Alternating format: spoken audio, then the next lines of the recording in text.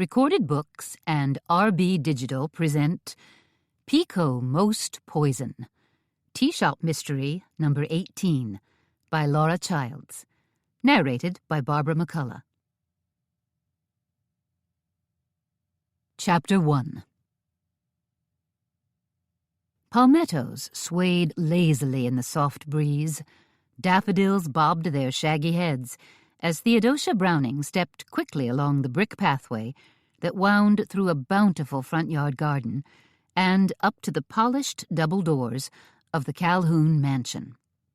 Pausing, she pulled back the enormous brass boar's head door knocker. Nothing wimpy about this place, and let it crash against the metal plate. Clang! The sound echoed deep within the house as the boar's eyes glittered and glared at her. Turning to face Drayton, her friend and tea sommelier, Theodosia said, "This should be fun. I've never visited Doreen's home before." "You'll like it," Drayton said. "It's a grand old place, built back in the early 1800s by Emerson Calhoun, one of Charleston's early indigo barons." "I guess we're lucky to be invited then," she said. Their hostess, Doreen Briggs, also known to her close friends as Dolly, was president of the Ladies' Opera Auxiliary and one of the leading social powerhouses in Charleston, South Carolina.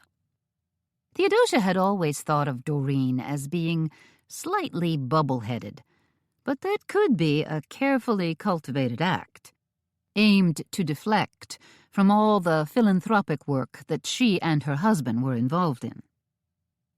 A few seconds later, the front door creaked open, and Theodosia and Drayton were greeted by a vision so strange it could have been a drug-induced hookah dream straight out of Alice in Wonderland.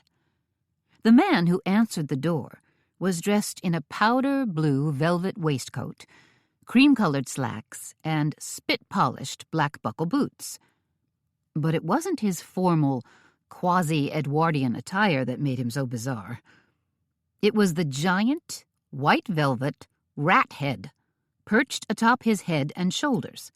Yes, white velvet, just like the fur of a properly groomed, semi-dandy white rat, complete with round ears, long snout, bristling with whiskers, and bright pink eyes. "Welcome," the rat said to them, as he placed one white-gloved hand, paw, behind his back and bowed deeply. At which point Theodosia arched her carefully waxed brows and said, as a not-so-subtle aside to Drayton, "When the invitation specified a Charleston rat tea, they weren't just whistling Dixie."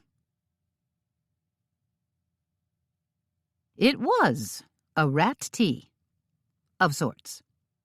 Drayton had filled her in on the history of the quaint rat tea custom on their stroll over from the Indigo Tea Shop, where they brewed all manner of tea, fed and charmed customers, and made a fairly comfortable living.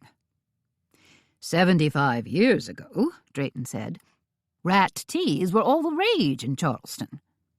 You see, at the advent of World War II, our fair city underwent a tremendous population explosion as war workers arrived at the Navy shipyard in droves.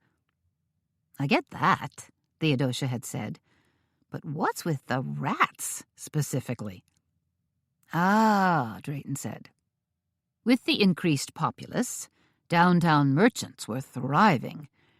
Because they were so frantically busy, they began tossing their garbage out onto the sidewalks, which immediately attracted a huge influx of rats. The local public health officials, fearing some kind of ghastly epidemic, quickly spearheaded a rat torpedo campaign. Volunteers were tasked with wrapping poisoned bait in small folded bits of newspaper and sticking them in alleys and crawl spaces. Theodosia listened, fascinated, as Drayton continued his story. These rat torpedoes were so effective, Drayton said, that prominent society ladies even held fancy rat teas, to help promote the campaign. And the rats were eventually eradicated? Theodosia had asked. Charleston became a public health model, Drayton said. Several major cities even sent representatives to study our method. The blue rat at the door was still nodding to them as Theodosia and Drayton stepped inside the foyer. Here they were greeted by a second rat, wearing a pastel pink coat. This rat was equally polite. "Good afternoon," Pink Rat said. "I feel like I've been drinking to excess," Theodosia said, "seeing pink rats instead of pink elephants." "This way, please," Pink Rat said to them in carefully modulated tones. They followed him down a long, red-tiled hallway where oil paintings dark with crackle glaze hung on the walls, and the hum of conversation grew louder with each step they took. Then Pink Rat turned suddenly and ushered them into an enormous sunlit parlor, where 50 or so guests milled about, and a half a dozen elegant tea tables were carefully arranged. Pink Rat consulted his clipboard. "Miss Browning, Mr. Connolly, you are both to be seated at table 6. "Thank you," Drayton said. "Do I know you?" Theodosia asked Pink Rat. Her blue eyes sparkled with curiosity, and her voice was slightly teasing. She was a woman of rare and fair beauty, even though she'd be the first to pooh-pooh anyone who told her so. But with her masses of auburn hair, English rose complexion, and captivating smile, she certainly stood out in a crowd. "I don't think so, ma'am," Pink Rat said, as he spun on the heels of his buckle boots and hastened off to escort another group of guests to their table. "Who was that?" Theodosia asked, as her eyes skittered around the rather grand room, taking in the crystal chandelier, enormous marble fireplace, gaggle of upscale-looking guests, as well as tea tables, set with Wedgwood china and Reed and Barton silver. He sounded so familiar. The rat guy, I mean. "No idea," Drayton said, as he regarded the table settings. "But isn't this lovely? And what fun to stage a madcap homage to the rat teas of yesteryear." Drayton was beginning to rhapsodize, one of the most endearing qualities of this debonair 60-something tea sommelier, while Theodosia was suddenly fizzing with curiosity. Why had she been invited, when she just had a nodding acquaintance with Doreen Briggs? And who were these white rat butlers, anyway? Professional servers, shanghaied from a local catering company? Or actors who'd been hired to wear costumes and play-act a rather bizarre role? These were the kind of things Theodosia wondered about. These were the things that kept her brain whirring at night, when she should have been fast asleep. "Drayton!" an excited voice shrilled. Theodosia and Drayton turned to find Doreen Briggs closing on them like a 5-foot, 2-inch heat-seeking missile. She charged up to Drayton, rose on tiptoes to administer a profusion of air kisses, and then flashed an enormous smile at Theodosia. "Theodosia," she said, "so good of you to come." Doreen gripped her hand firmly, pumped her arm. "Welcome to my home." "Thank you for inviting me," Theodosia said, "and I must say, you have a very lovely home." "It is cozy, isn't it?" Doreen said. Her green eyes glinted almost coquettishly. Her reddish-blonde hair cascaded around her face in a forest of curls that didn't seem quite natural for a woman in her late 50s. "We're thrilled to be here," Drayton added. Doreen, who was stuffed into a pastel-pink shantung silk dress with a rope of pearls around her neck, waved a hand that was festooned with sparkling diamond rings and said, Don't you think this is jolly fun? The rat tea theme, I mean. Aren't my liveried rats just adorable? Charming, Theodosia responded. Truthfully, she thought the rats, she'd seen at least 4 of them chugging officiously around the room, were a little strange. But this was a woman who supported the arts, gave money to service dog organizations, and was on the verge of bequeathing a sizable grant to Drayton's beloved Heritage Society. So she was willing to cut her a good deal of slack. "Where's Beau?" Drayton asked. "He's certainly here today, isn't he?" Beau Briggs was Doreen's husband, a self-professed entrepreneur who owned apartment buildings in North Charleston and was a partner in the newly opened Gilded Magnolia Spa on King Street. Doreen pushed back a strand of frizzled hair. "He's around here somewhere, probably bending the ear of one of our guests, talking about one of his pet business projects." She put a hand on Theodosia's arm and said, "Isn't it cute when men work themselves into a tizzy over business? I love how they think they're masters of the universe, when it's really we women who run things." "And a fine job you ladies do," Drayton said. "Aren't you the most politically correct gentleman yet?" Doreen fawned. "You'll have to indoctrinate Beau with some of your fine, liberal ideas." She managed a quick sip of air and said, "We're sitting right here." Then she waved a chubby hand.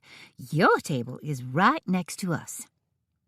"I'm looking forward to meeting your husband," Theodosia said. She'd heard so much about the man who'd helped create Gilded Magnolia Spa. Magazines had run full-color spreads. Health and beauty editors had rhapsodized about it in articles, and the ladies who lunch types, who shopped at Bob Ellis Shoes and Hamden Clothing, had been exchanging whispers about the spa's gold foil facials and amazing electrostim lifts. "I imagine Beau will pop up any moment," Doreen said, as she glanced around the room. Then her face lit up and she cried, "There he is!" She waved a hand as bracelets clanked. "Beau!" Her voice rose higher. "Yes, I'm talking to you, hunky monkey. Who do you think I'm waving at like a crazy lady? Get over here and say hello to Theodosia and Drayton." Beau Briggs, who was 40 pounds overweight, with slicked-back red hair, the jowls of a Shar-Pei, and perfectly steam-cleaned pores, came huffing over to join them. "Dolly," he said. "What?"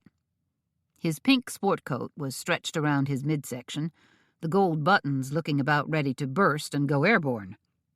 Theodosia decided Beau might partake of his own spa's skincare regimen, but not their low-cal smoothies and fruit salads. "These are the people I was telling you about," Doreen said. "Theodosia and Drayton.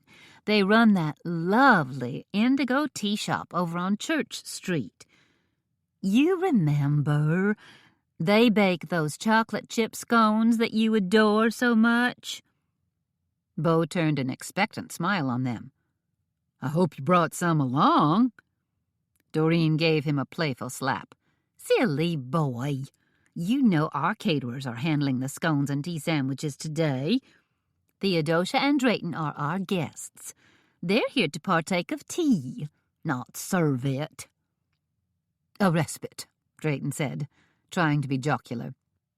"Then sit down," Doreen said, as all around them guests began taking their seats. "Oh!" She spun around to position herself at the head table, all the while looking a little scattered. "I suppose it's high time I get this fancy tea started." She glanced down, looking slightly perturbed. "Now, where did I put my silver bell?" The tea turned out to be a lovely affair, albeit a trifle strange. The rat theme continued as everyone took their places, and more liveried rats came scurrying out of the kitchen. They carried steaming teapots in white-gloved hands, pouring out servings of Darjeeling and Assam tea. By the time silver trays overflowing with cinnamon and lemon poppy seed scones arrived, Theodosia was well past her initial surprise. In fact, she was able to sit back and enjoy herself, as Drayton did the heavy lifting, chatting merrily with all the guests at their table, most of whom she had only a nodding acquaintance with. Then again, Drayton was a stickler for politeness and decorum, and tended to be a lot more social than she was. Let's see now, Theodosia thought, after they'd gone around the table and made hasty introductions. The two blondes, Dree and Diana, were on the board of directors for the Charleston Symphony. The woman in the fire engine red suit, Eleanor Twilby, was the executive director of something. And then, well, she just wasn't sure. But the crab and Gruyere cheese quiche she was digging into was incredibly creamy and delicious. Doreen turned in her chair and tapped Theodosia on the shoulder. "Having fun?" she asked. Theodosia, caught with a bite of food in her mouth, chewed quickly and swallowed. "This quiche is incredible." She really meant it. "I'll have to get the recipe. Haley would love it." Haley was her chef and chief baker back at the Indigo Tea Shop. "Carolina blue crab," Doreen said in a conspiratorial whisper, "from a caterer that's brand new here in Charleston, and making quite a splash. We even tapped them to cater all the appetizers for our grand opening party at Gilded Magnolia Spa next Saturday." "You have quite a large group here today," Theodosia said. "Are most of them spa customers?" "It's a sprinkling of all sorts of people," Doreen said. "Spa members, media people, a few friends and neighbors, some business associates." She raised a hand to one of the rat waiters and said, "We're going to need a fresh pot of this orange Pekoe tea for Beau." And to Theodosia, "It's his favorite." "One of Drayton's recommendations?" Theodosia asked. "Oh, absolutely," Doreen said. "I consulted with Drayton on all the teas we're serving here today. As usual, he was spot on."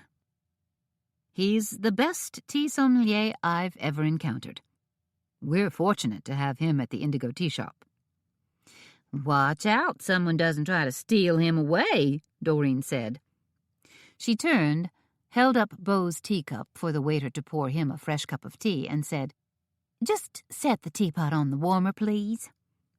The pink rat leaned forward, set down the teapot, and, in the process, the edge of his sleeve brushed against one of the tall white tapers.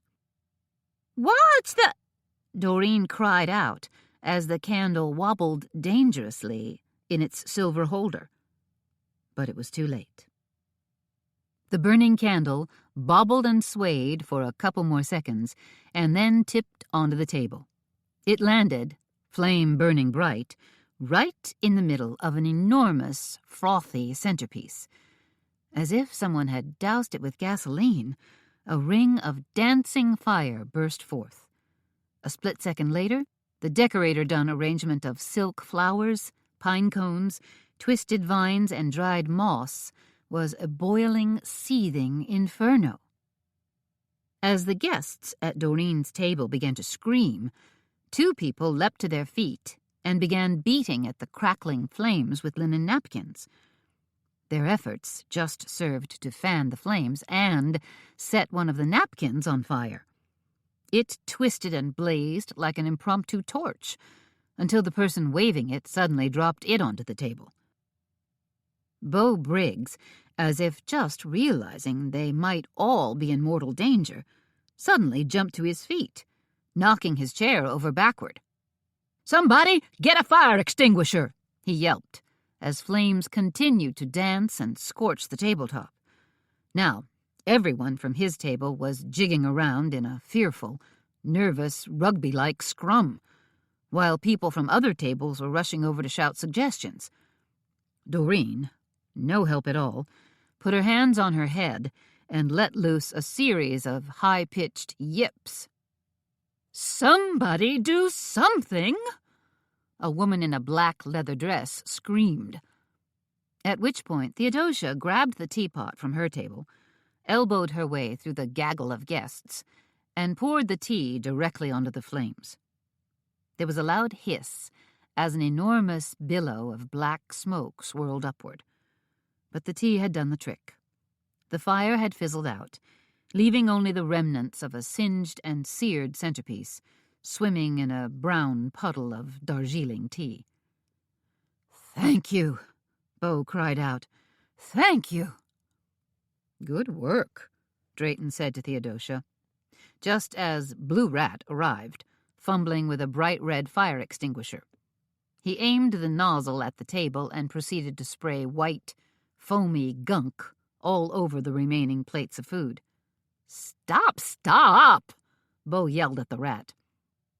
He lifted his hands to indicate they were all fine, that the danger was over, even as a few tendrils of smoke continued to spiral up from the charred centerpiece.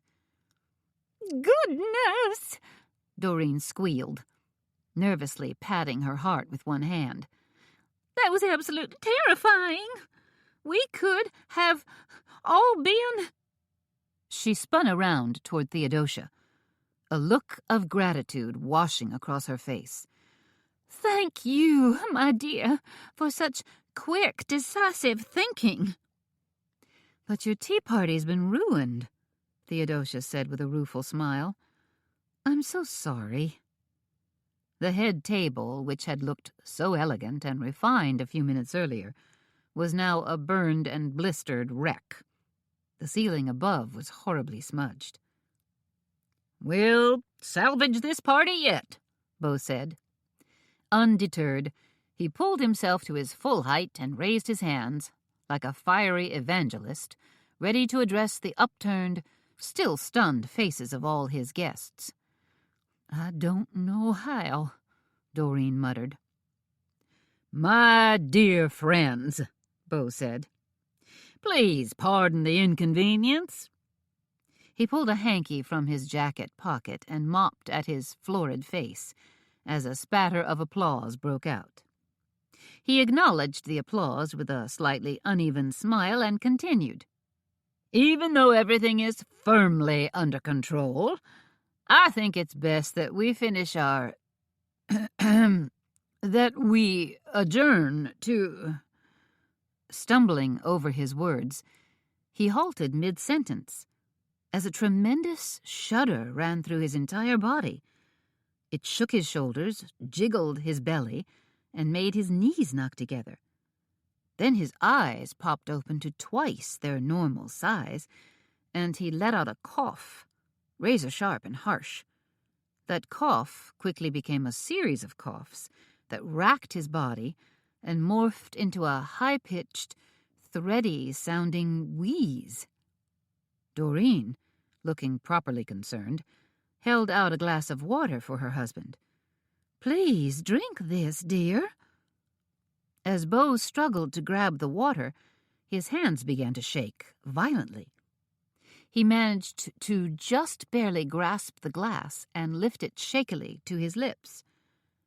"I just need—" Bo managed to croak out. But just as he was about to take a much-needed sip of water, his head suddenly flew backward, and he let loose a loud choke that sounded like the bark of an angry seal. The water glass slipped from his hand. Crash! Shards of glass flew everywhere. "Bo?" Doreen said in a small, scared voice, as if she sensed something was catastrophically wrong. Bo was waving both hands in front of his face now, gasping for breath and hacking loudly. What? He fought to get his words out, but simply couldn't manage it. At least 5 sets of hands stretched out to help him, all holding water glasses. Instead of grabbing one of the glasses, Bo struggled to pick up his cup of tea. He managed to get his teacup halfway to his lips before his right hand convulsed into a rigid claw and the cup slipped from his grasp. As it clattered to the table, he clutched frantically at his throat. Eyes fluttering like crazy as they rolled back in his head, he managed a hoarse groan. Then, as if made of rubber, his legs gave way completely. Bam! Bo dropped to the floor like a sack of potatoes, smacking his forehead on the sharp edge of the table on his way down. In a frenzy now, screeching for help, Doreen bent over and tried to grab him. But Bo was so heavy and unwieldy that all she managed to do was bunch his shirt above his jacket collar. "He's not breathing!" she screamed. "Does anyone know the Heimlich maneuver?" One man from a nearby table immediately sprang to his feet and came flying around to help. He knelt down directly behind Bo, wrapped his arms around his chest, and pulled him halfway upright. Then, locking his hands under Bo's sternum, the man pulled his arms tight, making quick upward thrusts. Bo's eyes flickered open, then turned glassy as white foam dribbled from his mouth. "It's working! It's working!" Doreen cried. "He blinked his eyes." "Thank goodness," Drayton said. He sank into his chair as the Good Samaritan continued to thump and bump poor Bo Briggs. "Is he coming around?" Doreen asked in a tremulous voice, as Bo's head jerked back and forth spasmodically, and then lolled to one side as if his neck were made of silly putty. "His color's looking better," the skinny woman in black leather cried out. "His face isn't purple anymore." "That's good?" Doreen asked. Then, as if to reassure herself, said, "That's good." Meanwhile, the man who was still administering the Heimlich maneuver was struggling mightily and beginning to lose steam. "If I could just," he grunted out, trying to catch his breath, "dislodge whatever he's got caught in his throat. Try to get him breathing on his own." He pulled and thrust harder and harder, his own face turning a violent shade of red. "Where's the ambulance?" the man gasped. "Where are the EMTs?" "On their way," the pink rat cried. "I can hear sirens now." "Can somebody take over here?" the Good Samaritan gasped. A man in a white dinner jacket sprang into action. He employed a different technique. He bent Bo forward and thumped him hard on the back. But nothing seemed to be working. Bo's eyes, open wide but unseeing, looked like 2 boiled eggs. His bulbous body was as limp and unresponsive as a noodle. "I don't think that technique is going to work," Theodosia said in a quiet voice. Drayton heard her and frowned, his eyes going wide with alarm. "Why would you say that? What do you think is wrong with him?" "You see that white foam dribbling from his mouth?" Theodosia said. "You see his pale, almost waxy complexion? I think he's ingested some sort of poison." "Poison?" Doreen suddenly screamed at the top of her lungs. "Don't drink the tea! The tea is poison!"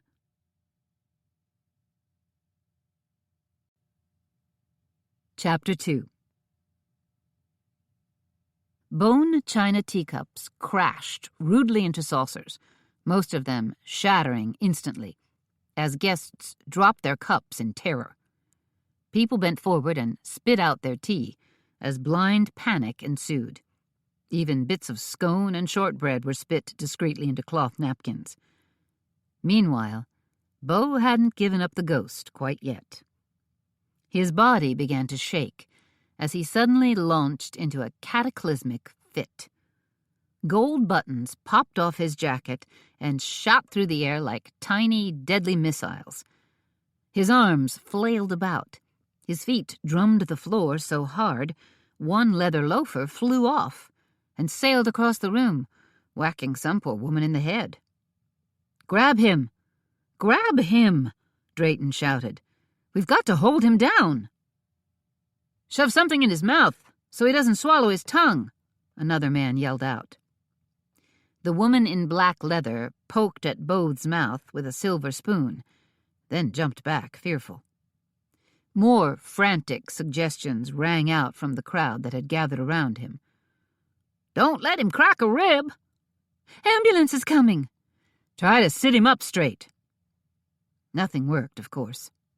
Beau Briggs was caught in the violent throes of some deadly paroxysm.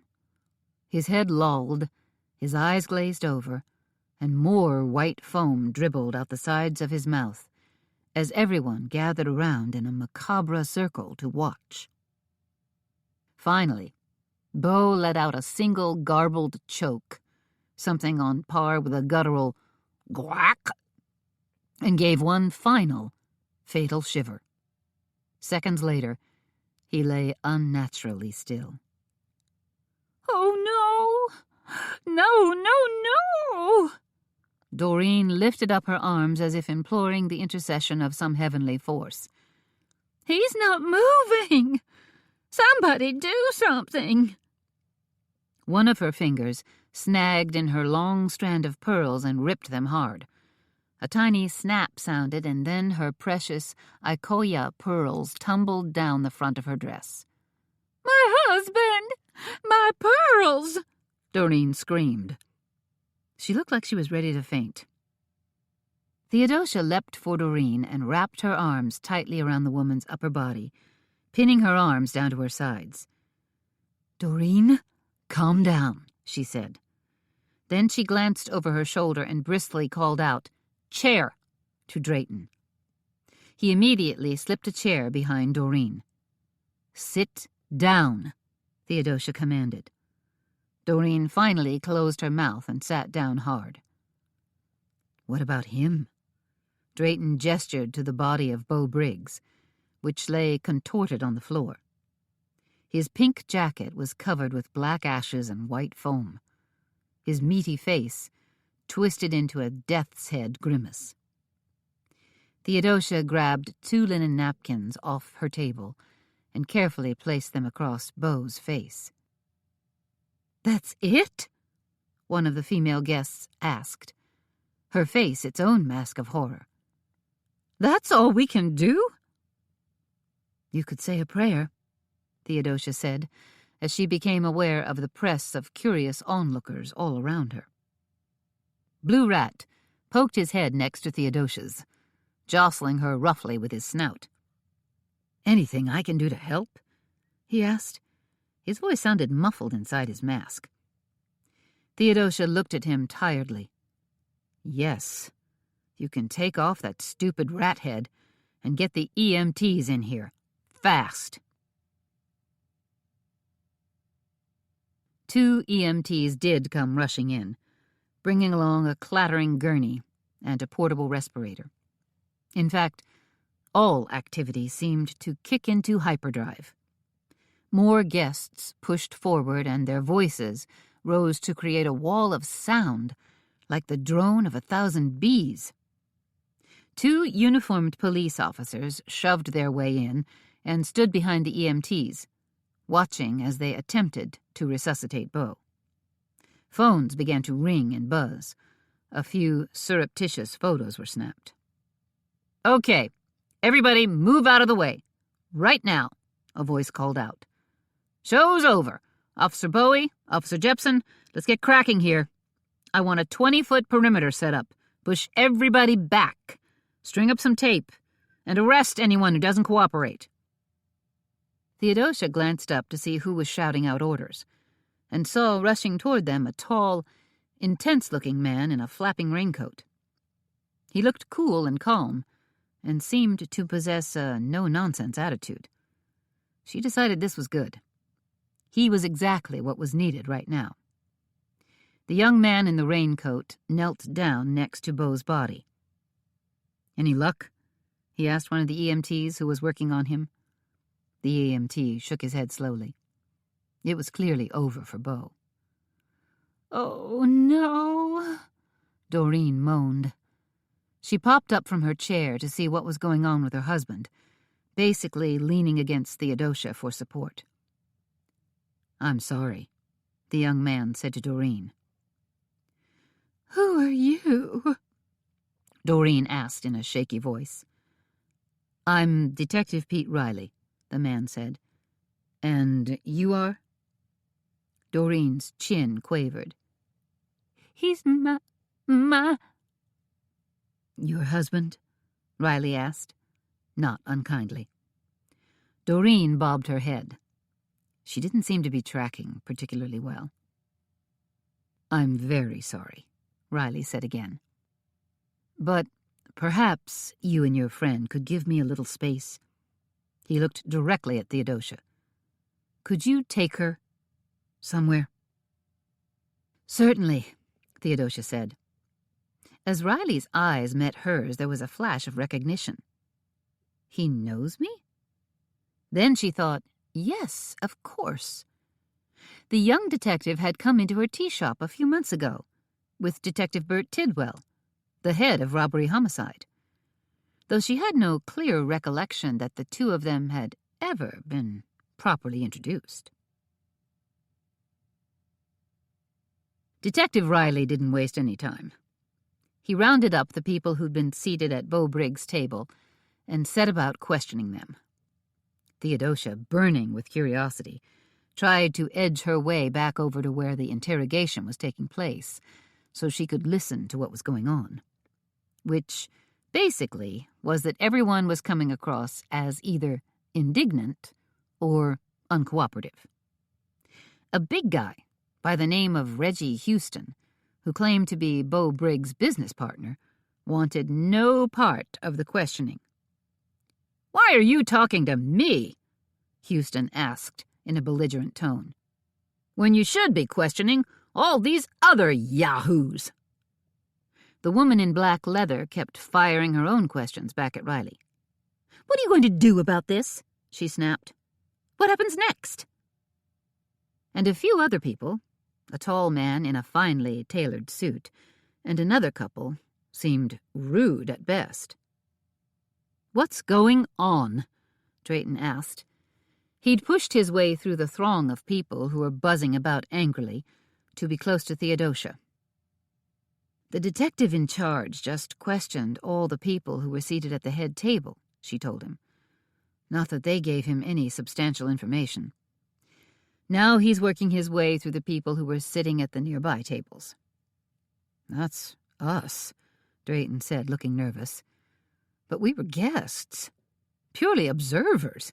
We don't really know what happened." "But maybe one of those guys does," Theodosia said. She nodded toward the rat servers, who were now lined up against the wall, looking like some kind of perp walk that you'd see on an episode of Law and Order. "You see that young guy on the end?" "The one with the spiky hair?" Drayton asked. "That's the one. Doesn't he look nervous to you? Evasive almost?" "He's probably just scared," Drayton said. "Scared, yes. But he also looks like he wants to say something. You see how he's chattering away with the guy next to him?" Drayton nodded. "Uh-huh." "I've been watching the two of them," Theodosia said. "Whenever one of the police officers asked a question, they clammed right up. It struck me as suspicious." Drayton lifted a single eyebrow. "You know, Theo, you have a very active imagination and are slightly suspicious of everyone. You're always imagining there's a boogeyman hiding out there in the woods." "Yes," Theodosia said. "But this time, there really could be." Some 30 minutes later, It was Theodosia's turn to be questioned. Detective Pete Riley fixed her with an earnest gaze. I'm told you're the one person who uttered the word poison. Why did you make that call? How did you know? I didn't know for sure, Theodosia said. In fact, I still don't know. I just made an educated guess. She noticed that Detective Riley's eyes were very blue, cobalt blue. She shook her head, trying to focus. Was it poison, she asked. Was it the tea? The tea? Riley shook his head. No, I don't believe so. The emergency medical texts tell me that the condition of the victim's mouth and throat was not consistent with any sort of toxin that the victim might have ingested. But obviously, we need to get the crime scene guys out here. And then transport the victim to the lab and run a series of tests. And an autopsy, Theodosia said. You'll need to do an autopsy. She stopped, drew a breath, and said, Because we're looking at... Riley finished the sentence for her. Murder. Yes, I'm afraid that's right. Murder? Doreen suddenly screamed from where she was standing 10 feet away. Her eyes crossed as she stumbled backward and pretty much collapsed into the arms of the man standing next to her.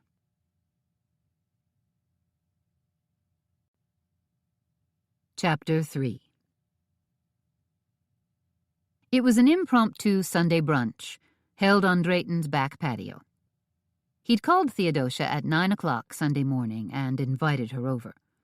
By 11 o'clock, they were enjoying cream scones along with one of his famous mushroom and brie cheese omelets. Earl Grey, Theodosia's long-limbed dog, what she'd come to think of as a Dalbrador, since he looked a bit Dalmatian and a little bit Labrador, and Honeybee, Drayton's King Charles Spaniel, lay at their feet, enjoying the sun, ever hopeful for shared tidbits. Drayton's patio was modest at best, with gray flagstones and overflowing pots of pink bougainvillea. But the rest of his backyard was a veritable jungle. Tall thickets of bamboo, beds of furry green moss, and large, twisted taihu rocks served as the perfect backdrop for Drayton's enormous collection of Japanese bonsai trees. There were windswept trees that had been tamed and twisted into shape, elegantly pruned junipers and oaks, and even miniature bonsai forests that had been painstakingly trained to grow and even flourish in small, flat containers. As Theodosia knew it would, their conversation turned to Beau's bizarre death yesterday afternoon. I've reversed my opinion, Drayton said, as he sliced his cream scone in half and dabbed on a puff of Devonshire cream. You do need to get involved. Poor Doreen is simply frantic with worry. I don't think my involvement is one bit necessary, Theodosia responded.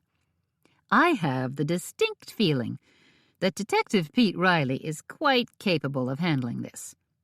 Or certainly his boss, Detective Tidwell. She took another bite of omelet. It was delicious. Drayton prided himself on using locally sourced cage-free eggs, claiming they were superior in taste. In fact, she continued, I'm surprised Tidwell himself didn't show up last night. This is the kind of wacky, pseudo-celebrity type of murder that he dines out on. Theodosia had a somewhat storied history in dealing with Detective Tidwell. She'd been present at a crazy smash-and-grab robbery at Heart's Desire late last year, where Tidwell had been the investigating officer. They managed to figure a few things out together, and he was also a frequent drop-in visitor at the Indigo Tea Shop. I wondered about Tidwell's involvement myself, Drayton said.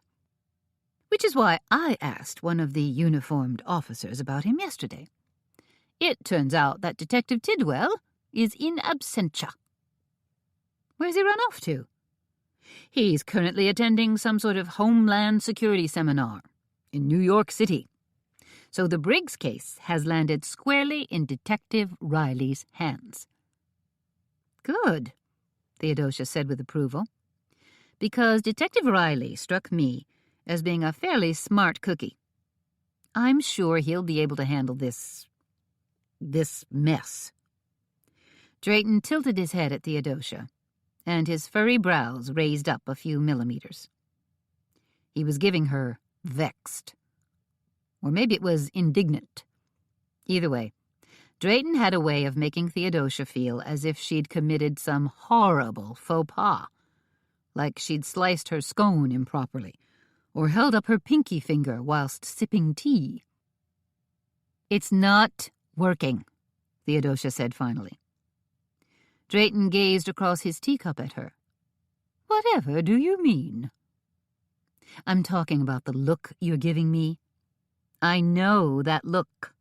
It means you want something, that you're trying to lob a ball squarely into my court, even though I have no idea what you want." "When you put it that way." "I was thinking that perhaps you could talk to Doreen," Drayton said. "I know she'd welcome your concern and sympathy." "That's what you want?" Theodosia asked. "For me to talk to her? And do what? Lend a sympathetic ear?" "Well," Drayton's teacup made a delicate clink as he set it down in the saucer. The distinctive ring of fine bone china. "Perhaps you could listen to her as well." Theodosia knew something was brewing, and it wasn't just another pot of oolong tea. "And what would I be listening for?" "When I spoke with Doreen this morning— excuse me, let me rephrase my words. When Doreen woke me up at the crack of dawn babbling hysterically, she asked if I knew anyone who could help her." "Help her," Theodosia repeated. "And please don't let this be the case. But you immediately thought of me?" "Yes, I did," Drayton said. "And don't sound so surprised. Isn't it obvious that the poor woman needs someone to serve as a savvy advocate?" "What exactly do you want me to advocate?"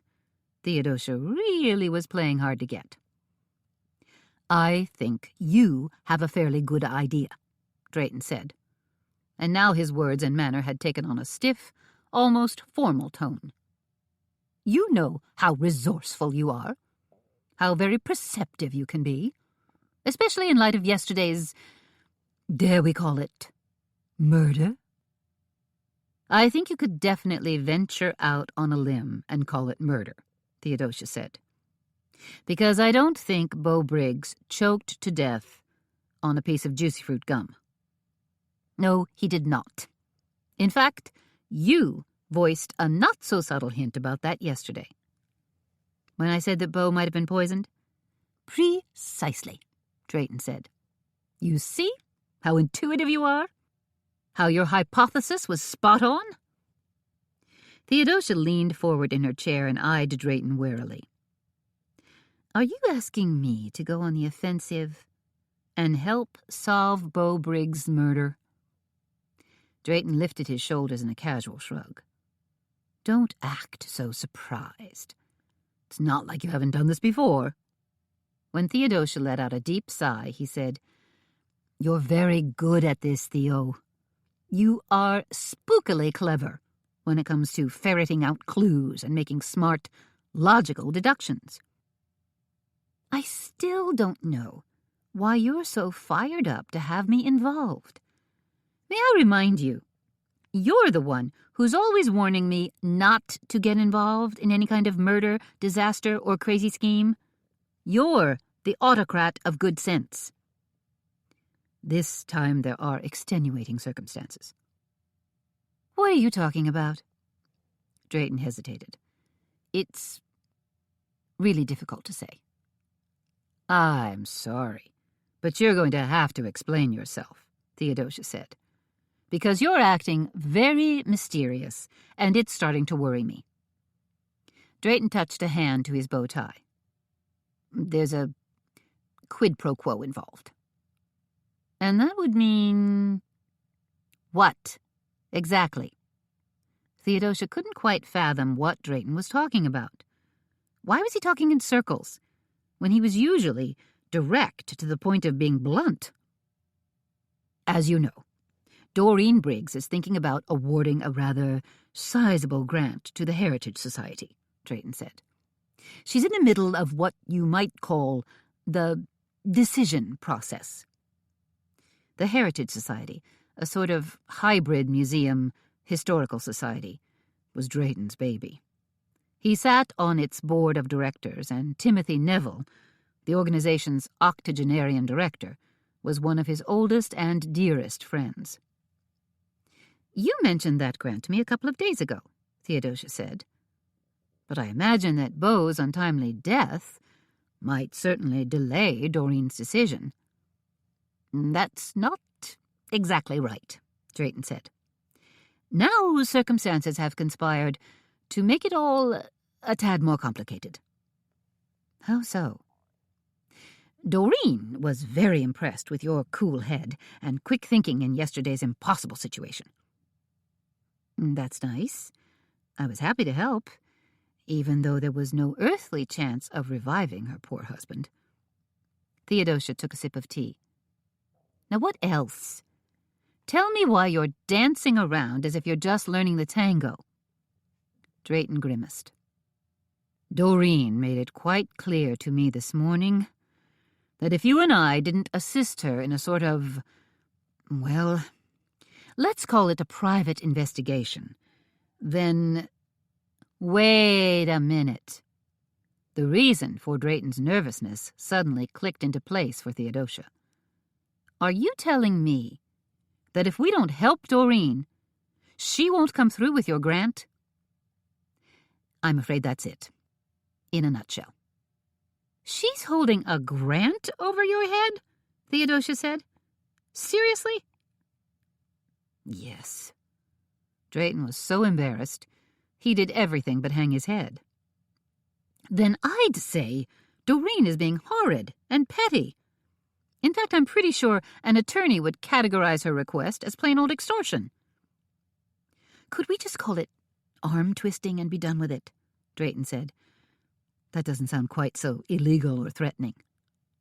Blackmail, Theodosia spit out. She reached for a second scone and then decided against it. Her brain was spinning, and the extra sugar wouldn't do her any good at all. I take it this grant is important to the Heritage Society?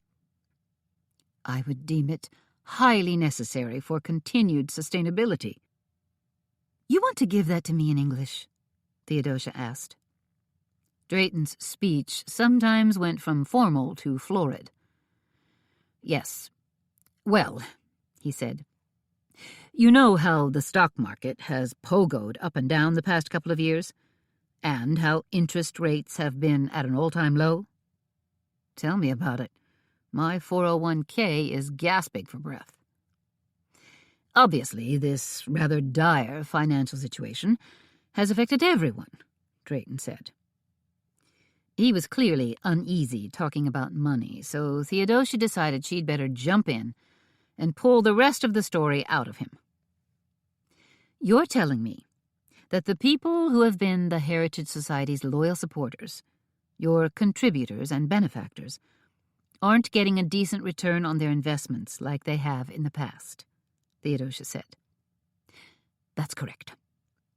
And so their charitable giving has dropped off. They're not writing the large checks anymore. They're not. Drayton paused. Some of them aren't writing any checks at all. Theodosia leaned back in her chair and gazed at the two dogs who were lying on the patio, still patiently waiting for crumbs to drop.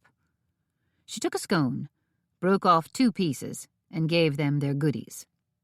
Both dogs swallowed once, gunk, like hungry crocodiles that didn't bother to chew. Your situation does sound serious, she continued. So I take it the Heritage Society is desperate for Doreen's infusion of cash? I'm afraid we are, "Oh, my," Theodosia said. She knew she was being subtly shanghaied. Still, a part of her wanted to resist. Who was Doreen Briggs to make Drayton jump through hoops? To make her jump through hoops? "I'm not sure what I can do," she said finally. "The truth of the matter is, you may not be able to do much of anything to help Doreen," Drayton said. "But at least you could give it a shot.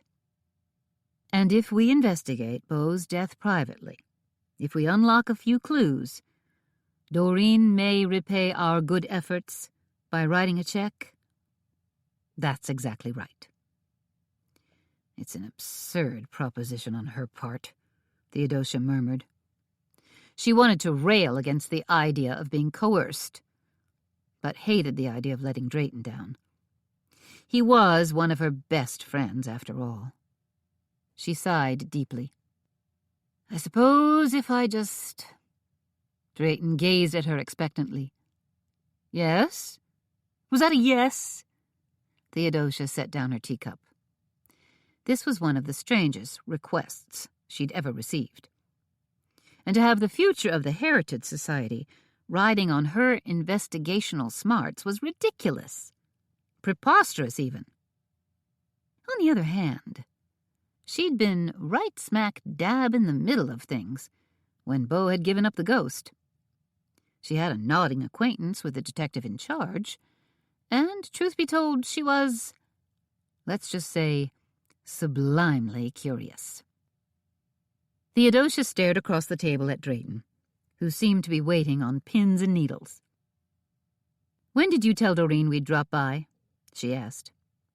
Drayton consulted his watch, an antique Piaget that perpetually ran 5 minutes late.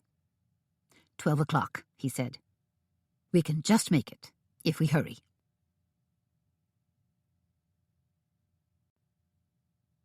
Chapter 4. Theodosia didn't much like the idea of being strong-armed. On the flip side of the coin, she had to admit she was keenly interested in Beau Briggs' murder. It wasn't every day that some poor rich dude dropped dead right before your very eyes. Correction, make that right in front of at least 50 pairs of eyes. And even though all those people had been witnesses, the murder weapon, motive, and killer hadn't been one bit obvious. Which made this case interesting, bordering on, well, tantalizing. "Excuse me," said a police officer who was stationed at the front door of Doreen Briggs' ginormous home. "I'm afraid that Mrs. Briggs is not accepting visitors right now." "We're not visitors," Drayton said. "We're friends. Doreen is expecting us." The officer, whose name tag read Parnell, consulted a list and said, "Steele?" "No," Drayton said. "Houston?" "Let me look at that list," Drayton said. He pointed to his name. "There. Drayton Connolly. That's us." Parnell looked relieved. "Okay, then." "Excuse me," Theodosia said. "Why exactly are you stationed at the front door?" Officer Parnell smiled. "I'm here to make the family feel safer. Mrs. Briggs is worried there might be an attempt made on her life, too." "Of course," Theodosia said. She threw Drayton a look that clearly said, "Doreen Briggs is one crazy lady." Doreen was sitting in a purple velvet chair in an overheated library that was stuffed to the rafters with leather-bound books. Looking morose, she was sniffing into a white lace hanky while sipping amber liquid from a heavy cut-glass tumbler. She had on a black silk dress, enormous diamond earrings, and her hair looked like a basket of curly fries. Perched in matching straight chairs opposite her were two people who looked to be in their early 20s, a young man and a young woman. Theodosia figured they must be Doreen's children. "Drayton," Doreen exclaimed when they walked into the room. She didn't get up, but extended an arm, like a deposed queen receiving visitors. "Thank you for coming." Drayton leaned forward and patted her hand. "Of course, dear lady. How are you holding up?" "Terrible." Ice cubes rattled in Doreen's glass as she took a sip of amber liquid. Then she focused a wan smile on Theodosia. "And, Theodosia, I had a conversation with Drayton this morning, and he shared so much about you. Not just what a clever tea entrepreneur you are, but how smart and intuitive you are." Doreen tapped the side of her head with an index finger. "How you have a sixth sense at reading people, at understanding human nature." "Sometimes I can," Theodosia hedged. "As you might imagine, I am in desperate need of your help," Doreen said. "I've talked to the police until I'm blue in the face, and all they do is take notes, nod their collective heads, and blather on about an investigation. But I don't believe they have a single idea as to where to start looking." Her voice rose. "I don't believe they've even started looking." "Started looking for what, exactly?" Theodosia asked. She wanted to be crystal clear about Doreen's expectations. "For Beau's killer, of course." "You're sure that your husband was, in fact, murdered?" Doreen's eyes bulged. "What else could it be? You yourself said he was poisoned." "I said it looked like poison. But I'm not a doctor or a medical examiner. Lab tests need to be done." "They've been done," Doreen screeched. "I received word from Detective Riley this morning. It turns out you were spot on with your assertion. My poor Beau was poisoned." "Mother," said the young man, "please don't get overly excited. It's not good for your heart." "You're getting yourself all worked up," the young woman warned. Doreen waved a hand dismissively.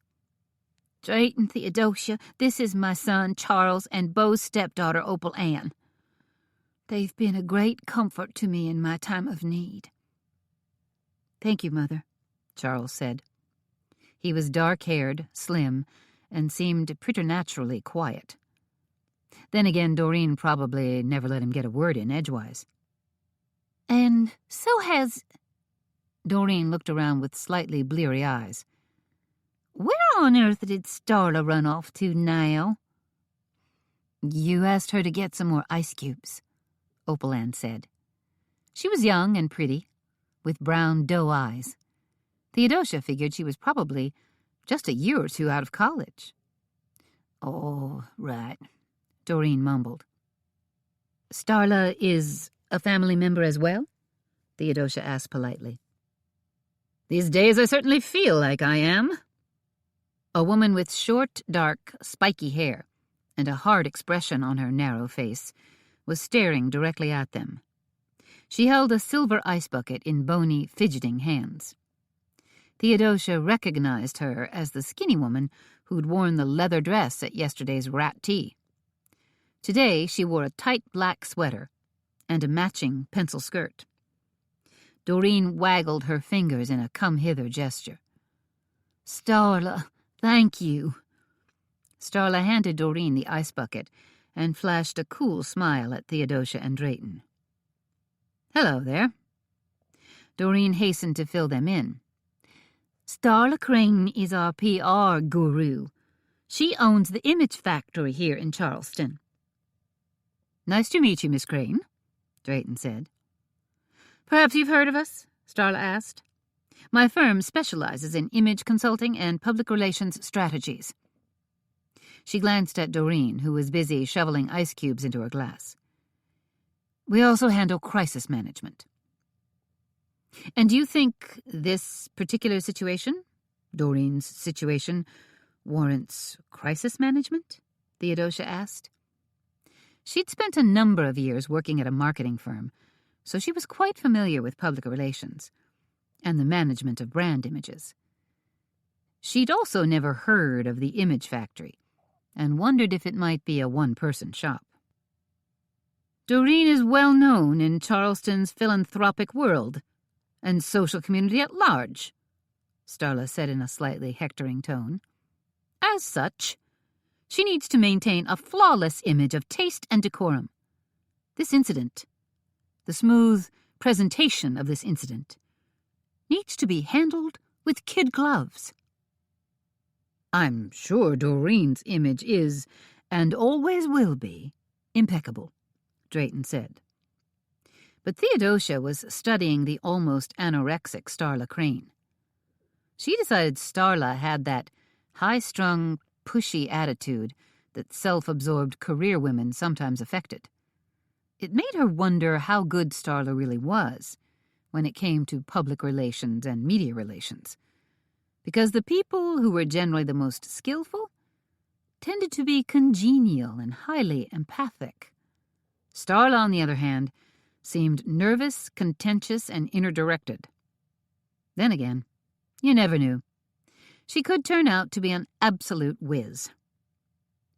As you can see, Doreen said, Starla really knows her business, which is why I asked her to sit in today. Fine, Drayton said. Then we should get started.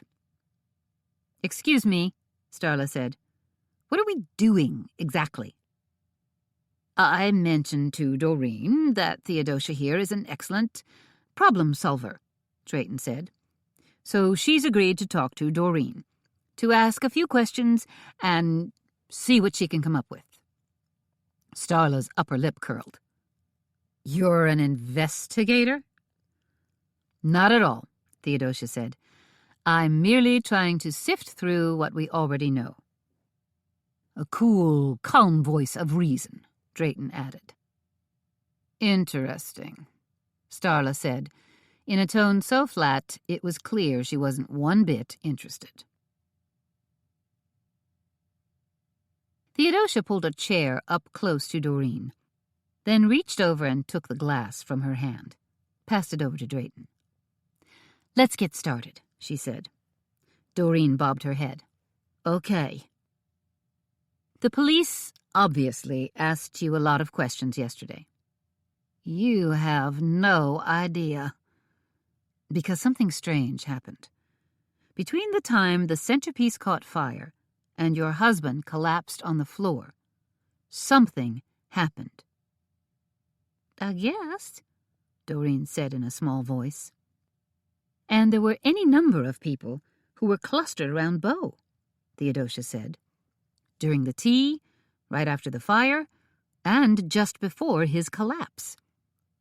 It appeared as if they were all trying to help him, but any one of them could have caused his death. Maybe it was the tea, Doreen said. And possibly it was something else, Theodosia said. Poison doesn't necessarily mean tea. I'm sure it can be administered in many different forms. I don't know what that would be, Doreen said.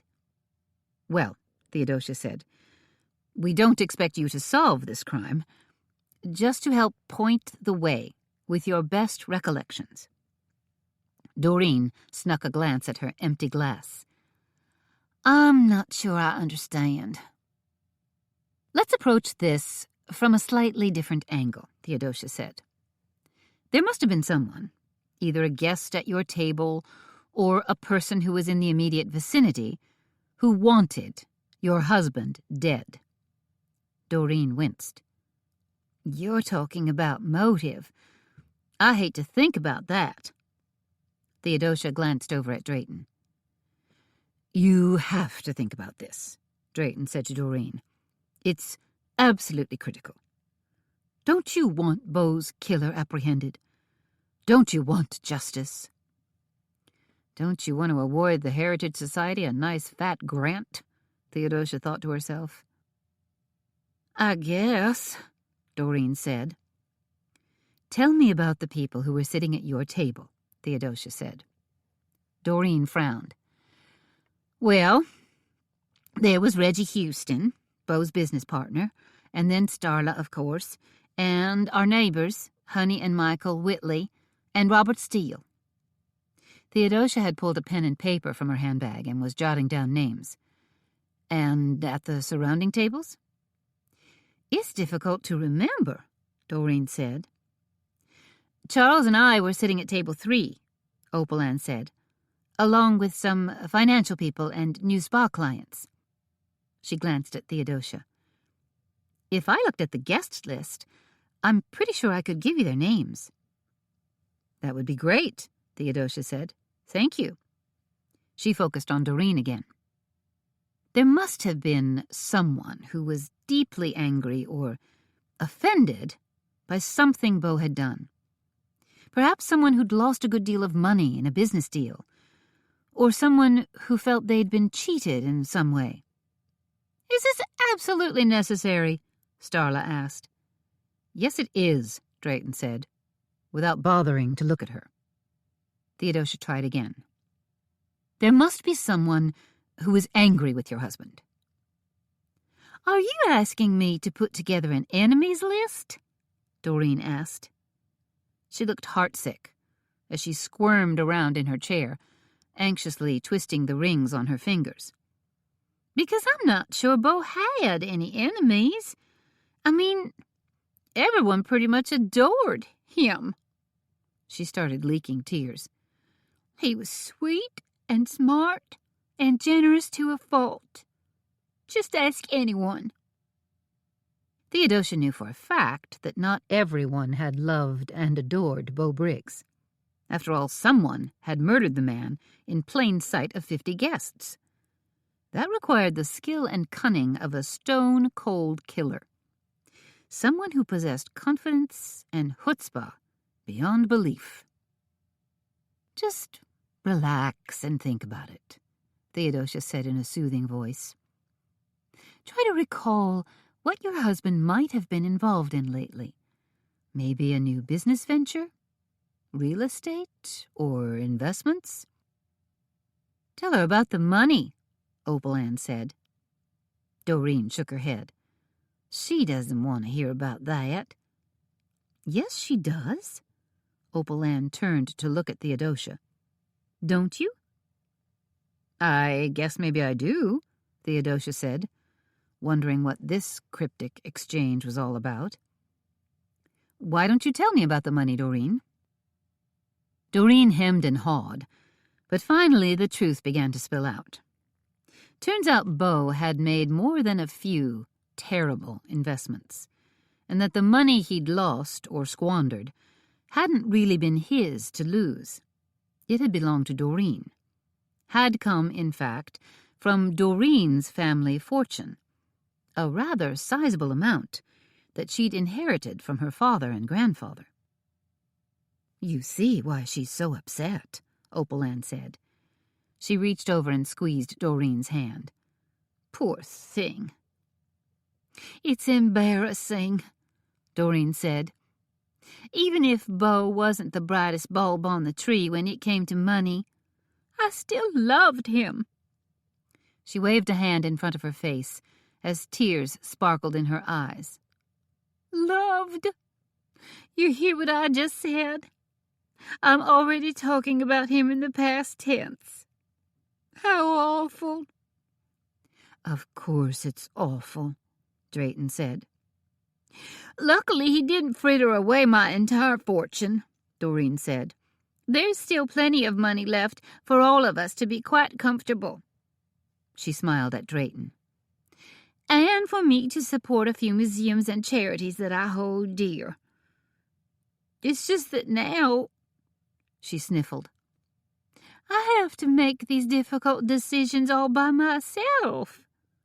She cocked her head and eyed the empty whiskey glass that was sitting on a side table. "Would you like me to fix you a cup of tea?" Theodosia asked. Doreen sighed deeply. "I suppose that would be nice." Do you know where the kitchen is? Theodosia and Drayton were already up and moving. I'm sure we can find our way, Drayton said.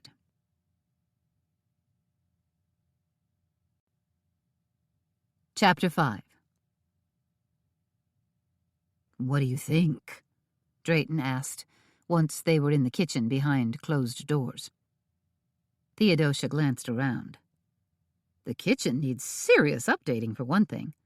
The range is a hot point from 1975. The refrigerator is basically one step up from an icebox.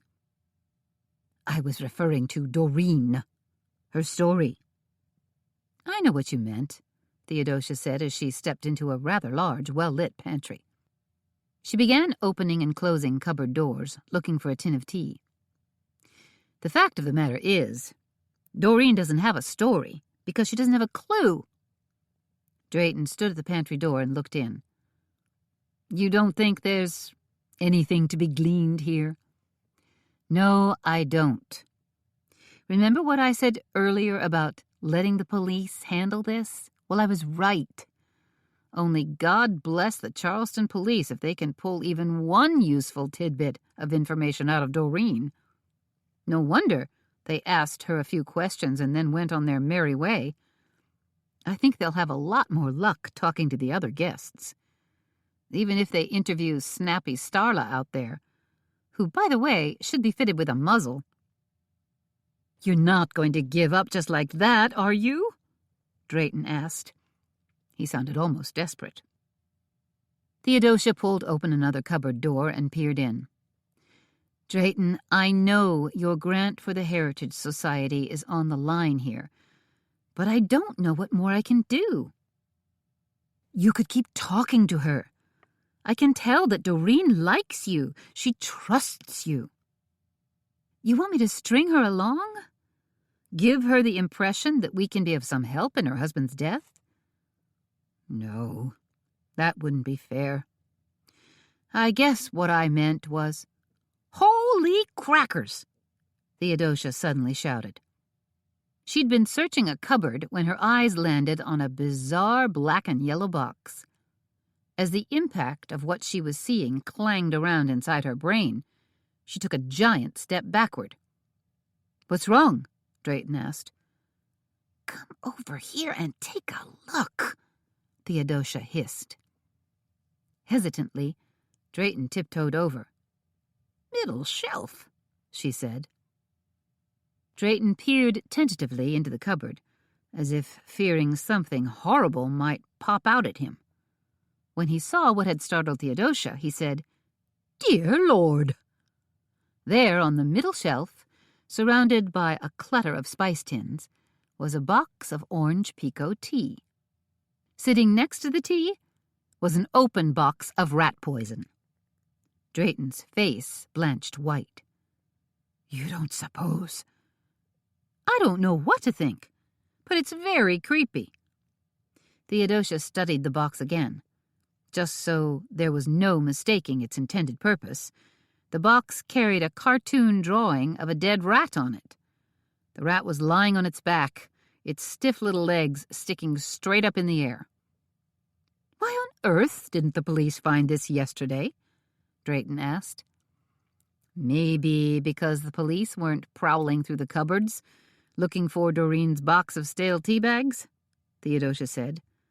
I mean, they pretty much had their hands full, interviewing all the rat servers as well as the guests.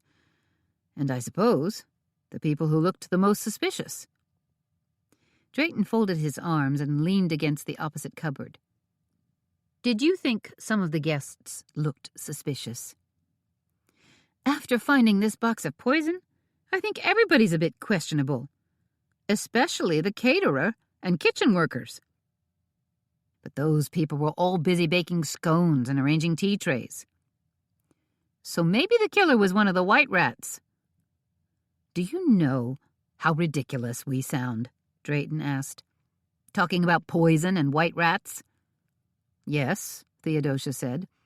We sound like something out of Grimm's fairy tales. Cue the gnomes and foxes. Send in Hansel and Gretel. She shook her head as if to clear it. We have to tell the police about this box of poison." "You're referring to the somewhat indifferent officer who's standing outside the front door? The one tasked with guarding our lives?" Theodosia shrugged. "At least it's a place to start." But when Theodosia showed Officer Parnell the rat poison in the black and yellow box, he let out a surprised gasp. Then he took off his cap and scratched his thinning blonde hair. "Is that poison?" he asked, even though there was also an ominous-looking skull and crossbones on the package. Theodosia wanted to say, "No, it's Captain Crunch." Instead, she said, "Exterminate rat poison," if that label is to be trusted. Officer Parnell was still playing catch-up.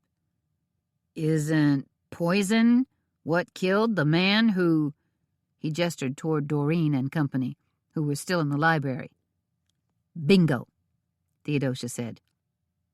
"Then this is like a clue," Parnell said. "Maybe even an important clue," Drayton said. He was standing at the stove, heating a kettle of water.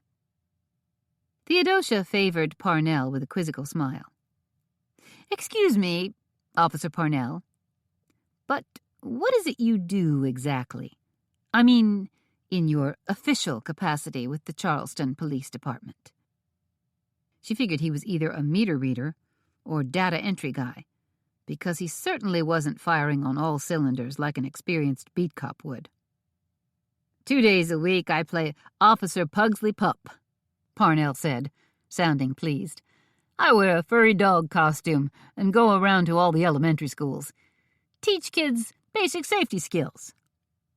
"That explains it," Theodosia said. "I guess I better call this in," Parnell said. He was still gazing with trepidation at the box of rat poison. "Call it in to Detective Pete Riley," Theodosia said. "He's in the robbery-homicide division. Then have someone from crime scene drop by and pick up the rat poison." She held up an index finger. "But don't you touch it." "I won't, ma'am." "And you probably shouldn't mention this to the folks out there in the library either," Drayton added. He gestured at Theodosia. "You want to hand me that box of tea?" Very carefully, Theodosia plucked the box of orange Pekoe off the cupboard shelf and handed it to Drayton. Parnell's eyes got big. "You're going to drink that?" "Of course," Drayton said. He was plopping tea bags into teacups, adding steaming hot water. "You can test it yourself if you'd like." Parnell shook his head. "No way." "Now, listen to me," Theodosia said to Parnell. "That box of poison needs to be analyzed in your crime lab. Some kind of toxicology test needs to be run to see if it might be the same type of poison that killed Mr. Briggs yesterday." "Okay," Parnell said. "Got it." Theodosia turned toward Drayton. "You're sure that tea is okay?" Drayton lifted one of the teacups and took a quick sip. "Not great tea. A little on the bakey side, but it will have to do." "That's not what I meant," she said. "I don't want you to gack out and go boom." "I know exactly what you meant," Drayton said, "and it's fine." He picked up his tea tray and inclined his head toward the swinging door. "If you could." Theodosia pushed open the kitchen door for Drayton. "You need some help with that?" He slid past her, teacups rattling on his tray. "You just stay on top of Officer Pup there." "Will do." But as Theodosia listened to Parnell talking to whoever had answered the phone at Robbery Homicide, a million questions swirled in her brain. And she wondered, if a woman was crazy angry at her husband for frittering away a small fortune, would she seek revenge by taking matters into her own hands? That notion not only shocked and scared Theodosia, it made her a lot more interested in investigating Doreen Briggs and the entire Beau Briggs murder. Yes.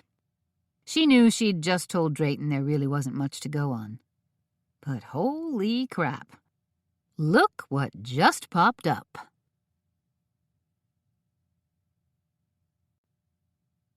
Chapter 6. Doreen had a box of rat poison in her cupboard?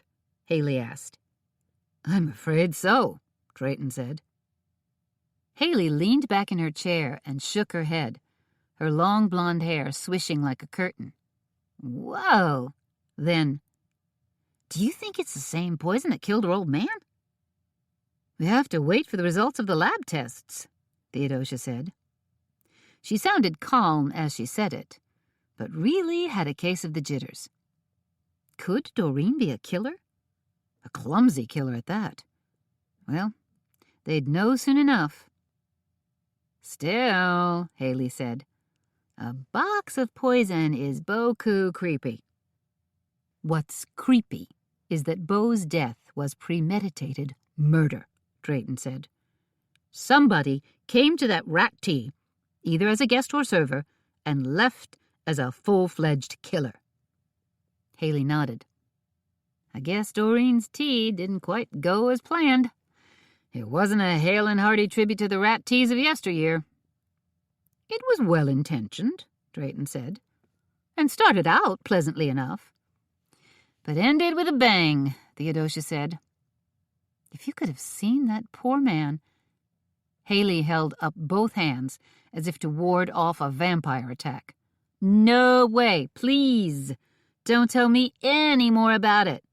I don't want some awful image of a man in his death throes implanted in my brain. I don't need that, especially today. Mondays are always super busy, and then the week just gets crazier as we go along. It feels like we're on some kind of wild log flume ride. Haley, Theodosia said, if you need help in the kitchen, we can always hire an assistant, Haley said. Yes, of course. No, Haley said. I would hate that. You know I would. Haley was young, in her early 20s, and still thought she could do it all. You'd still be in charge, Theodosia said. They'd broached the subject to Haley several times before, and she'd always rejected it. Haley was a brilliant chef and baker, but she was also a tough little martinet. No matter who you hired, they'd still have their own ideas and notions about how to do things, Haley said. And I'm just not ready for any sort of change, okay? By change, you mean compromise? Drayton said. Haley surprised them with a grin. Yeah, I guess. Okay, Theodosia said. Whatever makes you happy. Whatever keeps you happy. Working with you guys makes me happy, Haley said. I love our little threesome. Our work family. It's perfect. We all have our jobs to do, and we do them really well. I sometimes think we put too much on your shoulders, though, Theodosia said. I'm not complaining. I'm really not. Haley looked nervous. Could we please just drop the subject? Of course, Theodosia said. She glanced at her watch. In fact, we'd better get cracking. Like you said, Mondays are busy. Lots of Church Street shopkeepers will be coming in for takeout, Drayton said. He furrowed his brow. Perhaps I'll brew some Chinese keemum today. And definitely a pot of Pusaimbing Garden Darjeeling. That's nice and brisk, and always goes over well. What are our morning offerings? Theodosia asked Haley. Well, the strawberry scones you guys have been nibbling. And I've got pans of apple scones and orange blossom muffins in the oven. Drayton bounded to his feet. Excellent. They got busy then. Drayton draped the dozen or so tables with linen tablecloths and added napkins, silverware, teacups, and water glasses. Theodosia followed him around and put out sugar bowls, creamers, and crystal vases filled with pink tea roses. Don't forget the tea warmers, Drayton said. I have them right here, Theodosia said. These were made of heavy glass with an indentation in the center to accommodate a small vigil light. And should I light a fire in the fireplace?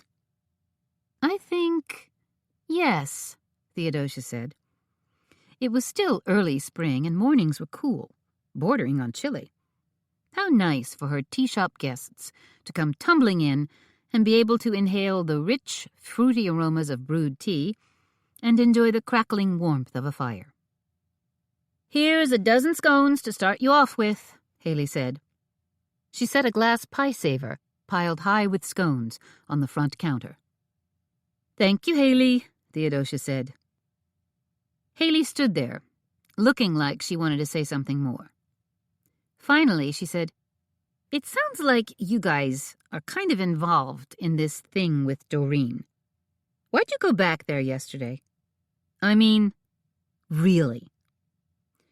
For one thing, we just wanted to talk to Doreen, Drayton said. We didn't set out to poke around in her kitchen cupboard and find a box of poison. We were there to offer our sympathy. Haley cocked her head at him. So, now you're a grief counselor? Haley deserves to hear the truth, Theodosia said to Drayton. Wait a minute, Haley said. What's going on?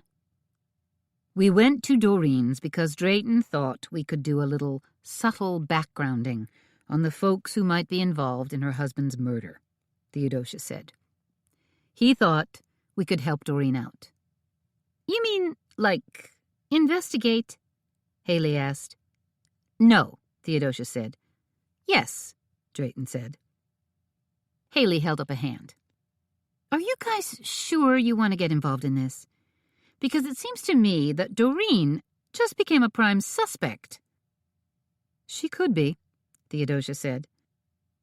And the thing is, Haley said, involvement in this type of crime is the exact kind of thing Drayton is always warning us to stay away from. I can change my mind, Haley, Drayton said. I'm not that rigid. Yes, you are, Haley said. I can set my watch by it. As a matter of fact, I count on you to be rigid. Theodosia gazed at Drayton. She's got you there. Drayton prided himself on his formality and slightly stilted manner. You know what, Haley said. It gives me chills to know the two of you were at that stupid tea. I mean, what if the murderer was someone right there in the family? Or worse yet, what if something had gone haywire and one of you had been poisoned? She looked stricken. What then? I don't think, Theodosia began, and stopped abruptly. Haley made a good point. A very good point. Just as Haley had predicted, it was a busy morning. Shop owners from up and down Church Street popped in for their morning cuppa. Neighbors strolled in for tea and scones, and even a few tourists found their way to the Indigo tea shop, intrigued by the indigo blue canvas awning hanging over the antique bow window. Theodosia dispensed tea, scones, Devonshire cream, and good humor to all her guests who were seated at tables. In between, she ran to the front counter and packaged up scones for takeout. With a long black Parisian waiter's apron draped around his neck, Drayton stayed busy brewing tea. His nimble fingers plucked the various tea tins from their shelves, then carefully measured out the exact teas requested by guests. Those teas, depending on the blend and country of origin, were brewed in brown Betty teapots, Japanese tetsubin, English floral teapots, and Chinese teapots, and then hustled to waiting customers. Late morning, when Theodosia found a few moments to breathe, she ducked behind the celadon-colored velvet curtain to see what Haley had planned for lunch. Haley looked up from the counter where she was buttering slices of bread, 2 at a time. You want the menu, don't you? She looked almost dwarfed beneath her tall white chef's hat. Or you can just give me a hint. Theodosia was always impressed that Haley could whip up so many delicious treats in their postage stamp-sized kitchen. No, I'm all set. Haley set down her knife and picked up an index card. Let's see. You already know about the strawberry and apple scones and the orange blossom muffins. Okay, so we have fruit compote, tomato bisque soup, shrimp salad tea sandwiches, stir-fry chicken, and lemon tea bread. It all sounds lovely, Theodosia said. Oh, and I just took a call. Teddy Vickers phoned from the Featherbed House B&B. He says he needs 4 takeout lunches for some of their guests who want to take a day trip to Sullivan's Island. You want me to help package up those lunches? Already did it, Haley said. She tilted her head to indicate 4 indigo blue bags sitting on a shelf. All you have to do is pop them in a shopping bag and hand them over when Teddy's guests show up. You're a wonder, Haley. Haley picked up 2 wooden spoons, did a little twirl, and smacked the lid of a kettle as if it were a snare drum. Aren't I just... The pace of this Monday's lunch felt just right to Theodosia. Not so busy that they were overwhelmed, but not slow and draggy either. In fact, she'd just jotted down what she figured would be her last luncheon order when the front door opened and Opal Ann stuck her head in. The girl looked tentative and a little apprehensive, as if she didn't know what to expect. "Are you busy?" Opal Ann asked. "Because I can come back later if you're—" "Don't be silly," Theodosia said, hurrying over to greet her. "Please, come in. Have you eaten lunch yet?" "Not really." Opal Ann was dressed in a black cashmere sweater and camel-colored skirt. She looked like she'd just escaped from an upscale private girls' school. "Then kindly sit down and let me bring you something," Theodosia said. "What kind of tea do you like?" Drayton smiled over at Opal Ann. "Perhaps something with a hint of fruit? Peaches and ginger?" He held up a purple tea tin. "Indian spice?" "Indian spice sounds great," Opal Ann said. "Coming right up," Drayton said. "Let me run this order in to Haley and grab us a couple of scones and tea sandwiches," Theodosia said. "But you go sit. Take that little table right there by the fireplace. I'll be back in a jiffy." When Theodosia returned a few minutes later with luncheon plates for both of them, Opal Ann was sipping her tea and looking around expectantly. Whatever it was, the cardamom and spices in the tea, or the warmth of the fire, she seemed considerably more relaxed. "Your shop is absolutely charming," Opal Ann said, her face practically lighting up as she spoke. "I can't believe I've never been here before." "Well, now that you're no longer a stranger, we can welcome you back any time you want," Theodosia said. She gently pushed a plate in front of Opal Ann. It held 2 tea sandwiches, a scone, and a poof of Devonshire cream. "Please, help yourself." But the girl was still looking around, taking in the cozy environs of the tea shop. "What's all that on your highboy over there?" "Oh, I see. You sell all sorts of jams and jellies and honey, don't you? And I adore the wreaths on the walls. They're so squiggly and fun. Are they made from grapevines?" "Vines that I picked and dried at my Aunt Libby's plantation," Theodosia said. "And then you decorated them with ribbon and fancy teacups." Theodosia waved a hand. The teacups are a snap to find at tag sales around the country. "But how clever! I mean, this place is so adorable. You must love it here." "I do," Theodosia said, and she meant it. "I love it more than anything." "Have you always done this? Owned a tea shop, I mean?" "No, I started out in marketing, playing that game for a number of years. But the pace was a little too intense, a little too 24/7 for me." "So now you work here 24/7, Opal Ann said, laughing. "I do, but now I work for myself." "That's the most important thing, isn't it?" Opal Ann said. "You have to find your passion and go for it." She picked up a tea sandwich and then paused. "I graduated with a major in business administration, but I'm still trying to figure out my passion in life. How old are you, if you don't mind my asking? I'm 22. She took a bite of her sandwich. You've got time. I know, Opal Ann laughed, but I'm getting antsy. They chatted casually as they ate their lunches, never mentioning Doreen or the dearly departed, Beau. But once they were finished, Opal Ann got down to business. I have to apologize for Doreen's theatrics yesterday. She's still overcome with grief, so it's difficult for her to think straight. That's only natural, Theodosia said. Beau's death was a terrible shock to her. To all of us, really. The good thing is, she's a fairly tough and resilient lady.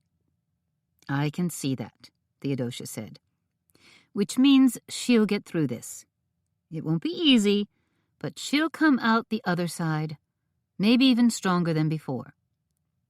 Just as long as she's not a poisoner who ends up doing time in prison, she thought. You're very perceptive, Opal Ann said. Thank you.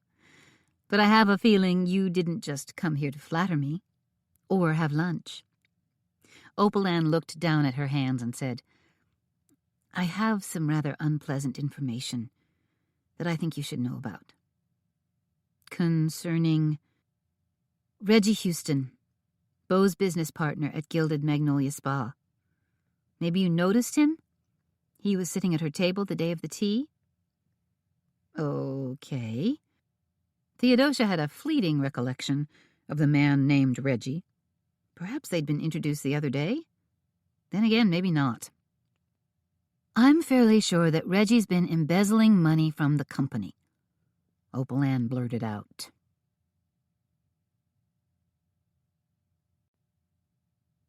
Chapter 7.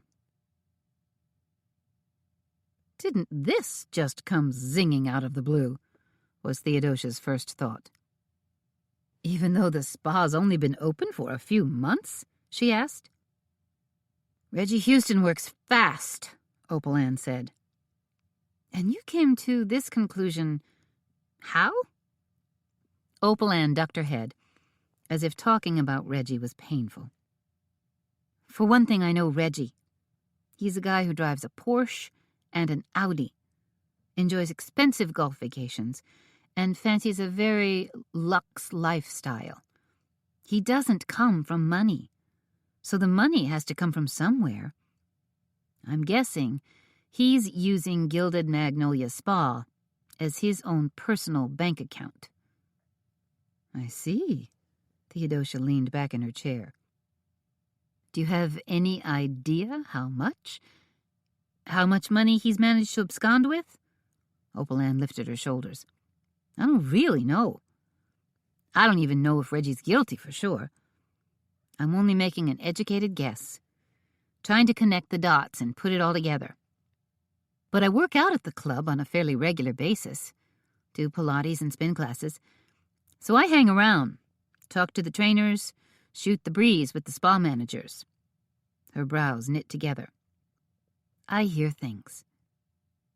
Have you questioned the bookkeepers? No, Opal Ann said. Reggie's outsourced all the bookkeeping and accounting. Anything related to finances seems to be a deep, dark secret. What does Doreen know about this, if anything? Theodosia asked. Is she aware of Reggie's larger-than-life lifestyle? Doreen doesn't have a clue. She likes Reggie, considers him an okay guy. Last night she even mentioned that she might want to step in and run the spa along with him. Opal Ann shook her head. Then Reggie could really suck her dry. Doreen's idea of running a business would mean breezing in at 11 o'clock, waving at the hired help, and then going out for a 2-hour lunch with the girls.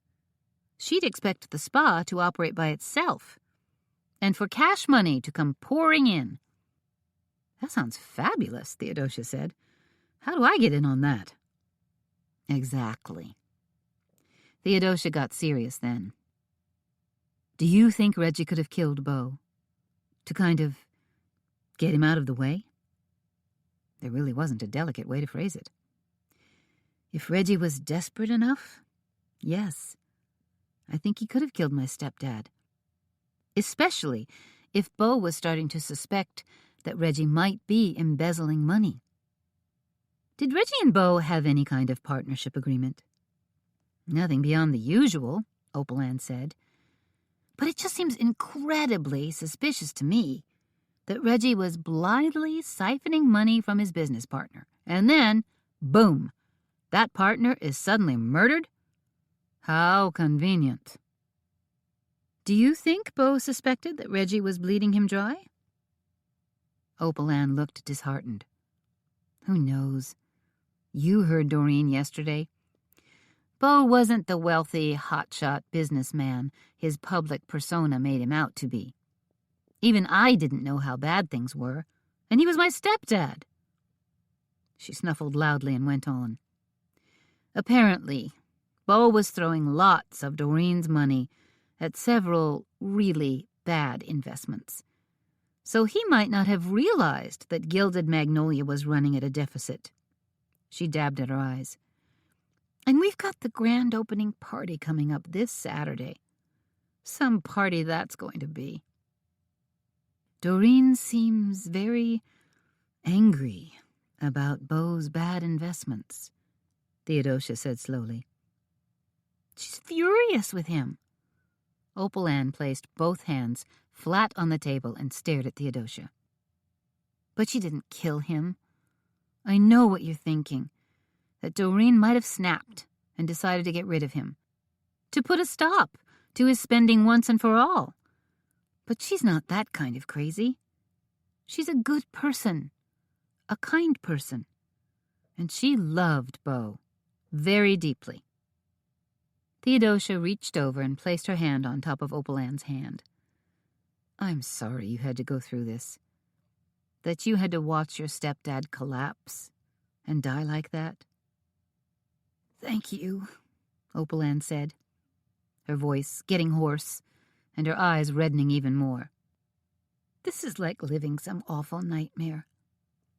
I'm not trying to be obsequious or anything, but you've been the only bright spot in this whole thing. You and Drayton. I'm just not sure how much we can help, Theodosia said. She felt like a louse for hedging her words like that.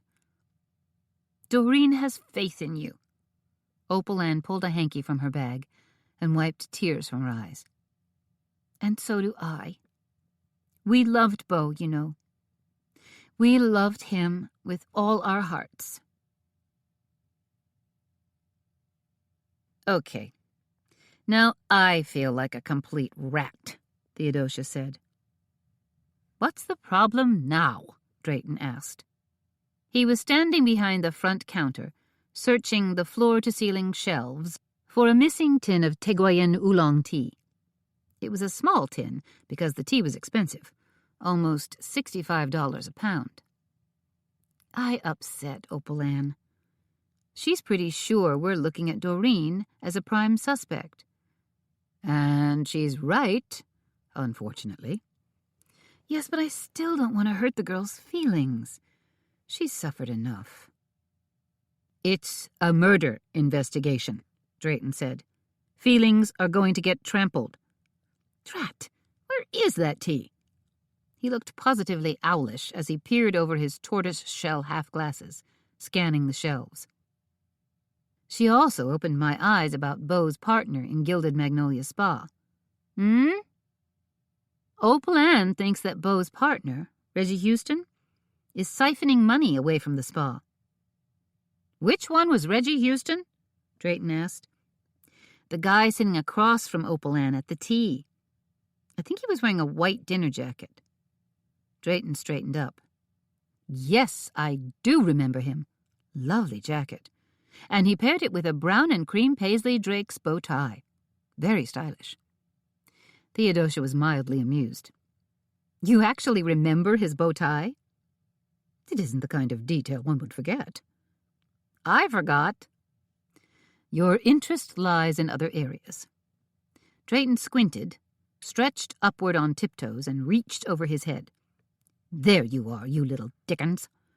He grabbed the wayward tea tin and bounced it once in his hand. Gotcha. Opalan thinks we're completely off base with Doreen. Perhaps she's right, Drayton said. I hope she's right.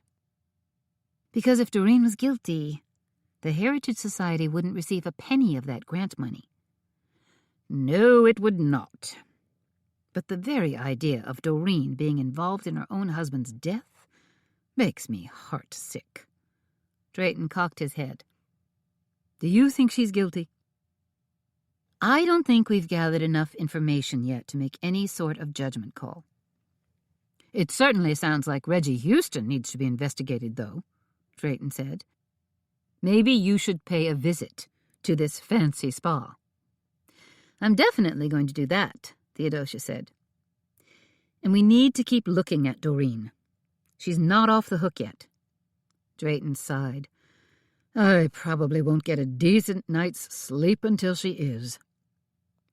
Just when Theodosia thought afternoon tea time was going to be fairly quiet, Bill Glass came clumping in. He was the cigar-smoking, gum-chewing, snarky publisher of a local scandal rag called Shooting Star. Everyone professed to despise the magazine, but nobody seemed to object when colorful photos from their party, charity ball, or fancy barbecue were splashed across the front page for everyone to see and be jealous of. Hey there, tea lady, Glass called out. As usual, he was dressed in a shabby khaki jacket, baggy slacks, and scuffed boots. He had a scarf and 2 cameras slung around his neck, and wraparound sunglasses pushed up on his forehead. Theodosia thought Glass looked like a cross between a Himalayan trekker and a disreputable reporter. Hello, Bill, Theodosia said, not bothering to look up. Maybe if she ignored him, he'd go away? But Glass was imbued with a keen ability to annoy, so he bellied up to the counter and grinned at her. Hey, he said, I hear you were at that rat tea thing. Care to share the dirty details with me? Not on your life. Theodosia busied herself with a pot of tea as she sensed Drayton stiffen next to her. Come on, Glass said. How about you sneak me inside the Calhoun mansion? I hear you've got an inside track with the old lady. Thing is, I'm trying to put together a story about the death of Beau Briggs. My readers are nuts for these wacky society murders, and I'd kill to get some snaps. Why do you persist in asking me for favors when I always say no? Probably because you say no so nicely. Mr. Glass, you are incorrigible. That's good, huh? Glass said. That means I'm persistent. Not exactly, Theodosia said. But you are consistent. I'll give you that much. But will you give me a scone? Theodosia threw up her hands. Yes, but only if you stop pestering me. Make the order to go, Drayton said in a gravelly voice. Yes, Theodosia said, lifting the top off her glass pie saver. You have to take your scone and kindly leave the tea shop. Honey, Glass cackled, I'll take it any way I can get it. He's like a jackal or a vulture, isn't he? Drayton said when Glass had finally left, circling the carcass, scavenging for any bits and crumbs. The man's got a nose for nasty news, that's for sure, Theodosia said. I just hope he doesn't find out that we're involved with Doreen. Who would tell him? Maybe Doreen herself, Theodosia said. Drayton touched a hand to his mouth. You could be right. Doreen does love to blather on a bit. Perhaps we should warn her not to talk to Bill Glass. Call me crazy, Theodosia said, but if Glass showed up on her doorstep, that might give her an even bigger impetus to pour out her heart to him.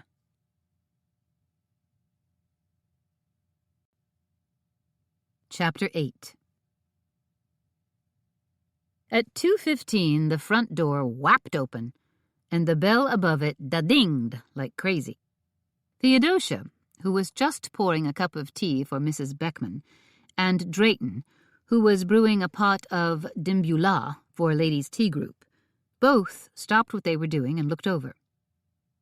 Starla Crane had come crashing in like an unwelcome guest at a private party. Her bright eyes roved the tea shop hungrily. Her mouth seemed permanently downcast, and a pair of nasty wrinkles were etched between her brows. Wrinkles that would eventually get deeper if she didn't learn to adjust her attitude. Theodosia finished pouring tea and hurried over to greet her. "Good afternoon, Starla," she said pleasantly. "Are you here for afternoon tea?" "I need to talk to you. Like, immediately." Today, Starla wore a tightly belted black leather trench coat. A bright purple dress peeped out at the neckline and hem. "Sure." Theodosia set her teapot down on the front counter, threw a knowing glance at Drayton, and said, "Please follow me. We can talk privately in my office." The last thing she wanted was for Starla to cause a disturbance in the tea room. Theodosia slipped behind her desk and sat down, then indicated for Starla to take a seat in the upholstered chair across from her. "Would you like a cup of tea?" "No," Starla said. "I don't drink tea. I don't like tea." Theodosia managed a polite smile. "Oh, so it's going to be like that. Fine. Go ahead, little girl, say your piece," she thought. Starla glanced around Theodosia's office, taking in the stack of boxes, floppy straw hats, tea magazines, and wreaths that hung on the walls. "I'm sure you're good at what you do," Starla began, "and I'm very good at what I do as well. So I'm going to ask you to stay out of my business." "I wasn't aware that I was in your business," Theodosia said.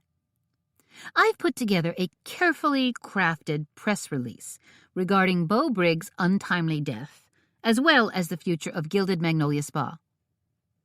"Okay." "I am also writing a press release to announce Mr. Briggs' funeral, and am engineering a plan for Doreen's eventual re-entry into society." Theodosia leaned back in her chair. "You make it sound as if Doreen's gone into formal mourning, like Scarlett O'Hara in Gone with the Wind. When 6 months are up, she's allowed to wear a short veil that no longer covers her face. After a year, she may attend social functions, but only if they involve a relative." She chuckled, pleased with herself, pleased with the twitch of annoyance that appeared on Starla's face. "You don't get it, do you?" Starla sputtered. "For your information, I'm pushing Doreen to take over the running of Gilded Magnolia Spa." "Really?" Theodosia said. "Really. She's going to work hand in hand with Reggie Houston?" "Yes, why not?" Theodosia gave Starla a cat-that-swallowed-the-canary smile. Obviously, Opal Ann and Starla hadn't gotten together to compare notes. Opal Ann hadn't told her about Reggie's incompetence and free-spending ways. "From what I've heard," Theodosia said, "there seems to be some financial impropriety going on over there." Starla was completely taken aback. "Who said that? Who's spreading nasty rumors?" "Perhaps you should check with the spa's CPA firm." "Oh, wait a minute. You're not an officer of the company, so you can't do that." "Well, no matter. There's a good chance the state attorney general will be stepping in to audit their books." "Are you serious?" Starla leapt to her feet. "Where are you getting this information? Who's been feeding you lies?" Theodosia fixed Starla with a level gaze. She didn't raise her voice, but she was firm. "Miss Crane, don't ever try to tell me what is or isn't my business. Don't you dare try to insert a wedge between Drayton and Doreen. And I'd appreciate it if you never set foot in my tea shop again." Starla clenched her fists tightly and glowered at her. "I will never come in here again." She was practically spitting She was so mad. "This place is corny and too old-fashioned for words." "That's your opinion, and you're entitled to it," Theodosia said. She stood up and walked to the door that led out to the back alley. "But since you feel so strongly, I think it's best you leave immediately." She yanked open the door. "Via the back door." "Where did Starla fly off to?" Drayton asked a few minutes later. It was late afternoon and the tea shop was empty. Haley was rattling around in the kitchen. Drayton was straightening up out front. "She left," Theodosia said. She'd just set a box filled with jam and scone mixes on the counter and was sorting through it. It was time to restock her shelves. "Did you offer her tea?" "She declined." "Then what did she want?" Drayton asked. "She asked us to stay away from Doreen." Drayton's entire body gave an almost seismic jerk, and his head snapped toward Theodosia. "She did? Seriously?" He considered this. "Who does Starla think she is, anyway?" "I don't know," Theodosia said. "The grand poobah of PR, I guess." "So you sent her packing out the back door?" "Why not? The girl was hissing and spitting like an alley cat." Drayton glanced sideways.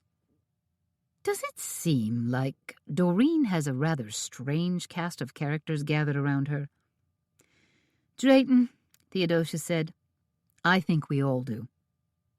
She picked up her box, dropped it next to the highboy, and placed 2 packages of scone mix on a shelf. She stared at the display for a few seconds, not really seeing it, and then went back to her office. The idea of calling Detective Riley had been pinging in her brain all day long. Now she decided she couldn't wait any longer. She wanted to know, needed to know, about that rat poison. On top of that, she was dying to find out how the investigation was coming along, or if they'd made any progress at all. Theodosia went into her office, dug out the business card Riley had given her, and dialed his number. It took a few minutes to get through his gatekeepers, but finally she had him on the phone. "We know each other, you know," was the first thing Riley said to her. "And not just from this past Saturday." "We do?" Theodosia said, but there was a smile in her voice. He was, after all, a very attractive man. "I stopped by the Indigo Tea Shop once, with Detective Tidwell. You served us tea and the most delicious scones I've ever tasted in my life. Coconut cherry, I think. They brought tears to my eyes." "We had apple scones today," Theodosia said. "I think there might be a couple left." "Miss Browning, it's all I can do not to jump in a squad car and rush over there, lights and siren." "That's very flattering, Detective Riley." "Pete.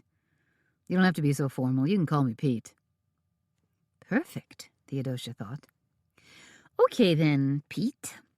I was wondering if your lab has already analyzed the poison that Bo Briggs ingested." There was the briefest hesitation, and then Riley said, "We've run an initial battery of tests, yes. I'm also wondering if the rat poison I discovered yesterday in Doreen's kitchen cupboard was the same type of poison that killed him." "That was a good catch, finding the rat poison." "Thank you," Theodosia said. "It made for a startling find. So you can see why—" To put your mind at ease, it was not the same poison that killed Mr. Briggs. Theodosia was both surprised and a little relieved. So he drank something else? "There was poison in Bo Briggs' system, but it wasn't from anything he drank." "Excuse me?"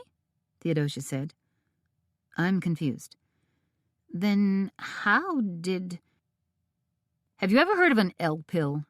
Riley asked. "No. Should I?" "Probably not. I hope not, anyway. During the Cold War, it's what the Air Force, bless their hard little hearts, used to issue to U-2 pilots. It wasn't a pill, per se, more like a small metal disc with a very sharp pin. What were they supposed to do with it? Theodosia asked. Swallow it? Nothing quite that simple. The pin contained a lethal dose of cyanide. If shot down and captured, the pilots, who were essentially spies, were supposed to pull out the pin and scratch their own skin. Are you serious? They really issued something like that? It sounds positively inhumane. It's basically a suicide pill. Though I guess not technically a pill. I guess the Air Force didn't have a lot of faith that American pilots would hold up under Soviet interrogation. Wait a minute. Theodosia's mind was whirling like an out-of-control gyroscope. So what are you telling me? That somebody scratched cyanide into Beau Briggs' skin? That's probably what killed him, yes. Theodosia let Riley's words rumble through her brain. That sounds preposterous. Like something out of an old spy novel. Doesn't it? Riley said. But it's not, of course. This particular poison, with this type of delivery system, is highly effective. It works in about 10 to 15 seconds, and it's almost always fatal. Theodosia thought back to when Beau was waving his hands above the flaming centerpiece, with everybody clustered around him trying to help. Then some 10 to 15 seconds later, maybe a little more, he started to completely wonk out. Wow. Poison through a scratch in his skin? Theodosia was shocked, but a little relieved that he hadn't died from drinking poisoned tea. That's what we're tentatively calling cause of death right now, Riley said. But I'm no medical examiner. Obviously, our people are working with toxicology experts, and we'll be running additional tests. So any new results could possibly skew our initial thinking. Have you ever encountered this type of thing before? Theodosia asked. Never. Where would you get something like that? The poison needle thing, or whatever it was. Riley sighed. I don't know. I'm going to have to figure that out. Find a contact or source. I ran a search on poisons in the FBI's database as well as Interpol's. There's not a lot out there. There are databases on wanted persons, fingerprints, DNA, firearms, even radiological and nuclear materials. But poison only seems to pop up when it has to do with the KGB or the Russian mafia. Holy cats, Theodosia breathed. Keep this on the down low, Riley said. I shouldn't have told you as much as I did. I'm only sharing information with you because you were such a great help in finding that rat poison yesterday. Even though the poison that killed Beau Briggs was different from the rat poison, Theodosia murmured. That's right. But it still doesn't eliminate Doreen Briggs as a suspect, does it? No, it does not. But please, don't repeat any of this. Again, I'm only being candid with you because I know you're a personal friend of Detective Tidwell. Theodosia smiled. Yes, he is rather a good friend. Thank you, Detective Riley. I appreciate your candor. Pete, and I really do plan to stop by your tea shop for some of those scones. I look forward to seeing you. Theodosia set down her phone and thought for a few moments. A completely different type of poison. It wasn't what she'd expected to hear at all. In fact, it sounded as if the murderer, whoever he or she was also a rather skilled assassin. She shook her head and frowned. It felt like she'd just boomeranged back to square one. Drayton was swishing out the last of the teapots when she went back into the tea room. I just talked to Detective Riley, Theodosia told him. What did he have to say? Is there any news about the poison? Yes, but I'm not supposed to tell you. Tell me anyway. It wasn't the exact same poison, Theodosia said. The poison that killed Beau was different from the rat poison. Drayton's face dissolved from a knot of worry into a big smile. That's wonderful. Doreen's been cleared, then. Not so fast. All it means is Doreen didn't drop a spoonful of rat poison into her hubby's teacup. She still could have scratched his skin with a lethal dose of cyanide. What? So Theodosia had to tell Drayton all about the L pill and the U-2 pilots. That's awful, Drayton said. But Doreen wouldn't do that. She couldn't do that. Theodosia stared at him. Because the poison delivery is just too sophisticated for her? That's right. Theodosia made a face. Okay, I'll indulge your skepticism for about 1 minute, Drayton said. Why would she do that? For one thing, Beau was hemorrhaging money. Money that came from Doreen's own personal fortune. She admitted as much to us. And then Opal Ann basically hammered home the same thing. If Doreen did kill her own husband, then why bring us in to investigate? Drayton asked. I don't know, Theodosia said. To set up a direct conflict with the police? To hopefully steer us in the wrong direction? Because she's incredibly clever and manipulative? I'm not sure any of that makes sense, Drayton said. Maybe it's not supposed to. The other thing to consider is, if Doreen was furious at Beau, if she thought he was robbing her blind, she could have hired someone to do the job for her. You mean a contract killer? Think about it, Theodosia said. Doreen was the one who chose this fanciful rat tea theme, hired the caterer, and dreamt up the rat disguises. Maybe, Drayton began. He was beginning to see her point. Theodosia snapped her fingers. We need to find out who the caterer was, and who provided those rat costumes. That could possibly lead somewhere. Don't you think the police already questioned those people?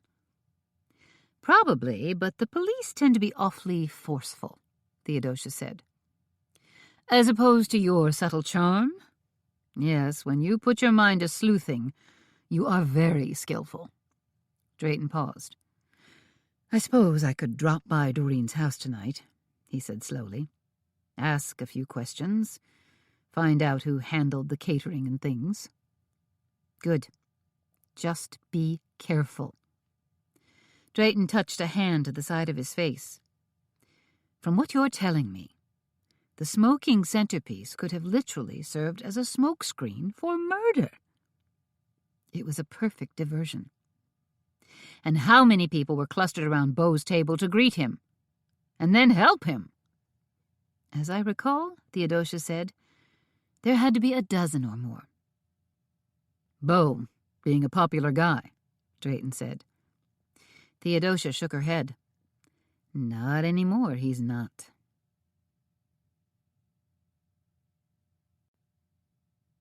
Chapter 9.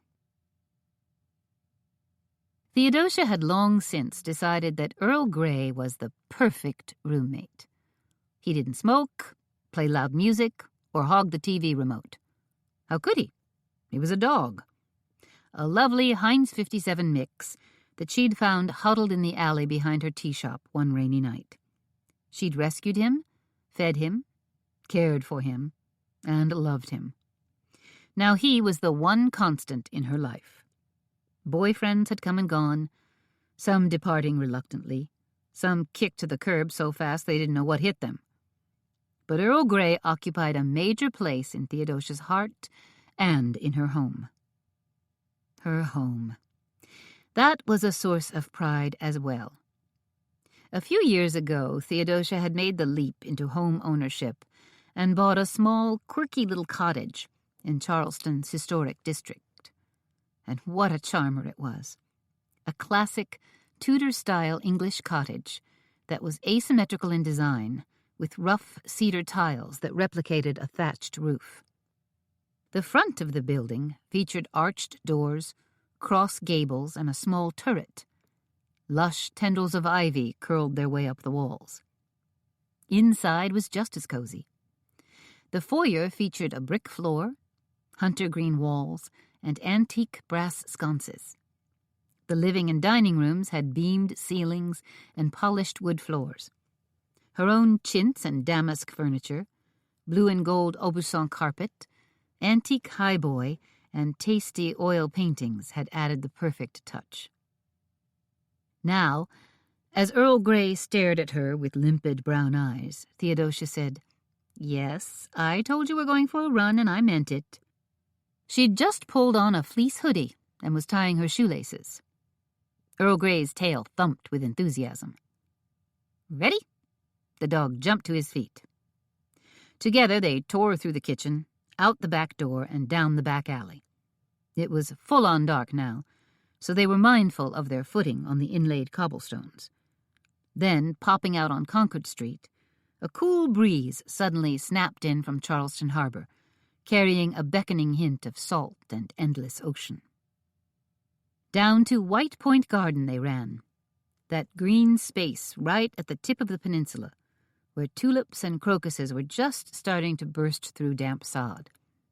Ancient cannons stood like sentinels in the same spot where a hangman's gallows had once dispatched unruly pirates.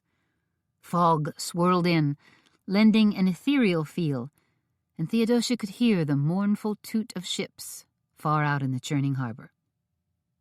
Earl Grey tugged at his leash, wanting to walk right along spits of damp sand and oyster-shell fill, the waves lapping at their feet. Theodosia had once found an ancient shark's tooth buried in these crushed shells, but that had been 2 decades ago.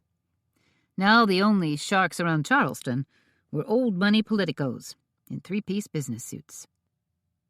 45 minutes later, they strolled down Meeting Street, their run practically concluded, their cool-down walk made all the more picturesque by the presence of enormous mansions and wrought-iron street lamps that dispensed little puddles of yellow light. When Theodosia and Earl Grey dashed in the back door of their home, the phone was ringing. Theodosia snatched it off the hook. "Hello?" "You're needed on a mission of mercy," came Drayton's pleading voice. Theodosia dropped the leash and unsnapped Earl Grey's collar. "What's wrong? Who's in trouble?" "Me. I'm at Grunwald Brothers' funeral home." "How on earth did you end up there?" Theodosia opened the refrigerator door, grabbed a bottle of spring water, and kicked the door shut again. Twisting off the top, she took a couple of good glugs, waiting for Drayton's explanation. "I'm not entirely sure," Drayton said slowly. "One minute I was at Doreen's house, biting into an overdone crab cake, and the next thing I knew we were standing in the basement of a funeral home, debating the merits of an ugly bronze casket they keep calling the Alhambra model." "Kicking the tires, huh?" "So to speak. But we've run into a horrible snag." Theodosia didn't say a word. "Are you still there?" Drayton asked. "Yes." She took another swallow of water and said, "What's wrong? One size does not fit all?" "Theodosia, rarely do I impose upon you to this magnitude, but tonight I truly require your assistance." "You want me to come over there and help pick out a casket?" Drayton's response sounded almost pained. "I want you to come over here and be the voice of reason." When Theodosia pulled up in front of Grunwald Brothers' funeral home, freshly showered and wearing non-jogging attire that consisted of black slacks and a lightweight tan suede jacket, the place looked plainly deserted. She studied the exterior of the funeral home from where she sat in her Jeep. It was large and rambling, bordering on spooky. A fine place for Lurch to get a job as a caretaker, or perhaps as a receptionist. Except when she knocked on the front door, the receptionist who greeted her was a plump, middle-aged woman with wavy brown hair and a cheery smile. "I take it you're joining the Briggs party?" she asked. "That's right," Theodosia said. "Won't you please come in?" The woman opened the door to reveal a tastefully done gray interior. Gray chairs, gray carpet, gray wallpaper. The only spark of interest consisted of 2 enormous floral bouquets, one sitting on the front desk, another on a side table. Theodosia noted that the bouquets consisted of traditional funeral flowers, decorous carnations and unassuming lilies. "Our showroom is just downstairs," the woman said, as she led Theodosia around a tricky corner, and then down a long, narrow staircase. "Here you go." She stopped in front of a door and smiled broadly, as if picking out caskets was the most wonderful thing in the world, which maybe it was to her. The Grunwald brothers' showroom reminded Theodosia of a basement rec room from the 1970s. Cheesy wood paneling, beige indoor-outdoor carpet, knobby red glass lamps. But instead of the requisite foosball table and dartboard, the room held 24 caskets. They sat on metal stands and seemed to gleam wickedly under pinpoint spotlights that were hidden in the white-paneled ceiling. Drayton caught sight of her and came rushing over. "Theodosia, you came."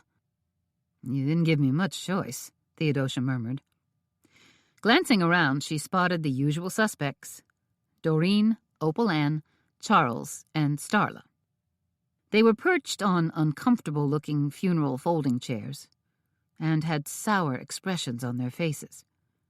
2 people she didn't recognize were also sitting with them. "Who are those 2?" she asked Drayton. "Neighbors, Honey and Michael Whitley." "Why are they here?" "Who knows?" "And you say the group is deadlocked?"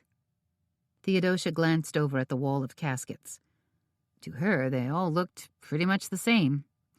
Sure, a few caskets had silver fittings instead of brass gewgaws, but they all served the same basic purpose: place the deceased inside, then place the casket in the ground. Harsh, yes, but those were the cold, undeniable facts. "Deadlocked is a terrible choice of words," Drayton said. "But yes, the group, such as it is, can't seem to agree on one single casket model." "How about Doreen?" "Don't ask. She's in the middle of a Chernobyl-style meltdown." A roly-poly man in a black 3-piece suit came striding forward to greet Theodosia. "Hello," the man said in hushed tones, extending a pudgy hand and arranging his face in a mournful smile. "I'm Frank Grunwald, one of the Grunwald brothers. Welcome." "I understand we're at a stalemate," Theodosia said. She didn't see much point in dancing around. The sooner she got right to it, the sooner she could go home. Grunwald nodded in the direction of Opal Ann and Starla, who were locked in an argument that consisted mostly of hisses and snarls. "The 2 young ladies seem to be at loggerheads." At that exact moment, the Whitleys popped up from their chairs and hurried over to introduce themselves. "We're Honey and Michael Whitley," Michael said, matching hushed tones with Grunwald. "We own the B&B right next door to Doreen's home, the Scarborough Inn." "Sure," Theodosia said. "Nice to meet you." The Whitleys were both well-fed, well-heeled-looking 50-year-olds. Honey had honeyed hair and a Palm Beach tan. Michael wore a seersucker suit and had the whitest teeth Theodosia had ever seen. "And, of course, you're well acquainted with Doreen, Opal Ann, Charles, and Starla," Drayton said. Starla suddenly turned and stared red-hot bullets at Theodosia. "Why is she here?" she asked in a menacing voice that sounded like it was right out of a Freddy Krueger movie. I invited her, Drayton said. As such, we shall now proceed with the decorum and dignity that Mr. Briggs deserves for his final send-off. Starla made a hissing sound, like a cobra getting ready to spit venom. Opal Ann just smiled. Theodosia, feeling uncomfortable at stepping into such a heated family argument, cleared her throat and said, I take it you folks have managed to narrow this down to a few good choices? Opal Ann spoke up immediately. I prefer to go with the more basic Lancelot model. The gray finish just seems more solemn and refined. No, Starla said. We need a much more ornate model. She jumped to her feet and faced the group, as if she was about to make a major marketing presentation. I hope you people realize that I have convinced 2 television stations, as well as several members of the print media, to cover the funeral this Thursday. Which is why I feel we need something fairly dramatic. A casket that is more, dare I say it, presidential?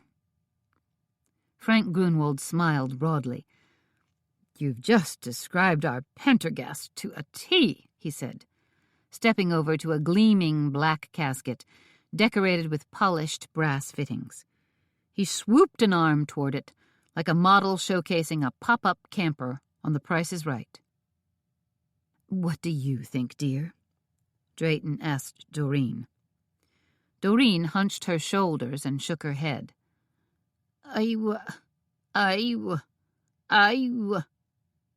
Drayton patted her arm. That's okay. We'll figure it out. I still think the Alhambra is absolutely stunning, Honey Whitley said. Wait, who are you again? Theodosia asked. Next-door neighbors, Drayton whispered. Right, well, is there any chance of a compromise? Theodosia asked. A meeting of the minds? She peered at the gallery of stone faces and wondered what she'd gotten herself into. It was a good thing these people weren't delegates to the United Nations. They'd let the world crumble, burn, and explode into a gaseous mess before one of them grudgingly gave in. Maybe we could select a coffin that feels both refined and presidential? She turned to Grunwald. You must have something like that. Grunwald cupped a hand under his chin and tried to look deeply thoughtful. Now that you mention it, we do offer the rather elegant Exeter, a popular choice with businessmen. He cleared his throat. Well, at least it is with their families. He managed a rueful smile. But I'm afraid we only have last year's model in stock. That's not a problem, is it? Theodosia asked. I mean, a casket's not like a car. You don't need serious add-ons like Wi-Fi or anti-lock brakes. She could almost hear Drayton's strangled groan as she said it. No, Grunwald hastened to explain. The Exeter is quite handsome and well-equipped. Burled cherry wood, pleated fabric, very roomy and luxurious. Unfortunately, it's not on display at the moment. We have it tucked in our storage room. I think we should take a look, Theodosia said. I mean, what could it hurt? They all trooped out of the showroom, down a narrow corridor, and into a dingy storage room. Back here, the ceilings were lower, the lights dimmer, and the caskets stacked 3 and 4 high. For some reason, it reminded Theodosia of an image she'd once seen of an ancient, underground burial chamber, maybe one tucked deep beneath the narrow streets of Rome or Paris. This is the Exeter, Grunwald said, doing his arm wave again. They all stared at the casket, with its fancy brass fittings in the form of winged birds. Or maybe they were just lumpy fish. Can we see the interior? Opal Ann asked. Grunwald nodded. Certainly. He undid the latches and lifted the lid with a flourish. As it rose to reveal a plush pink interior, the hinges uttered a low creaking sound that made everyone give an involuntary shudder. Grunwald pretended not to notice. As you can see, the Exeter also offers an excellent padded lining. Is it silk? Starla asked. Well, no, Grunwald said. It's a poly blend, but still very fine quality. It looks quite handsome, Drayton said. I think this might be a good compromise. Doreen? Theodosia said.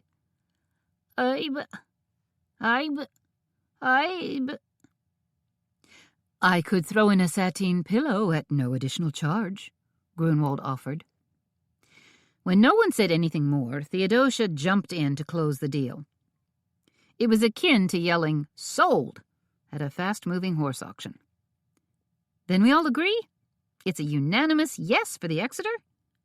She figured everyone would say yes, just so they could escape this dark hole and get back up top with the living. She was right. Still weeping and hiccuping, Doreen managed to whip out her American Express gold card and hand it over to Grunwald. Back upstairs in the lobby, Theodosia huddled with Opal Ann. Honey and Michael Whitley had struck an odd chord with her. She wasn't sure why they'd come along tonight, and no one else seemed sure either. She decided to get the story from Opal Ann, because, of all the attendees tonight, Opal Ann struck her as being the most sane.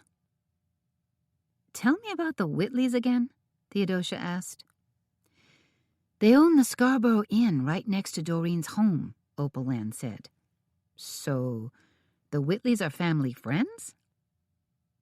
Opal Ann rocked a hand back and forth. "Sort of. They started getting chummy with Doreen when they first made an offer to buy her home." This was news to Theodosia. "When did this happen?" "Oh, maybe a few months ago," Opal Ann said. "Honey and Michael are a very enterprising couple. They figure if they can buy the Calhoun mansion from Doreen and turn it into a B&B adjacent to the one they already own, they'll have a lock on available guest rooms in the historic district." Would they really? They'd certainly be dominant. Opal Ann peeked at her watch. "I'm sorry. I have to be going. I have a date." She gave a sad smile. "Unless he's already stood me up." "About Doreen's house," Theodosia said, unwilling to let it go. "She's not interested in selling, is she?" Opal Ann shrugged. "You tell me. Doreen couldn't even pick out a simple casket tonight. The poor woman can't figure out what music the organist should play at Beau's funeral." She sighed. "Right now, it seems like anything and everything is up for grabs." As they walked out into the cool night air together, Theodosia wondered if that also included Gilded Magnolia Spa.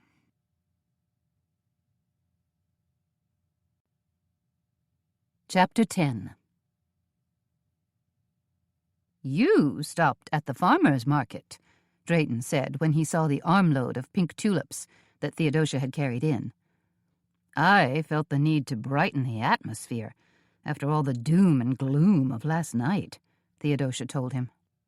"Let me help you." Drayton grabbed all 3 bunches of flowers and laid them gently on the counter. "I want to thank you again for coming to my rescue." "No problem." "Ah, but it was a problem.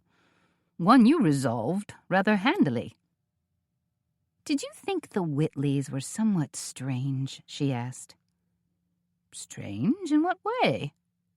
Drayton was assembling an assortment of colorful teapots and quilted tea cozies to carry them through the day. "Oh, you mean like it's a little early to break out the seersucker?" "No. I meant like the Whitleys didn't exactly seem like Doreen's best buddies," Theodosia said. "I had the feeling they might have bullied their way in last night. All I know is that they offered to come along for moral support. What's interesting is that the Whitleys are trying to buy Doreen's house."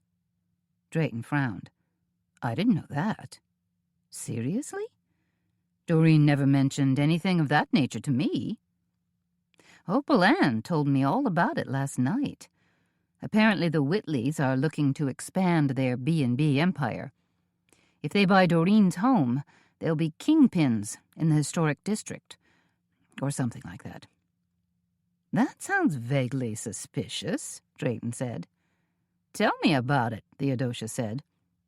The Whitleys were not only guests at the Rat Tea, they sat at the same table as Doreen and Beau. You're giving me chills, Drayton said. It's like another suspect suddenly materialized out of thin air. 2 suspects, working in tandem, trying to get Doreen to sell her home. Do you think the police know about the Whitleys? Are you kidding? Theodosia said. We didn't even know about the Whitleys until last night. While Drayton busied himself fixing tea, orchid plum and vanilla chai, to start the day with, Theodosia pulled her Shelley chintz teacups out of the cupboard. Fancy, Drayton said. Are you expecting someone special? All our guests are special, Theodosia said, smiling. I couldn't agree with you more. I'm going to check in with Haley, Theodosia said. Then grab the crystal vases from my office. Can you finish up out here? Count on it. Haley, Theodosia said. Are you in here? She waved a hand in front of her face as she stepped into the kitchen. It's so steamy I can barely see you. That's because I'm making lentil soup, Haley said. I was going to do bone broth, but I figured that would scare everybody off. You figured right. Let's leave the trendy food to the trend-setting restaurants. Haley flashed a crooked grin. And you don't think we are? Trend-setting, I mean. I think we were out there on the front lines of the comfort food revolution, Theodosia said, serving the kind of sweets and savories that make people feel all happy and warm. Then you're going to love today's menu. Okay. Raisin scones, cranberry bread, and banana muffins. And for lunch? Citrus salad, lentil soup, mushroom quiche, and strawberry cream cheese tea sandwiches, with apple nut squares and peanut butter cookies for dessert. A bell dinged on the stove, and Haley bent to grab a pan of banana muffins. What do you think? I feel lulled into oblivion already. I'm ready to grab my blanket and take a nap. Back out in the tea room, a few customers drifted in for early morning tea. Theodosia delivered pots of steaming hot tea and fresh-baked scones to their tables, as well as small glass bowls in the shape of dainty slippers that were filled with Devonshire cream.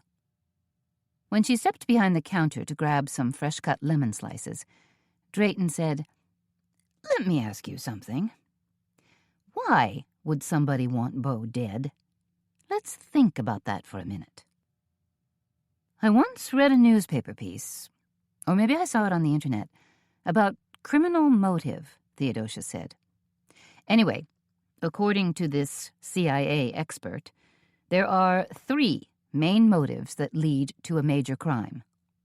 Drayton lifted an eyebrow. And what would those be?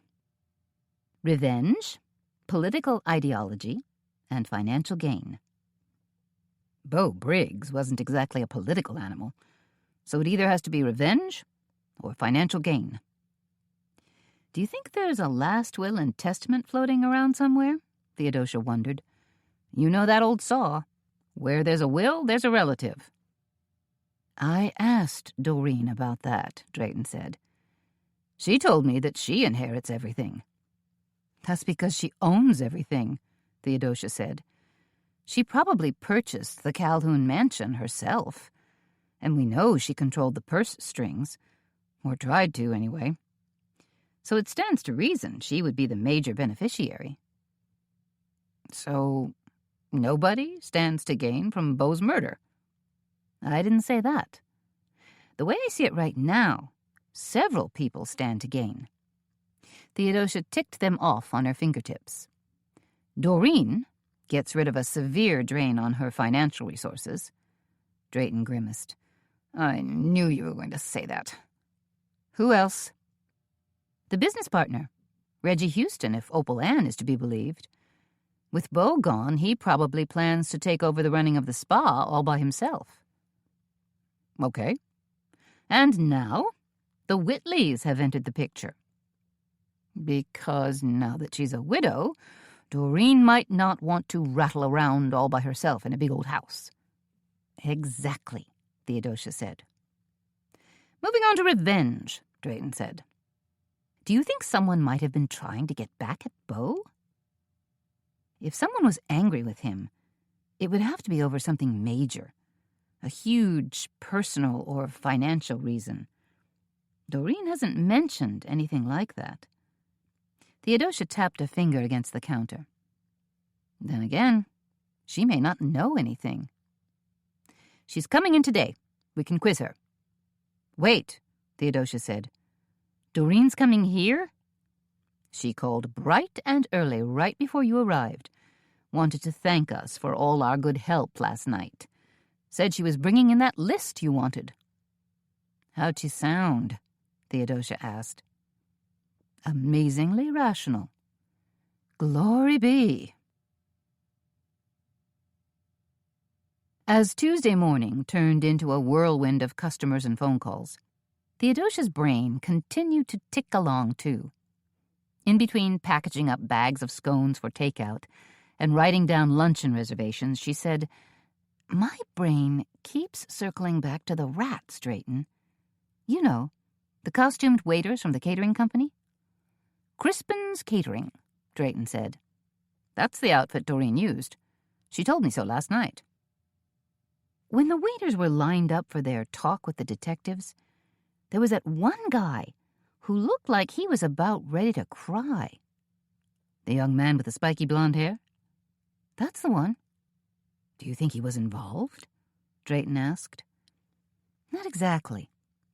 I'm fairly positive the police checked him out and then released him. But what if he saw something and was just too afraid to talk? Theodosia thought for a few moments.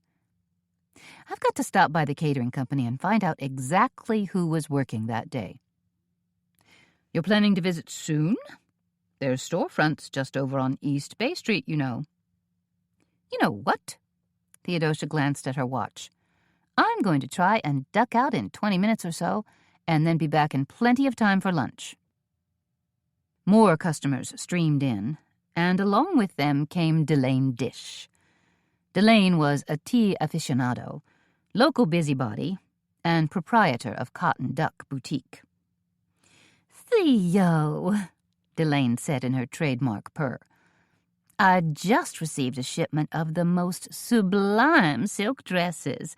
There's one, a mint green fit and flare, that would go spectacularly well with your auburn hair. Theodosia posed next to Delane's table. I'm not sure I'm a dress person. She really preferred tailored slacks paired with fun T-shirts, clothes that let her dash more freely about the tea room. But Delane rarely took no for an answer.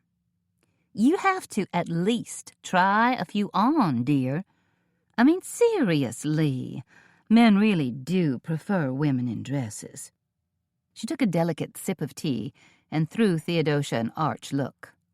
A look Theodosia knew was aimed at her single status. Oh, and what did I hear about you attending that disastrous tea on Saturday? Delane blotted her lips. Must have been awful. It was awful, Theodosia said. Not the tea, but the outcome. And poor Doreen Briggs tried to make it so much fun. My friend Yvonne Cataldo was at the tea, and she said the rat waiters were a hoot, and the centerpieces were to die for.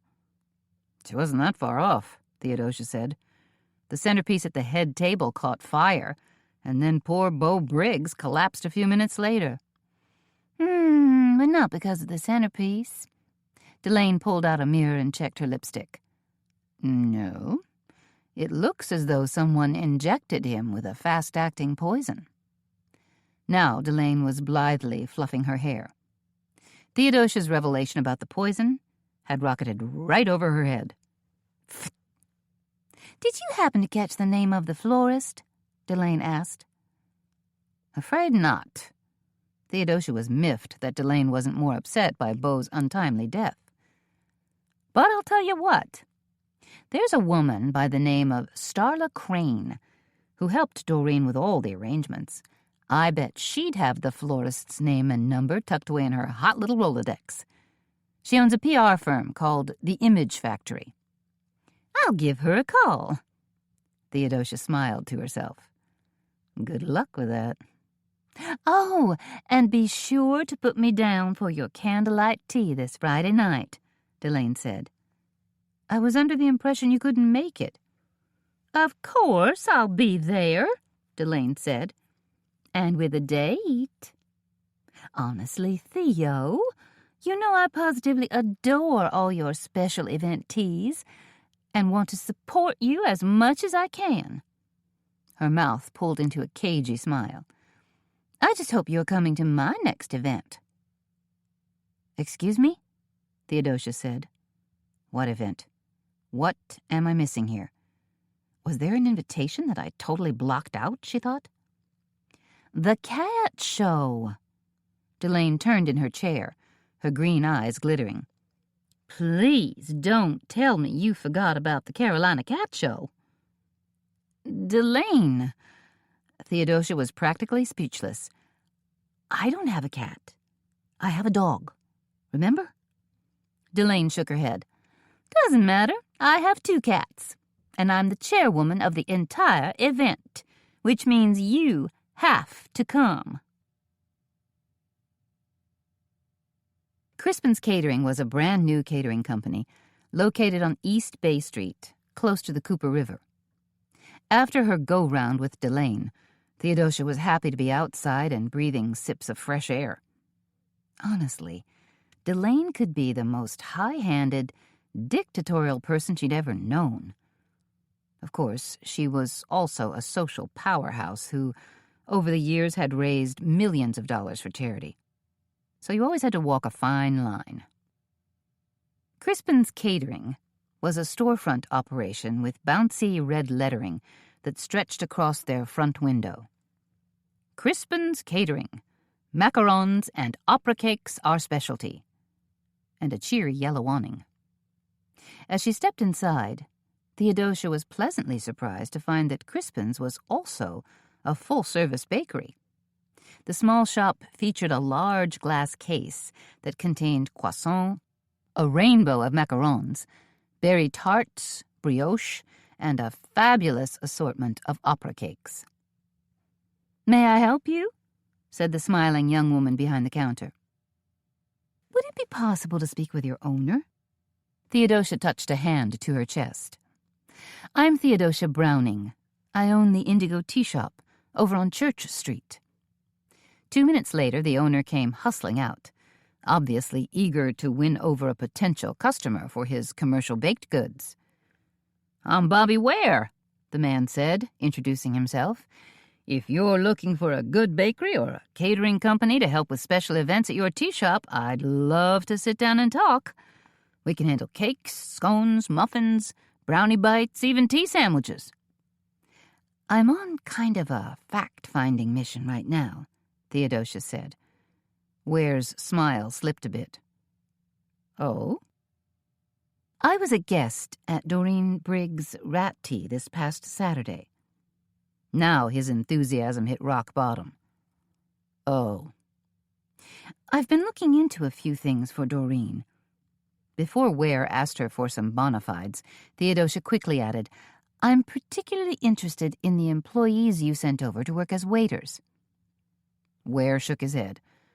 "The police were already here asking me about them, and they're not full-time employees, they're basically part-timers, freelancers," he shrugged. "Though I guess they still have to run a check on them." "And that's something you do, too, am I right? Run an employment check before you send people out on a catering job?" "Oh, sure," Ware said. "And did the waiters you sent over to the rat tea check out okay?" Ware shrugged. "You're always gonna find some minor issues here and there. A DWI or something like that. My waiters didn't have any biggies, though. They were okay guys. There was one young man who worked as a server at the Rat Tea, Theodosia said. The guy with the spiked blonde hair? I know who you mean, Ware said. Yeah, he's an okay server. Just okay? That's right. Some of our guys are wonderful. They really thrive in that kind of white-glove environment. Some of them are just okay.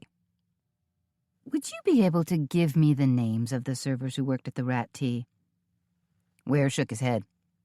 I can't do that. It's against company policy.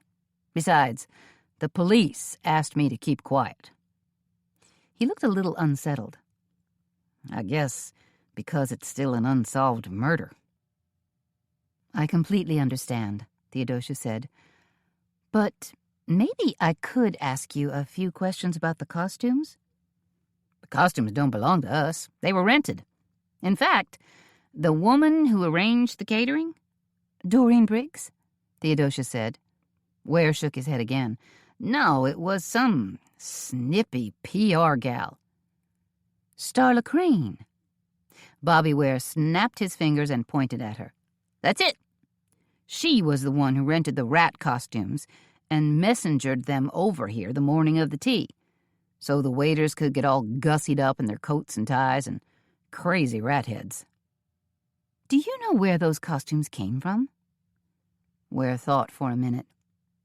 Seems to me, I remember seeing a black plastic bag that said something like Big Top Costumes. Or maybe it was Big Time. I'm not entirely sure. I'll check it out, Theodosia said. Thanks for your help. No problem. Oh, there's one more thing. Yeah? Can I get 2 of those opera cakes? The chocolate ones, please. 2 minutes later, Theodosia was out the door and balancing 2 white bakery boxes, hoping that a piece of the puzzle might be starting to slip into place.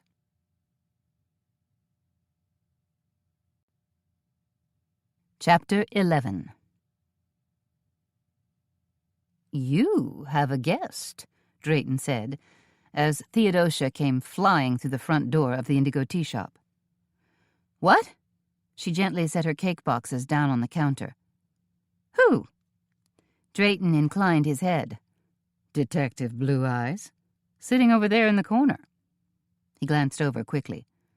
Don't look now, but he's sitting up straight and smiling at you as if you're a tasty little bonbon. Theodosia did a kind of double take. Oh, my. She hadn't been expecting Detective Riley to show up. Then again, she wasn't averse to his presence either. Tell you what, Drayton said. You can take him this pot of Japanese sencha as a lovely icebreaker. We already gave him a couple of scones. He lowered his voice. Your detective ripped through the first one without taking a single breath. If the way to a man's heart is through his stomach, then how do I get inside his head? Theodosia wondered. But Theodosia smiled prettily as she set the pot of tea on the table and slipped into the chair opposite Detective Riley. I see you found your way here, she said. It wasn't difficult. I just followed a trail of scone crumbs. Riley was dressed in a tweedy jacket and blue jeans and looked more like a college English professor than a homicide detective. She also noticed that his brown hair had a few threads of silver at the temples, which gave him a nicely seasoned look. Let me pour you some of this tea. Theodosia lifted the red Chinese teapot and poured out a cup of tea for Detective Riley. It was fragrant and sweet, carrying just a hint of herbs. Am I supposed to add sugar to this? Riley asked. You do have a sweet tooth, don't you? Mostly, I'm just trying to be proper, to do the right thing and not look like a blundering, tea-drinking amateur. I'd say you're fine as is. This is one of Drayton's favorite Kyoto Estate green teas. I think you'll find it sweet enough. Theodosia paused. What brings you in today? besides our tea and scones. "Business," Riley said. "And I wanted to see you." "I'm flattered," Theodosia said. "But perhaps we should take care of business first." She liked this detective, who seemed dedicated and sincere, but also had a sense of humor. Riley reached for a brown envelope and pulled out a half-dozen black-and-white photos. He laid them carefully on the table. "I was wondering if you might recognize any of these people?" "This is a kind of lineup?"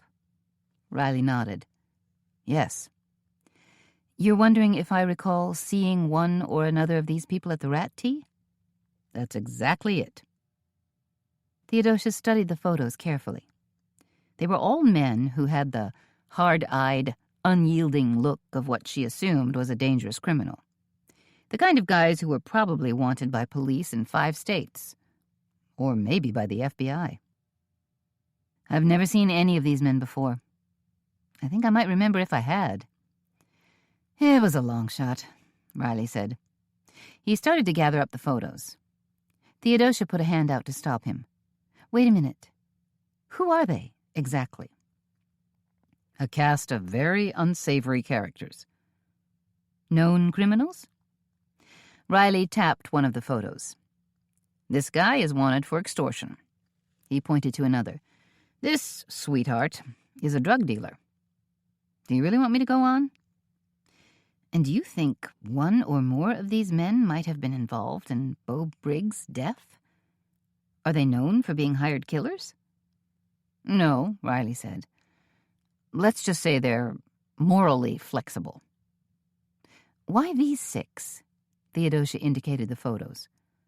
"Because they're probably in the area right now." "Lucky us." Theodosia picked up a butter knife and twiddled it. "Have you gone back to question the rat waiters, to see if one of them remembered seeing something fishy?" "We're working on that," Riley said. "You know, your scones are absolutely delicious." "Thank you. I have a question concerning the Whitleys." Riley gave her a blank stare. "Who are the Whitleys?" "You should know the name," Theodosia said. "They were guests at the rat tea."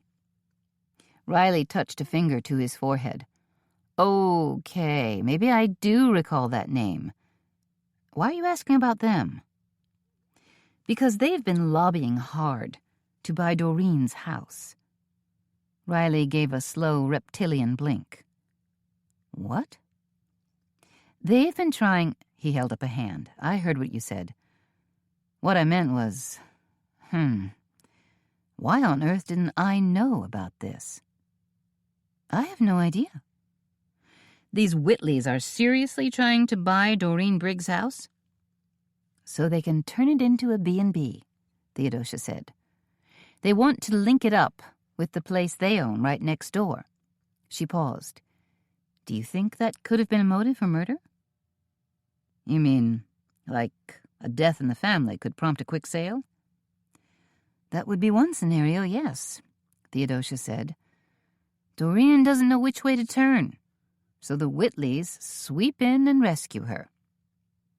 "I guess it's been known to happen," Riley said. "Come on," Theodosia chided. "Don't act so cool about this. I can tell by the way your eyes are moving back and forth that you think there's a very real possibility here." "Okay, maybe I am a bit interested," Riley said. "This is the first I've heard about the Whitleys. It's a lot to digest. And I'm sure you've had time to question Reggie Houston, the business partner?" Riley gazed at her. "We've had a conversation, sure. Rumor has it he's using Gilded Magnolia Spa as his personal checkbook." Riley frowned as he took a quick sip of tea. "May I ask exactly where you're getting your information?" "I hear things," Theodosia said. "You're investigating," Riley said. "No," Theodosia said, knowing full well she was telling him a little white lie. Maybe not the best way to start a relationship. Wait a minute. Was there a relationship? I have to wait and see. Riley wasn't buying her answer. You know, Tidwell warned me about you. Now Theodosia's curiosity was amped. He did? What did Tidwell say about me? Riley leaned forward in his chair and gave her a level gaze. He told me you were very smart, but to watch out. I'm not sure whether I should be flattered or offended. When Riley didn't respond, Theodosia said, May I offer you some more tea? Riley shook his head no. Another scone? No, thank you. Theodosia glanced over at the 2 bakery boxes that sat on the counter. How about a slice of chocolate opera cake? Riley's staid look slowly morphed into a sheepish grin. Oh, boy. You really don't play fair, do you? Gotcha, Theodosia thought. You certainly had a cozy little confab with Detective Riley, Drayton said. They were in the middle of their lunch rush, Drayton brewing endless small pots of tea, Theodosia taking orders as well as delivering plates from the kitchen. He didn't have a clue about the Whitleys, Theodosia said. But you very capably steered him in their direction? Of course. What if you're wrong? Drayton asked. What if they're just an innocent but highly enterprising couple? Then they've got nothing to worry about, Theodosia said.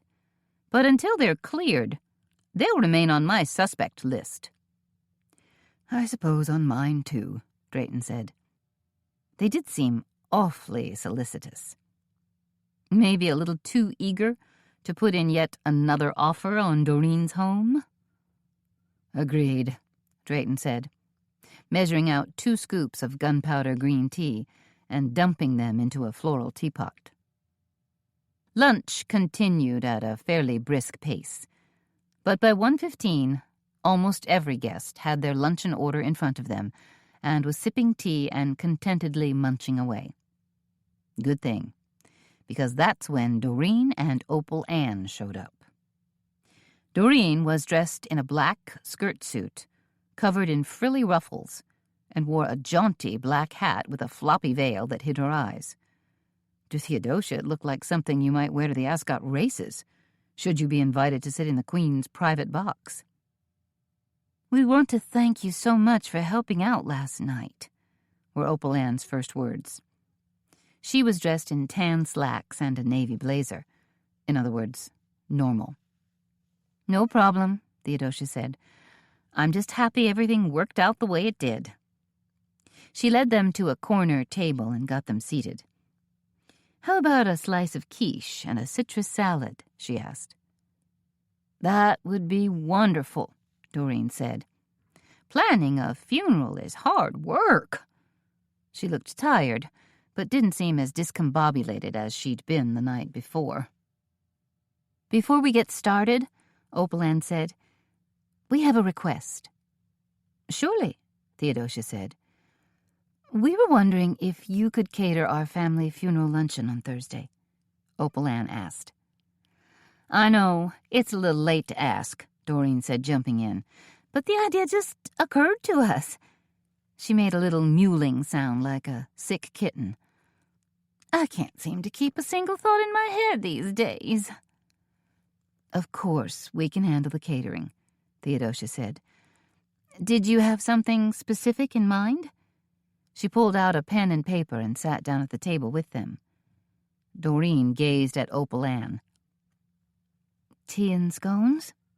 Opal Ann ventured. Maybe salad and quiche? Something easy. For how many people? Theodosia asked. Again, Doreen turned to Opal Ann. I'm guessing 2 or 3 dozen people at most, Opal Ann said. Would this be a sit-down luncheon, or... Theodosia started. Nothing fancy, Doreen said. A luncheon buffet would be fine. You could just set everything out on the dining room table, and people could help themselves. That sounds fairly easy to manage, Theodosia said. She knew Haley could prep all the food, and she could transport it, and maybe even set up by herself. We'll be happy to handle your luncheon. She thought about the box of sad little tea bags she'd found in Doreen's pantry, the box that had probably been sitting there since Disco was king. And I'll bring along some tins of fresh tea as well. When Theodosia returned with luncheon plates for them, Drayton was standing at their table, pouring cups of lung ching, or dragon well tea. It was a delicate Chinese green tea that he brewed when he wanted to impress someone, and Theodosia figured he still had his heart set on getting a nice big grant from Doreen. "Thank you, Drayton," Doreen said.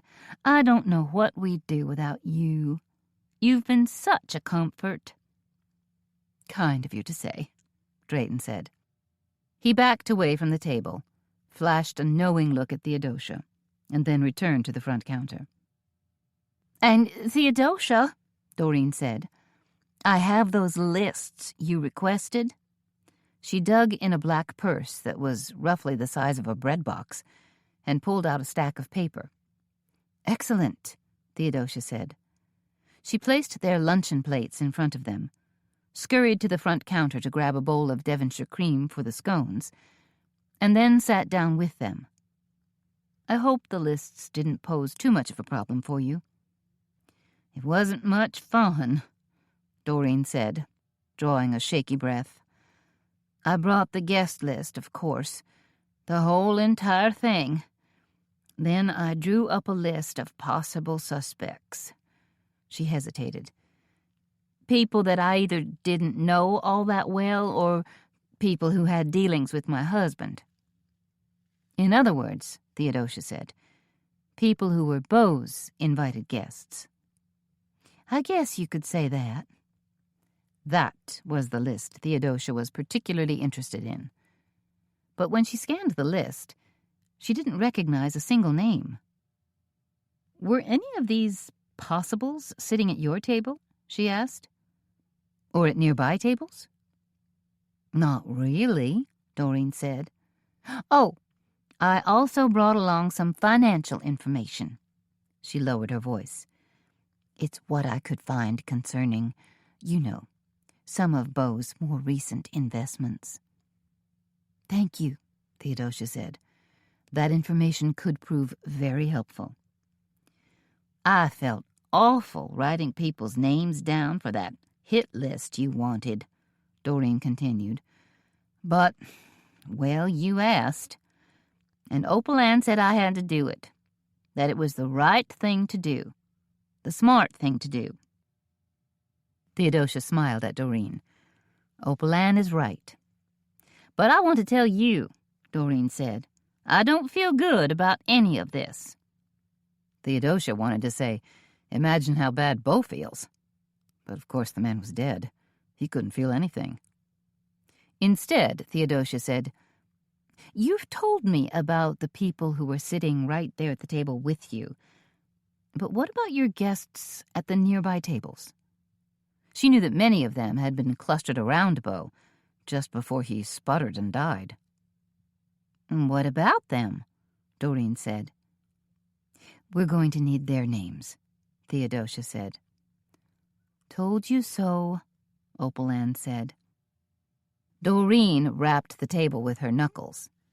"You want me to write down the names of my dear friends, as well as business associates?" "If you could," Theodosia said. She dug the pen from her pocket and handed it to Doreen. Doreen wrinkled her nose, clearly upset. "I suppose," she said. While Opal Ann enjoyed her scone and lentil soup, Doreen laboriously printed out 8 names. When she was done, she shoved the paper toward Theodosia and said, "There. Happy now?" Doreen looked decidedly unhappy. "I'm sorry this is so trying for you," Theodosia said. Doreen took a sip of tea and turned a fairly hard gaze on Theodosia. I'm hoping for some answers, you know. Drayton promised me answers. He said that you were exceedingly smart. Scary smart. I've been working on this, Theodosia said, suddenly feeling as if she'd been called on the carpet. I've spoken with the Charleston PD several times, met with the caterer, and will be checking out the waitstaff. I'll also be investigating the costume company that provided the rat costumes. What she didn't mention was that she'd turned over a box of rat poison to the Charleston PD, and that Doreen was still on her radar as a possible suspect. Well, okay, Doreen said, a bit grudgingly. It sounds as if you have been busy. Theodosia was busy last night as well, Opalan pointed out. She didn't have to come to the funeral home and play referee. That was generous, Doreen said. Drayton was suddenly back at their table, pouring refills of tea. Everything okay? He asked. Theodosia was just giving us a rundown on her investigation so far, Doreen said. It sounds like she's been busy. She's been nose to the grindstone busy, Drayton said, working nonstop. That's good, Doreen said. The more progress we make, the better your chance of getting that grant. Of course, Drayton said. But Theodosia could tell from the pinched look on his face that he was biting his tongue. One more thing, Doreen said as she dug into her handbag and pulled out a half-dozen small slips of paper. I brought along some spa passes. She handed them to Theodosia. Give some to your friends if you want. They'd probably enjoy having a massage or a manicure. Gilded Magnolia Spa does a fabulous job. Thank you, Theodosia said. She was suddenly feeling like the hired help, and didn't much like it. And of course I expect you'll want to take a complete tour of the spa, Doreen said. I'll phone Cindy, our client services manager, and make the arrangements. She gazed at Theodosia and blinked rapidly. When would be good for you? How does your schedule look first thing tomorrow morning? Theodosia thought for a moment. They had their Madame Pompadour tea at noon, but if she dropped by the spa early enough... I think I could manage that, she said. Good, Doreen said. And I'll be sure to inform Reggie Houston that you'll be dropping by for a visit. That's right, Opalan cut in. You'll definitely want to talk to Reggie. She threw a meaningful glance at Theodosia. Okay, Theodosia said. I'll do that. Take the tour, I mean, and talk to Reggie. For some reason she felt rattled and under a good deal of pressure. Then again, she was doing this for Drayton, right? And because she wanted to? Because she'd been curious? Or was something else plucking at her? Some misplaced sense of justice?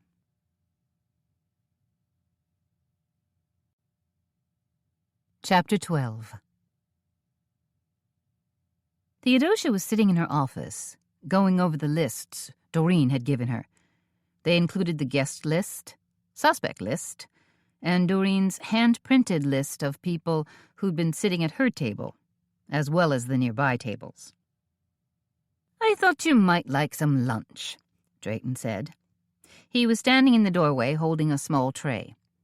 I know you haven't eaten yet. I'm not sure I'm all that hungry. Did you lose your appetite because of Doreen? Drayton asked. I was wondering how you felt after that meeting. Are you kidding? I felt as if Doreen's boot was planted squarely in the middle of my back, Theodosia said. I didn't realize she could be so pushy and aggressive. Those are not the nicest traits in a woman, or in anyone for that matter. I had no idea everything would become so complicated, Drayton said. First, it was just about helping Doreen and securing a grant for the Heritage Society in return. Now it's a lot more tricky, Theodosia agreed. Doreen's become a suspect, other suspects have emerged from the shadows, and there are a few business deals involved. To top it all off, Doreen seems to take delight in dangling that grant over our heads. Let's just hope it's not a bait and switch, Drayton said. He set down his tray and said, "Soup and a scone, plus some chamomile tea, which is always conducive to relaxation." "Thank you." Theodosia tapped her pen against the hand-printed list she'd been studying. "The thing is, Doreen hasn't exactly been forthcoming with her information. Her initial suspect list didn't even include the people who'd been seated at her table. But she did finally part with those names," Drayton said. Still, it was like yanking teeth. Theodosia turned the list around for Drayton to read. "Reggie Houston," he said, reading aloud. "Robert Steele." He frowned. "Who's Robert Steele?" "I'll tell you who Robert Steele is," Theodosia said. "I've been going through these financial papers that Doreen gave me, and it turns out Robert Steele is a financial muckety-muck who owns a company called Angel Oak Venture Capital." "I've never heard of it," Drayton said. "Well, Beau Briggs did. As a matter of fact, he invested $700,000 in Angel Oak VC. "Are you serious?" Drayton looked surprised at the huge sum. "Not only that, according to these papers, Beau was trying to get his money back." "Did he? Get it back, I mean." "It doesn't appear that he did," Theodosia said. She twiddled her pen, thinking, "You know, that's an awful lot of money to have hanging out there." "Enough to kill for?" Drayton asked. "That's what worries me." "What is Angel Oak, anyway? Where did they come from?" "I'm not exactly sure," Theodosia said. "Let's call Doreen and see if she knows anything about this." She reached for her phone and punched in the number. When Doreen was finally on the line, Theo said, "Doreen, I was just going through those financial papers you gave me." "You don't waste any time, do you?" Doreen said. "You really are a go-getter, just like Drayton said you were." Theodosia plunged on ahead. "Doreen, I was wondering if you were familiar with an investment firm by the name of Angel Oak Venture Capital?" "No, I don't think so," Doreen said slowly. Through the phone, Theodosia could hear the rattle of ice cubes in a glass. "Okay, then. How about a man by the name of Robert Steele?" Doreen was quiet for a few moments, and then she said, "You must be talking about Bob. Bob Steele."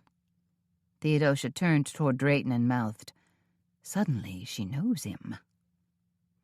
"You met Bob, didn't you?" Doreen asked. "He was sitting right there at our table. He was one of Beau's guests."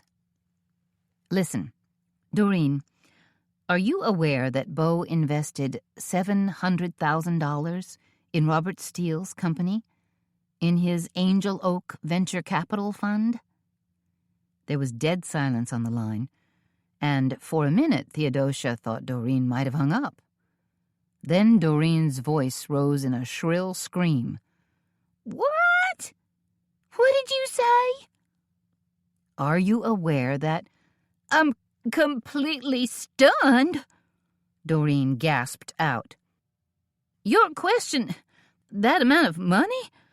It literally punched the wind right out of me. How much did you say again? $700,000? "That's right."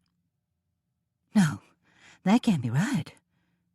She did sound breathless. "Please tell me that's not so." "I've got the confirmation right here in front of me," Theodosia said. "It's in the papers you just gave me." "Oh, no," Doreen moaned. $700,000? That's a lot of money. Isn't that a lot of money? I would say it's a great deal of money. Is she kidding? That's a huge matzo ball to have hanging out there, she thought.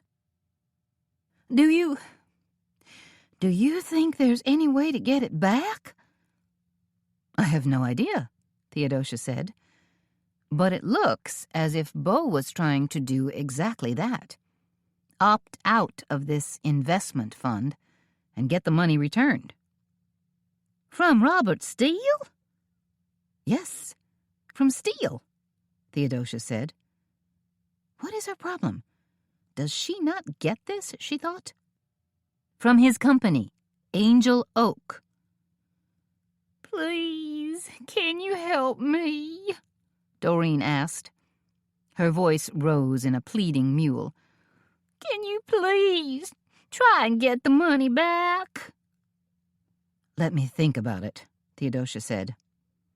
An idea had just struck her.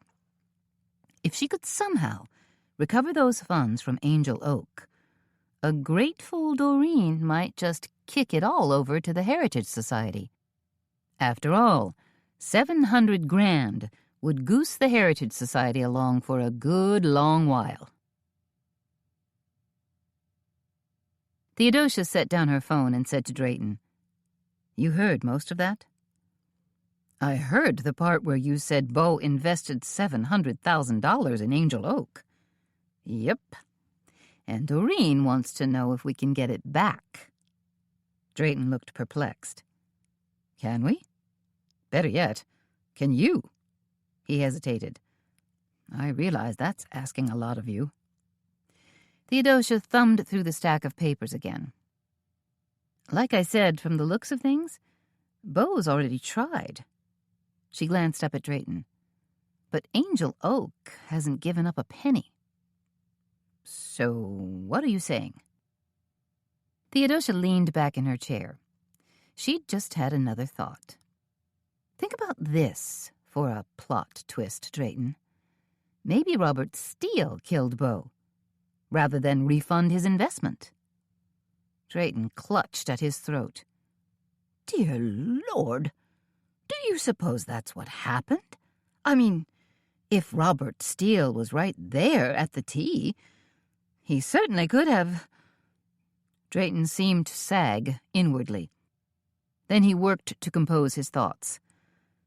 Are you going to tell Detective Riley? I don't know. Maybe. Theodosia reached for her teacup and took a sip of tea, trying to gather her thoughts. You know, there's another way to look at this, too. What's that? Maybe Doreen wanted us to paw through her papers and discover this information. Maybe she killed her husband and is trying to shift the blame to Robert Steele. That would mean she has a very devious mind. It would mean Doreen is a sociopath, Theodosia said. Is there some way we could investigate Robert Steele and Angel Oak? Drayton asked. To see if they're on the up and up. Maybe this Angel Oak fund is like buying a CD. You have to commit your money for a certain period of time. Maybe so. But I agree that we should take a good hard look at them, because right now I'm pretty much in the dark. I don't know if Angel Oak is a hedge fund, a mutual fund, or a private equity group. How would we find that information out? Drayton asked. Theodosia scanned the papers in front of her. I suppose we could call Robert Steele and simply ask him. She spotted the company's phone number on a sheet of letterhead and hastily punched it in. When her call was answered, she said, in a very businesslike tone, I'd like to speak with Robert Steele, please. I'm sorry, an efficient-sounding receptionist said back. Mr. Steele is out of the office right now. Are you, by any chance, calling about his presentation tonight? It took Theodosia about 1 millisecond to make up her mind. Yes, I am. She tempered her words to sound friendly. I know I jotted down the information somewhere, But if you could just run the particulars by me again, it would be so helpful. Certainly. My pleasure. Mr. Steele will be at the Lady Goodwood Inn in the Swamp Fox Room tonight. His presentation begins at 7 o'clock sharp, with coffee and cookies to follow afterward. Theodosia hung up the phone and gave Drayton a cryptic smile. Guess where we're going tonight? She'd been planning to drop by the costume rental place, but now this seemed a lot more important. Drayton looked nervous. Please, don't tell me we're going on another dreadful errand. Nothing as gruesome as last night. We're going to attend a seminar on investing. Drayton fingered his bow tie. Considering the flux that Wall Street's been going through lately, that sounds even gloomier than picking out caskets. The Lady Goodwood Inn was a historic inn located in Charleston's French Quarter. It was charming, very old world, and a favored spot for local businesses to hold meetings, seminars, and presentations. Tonight, the floral carpeting whispered underfoot as Theodosia and Drayton crossed the dimly lit lobby. The wooden check-in desk, looking like something out of a fine European hotel, dominated one wall, while overstuffed chairs tucked next to large potted plants made for cozy, intimate spots. In fact, guests had already gathered here in small groups, enjoying the inn's complimentary wine and cheese before they headed out for dinner at local favorites like Poogan's Porch or the Peninsula Grill. Theodosia wondered if the Whitleys also offered wine and cheese for their guests at the Scarborough Inn. Probably. Didn't everyone these days? "What are we looking for again?" Drayton asked as they turned left and headed down a long corridor. "The Swamp Fox Room," Theodosia told him. "Ah, in honor of our brave Francis Marion." Drayton was a history buff and liked nothing more than to recount tales of Francis Marion, the Swamp Fox, and his daring do during the Revolutionary War, especially when it involved outsmarting General Cornwallis and his British troops. "Maybe this room?" Theodosia said. But no, this meeting room was clearly marked as the plantation room. "Here it is," Drayton said, "and there's even a sign for Angel Oak." They both peered at the cardboard sign that hung to the left of the door. It said, "Angel Oak Venture Capital, at the leading edge of technology." "Technology," Drayton said. "Oh, dear. That arena is so foreign to me." Theodosia patted his arm as they entered the room. "Don't worry, Drayton. I promise not to spill the beans about your being a confirmed Luddite." They took seats in the back row of chairs in the small meeting room. All in all, Theodosia figured there were about 20 people who'd shown up for the presentation. Not a huge turnout. Then again, maybe there weren't that many potential tech investors out there. At exactly 7 o'clock, Robert Steele bounded to the front of the room. He was a good-looking man, tall, hair blow-combed just so, a winning smile, elegantly tailored suit. Theodosia thought Steele looked like a cross between a slick salesman and a televangelist. There was a spatter of applause from the guests, and then Steele's commanding voice boomed out. "Welcome, welcome. Please hold your applause, because this presentation is all about you, about how you can profit mightily from the coming tech boom." "We're poised for another tech boom?" Drayton whispered to Theodosia. "News to me," she whispered back. The lights were dimmed, and from somewhere above and behind them, a computer projected multiple colorful images on the white wall directly behind Steele. He waved at one of the images as it flipped past and launched into his pitch. "Well-seasoned emerging tech stocks are some of the best investments that are out there today," Steele said. "They offer the perfect mix of overt riskiness as well as hidden strength and potential growth."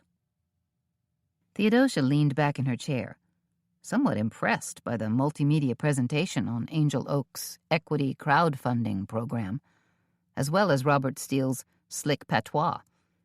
He was a cajoling cheerleader for what turned out to be a private hedge fund. He doled out just the right amount of technical information and hyped his own tech smarts, dropping his voice to a reverential tone when he talked about return on investment. 20 minutes into the presentation, Drayton nudged Theodosia.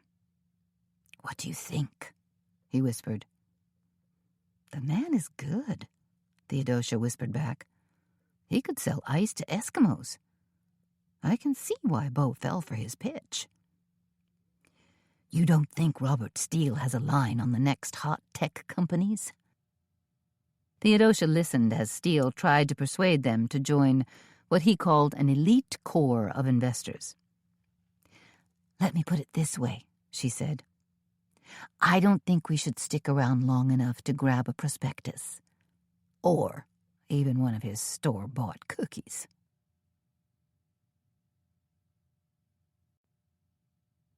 Chapter 13. Gilded Magnolia Spa looked exactly as its name implied. Gilded. The enormous double doors leading into the spa were painted a shimmering gold and covered with raised images of females wearing vaguely Grecian-looking togas. Theodosia figured if the sun struck them just so, the toga ladies would all melt into a friendly tangle. Inside, the lobby looked like a tropical paradise, with potted magnolias, palm trees, and banana plants circling a sitting area that was composed of gold suede couches and chairs. All this glamour, as if it were the green room for Fort Knox, was sandwiched between a gilded cove ceiling and a plush gold carpet. Theodosia stepped briskly up to the reception desk. "Good morning. I'm Theodosia Browning. Here for a tour?" "Oh, yes," the receptionist said. She was blonde and tanned, practically gilded too, and achingly youthful. "Cindy Spangler, our client manager, is expecting you." Whether some secret button was pushed or not, precisely 30 seconds later, Cindy came bouncing out to greet Theodosia. Blonde-haired, tall and sinewy, Cindy wore a crop top, low-slung yoga pants, and trainers. She also looked like she could run 10 miles without breaking a sweat, twist herself into a tantric yoga pretzel, and still walk away with the Miss Universe crown. "I'm Cindy Spangler," Cindy said, pumping Theodosia's hand enthusiastically and flashing a dazzling smile. "Manager of Client Services." "Theodosia Browning. Nice to meet you." At that moment, Theodosia made up her mind to dedicate her life to fitness, much like this perfect specimen of a woman obviously had. To jog 8 miles instead of 4, to buy a set of barbells or stretch bands or kettlebells, to give up bread and pasta, to follow whatever magic formula would yield killer abs like Cindy had. "You're here to take the tour," Cindy said. She dropped her voice. "Mrs. Briggs called me yesterday to tell me you'd be by. You know, we're all just heartsick over her husband's death. He was such a kind and lovely man. We've already posted a tribute to him on our website and plan to hold a memorial service tomorrow afternoon, probably at the Eden Pool." "I'm sure Doreen will appreciate your show of solidarity," Theodosia said. But Cindy still seemed distressed. "It's just so weird. I mean, Gilded Magnolia Spa has only been open a little over 2 months. And Mr. Briggs seemed fairly healthy. He drank blueberry smoothies and worked out and everything." "I guess a shot of poison trumps fitness any day," Theodosia said. Cindy made a worried face. "Is that true? That's the rumor going around here, but is it really true?" "It's what the police are saying." "Wow. So somebody really, Poisoned him, Theodosia said, filling in the blanks. How terrifying, Cindy said. She had a stricken look on her face, as if a maniac might pop out and offer her a chalice filled with hemlock at any moment. But you were going to show me around the spa? Theodosia said, bringing the conversation back to the subject at hand. Of course, Cindy said. Right this way. She led Theodosia down a carpeted hallway. The spa is basically 1 part fitness and 1 part beauty treatments. They stopped at a door and looked into a large, well-lit studio where a yoga class was taking place, everyone stretching and breathing and looking very zen. So we offer yoga, spin classes, Pilates, that sort of thing. They continued down the hallway, hooked left, and walked into a small reception area with a fancy French desk and shelves lined with myriad spa products, lotions and potions and candles and creams. This is the entrance to our spa treatment area. It's lovely, Theodosia said. The walls and carpeting were blush pink, with a few pieces of artwork that featured gilded ballerinas. We offer hot stone massage, manicures and pedicures, acupuncture, glycolic peels, Botox, and our special 24-karat facials, featuring real gold, Cindy said as they walked along, peeking into a few of the individual treatment rooms. She reached out and grabbed a fluffy towel. Look, even our towels are embroidered with gold thread. This is all quite magnificent, Theodosia said. A girl could spend the entire day here. Some ladies do, Cindy said. So, how's business? Theodosia asked. After all, that's what was really on her mind. If the partner, Reggie Houston, was siphoning off money as fast as Opal Ann suspected he was, maybe Cindy had picked up on something. Business has been good, Cindy said. At least I think it's good. There was a huge membership flurry when we first opened 2 months ago. Now it's settled down some. But I don't really deal with marketing and membership fees, and I sure don't have anything to do with accounts payable or receivable. That's all handled by our accountants. Who might they be? We use an outside firm called Harrison and Wales. Big Reggie hired them. Theodosia lifted an eyebrow. Big Reggie? Cindy gave a sheepish smile. That's what we call our co-owner, Reggie Houston. Although maybe he owns the whole thing now that Mr. Briggs is, gone. Dead, Theodosia said. After all, Briggs hadn't just left the building. He had left the living. But tell me about Big Reggie. Like, why do you call him Big Reggie? Oh, Cindy's eyes skittered away from her. It's just something we dreamed up. I'm supposed to meet with Reggie in a few minutes. Certainly, Cindy said. Why don't we go check in with his office and see if he's ready for you? It'll probably be tight, though. Big Reggie's a very busy man. I'll just bet he is. Sally, Reggie Houston's administrative assistant, was in a blind panic. 3 phone lines were ringing. Her desk was heaped with paper. Her eyes carried a haunted look, and her hair looked like she'd just plugged herself into an electric light socket.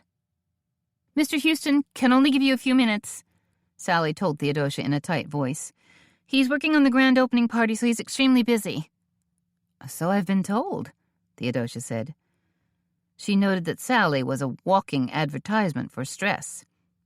She decided that the poor girl really should slip down to a treatment room, slap a couple of cucumber slices on her eyelids, and try to chill out for a while. Maybe try chanting or meditation. Sally knocked on Reggie's door. Mr. Houston, Miss Browning is here to see you.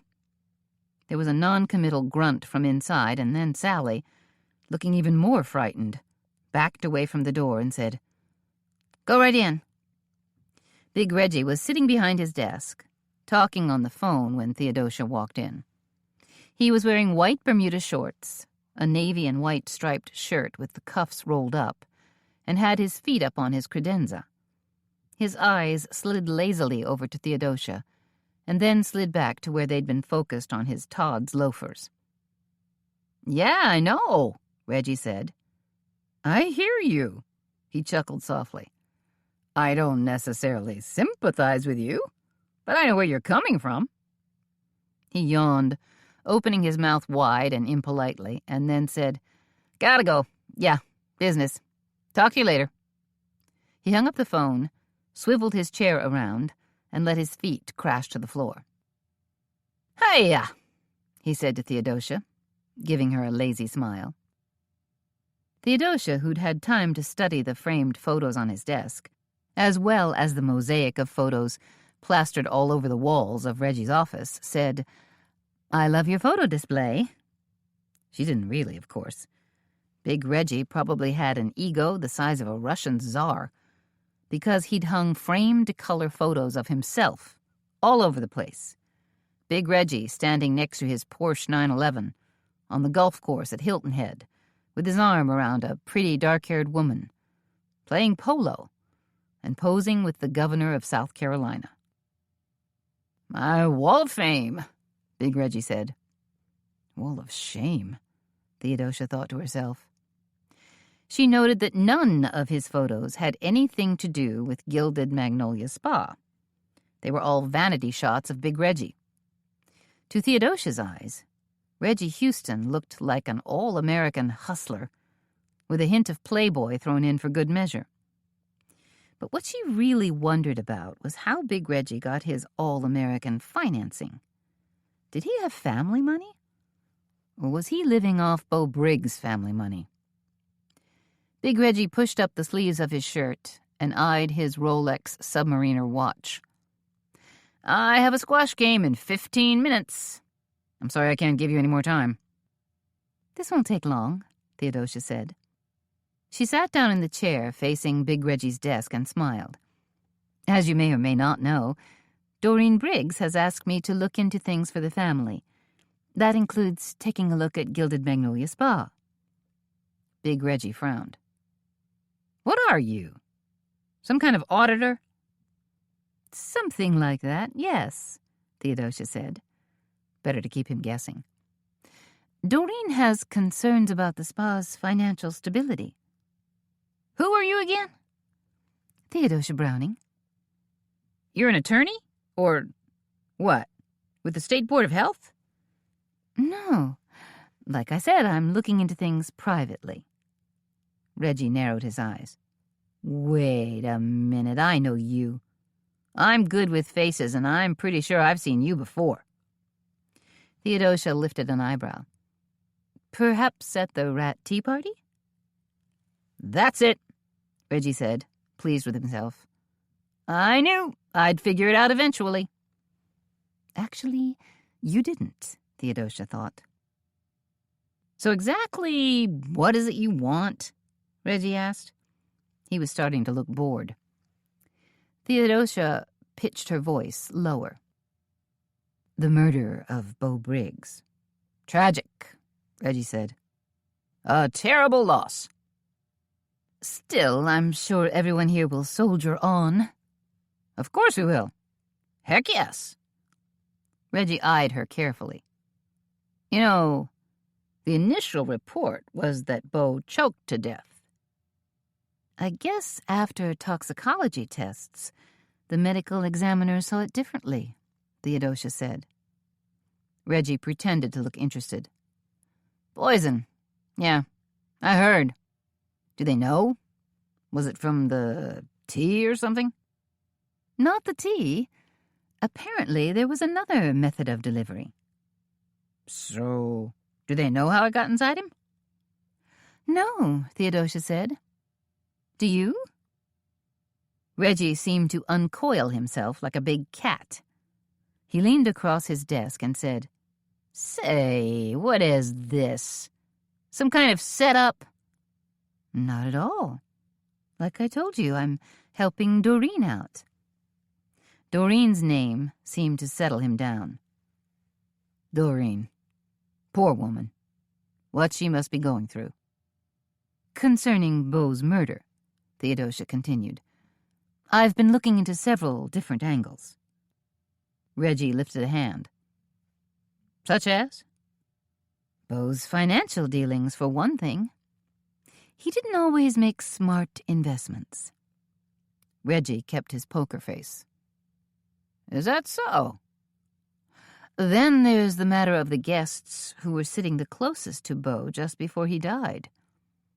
Reggie didn't say a word. And then, Theodosia said, there are the servers who worked at the Rat Tea. Reggie looked interested.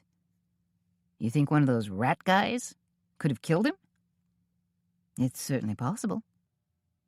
I thought they were awfully strange, Reggie said, buzzing around our table all the time, wearing those crazy rat heads. He looked thoughtful. They were kind of unnerving. His eyes locked onto hers. A perfect disguise, yes? Maybe, Theodosia said. Maybe the police didn't question them as carefully as they should have. Reggie stood up and kicked his chair back hard. Maybe it's good you're asking questions. Maybe it's good that somebody from the outside is looking into this. Now you know why we call him Big Reggie, Cindy said, as she led Theodosia back through the spa. It's not just his size, it's his grandiose manner and 0 to 60 temper. He did seem a bit on edge, Theodosia said. Cindy lowered her voice. I heard that Reggie was kicked out of the Peninsula Grill once, and that he was, disbarred from the Greenvale Polo Club. On their way out, Theodosia noticed the gift shop. What a lovely-looking shop. You want to go in and take a look around? Cindy asked. If it's part of the 50-cent tour, why not? If you see something you like, Cindy said, we'd be more than happy to give you a member discount. Thank you. Theodosia looked around at the spa robes, yoga pants, sport bras, special soaps and oils, and workout DVDs. Everything looked upscale and very well curated. She wondered if maybe some healthy antioxidant teas would go well in here, too. Who does your buying? She asked.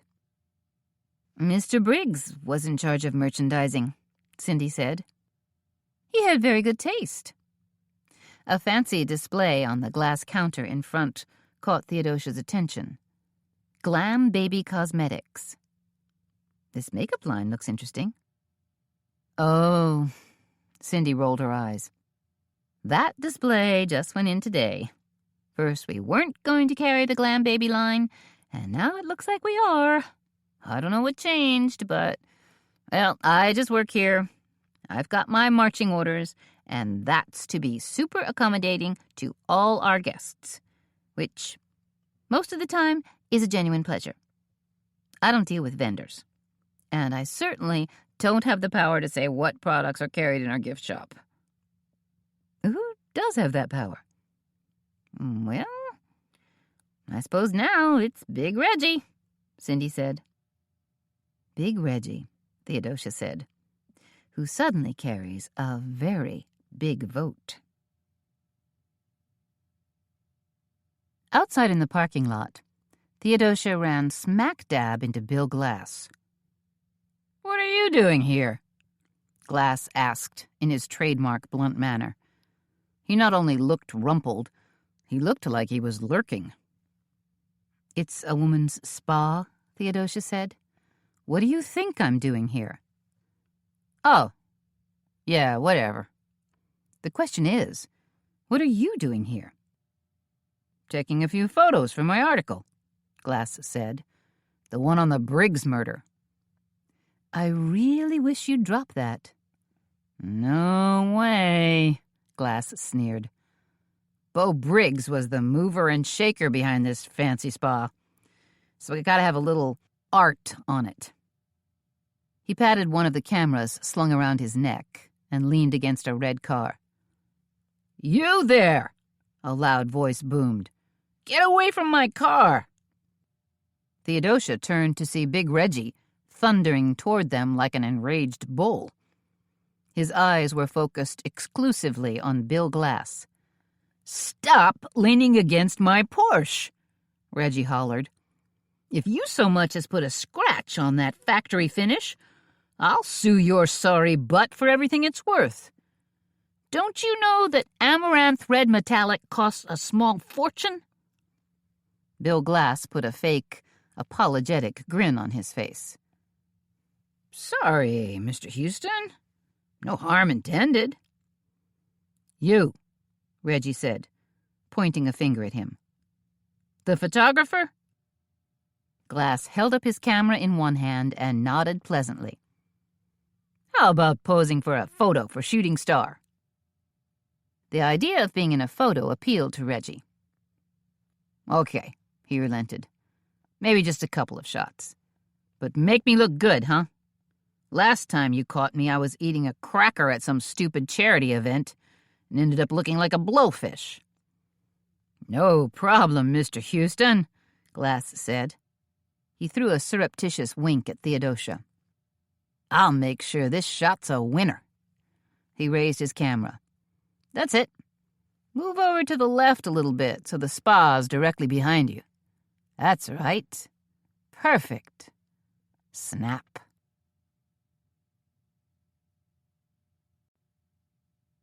Chapter 14.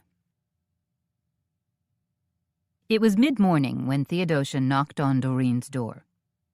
She'd gotten a weird vibe off Reggie Houston and wanted to see if Doreen felt the same way. "Theodosia!" Doreen exclaimed when she opened the door, dressed in a peppermint green top and slacks. "What a surprise!" "Is it really, Doreen?" she thought. "I just took a tour of Gilded Magnolia Spa," Theodosia said, "as you suggested, and then had a short meeting with Reggie Houston." "Isn't Reggie a sweetheart?" Doreen asked. Without waiting for a reply, she said, "Come," and led Theodosia down a long hallway and into a bright and airy sunroom. Interestingly enough, Honey Whitley, her next-door neighbor, was there. "You remember Honey, don't you?" "Of course," Theodosia said. "Nice to see you again." "Hello, dear," Honey said, as she stretched languorously on a chaise lounge. Honey wore white distressed jeans, a pink designer T-shirt, and sandals. Her toenails were painted the same color pink as her shirt. Maybe she got perks at Gilded Magnolia Spa? "Can I get you something?" Doreen asked. "Lemonade? Tea?" Theodosia thought about the dusty box of tea in the pantry and said, "No, thanks. I just have a couple of quick questions for you." "Don't mind me, dear," Honey said, waving a hand. "I don't mind you right now," Theodosia thought, "but I will if you continue to be overly solicitous by calling me dear." Theodosia took a seat in a wicker chair. Doreen sat down across from her. "So, how was your visit to the spa?" Doreen asked. "Gilded Magnolia Spa was lovely," Theodosia said. "But I'd like to ask you a few questions about Reggie Houston." "Yes?" "Will he be taking over the day-to-day running of the spa?" Doreen's face crumpled. I don't know. Completely up in the air for now. I don't think I can make any critical decisions until after the funeral." "That's smart," Honey said. Theodosia continued. "Opal Ann mentioned to me that you might want to step in and run the spa." "I don't know about that," Doreen said, looking a little panicked. "You'd never be able to juggle that many things," Honey said. "How on earth would you keep up this great big house, attend to your social obligations, and run a spa?" I don't know," Doreen said, looking overwhelmed. "It all sounds baffling, enough to give me a case of the whim-whams." She leaned closer to Theodosia. "Did you get any further in your inquiry with Robert Steele about the, money?"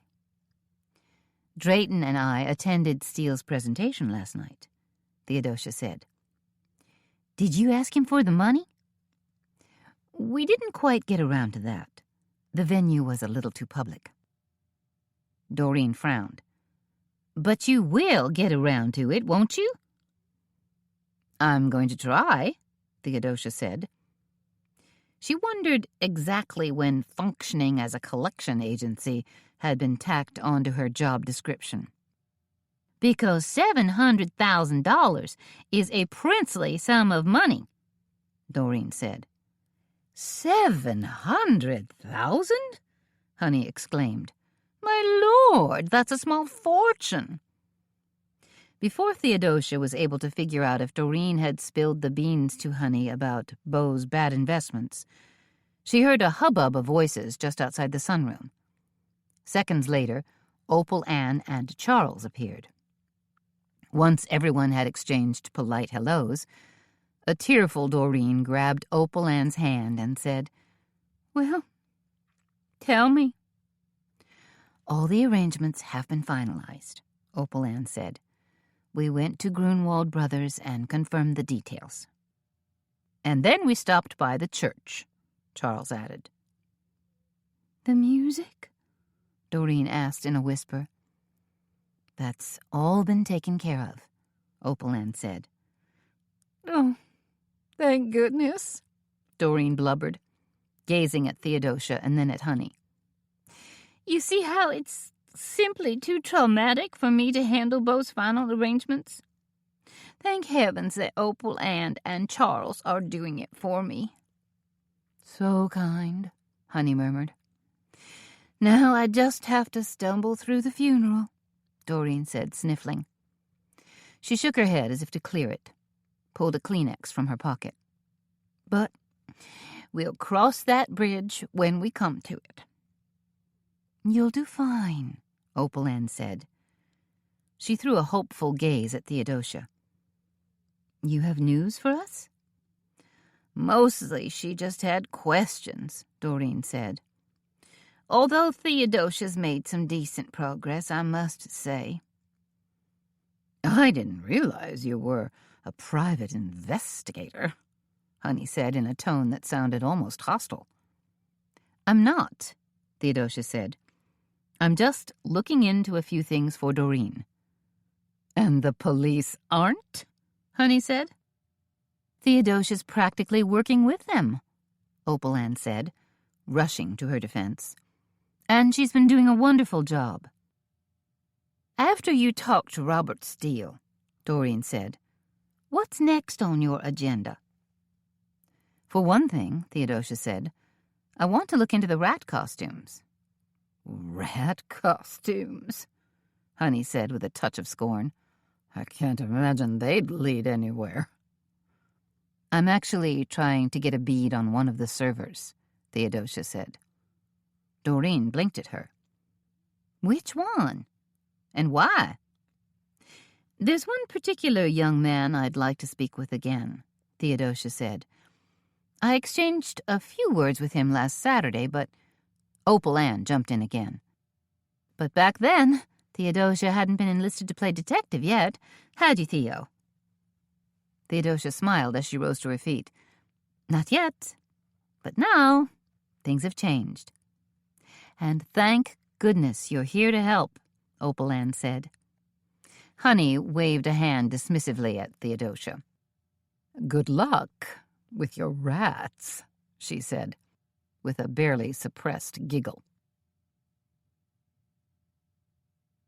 Theodosia rushed in the back door of the Indigo tea shop, dropped her bag on her desk, snatched up an apron, and sprinted for the front of the shop.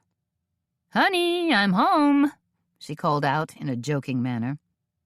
But she was also worried that Drayton might be overwhelmed with handling their morning's tea service and getting ready for their Madame Pompadour tea luncheon. Haley leaned out of the kitchen and caught her as she ran by. "Hey, Theo, do you want to know what we're serving for lunch today?" Theodosia skidded to a stop. "Absolutely," I do. I tried to come up with a French-inspired menu in honor of, Madame de Pompadour. Anyway, Haley said, we'll start with rose petal scones. Wait a minute. With real rose petals? Duh. Haley put her hands on her hips. Of course. Wow. Then we'll move on to a small plate that includes 3 mini sandwiches. Brie cheese and fig spread on brioche, duck mousse pâté on French bread, and ham with Dijon mustard on a mini croissant. My kind of grazer's lunch, Theodosia said. What's for dessert?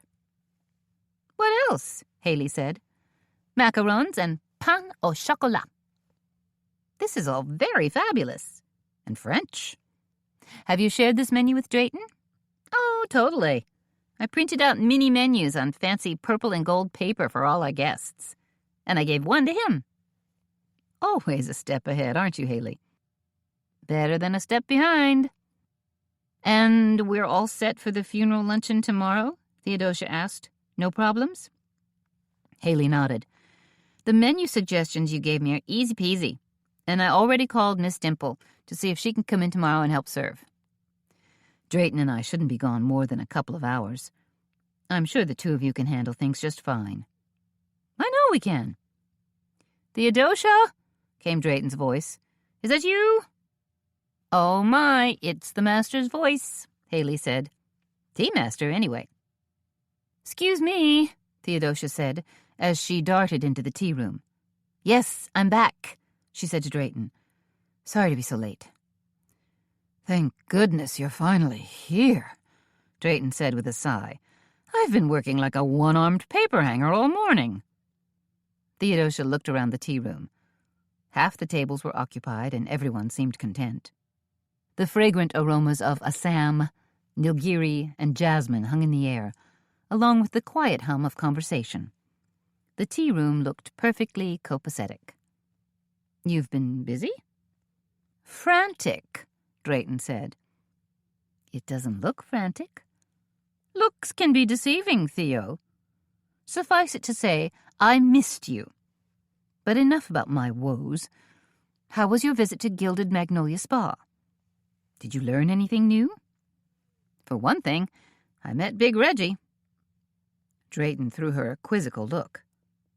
Big Reggie? That's what everyone who works there calls Reggie Houston, Theodosia said. Mostly because of his big personality and big bad temper. That doesn't sound particularly encouraging. In meeting Reggie, he struck me as someone who loves having a fancy title, but doesn't really want to do any of the work. In other words, he's living off Beau Briggs' good graces, Drayton said. More likely, Doreen Briggs' good money. Ouch. It's not a good situation at all, Theodosia said. I'm guessing that if Big Reggie continues to run the spa, he'll fleece Doreen like a prize sheep until she eventually goes broke. Drayton looked downcast. That's terrible. So, where do we go from here? What do we do next? How do we put a stop to Big Reggie's reign of terror? Theodosia tapped a toe nervously and looked around. I'm not sure. It's an awful lot to think about. Maybe we should worry about our Madame Pompadour tea first. We've got almost 20 reservations, and I'm sure a few more people will wander in looking for lunch. Drayton nodded. I suppose you're right. But please, Theo, keep working on this. I will. You know I will. Wednesday might have been their Madame Pompadour tea, but it was also let's stop in for lunch at the Indigo Tea Shop day for Theodosia and Drayton.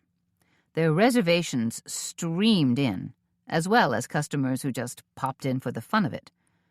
2 B&Bs, not the Scarborough Inn, sent groups of guests their way, and a horse-drawn jitney stopped outside, and all the passengers jumped off and came tumbling in, except, of course, for the chestnut horse, who was given a feed bag as he waited patiently outside. This is crazy, Drayton said. as tea kettles burbled and teapots steeped, enveloping them in a fragrant cloud of steam. "We're absolutely jammed." "Just keep those pots of tea coming," Theodosia told him. She was taking orders, rushing them into the kitchen, then picking up finished orders to deliver to tables.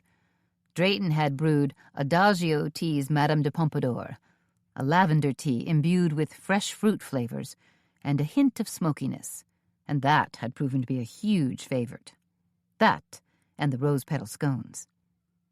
"We can't keep up this pace," Drayton said, as Theodosia grabbed 2 just-filled floral teapots. "Can you say profitable?" she asked.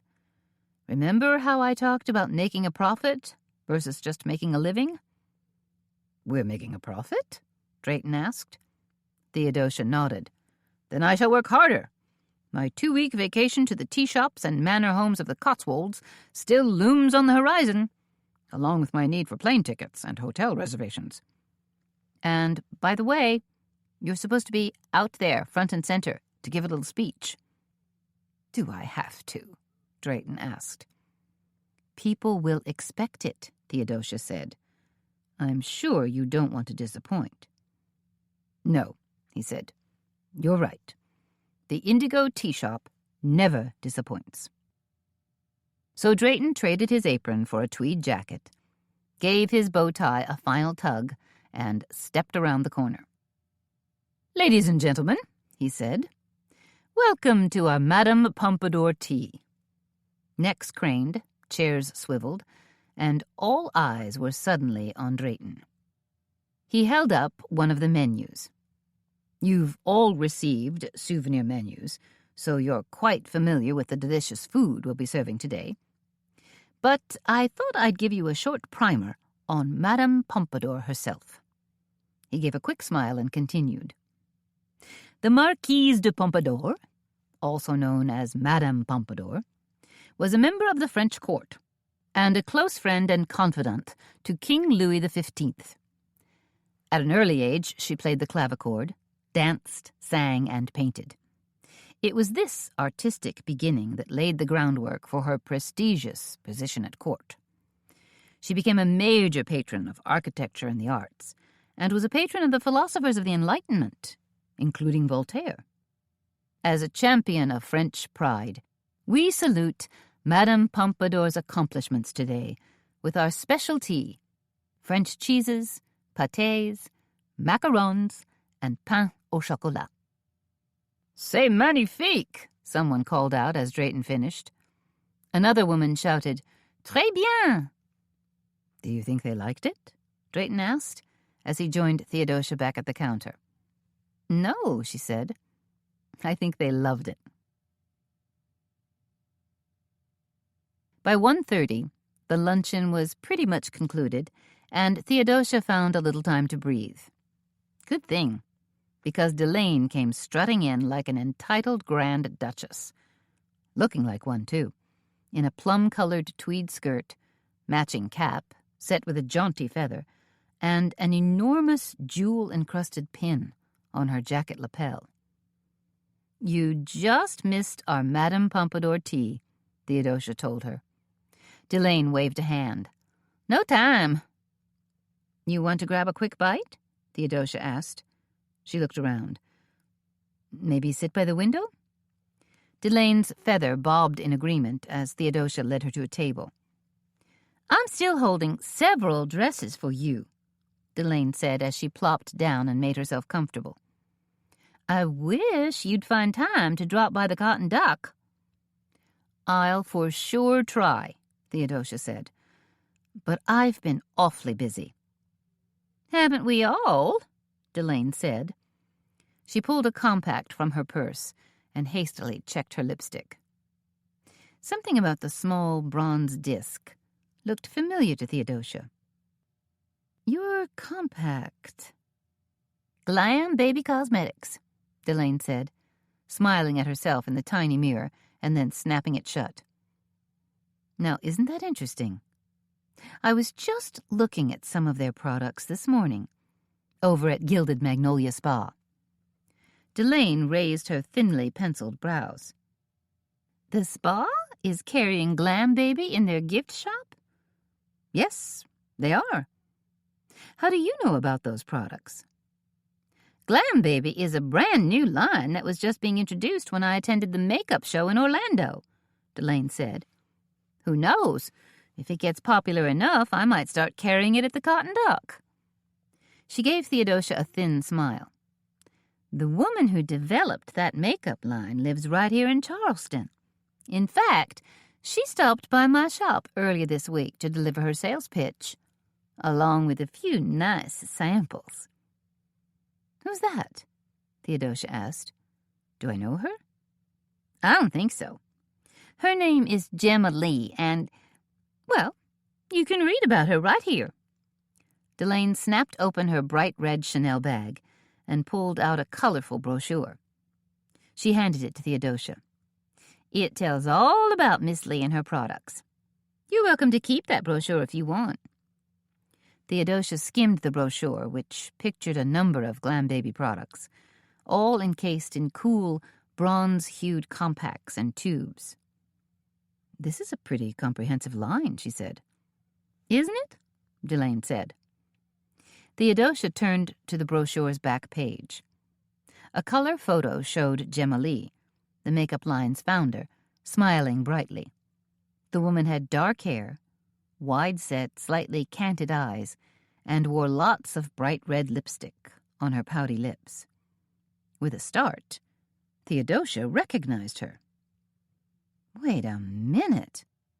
Isn't this the woman Big Reggie had his arm around in the photo that was sitting on his desk?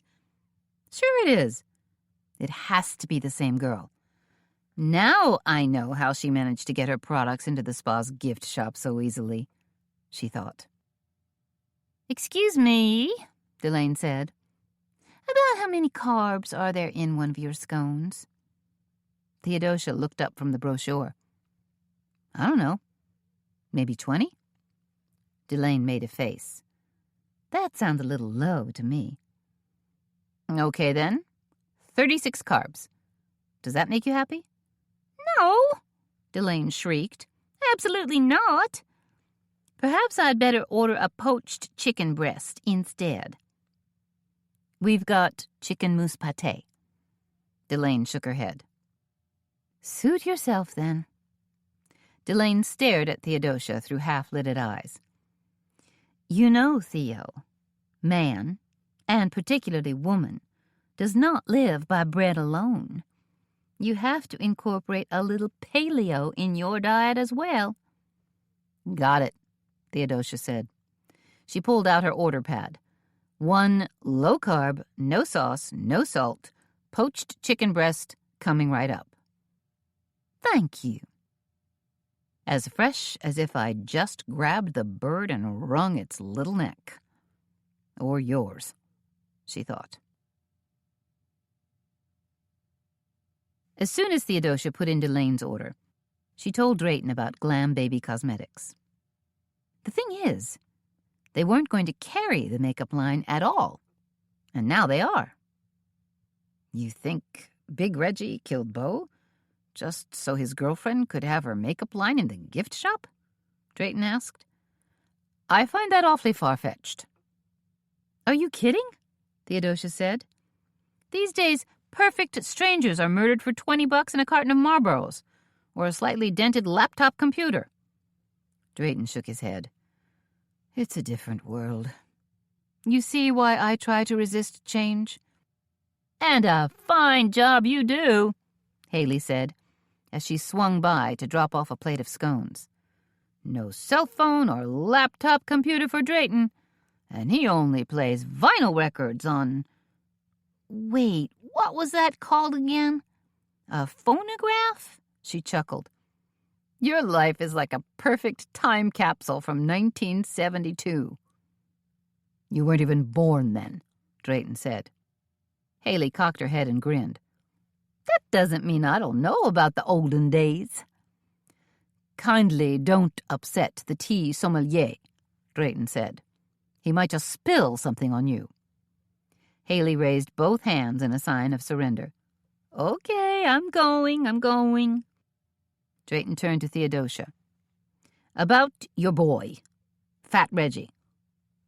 Big Reggie, Theodosia said. Whatever, Drayton said.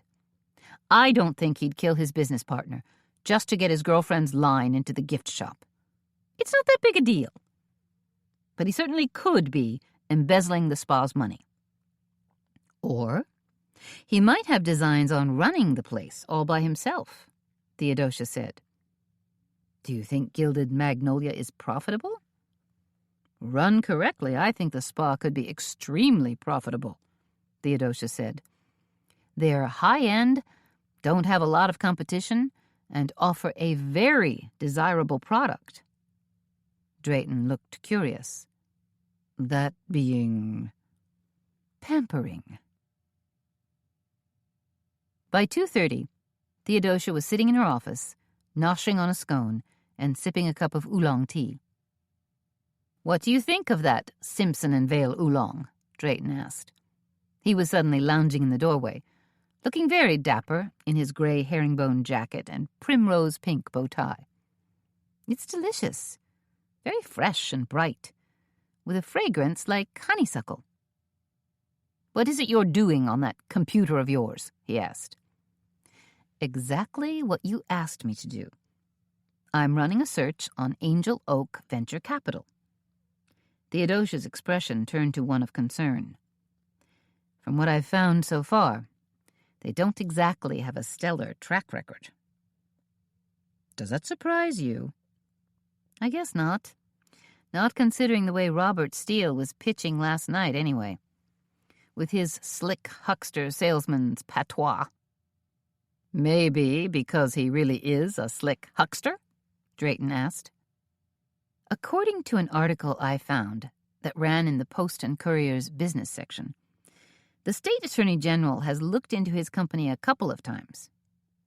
That's never good, Drayton said. Do you think Steele completely conned Beau Briggs out of his money? I don't know.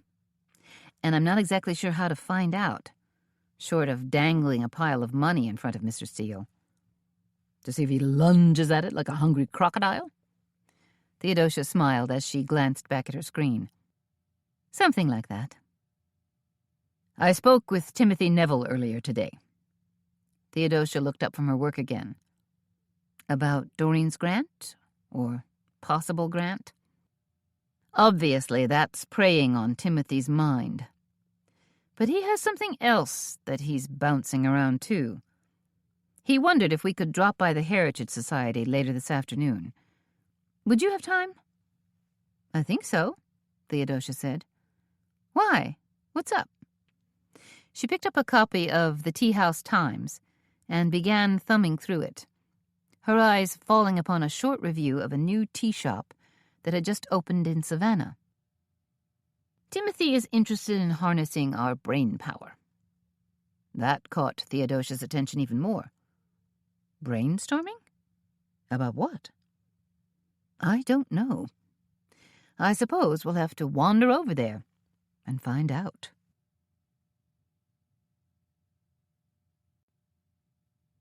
Chapter 15. In Drayton's eyes, the Heritage Society wasn't just a non-profit organization. To him, it was a temple of knowledge, a place where like-minded history buffs gathered to exchange ideas, and a repository of fine art and cultural treasures. To Theodosia, the Heritage Society represented a grand old building with stone turrets, creaking staircases, lead-paned windows, and enormous fireplaces. Add in the oriental rugs, velvet draperies, leather furniture, fine art, and private library, and you had a place you could practically call home, should your taste run to medieval castles or 18th century manor homes. It was baronial splendor at its best. In her wildest fantasies, she could almost imagine living there. Let me check in at the reception desk first, Drayton said, as they entered the marble-tiled foyer. I probably have a few memos and a stack of mail waiting for... He stopped abruptly as a woman in a black leather jacket came barreling out of nowhere. Whoa! His tin of tea was almost knocked out of his hands. The woman skidded to a wild stop in front of him and flashed an angry, confrontational glance, as if Drayton had no business blocking her way. Theodosia instantly recognized Starla Crane. "Starla?" she said. Starla, who also recognized Theodosia and Drayton at the exact same moment, planted herself stolidly in front of them and said, "What on earth are you two doing here?" Theodosia wanted to ask her the same thing, but deferred to Drayton for an explanation. "If you must know," Drayton said, "I serve on the Heritage Society's board of directors." "Oh, really?" Starla said in a condescending tone. "Let's go," Theodosia said. They didn't have to stand there and put up with Starla's nonsense. "If you'll excuse us," Drayton said, "we have a rather important meeting to attend." They brushed past her, with Starla barely yielding an inch. "Well, la-dee-da," Starla called out, throwing them another hostile glance. "I wonder what she was doing here," Theodosia said, once they were halfway down the hallway and out of earshot. "No idea," Drayton said, "but I detest the idea of her setting foot in this place.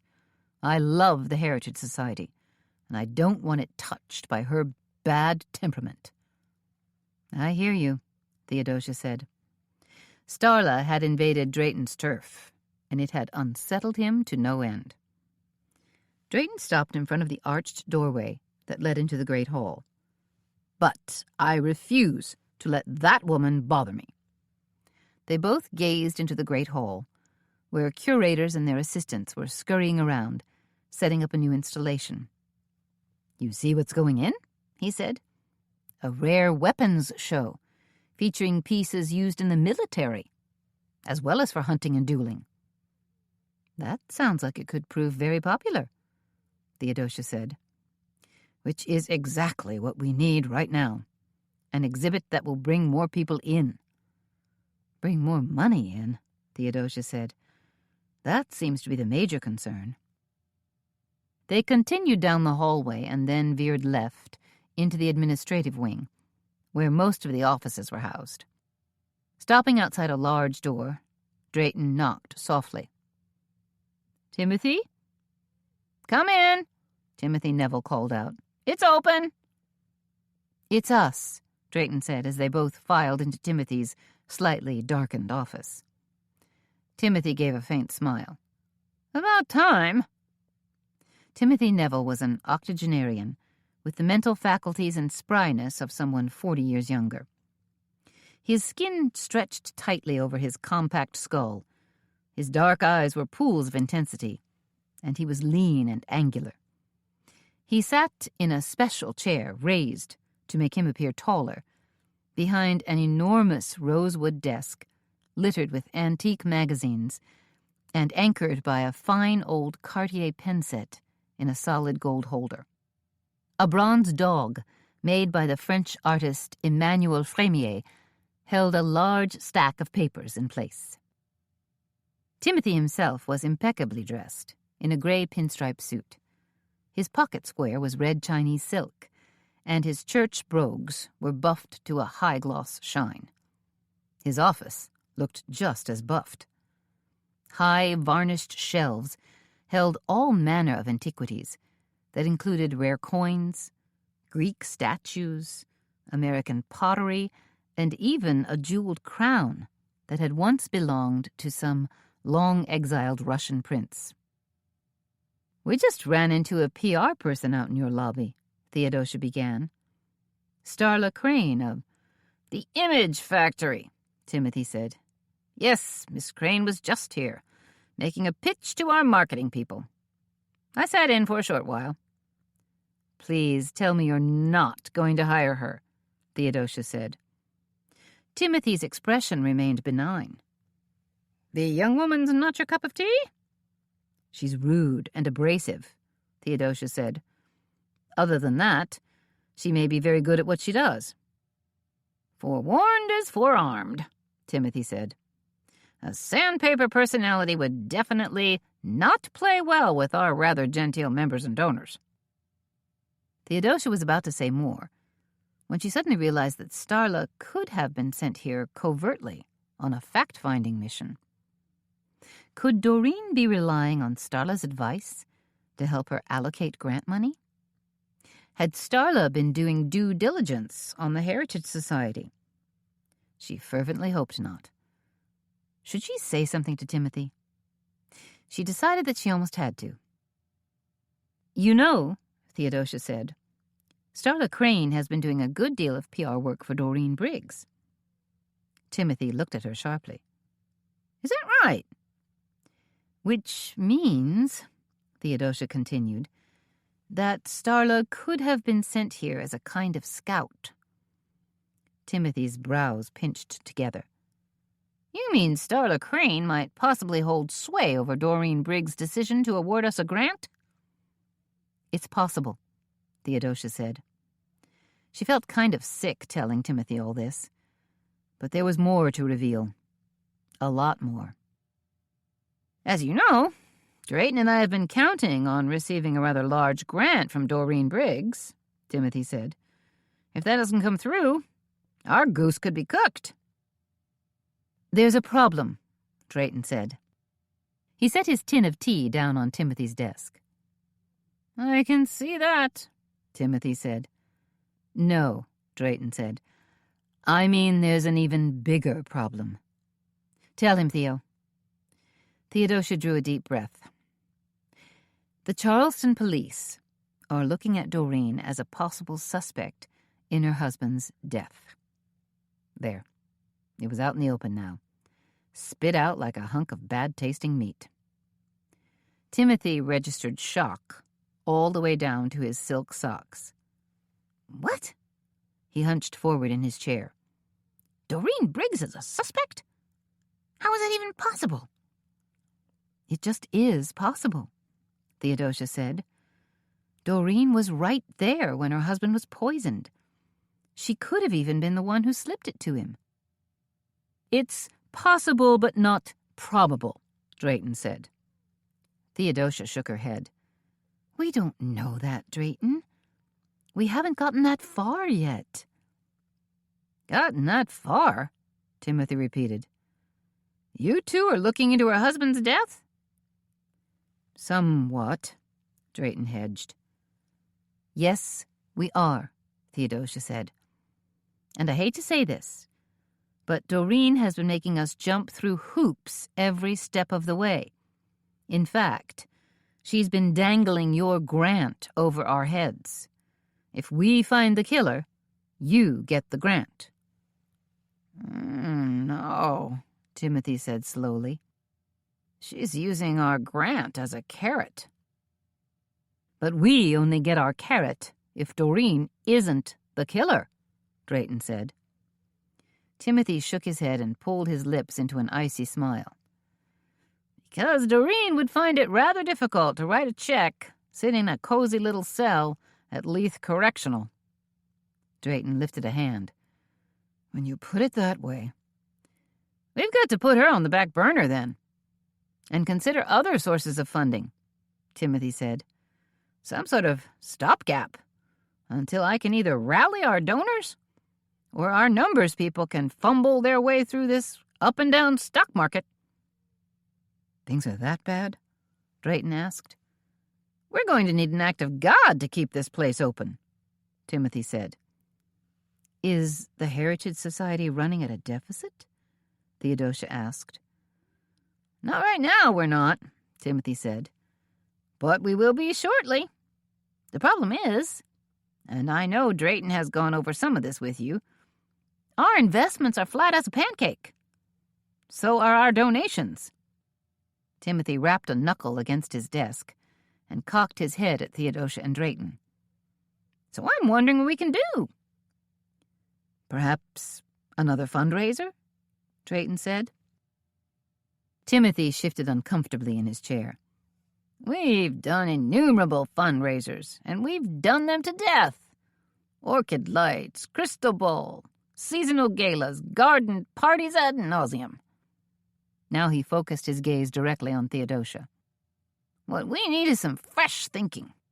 Something that's outside the box. Perhaps even outside our comfort zone.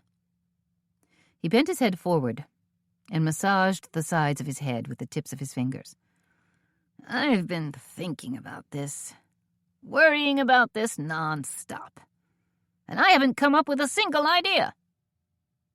Theodosia was silent for a few moments, thinking about Timothy's predicament. Then she said, I can think of only one thing at the moment, but it might be a bit unorthodox. Timothy lifted his head. Try me. I'm open to any and all suggestions at this point. Theodosia took a deep breath. Have you ever thought about deacquisitioning some of your art and antiquities? Timothy looked at her sharply. Excuse me? I don't believe we're that open to suggestion, Drayton said hastily. Selling off pieces is definitely outside our comfort zone. Hear me out, Theodosia said. There are a lot of top museums that deacquisition pieces on a fairly regular basis. I mean, if the Met in New York or the De Young in San Francisco can sell off a couple dozen pieces a year, why can't the Heritage Society? Selling off some of our inventory never occurred to me, Timothy said. But Drayton still looked upset. I hate to think of all our valuable pieces marching out the door. Then don't sell the really valuable pieces, Theodosia reasoned. You must have duplicates of some things. I know you have paintings and antique furniture that have been in storage so long the donors have long since forgotten about them. In some cases, the donors are even deceased. That's true, Timothy said. Many of our donated pieces date back to the middle 1800s. There you go, Theodosia said. Get your curators to go through the collection with a fine-tooth comb. Keep the good stuff. Weed out the pieces that aren't all that relevant to your mission today, or are second-rate, or just don't fit with your collection anymore. And sell it where? Drayton asked in an arch tone. On eBay? Send it to Sotheby's in New York, Theodosia said. Or Bonham's, or First Dibs, or wherever. But for goodness sake, don't apologize for the fact that you're deacquisitioning. Make a big deal of it, like it's the smart, forward-thinking thing to do. That's a very skillful PR attitude, Timothy said, and certainly not a bad idea at all. He leaned back in his chair and steepled his fingers together, furrowing his brow as if in deep thought. In fact, it's a very interesting idea. Theodosia smiled. When Timothy said something was interesting, that was high praise indeed. It meant he was probably in. One of Timothy's gnarled hands reached out and tapped the top of the tea tin. What is this you brought me?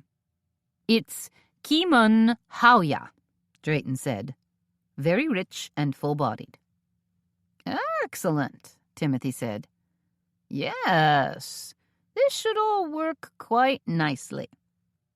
Theodosia smiled. She knew he wasn't talking about the tea. Are you up for one more errand? Theodosia asked as they climbed into her jeep. Drayton glanced at his watch. I suppose. What did you have in mind? I think we should visit that costume supply company, she said as they pulled away from the curb. Did you ever find the name for it? He pulled the seat belt across and fastened it. Theodosia nodded. I sure did. It's Big Top Costumes, over on Fulton Street. Do you really think this will prove worthwhile? Drayton asked as they drove along. It's a long shot, but you never know. Mostly, I'm trying to get a bead on that one particular server." "And you think the costume shop can help? I thought you said the costumes were just sent over to Crispin's catering." "They were," Theodosia said. "So this really is a long shot." It was a long shot in more ways than one, because Mort Ruskin, the owner of Big Top Costumes, was reluctant to offer much in the way of assistance. "If you could just answer a couple of questions about the rat costumes," Theodosia said. Mort rolled his eyes. "Those darn things." Mort had a hangdog face, rounded shoulders, and slumped so badly he resembled a truculent teenager. He wore a rumpled white shirt and brown slacks. His shirt hung open at the neck, and his too-wide necktie hung down practically to his knees. "I'm guessing you already know what took place at Doreen Briggs' rat tea," Drayton said. "Heard about it, yeah," Mort said. "Read about it in the newspaper, too. Terrible thing. Don't blame it on the costumes, though. Or my company. Not my fault. Not my fault." He shook his head vigorously and threw up both arms in a manner that was reminiscent of Richard Nixon giving his "I'm not a crook" speech. "So the white rat costumes are here?" Theodosia said. "They're not really costumes, per se," Mort said. "The jackets and pants are from our Napoleonic collection. Lots of call for that. Lots of folks here with Frenchy ancestors." "And the rat heads?" Theodosia asked. "The rat heads come from our Nutcracker collection," Mort said. "You know, those ballet dancing rats." He gave a dry chuckle that turned into a wheeze. "Anyway, we just put the two elements together for that so-called rat tea. Ha! Look where it got us." "Look where it got Beau Briggs," Drayton said. "We're interested in," Theodosia began, but before the words had escaped her mouth, Mort shook his head and said, "No, no, no. I'm not gonna let that stuff go out of here again." "Why not?" Drayton asked. Mort seemed to fish around for a reasonable answer. For one thing, those costumes need to be dry cleaned." "Listen," Theodosia said hurriedly. "We just need one quick favor. We only want to check the costumes, okay? Not wear them. Something might have been left in one of the, pockets." Mort scrunched up his face. "Who are you people with again?" With an absolute straight face, Drayton said, "Crispin's Catering." Mort seemed to relax some. "Why didn't you say so in the first place? Okay, yeah. I guess you could look at them, but that's all." Seemingly relieved to be done with them, he waved an arm. "Go through that door. It's the rack on your left. 8 costumes, and don't think I haven't counted them." The back room of Big Top Costumes was a melting pot of Halloween, circus, animal, World War II, and princess party costumes, along with every opera or Broadway play that had ever been cast, staged, and produced. Costumes were flung on tables, hung on racks, and even suspended from rods in the ceiling. The scent of mustiness, mothballs, and dry cleaning fluid permeated the air. "This is awful," Drayton said. "Like a way station for old costumes. A purgatory of sorts." "Don't think about it, Drayton," Theodosia said, quickly locating the rack they were looking for. "Here are the rat costumes, right here, the jackets and stuff." She wasted no time in sifting through them. "And look at this. There are pockets." "Find anything?" "Not yet." Theodosia started digging through the jacket pockets like mad. Drayton stared at the rat heads that were lined up on a shelf directly above the costume rack. "Does this look strange to you?" All these heads, I mean. This whole thing has been one strange litany, Theodosia said. She was on her fourth costume, patting the jacket, digging in the pockets of the pants, trying not to sneeze as the aroma of mothballs tickled her nose. Come on, Drayton, give me a hand, before that guy Mort comes back and kicks us out of here. Drayton got busy then, working shoulder to shoulder with Theodosia. This dry-cleaning fluid is killing my sinuses. I hear you. It's awful, she said. Drayton sneezed so abruptly, it sounded like an explosion. Excuse me. He pulled out a hanky and swiped at his eyes and nose. Hey there, Theodosia said, excitement tinging her voice. I think I might have found something. What is it? Not sure. Theodosia pulled a crumpled slip of paper from one of the pockets. Let's take a look. What is it? Looks like a fortune cookie message. No, I think it's something else. She unfolded the paper and studied it. Let me see, Drayton said. Wait. You'd better read it to me. My eyes are watering. It says Port City Bistro, and there's a timestamp on it. Port City is a fairly tony restaurant over on Market Street, Drayton said. Theodosia rubbed the paper between her fingers. I think this is a parking receipt. Maybe one of the rats works there? Let's go find out, Theodosia said. Let's pay him a visit.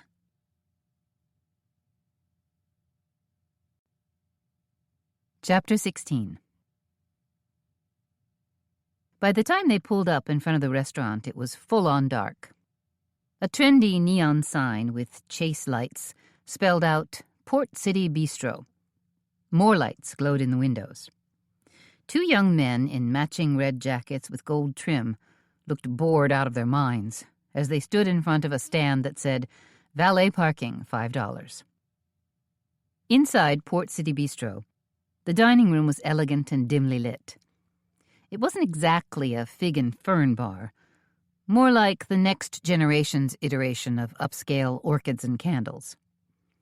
White linen tablecloths covered the tables. Nautical photos and paraphernalia hung on whitewashed walls. A central fireplace, low and square in its modernity, flames dancing, lent a cheery air. A few early bird couples occupied tables, while most of the real action seemed concentrated in the bar, just off to their left.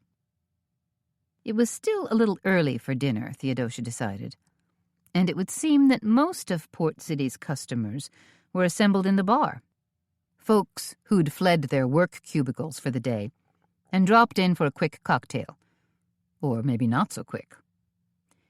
You see anyone you recognize? Drayton asked. From the rat tea? Not yet, Theodosia said, but I've only seen one of the wait staff so far, and it's a woman. I'll go check the bar. Good thinking, Theodosia said. Just as Drayton headed off to the bar, a waiter emerged from a swinging door at the rear of the restaurant. Excuse me, Theodosia said, holding up a hand. Then her heart began to beat a little faster. This wasn't the young man they were looking for, but she was pretty sure she recognized this waiter. He was the pink rat who'd escorted them to their table.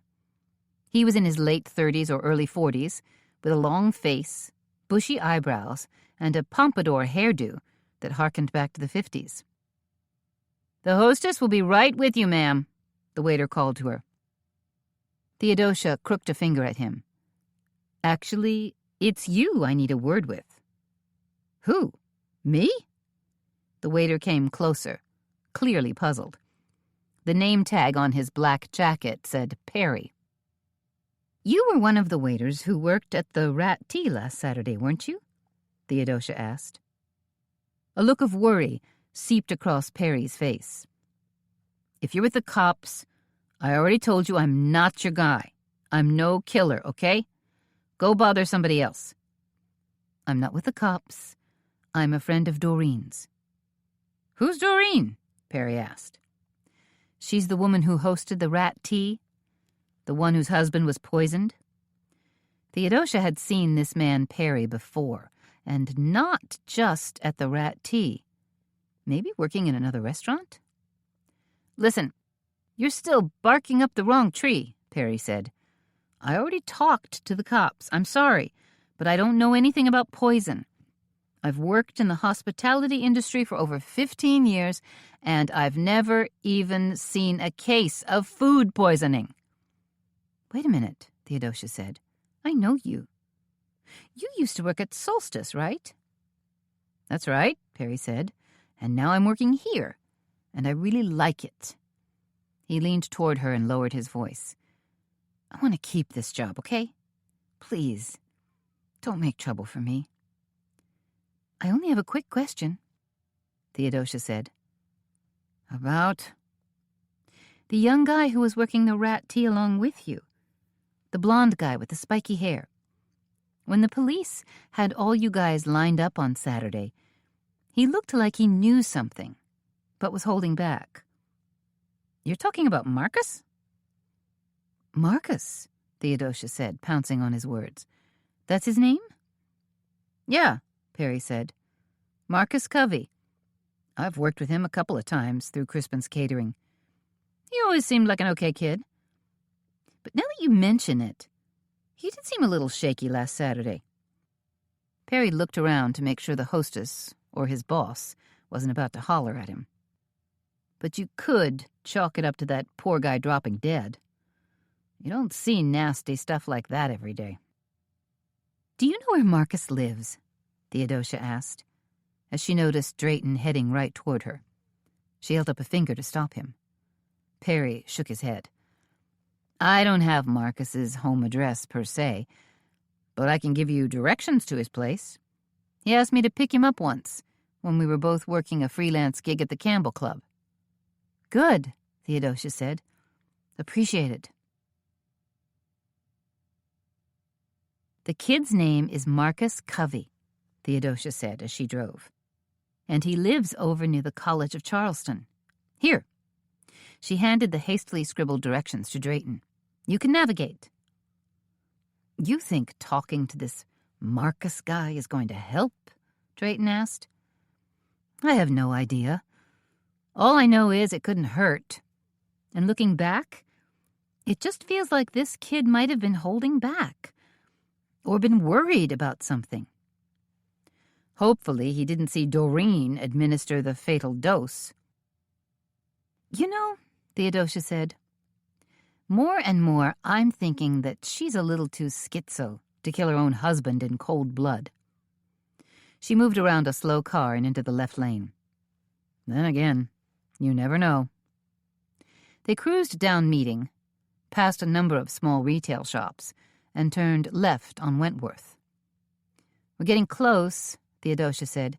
"Just be on the lookout for Pitt." "There it is!" Drayton yelped. "Turn! Right here! This block!" Theodosia cranked the wheel hard and skidded into a turn. Drayton's feet practically lifted up from the floor. "Whoa!" "You okay?" she asked. "Fine. Just fine," Drayton said as they coasted to a stop. "Give me a minute to get my adrenaline under control and my systolic pressure back to normal." He put a hand to his chest. "There. Better. But this errand won't take long, will it? I have to get home and feed Honeybee." 5 minutes, Theodosia said, holding up 5 fingers. "And then we're out of here, I promise." They walked up to Covey's house, a classic Charleston single house, long and narrow, made of modest clapboard. But it was completely dark, not a single light burning inside.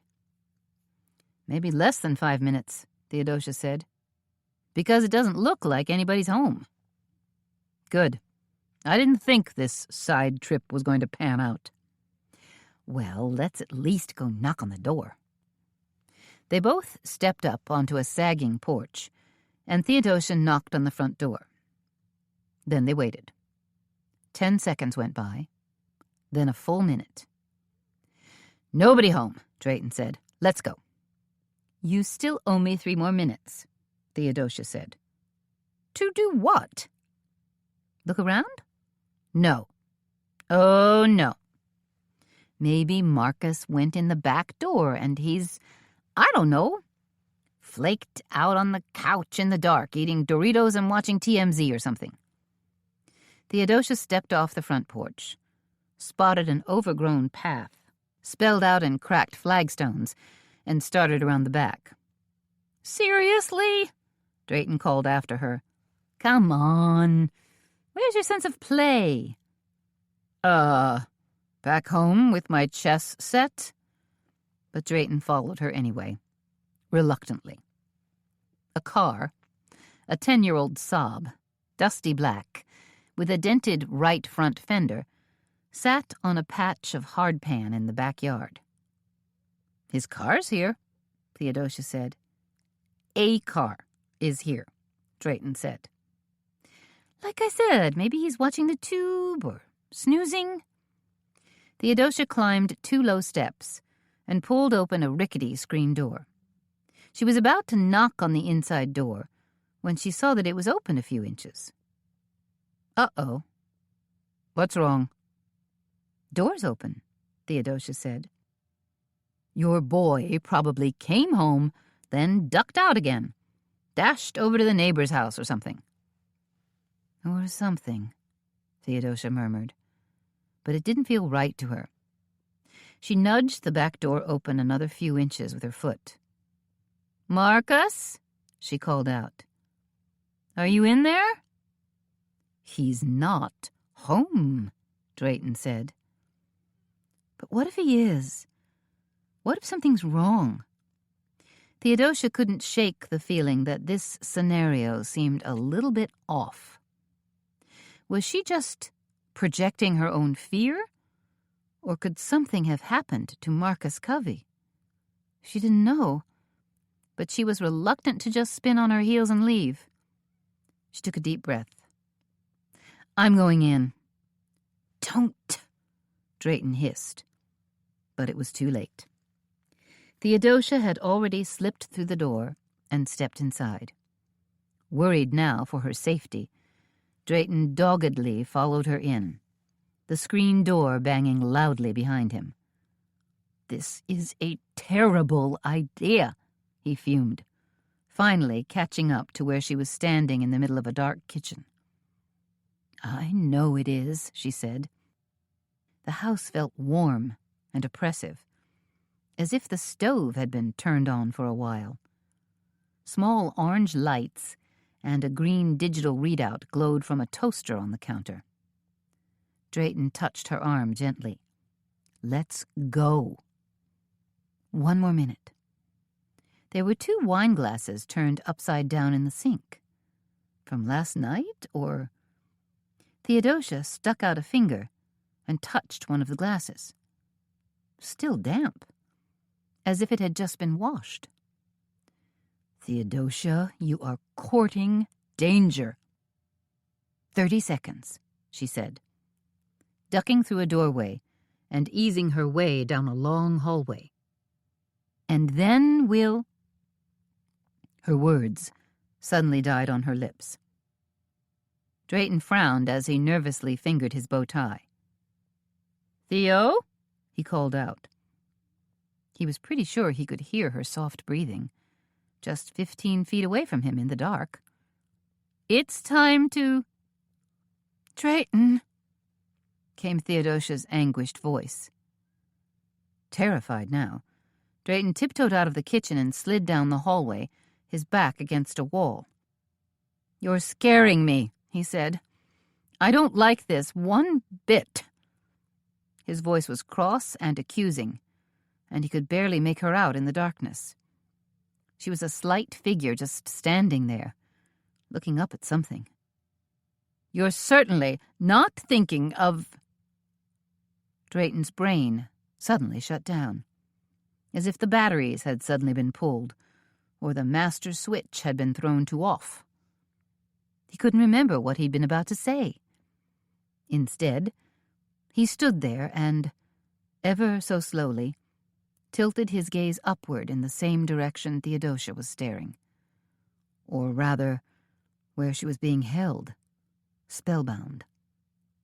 It was a body, of course, hanging down from the second-floor landing, suspended from a thin rope, or maybe from a wire. It was hard to tell in the dark.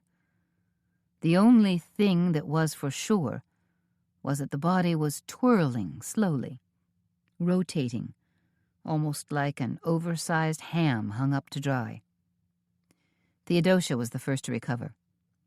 She pulled out her phone, took 2 giant steps toward Drayton, and gave him a hard shove. "Outside!" she yelped. She was dialing 911, even as they scrambled back through the kitchen. It didn't matter how much noise they made now, and into the backyard. And then the dispatcher came on the line, and she was babbling for help. It felt like they'd been waiting forever, but it was really only a few minutes before they heard the first siren.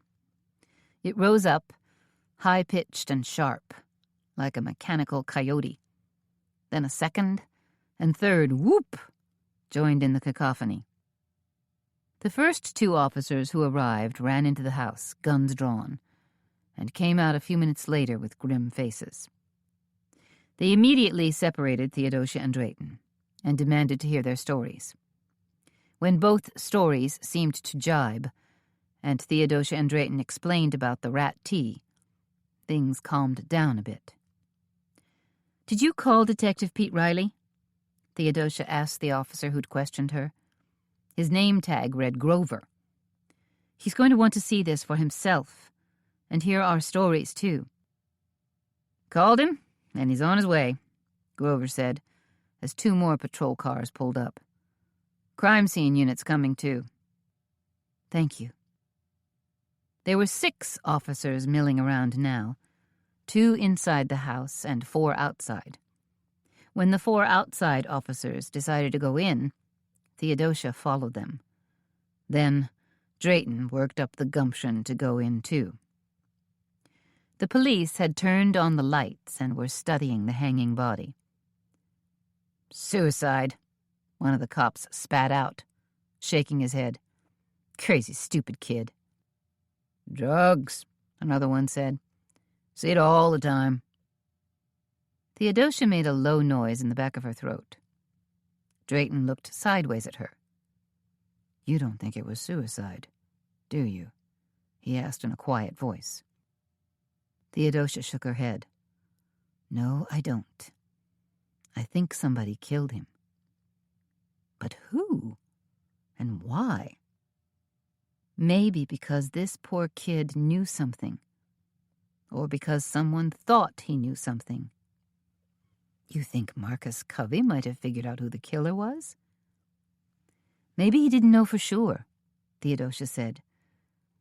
"But he could have suspected someone." "Who knew that we were looking for Covey?" Drayton asked. "Pretty much everybody," Theodosia said. She felt sick to her stomach over what had just happened. "We pretty much broadcast it to everyone we talked to, that we were trying to get in touch with him, that we wanted to question him." Her voice cracked. "We should have just painted a big red arrow to his door."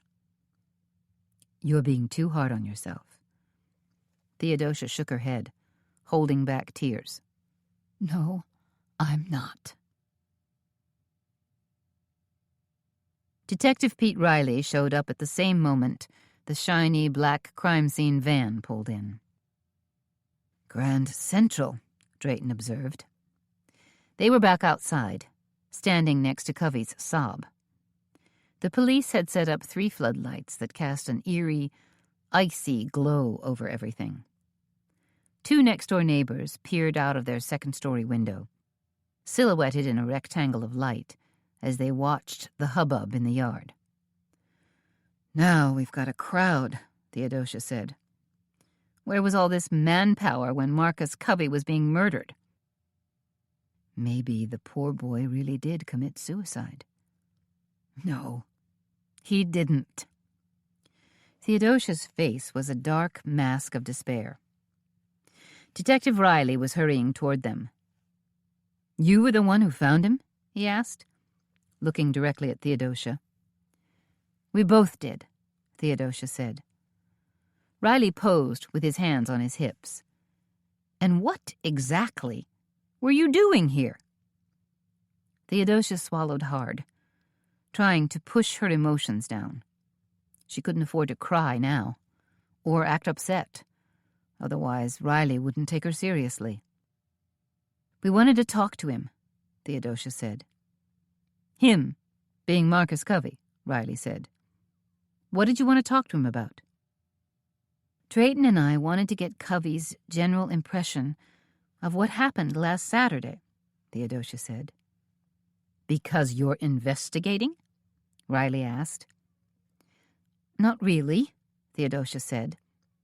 But she could tell from the look on Riley's face that he wasn't buying it. Riley gazed off in the distance for a moment, as if lost in thought, and then glanced back at her. "Did you think Marcus Covey was the killer? Did you think you could apprehend him by yourselves?" "Not exactly," Drayton said. "Of course not," Theodosia said. "Like I told you, we only wanted to talk to him." "Wait, right here," Riley said. "And by that, I mean, do not move." He turned and headed for the back door. "Are we in the glue?" Drayton asked, once Riley had gone inside. Theodosia shook her head. "I don't think so." Then she reconsidered. "Well, maybe a little." "He didn't look happy." "It's a murder scene," Theodosia said. "No," Drayton said. "I meant he didn't look happy to see you." "Oh." 5 minutes later, Detective Riley was back outside to question them again. "Two of the officers inside are calling it a suicide," he said. "Their theory is that Covey might have killed Briggs, couldn't handle it, and then hung himself because of a guilty conscience." "Wait a minute," Drayton said. "If that's what really happened, then the case is solved." Riley lifted a shoulder. "Maybe." "It's not solved," Theodosia said. "Not even close. In fact, now it's even more confusing." She fixed her gaze on Riley. "What's your take on Covey's death?" "If it looks like a duck, quacks like a duck," Riley said. "It could still be a guinea hen with a loud squeaky voice," Theodosia said. Riley took a step backward and put a hand to his mouth. Theodosia was pretty sure he was trying to cover his laughter. "I'm not convinced either way," he said finally. "Then let me try to convince you," Theodosia said. She paused as one of the crime scene guys humped a metal gurney up the 2 back steps and into the kitchen. "This guy, Marcus Covey, I can't imagine that he fits the profile of a homicidal maniac, or even as a suicide. I sincerely doubt that he nursed a grudge against Beau Briggs, schemed to murder him, and then experienced terrible, soul-searching remorse. Fact is, Covey's only apparent contact with Briggs was at Saturday's rat tea, where he was a server." "Do we know that for sure?" Drayton asked. Theodosia gazed at Riley. "You interviewed Covey that day. Did you think he came across as a potential killer, or even a suicide risk?" Riley shrugged. "Not really. He seemed like a typical guy. Fact is, we talked to all the rat tea servers. Quizzed them pretty good. Every one of them seemed fairly normal, and their backgrounds were relatively clean." "So why is Marcus Covey hanging inside, dead as a doornail?" Theodosia asked. "Good question," Riley said. "But I have to say," he looked around, surveying the high level of activity that was unfolding in the backyard. "It would be easier if this guy Covey was the killer." Easier for who? Theodosia asked. For you? For Beau Briggs? Look, I just don't think there should be a rush to judgment here. There are a number of perfectly good suspects that still need to be checked out. And we're going to do exactly that, Riley said. I'm not going to drop this investigation, he assured her. One way or another, this case will be solved. Promise? Theodosia asked. Yes, Riley said. I promise. Okay then, Theodosia said. Thank you. It wasn't the definitive answer she was looking for. That would come when this case was finally solved. But it would have to do for now.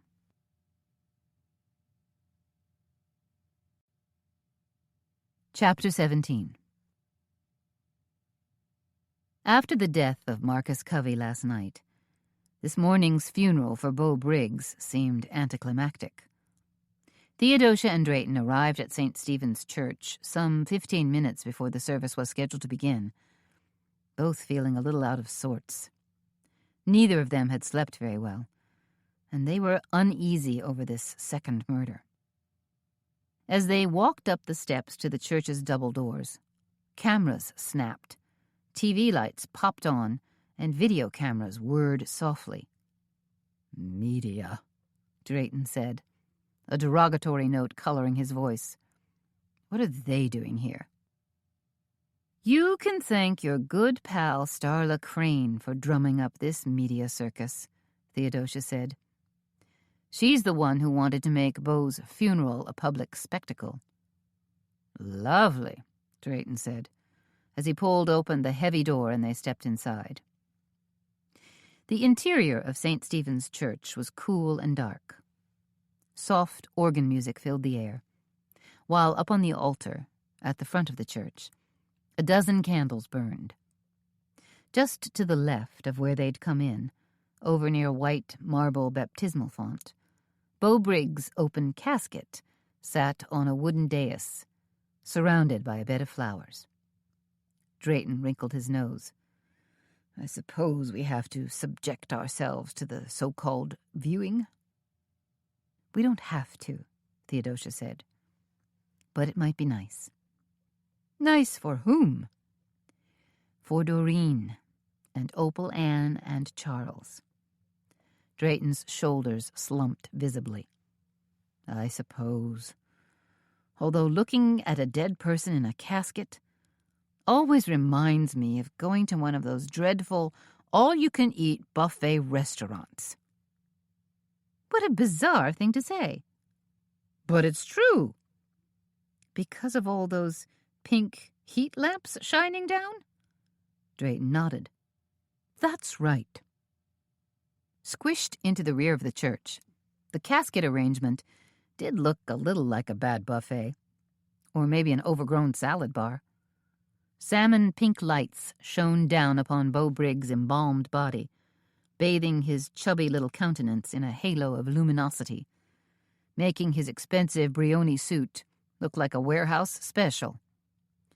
Doreen was firmly positioned next to her dead husband, sobbing loudly into a lace hanky. Surrounding his hotly contested Exeter casket was a jungle of orchids, roses, and lilies. An enormous wreath of magnolia blossoms sat to the right of his casket on a metal three-pronged stand. Curling across the wreath was a gold ribbon that said, "Rest in peace, from your friends at Gilded Magnolia Spa." That floral arrangement is tasteless and gaudy, Drayton said, gesturing at the wreath. It looks more appropriate for the winner of the Kentucky Derby. Shh, Theodosia said.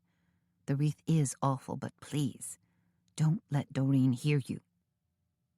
They stood in the line of mourners and edged their way toward Doreen. When they were finally standing in front of her and able to express their condolences, Doreen grabbed Drayton's arm and blubbered, "Beau looks so peaceful lying there. Doesn't he look peaceful?" "As if he's fast asleep," Drayton said. trying not to look at the casket as he attempted to pull away from her. "Detective Riley told me what happened to that poor waiter last night," Doreen said in a harsh, gurgling voice. Then her face pulled into a feral snarl. "There's a madman on the loose." Her eyes practically rolled back in her head. "Not one of us is safe." Sniffling loudly, she pinched Drayton's arm harder as she clung to him. Theodosia grabbed Drayton's other arm. Engaging in a sort of tug-of-war, she finally emerged victorious, pulling him free of Doreen's grasp. "I need to speak to both of you later," Doreen rasped as they backed away. "Bull hockey," Theodosia said, as she and Drayton slid into one of the church pews. Beau Briggs didn't look one bit peaceful. If anything, he looked angry. "Because he was murdered?" Drayton said. "Do you think somewhere, at the cellular level, he knew that someone did him in?" That sounds awfully metaphysical, or maybe supernatural. But still, wouldn't you be angry if someone poisoned you? "I'd be positively livid." Theodosia leaned closer to Drayton. "You know, Drayton, Doreen seems to have gone off the deep end." "You think?" "That business about none of us being safe, that's just not true." "And what about Marcus Covey?" Drayton asked. "You still think somebody murdered him, don't you?" "Well, yes, but that's different." "How so?" Theodosia thought for a minute. "I don't know yet, but I'm going to figure it out." The organ began to play again. Soft notes wafted above them and resonated off the church's stone walls. Theodosia and Drayton watched carefully as more people came in and sat down. Then, interestingly enough, Big Reggie marched up the center aisle and took a seat right near the front. He was dressed in khaki slacks and a casual light blue sports jacket, looking like he might be anxious to get out of there as soon as possible and maybe squeeze in a round of golf. Then, as even more people hurried in to be seated, Robert Steele and Honey and Michael Whitley pushed their way up the aisle. "The gang's all here," Theodosia whispered. The organist was getting serious. "You'll Never Walk Alone" rang out, thundering mightily like it was the end of days. Something was about to happen. Theodosia turned in her seat and saw Frank Grunwald nudging the casket up the center aisle on some kind of metal conveyance. Behind him walked Doreen Briggs, Opal Ann, and Charles, heads bowed, all of them dressed in black and carrying a single white rose. Starla Crane followed in their wake, wearing a tight black dress and a large black hat, glancing to and fro at the mourners who were seated. When the whole cortege reached the front of the church, Doreen, Opal Ann, and Charles took their places in the very front pew. Starla continued to buzz around, whispering in Grunwald's ear, making sure he seesawed the casket just right, so that it rested horizontally to the altar. When that arrangement was finally to her liking, she waved her hand impatiently, and Grunwald scurried to grab several large sprays of flowers and place them atop the casket. Drayton watched Starla for a few minutes and then frowned. Why is she here? Theodosia glanced sideways at him. Billable hours? Seriously? She could be racking up a small fortune. A hotshot PR firm probably bills out at a good $200 an hour. Is Starla Crane a hotshot? I doubt it, but I think she'd like everyone to believe she is. So she's taking advantage of Doreen. Almost certainly. And maybe trying to drum up some more business in the process? Maybe, Theodosia said. Or maybe Starla's been keeping up a constant stream of chatter and activity, so nobody takes a careful look at her. Drayton drew back, his eyes going wide. "You think Starla could have poisoned Bo?" "I don't know. Somebody did." Theodosia picked up a hymnal and flipped through a few pages, then set it down again. She glanced around the church and noticed that Detective Pete Riley was sitting in a pew, some 10 rows behind them. He looked tired, like he'd been up all night. And maybe he had. "The thing is," Theodosia said, resuming her train of thought, "Starla seems to have Doreen's ear. I mean, just look around. Starla not only art-directed this funeral, she convinced the media to show up. If she can do that, what else is she capable of? If Starla's a suspect in Bo's death, if she's a potential prisoner, then how do you explain Marcus Covey's death?" Drayton asked. "I don't know. Maybe Starla thought Covey knew something. I sure thought he did. So I suppose she could have lured him. Lured him to his death? If Starla pointed a loaded gun at Covey, she could have gotten a noose around his neck and engineered his hanging. That would be cold-blooded murder at its absolute worst," Drayton said. He touched a hand to his polka-dot bow tie, as if to reassure himself. "Do you think Starla owns a gun?" "I don't know. But I certainly wouldn't want to find out the hard way." Just as Drayton was about to respond, the minister came flying out to take his place at a small podium. He looked a little breathless, as if he were late to the party. But he delivered what seemed to be a heartfelt, welcoming tribute. And after a few minutes, it all settled down into a fairly routine funeral. Prayers were offered, music rang out.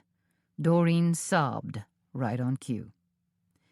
There were 2 testimonials, one by Opal Ann that was quiet and moving, another by Doreen's neighbor, Michael Whitley, that felt a little disjointed, and closed with him quoting a few verses of poetry. "They had a neighbor give a testimonial?" Drayton whispered. "Better than having Big Reggie do it," Theodosia whispered back. There was one final song. The organist belted out a sedate version of Amazing Grace, and then Bo's funeral was over. The procession reversed itself, and Bo Briggs' casket was pushed down the aisle, with Doreen, Starla, Opal Ann, Reggie Houston, Robert Steele, and Honey and Michael Whitley trailing right behind it. Outside, standing on the steps of the church, Theodosia looked around for Detective Riley, but couldn't find him anywhere. Instead, she saw Bill Glass elbowing his way through the mourners, poking his camera in people's faces and snapping pictures every few seconds. "Glass," she muttered. Still, if he could manage to shake something loose, that would be good, wouldn't it? Starla Crane seemed to be everywhere, buzzing around like a queen bee, talking to the media, offering solace to Doreen. When she caught sight of Theodosia and Drayton, she turned her head away quickly. Doreen was a different story. When Doreen spotted Theodosia and Drayton, she made her way over to them and said without preamble, "The police aren't any closer to catching this crazed killer. If you two come up with anything, and I mean any useful information at all, I'll double the size of that grant." "My heavens," Drayton said, looking surprised. "I mean it," Doreen said. She put a hanky to her mouth and gave a muffled sob. "Please, don't get so upset, Mama," Charles said. He was standing beside Doreen, trying to calm her. "I'll get as upset as I want," Doreen cried. "Come on, people," Opal Ann said, sounding a little tired. "We've got to keep moving. We still have to attend the short service at the cemetery and then get back home for our luncheon." "Come on, Mama," Charles said. "Please." "And for goodness sake," Opalan whispered to both of them. Let's try not to make a scene in front of the cameras. Whatever, Doreen said as she toddled away, clinging tightly to Charles's arm. Theodosia and Drayton stood in the middle of the crowd of mourners, watching them climb into a long black limousine. Well, Drayton said finally, Doreen's offer was fairly shocking. But with double the amount of money on the line, we dare not poop out now. I agree, Theodosia said. Unfortunately, we're not making that much forward progress. You've been on the right track, but always a step behind, Theodosia said. Now, it's time to try and get a jump on this thing. Drayton glanced at his watch. Let's discuss this later. For now, we have to swing by the Indigo Tea Shop and pick up the food for the buffet. Then we need to head over to Doreen's house and get everything set up. But as they were hurrying to her jeep, Theodosia recognized a familiar face. Just a minute, Drayton. She stepped across the street, holding up a hand to give a wave. Excuse me. Excuse me. The woman Theodosia was waving to stopped and turned. She was dressed to the nines in a bright yellow sundress and matching floppy hat. Her sandals were raffia, and she carried an oversized straw bag. You're Gemma Lee, am I right? Theodosia asked as she hurried to greet the young woman. Of Glam Baby Cosmetics? Gemma Lee smiled broadly. That's right. Though she was jumping the gun on the season, she looked like the perfect Southern belle. Until she opened her mouth. Then she sounded as if she'd just emigrated from Ukraine, or hopped off a freighter from Minsk. I'm Theodosia. I'm a friend of Doreen Briggs. Gemma pulled her face into a sad smile. Wasn't it awful about her husband? Terrible, Theodosia said. But I'm guessing you're fairly familiar with the circumstances. You're Reggie Houston's friend, am I right? That's right, Gemma said. I saw your photo in Reggie's office. My sweet boyfriend, Gemma said with a smile. I'm guessing by your accent that your given name probably isn't really Gemma, Theodosia asked, smiling. Gemma dimpled prettily. My name is Svetlana Radovich, she said in heavily accented Russian. But nobody here can pronounce. Besides, she shrugged, name must fit in with... This time she gestured with both hands, indicating all the Charleston folks who were still clustered around, talking in honeyed tones. Fit with South, she finally spit out. And work with new makeup product. Theodosia was sizing Gemma up and decided to take a chance.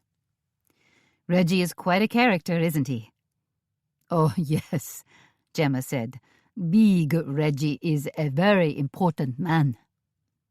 She pronounced it big, sounding a little bit gangster, a little bit Russian. He gave me my big chance. Let me guess, Theodosia said. Reggie helped finance your makeup line? Yes, of course. And then Reggie paved the way for your line to be featured in Gilded Magnolia Spa's gift shop?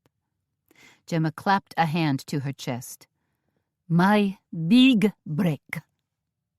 Theodosia smiled. Reggie really is quite the charmer. He's quite the manipulator, too, she thought. Gemma leaned forward as if to share a secret. Generous, too. Pays for my apartment. Of course he does, Theodosia cooed. That doesn't surprise me in the least. Theodosia, Drayton called to her from across the street. He tapped a finger against the face of his watch. We have to get going. 1 minute, Theodosia called back. She was wondering how she could question this girl some more when her brain suddenly spit out a crazy, impromptu idea. You know, Gemma, I'd love it if you came to my candlelight tea tomorrow night. At my tea shop. You own tea shop? It's the Indigo Tea Shop over on Church Street. You're a lady, big shot, Gemma said with admiration. Theodosia smiled. Not quite. I'd like very much to come. And be sure to bring your boyfriend, too. Bring Big Reggie. You call him Big Reggie, too? Sure. Everybody at Gilded Magnolia Spa does. And you really want us to come? By all means, Theodosia said. The more the merrier. Theodosia was quiet as she drove to the Indigo Tea Shop to pick up the food. While Drayton chattered away about the funeral, all she could think about was Detective Riley telling her about the poison, what she thought of now as scratch-and-sniff poison, and about how it was sometimes employed as a Russian mob technique. She wondered if Gemma, née Svetlana, was somehow connected to the Russian mob. Or was Gemma just a hopeful immigrant who'd escaped the nasty Putin regime and was trying hard to build a better life with Reggie Houston? Good question.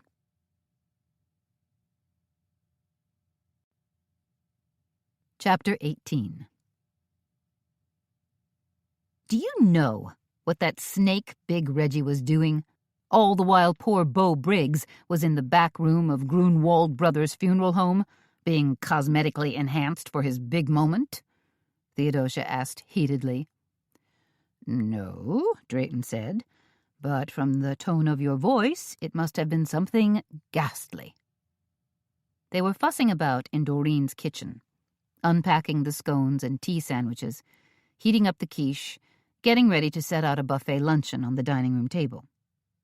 Big Reggie was out canoodling, Theodosia said, with his Russian Tootsie. Drayton's brows angled up. A Tootsie? You know what I mean. His girlfriend. She whipped the plastic wrap off a bowl of fruit salad and crumpled the plastic into a ball. The one I was telling you about on the way over here. I get that, yes, Drayton said. It's not like I exist under a rock. You were grumbling plenty about Big Reggie's girlfriend, the Russian lady. But what's the big deal? The man is single, isn't he?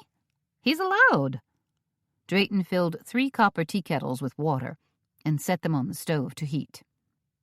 I didn't tell you the whole story, Theodosia said. Besides introducing his girlfriend's cosmetic line into Gilded Magnolia Spa, it turns out that Reggie also financed the whole project. Manufacturing, marketing, the whole enchilada. Using his own money? If he's embezzling from Gilded Magnolia Spa, I would imagine it would be more like using Doreen Briggs' money. I suppose so, Drayton said slowly. There's more, Theodosia said. Big Reggie is paying the freight on the girlfriend's apartment. Holy butterbeans, Drayton said.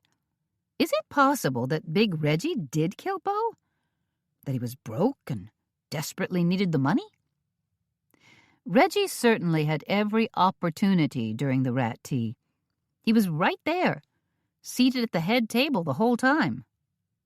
You didn't answer my question. That's because I don't have a definitive answer, Theodosia said. I don't know if Reggie killed him. You sound pretty angry, Drayton said. So I'm guessing you have some kind of hunch about Reggie. I do. And I don't. Theodosia grabbed a basket of scones. Reggie might have been feeling desperate, worried that Beau was about to tumble to his conniving ways. So Reggie could have plotted and carried out the whole sordid murder. Do you think Reggie also killed Marcus Covey? That's the tricky part. It feels like Beau Briggs' death and Covey's death are related, that the same guy killed them both. But I don't know how to put it all together. All I can surmise is that somebody out there, maybe even a person we've been rubbing elbows with, is a double murderer. Just maybe not, Reggie? Like I said, I don't know. Still, there's something rotten in the state of Denmark, Drayton said. But rotten doesn't necessarily mean dead, Theodosia said. Drayton jacked up the heat on the burners. Only that it's beginning to smell. They got busy then, setting out plates, silverware, and napkins, making sure the food they'd brought along was arranged just so. Scones in baskets, tea sandwiches set out on 3-tiered trays, quiche cut in easy-to-grab wedges. Drayton hunted around, found some tall pink tapers and brass candlesticks, and placed them on the table. By the time Doreen's guests began arriving for lunch, the dining room glowed with warmth, and the buffet luncheon looked like a carefully styled photograph from a fancy tea magazine. Everything looks beautiful, Doreen said to Theodosia as they watched guests file through the buffet line. Not just the food, but the table setting, too. Are those my candles, or did you bring them along? Drayton pulled them out of the cupboard. I hope you don't mind. I don't believe we've used them in ages. You seem to be feeling somewhat better, Theodosia said. It was true. Doreen had pulled herself together and was a lot less weepy. She'd also tossed on a shiny black bugle bead jacket over her dress. Now, instead of sad Doreen, she was glitzy Doreen. Doreen waved a hand. Oh, you know. I'm trying. She blinked several times, wiped at her eyes, and said, Didn't Starla do a wonderful job this morning? She certainly demonstrated her ability at pulling in the press. Yes, I was very pleased. Theodosia glanced around. I'm surprised Starla's not here. Since the two of you have been joined at the hip lately, she thought. Oh, she had some pressing business over at the spa. Doreen pushed an errant curl out of her face. You know our big grand opening party happens this Saturday night. That's right. Theodosia was surprised that Doreen hadn't canceled or at least delayed the party. Then again, it wasn't her call to make. Maybe there were too many plans in place, too many vendors to notify. Maybe the show must go on? In fact, Doreen said slowly, would you mind stopping at the spa later today? Like, maybe on your way home? I have an envelope that needs to go to Starla. She pulled an envelope out of her pocket and gave a helpless shrug. Theodosia recognized Doreen's shrug as a gesture she used a lot, whenever she didn't want to do something herself. I mean, Doreen continued, if it's not too much out of your way. I'd be happy to help, Theodosia said, taking the envelope, but not feeling one bit happy about it. What was that all about? Drayton asked. He'd just refilled the basket of scones and put out a fresh pan of quiche. Doreen wants me to drop off an envelope at Gilded Magnolia Spa. Now? I'd say we're a little busy for her to be asking you to run errands. No, I can do it later. What do you need from me? How can I help? Well, we're in the final countdown. Probably not that many more guests will be coming through the buffet line, so we'll need to clear and pack up pretty soon. What if I started packing up the kitchen? Theodosia asked. Bless you, Drayton said. Back in the kitchen, Theodosia began stacking empty plastic containers into one of her baskets.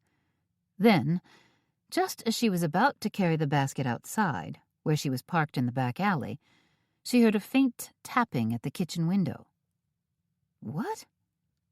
She peered out, only to find Bill Glass's face peering in at her. Theodosia eased open the back door. What are you doing out there? She hissed. Trying to talk to you, Glass said. I saw you at the funeral, And then you suddenly disappeared down the rabbit hole. And you followed me here? Yeah, why not? What's wrong with that? Get out of here, Glass. There's a cop at the front door who'll run you out of town if I give the word. You wouldn't do that. Try me. Glass edged toward her. Tell me about the murder last night. Theodosia was taken aback. What? Then, how would you know about that? It's my business to know the sordid things that go on in Charleston. That's how my little magazine stays in business. Little scummy magazine, you mean? Theodosia turned to duck back inside, but Glass caught her by the arm. I have a police scanner in my car. Aren't those illegal? Glass smirked. I won't tell if you don't. Theodosia sighed. What is it you want to know? She figured he'd get all the details sooner or later. It may as well be sooner. Marcus Covey, one of the waiters at Doreen's Rat Tea, was found hanged inside his home. Glass stared at her intently. Yeah, I know all that. What do the police think? At first they said suicide. Now they're not so sure. Do you think old Lady Briggs offed her own husband? Do you think she could have hanged that Covey kid? I think there are a number of people who could have wanted Briggs and then Covey out of the way. Yeah, Glass said, obviously. But what's your personal theory? I'm not going to tell you. If you ask me, Glass said, I'd put my money squarely on the business partner, Reggie Houston.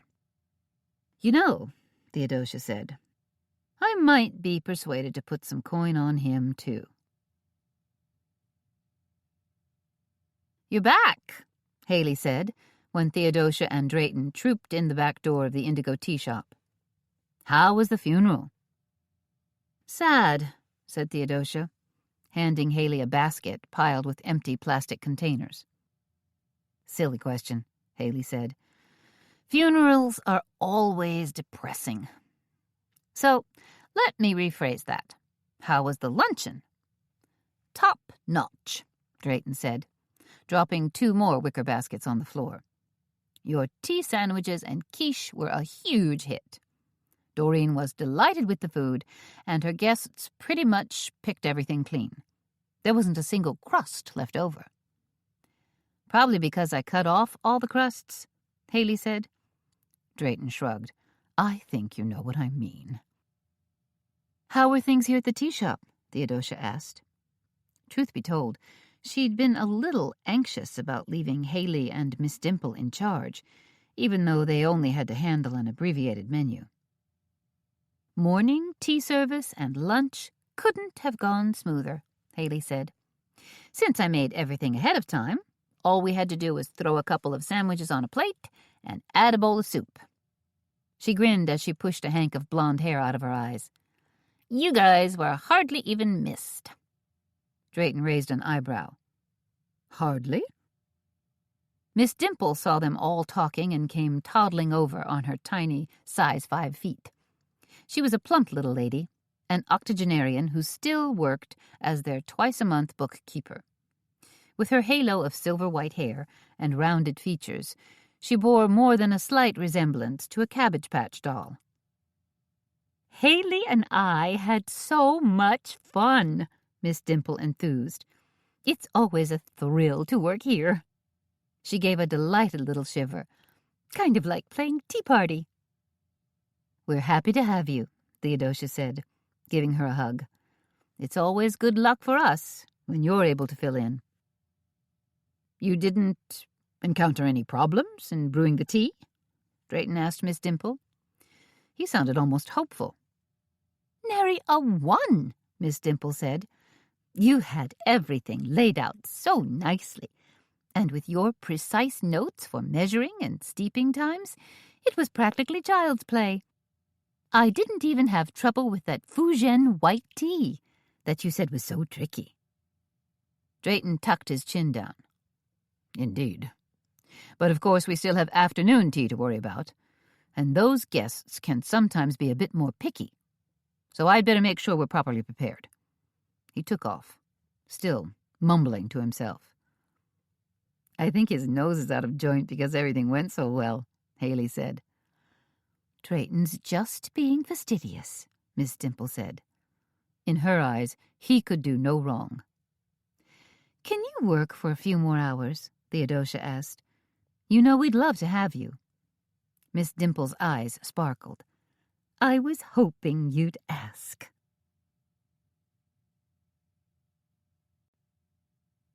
Chapter 19. Theodosia spent the next 20 minutes stowing away baskets and tea kettles and grabbing a quick bite of lunch herself. Then, just as the clock was ticking toward 2:30 and the tea shop was practically full, Honey and Michael Whitley sauntered in. "Hello," Honey called out in a high-pitched sing-song voice. "Are you folks still serving tea?" Theodosia turned, frowned when she saw who it was, then quickly put a pleasant smile on her face. The Whitleys weren't exactly her dream team, but they'd shown up for afternoon tea, so what could she do? Basically, nothing. "Come in," Theodosia said, "and yes, we're still serving tea." The Whitleys crowded in eagerly. "We missed the luncheon at Doreen's," Michael Whitley explained, "so we thought we'd stop by your tea shop and have ourselves a bite." "I'm not sure we have any tea sandwiches left," Theodosia said. "Oh, that's okay, dear," Honey said. "Just a pot of tea and some scones would be fine." Theodosia led them to a table where they plopped down happily. "We were invited to Doreen's for lunch," Honey said, "but we had some pressing business to take care of." She was dressed casually now, in a white blouse and flouncy navy skirt. "Of course, we attended the funeral this morning," Michael said. He had a mint-green sweater draped around his neck, in a fey, preppy Southern manner. Theodosia snuck a look at his socks. Mint-green also. "You saw that Michael gave one of the homilies," Honey gushed. "And what a lovely service it was. I've never seen more gorgeous flowers. And the music." "Quite a coup to have the media covering it," Michael said, rolling his eyes. "That's big time." "That PR lady that Doreen employs is really a whiz, isn't she?" Honey said. She frowned slightly. "What's her name again?" "Starla Crane," Theodosia said, finally managing to get a word in edgewise. "So, what kind of tea may I bring you? Maybe a fragrant Darjeeling? Or a full-bodied Assam? Or perhaps you'd like a flavored black tea with black currants or passion fruit?" "Do you have anything with a little spice to it?" Honey asked. "We have a lovely Indian spice tea. Assam with cardamom, orange peel, and cloves." "Perfect," Honey said. Theodosia was taken aback at how friendly Honey was acting. Every time she'd encountered her thus far, Honey had been condescending, bordering on rude. Was she suddenly up to something? "And scones," Michael said. "We have to have scones." "Those we have," Theodosia said. "Poppy seed scones, I think." She put in an order for spiced tea with Drayton, then strolled into the kitchen and grabbed 4 scones. She placed them on a floral plate and then plopped a couple of puffs of Devonshire cream into a small glass bowl. Everything went onto a silver tray, along with napkins, teacups, silverware, and a small container of fruit jam. She picked up a pot of spiced tea from Drayton on the way to the Whitleys' table. "This looks spectacular," Honey said, as Theodosia set cups and saucers and plated scones in front of them. "Really delish," Michael echoed. "Enjoy," Theodosia told them, then went off to check on her other guests. Of course, Miss Dimple was 3 steps ahead of her, ferrying out refills and treating everyone like royalty, which was just fine with Theodosia, since she wanted to check in with Haley about tomorrow's event tea. 20 minutes later, when Theodosia circled back through the tea room, Michael Whitley was standing at the counter, chatting with Drayton, while Honey was sipping her second, or maybe even third, cup of tea. "We had some of your B&B customers in here the other day," Theodosia said to her, just to be friendly. Or was she testing the waters? Whatever. "I'll bet you did," Honey said. "We've been full up with guests lately, and have tons of reservations pending. In fact, that relates directly to the business we had to take care of over lunch. We were meeting with our realtor to discuss buying a second property." "Do you still have your eye on Doreen's home?" Theodosia asked. "Oh my, yes," Honey said. "Do we ever? Her place is my absolute first choice. If and when she's willing to sell, we'd go ahead and physically connect the two properties, build a breezeway between them. That way we could carve out another 6 to 8 suites in the Scarborough Inn, and then have another 8 suites in the Calhoun Mansion. Then we could use Doreen's much larger kitchen, dining room, and 2 parlors for all our guest events. Not just breakfast, but mini concerts, wine and cheese parties, bridal showers, that sort of thing. And Doreen's place even has a 3-car garage and nice cement apron for additional parking." "It sounds like you've got it all planned out," Theodosia said. There was something unsettling about the bull-headed assumptions Honey Whitley was making. "Oh, we have a definite plan," Honey said. "There's just one teensy little problem." "The fact that Doreen doesn't want to sell?" Theodosia said. Honey's brows puckered together. "She doesn't right now. But we'll keep chipping away at her. I'm positive she'll eventually see the light." "Are you ready?" Michael Whitley asked. He was back at their table, a tin of tea clutched in his right hand. "Bought this from Drayton." He held it up. "A tin of strawberry sencha." "You'll enjoy that tea," Theodosia said. "Say," Michael said, "I saw a poster for a candlelight tea you're having here tomorrow night." "That's right," Theodosia said. "Honey," he said, "would you like to attend?" Honey stared at Theodosia. "Do you have room for 2 more?" "I'm sure we could squeeze you in," Theodosia said. She knew for a fact they had 4 places open yet. "Good," Michael said. "Count us in."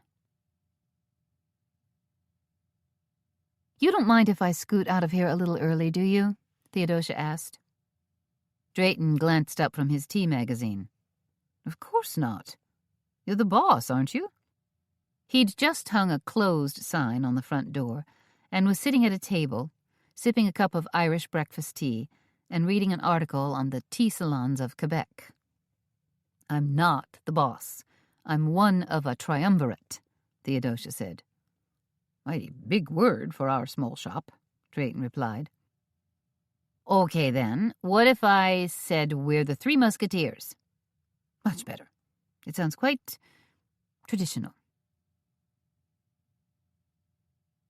Standing at the reception desk at Gilded Magnolia Spa, Theodosia said, "I have an envelope for Starla Crane, and I was told she'd be here this afternoon." "Oh, yes," the receptionist said. "They're all set up in the Cypress Room. Do you know where that is? Or should I ring for someone to take you back?"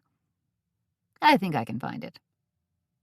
Ambling through the spa, Theodosia worked her way past the juice bar, where blenders whirled fruit and yogurt into frothy concoctions, and past a workout room where a bunch of women were dancing about and waving colorful ribbons in the air.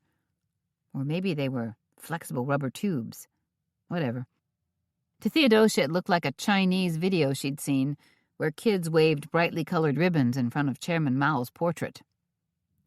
Theodosia heard Starla, her voice raised raw and hectoring, before she saw her. "Is anyone listening to me?" Starla screamed. Theodosia hesitated in the doorway of the Cypress Room and peeked inside. There appeared to be a fashion shoot going on. A cameraman held a large video camera, while lighting and sound guys clustered around him. 3 attractive-looking young women, models presumably, were dressed in colorful yoga pants and crop tops, And then there was Starla, waving her arms and shrieking, her face gone bright pink. "Didn't I tell you to dial back the fog machine?" she screamed at one of the crew. "I did," the man said. "I have." "Then pull it back some more. We're trying to shoot a spa video here, in case you haven't noticed, not recreate the misty London back alleys of Jack the Ripper." "Yes, ma'am," said the man, making another quick adjustment to the fog machine. Starla turned and glared at the models, who were whispering among themselves and tittering at some shared joke. "You there," Starla said. She walked over and grabbed the arm of a long-limbed blonde model. "Try to look like you're having fun, will you? Try to show some enthusiasm." She turned to the dark-haired model.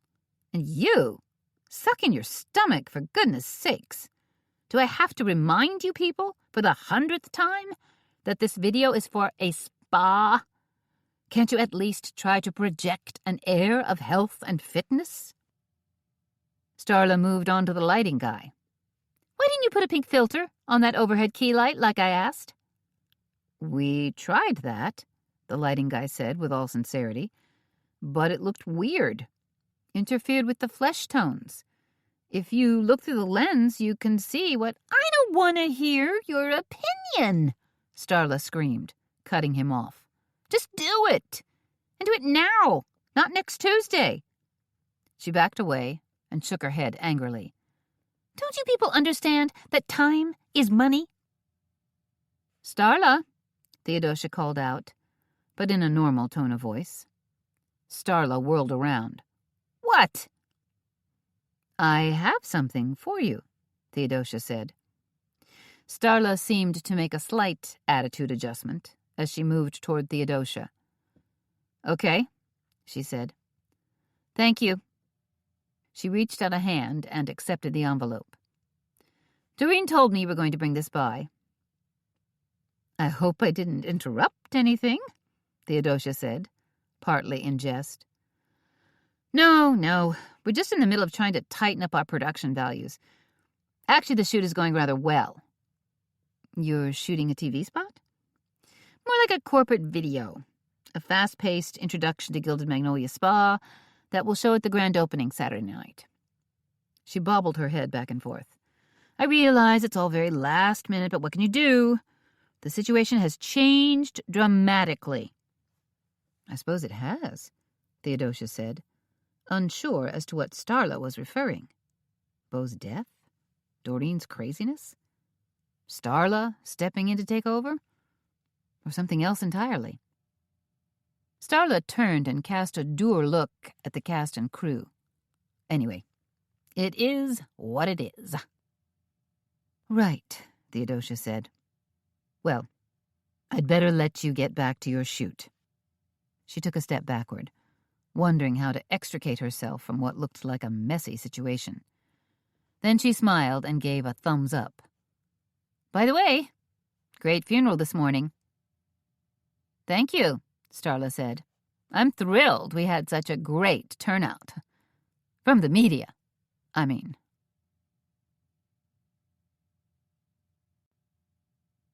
Chapter 20. Theodosia stared at the large sheet of paper that sat on her dining room table. She'd come home, fixed a quick pasta dinner for herself and a bowl of kibble for Earl Grey, and was hard at work on, well, she wasn't quite sure what it was. She'd started out with a kind of Venn diagram, scribbling Beau Briggs' name in the center of the page, and then adding the names of possible suspects around him like spokes in a wheel. Doreen, Reggie Houston, Starla Crane, Honey and Michael Whitley. As a kind of outer rim, she'd added the names of the various characters that had played a walk-on role in last Saturday's drama. A murder chart. I'm making a murder chart, she thought. The notion both tickled and unnerved her. She picked up her marker again and added Marcus Covey's name. Drawing a circle around it, she connected it with an arrow to Beau's name. As an afterthought, she added the name of Robert Steele. the guy who headed Angel Oak Venture Capital, to the outer ring. Theodosia looked up to find Earl Grey staring intently at her. "What?" she said. "Oh?" "Yes, of course. We're still going out. You didn't think we were going to miss our evening run, did you?" She pushed back from the table and stood up. "Besides, I'm fresh out of theories." Walking into the living room, she pulled a purple fleece hoodie over her head. She bent forward and did a quick toe touch, looked around and smiled. Theodosia loved her home, loved everything about it, from the living room with its brick fireplace set into a wall of beveled cypress panels, to the oil paintings she'd hand-picked at Gilbert's Antiques. The place was hands down gorgeous and homey, and it was all hers. No, it didn't come close to the grandeur of Doreen Briggs' mansion. But owning an expensive showpiece didn't matter to her, as long as she was happy and comfortable. And when she was tucked beneath a blanket on her chintz sofa, her dog sprawled out on the oriental carpet, and a fire crackling away, it felt like heaven, like all was right with the world. "Ruh!" "Yes, now," Theodosia said, pulling herself out of her reverie. "Sorry to keep you waiting." The route Theodosia took tonight bordered on being slightly illegal. In other words, as she and Earl Grey dashed down East Bay Street, she veered down a private driveway and then ducked into Stoll's Alley. Just 17 bricks wide at its entrance, the alley was a relic, a time traveler's leap into Charleston's historic past. Stately homes were basically jammed up one against the other, sheltered by a curtain of overhanging trees, hidden by tall brick walls that dated back to the Revolutionary War. Stoll's Alley was also kind of a peeping Tom's delight. Many of the window shades weren't always drawn as carefully as they should be, so you could catch slivers of life inside the magnificent old homes. Here was an elegant, masculine-looking library filled with leather-bound volumes. A few yards on was a window that offered a peek into a cozy kitchen, complete with repurposed wooden planks for counters, and shelves holding a to-die-for collection of sterling silver tankards. Theodosia and Earl Grey popped out at Church Street, waited for a sleek-looking car to go by, and then ran across the street. Seconds later, they were once again cloaked in darkness, save for a few old-fashioned lamps that cast dribbles of light against the cobblestones. Pounding down another back alley, they zipped along a narrow lane that snaked between two enormous mansions, both with spectacular walled gardens, complete with white marble statuary and pattering fountains. They turned down Meeting Street to Price's Alley, where more townhouses, expensive townhouses, were clustered in a tight row, with an 8-foot-high brick wall snugged up on the right. Theodosia was always amazed at the high density of the area. Yet each cottage, townhome, and mansion felt like its own fiercely independent principality, surrounded as they were by green gardens, statuary, small reflecting pools, and wrought iron gates. Shut off from the world, yet still very much there. Feeling like she'd blown off the dust of the day, Theodosia tugged gently at Earl Grey's leash and turned for home. And that's when it all went a little bit crazy. Just as they were crossing Trad, a car came hurtling out of nowhere. Engine roaring full bore, headlights blazing, the car headed straight for them. Caught in the middle of the street, Theodosia froze for a split second, uncertain of which way to jump. Surely he's going to swerve. That driver has to see us, she thought. But no, the driver stayed his course. Crouched over his steering wheel, this shadowy ghost driver put the pedal to the metal and roared at them like an Indy car screaming down the straightaway. With not much time to think, Theodosia gave Earl Grey a hard shove that sent him flying, and then she lurched after him. There was a sudden, high-pitched squeal of brakes as the car swerved, made a slight course correction, and kept coming at them. Theodosia screamed as she made a second awkward, panicked leap out of the way. She felt the hot, swift slipstream of air and rush of metal as the car shot by, missing her by mere inches. Flying through the air, she and Earl Grey were a tumbling mass of legs, arms, paws, and tail. Shocked grunts and oofs escaped their lips. Then they hit the ground in a crazy, Humpty-Bumpty sprawl, rolling and bouncing up and over a low curb, finally coming to rest in a patch of French hydrangeas. Alive? Was Theodosia's first dazed thought. Are we still alive? Earl Grey was the first to recover. He pulled himself up, shook himself vigorously from his nose to his tail, and gazed around in surprise. The startled look on his face clearly said, "Good heavens! How did we end up here?" When Theodosia saw her dog standing upright, panting, but not in any obvious distress, her heart relaxed. "Thank goodness my boy is okay," she thought. She rolled over and lifted a fist. "Who would do that?" she shouted, loud and angry, railing at the night sky. She felt bumped and bruised and battered. Who would try to intentionally hit us with their car? Her own words suddenly registered inside her brain and brought her up short. Intentionally? Somebody tried to hit me intentionally? Who? She thought. But deep in her brain's frontal lobe, the rational, problem-solving part of her brain, she was slowly spinning out an answer. "The murderer," Theodosia said, her voice dropping to a low whisper. "He thinks I know more than I do. Or else this person, this cold-blooded killer, thinks I'm getting way too close to finding out the truth." She was kneeling in the flower bed on mud-streaked hands and knees, dumbfounded by her own revelation, until Earl Grey nudged her gently with his nose. "Time to go."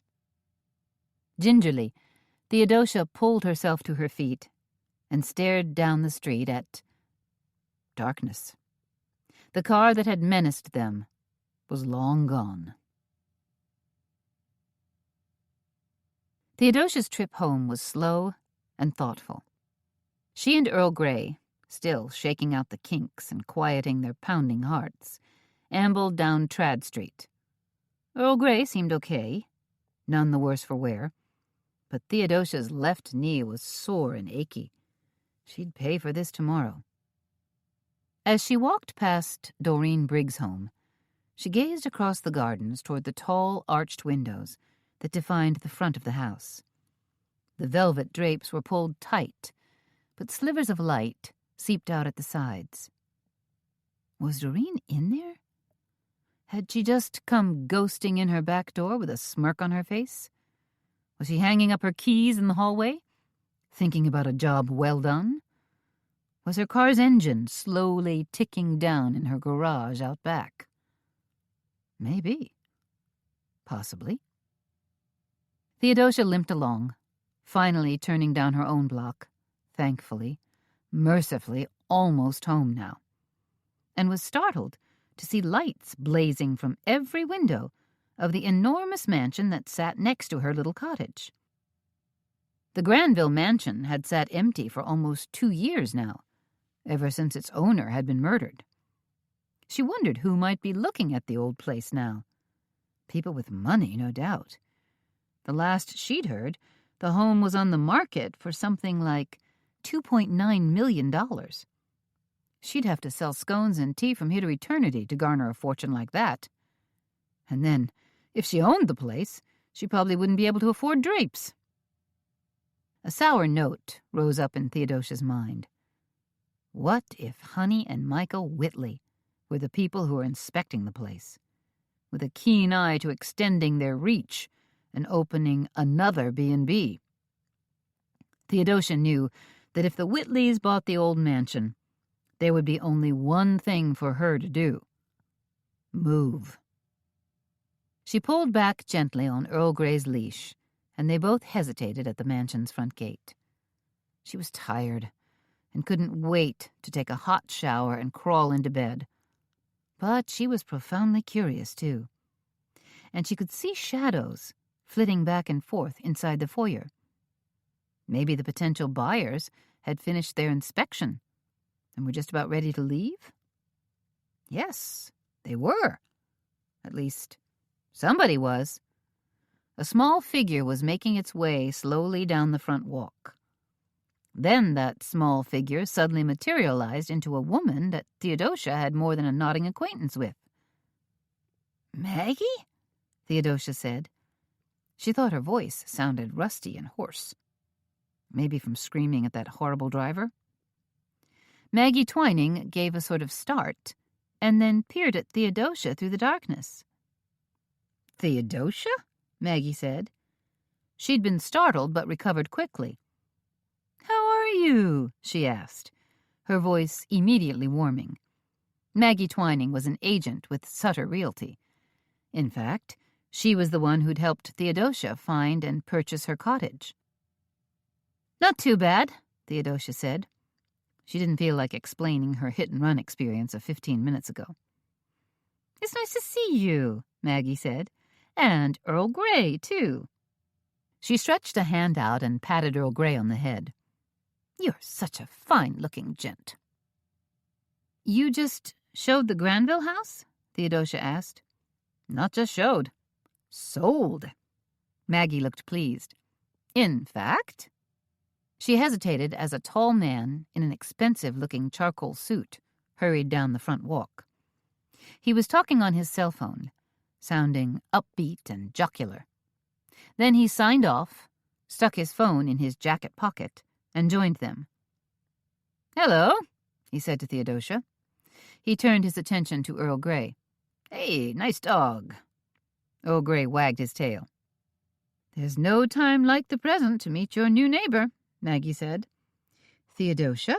Meet—" "I know who you are," Theodosia said, staring at the man who stood in front of her, offering a friendly smile. "You're Robert Steele. I was at your presentation this past Tuesday night." Steele focused on Theodosia and immediately clicked into his salesman's patter. "Glad to hear it," he enthused. "I hope you enjoyed it." "I was also a guest at the Rat Tea this past Saturday, and the funeral this morning," she added. Steele never missed a beat. He shook his head and looked sorrowful. Heck of a thing, wasn't it? Bo was such a great guy. "Have you heard anything new? Are the police any closer to catching who did it?" "I think they're very close," Theodosia said. Not because they actually were, but because she was curious to see Steele's reaction. "Let's hope so," Steele said. "Better times ahead, huh?" "Maybe," Theodosia said. Steele made a motion to leave. "Thank you," he said to Maggie, and to Theodosia. "I hope we were able to convince you to invest with Angel Oak."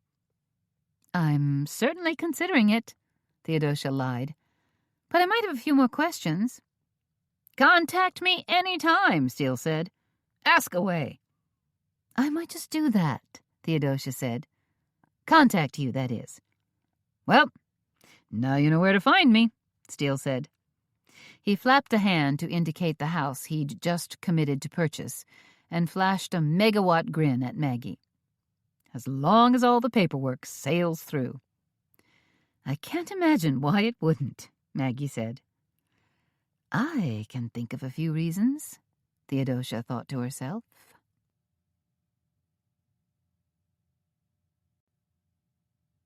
Chapter 21. "You'll never guess who's buying the property next door to me," Theodosia said. It was Friday morning, and she and Drayton were scurrying around the tea shop, setting up tables, lighting candles, and getting the place shipshape for their morning rush.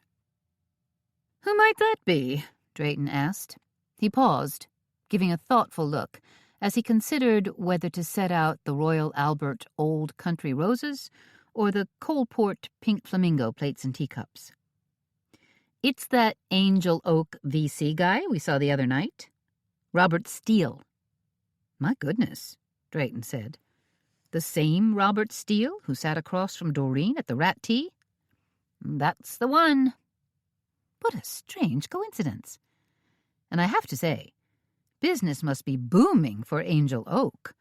That mansion is enormous, which means the mortgage must be astronomical. "Business might be good because Robert Steele is probably a crook," Theodosia said.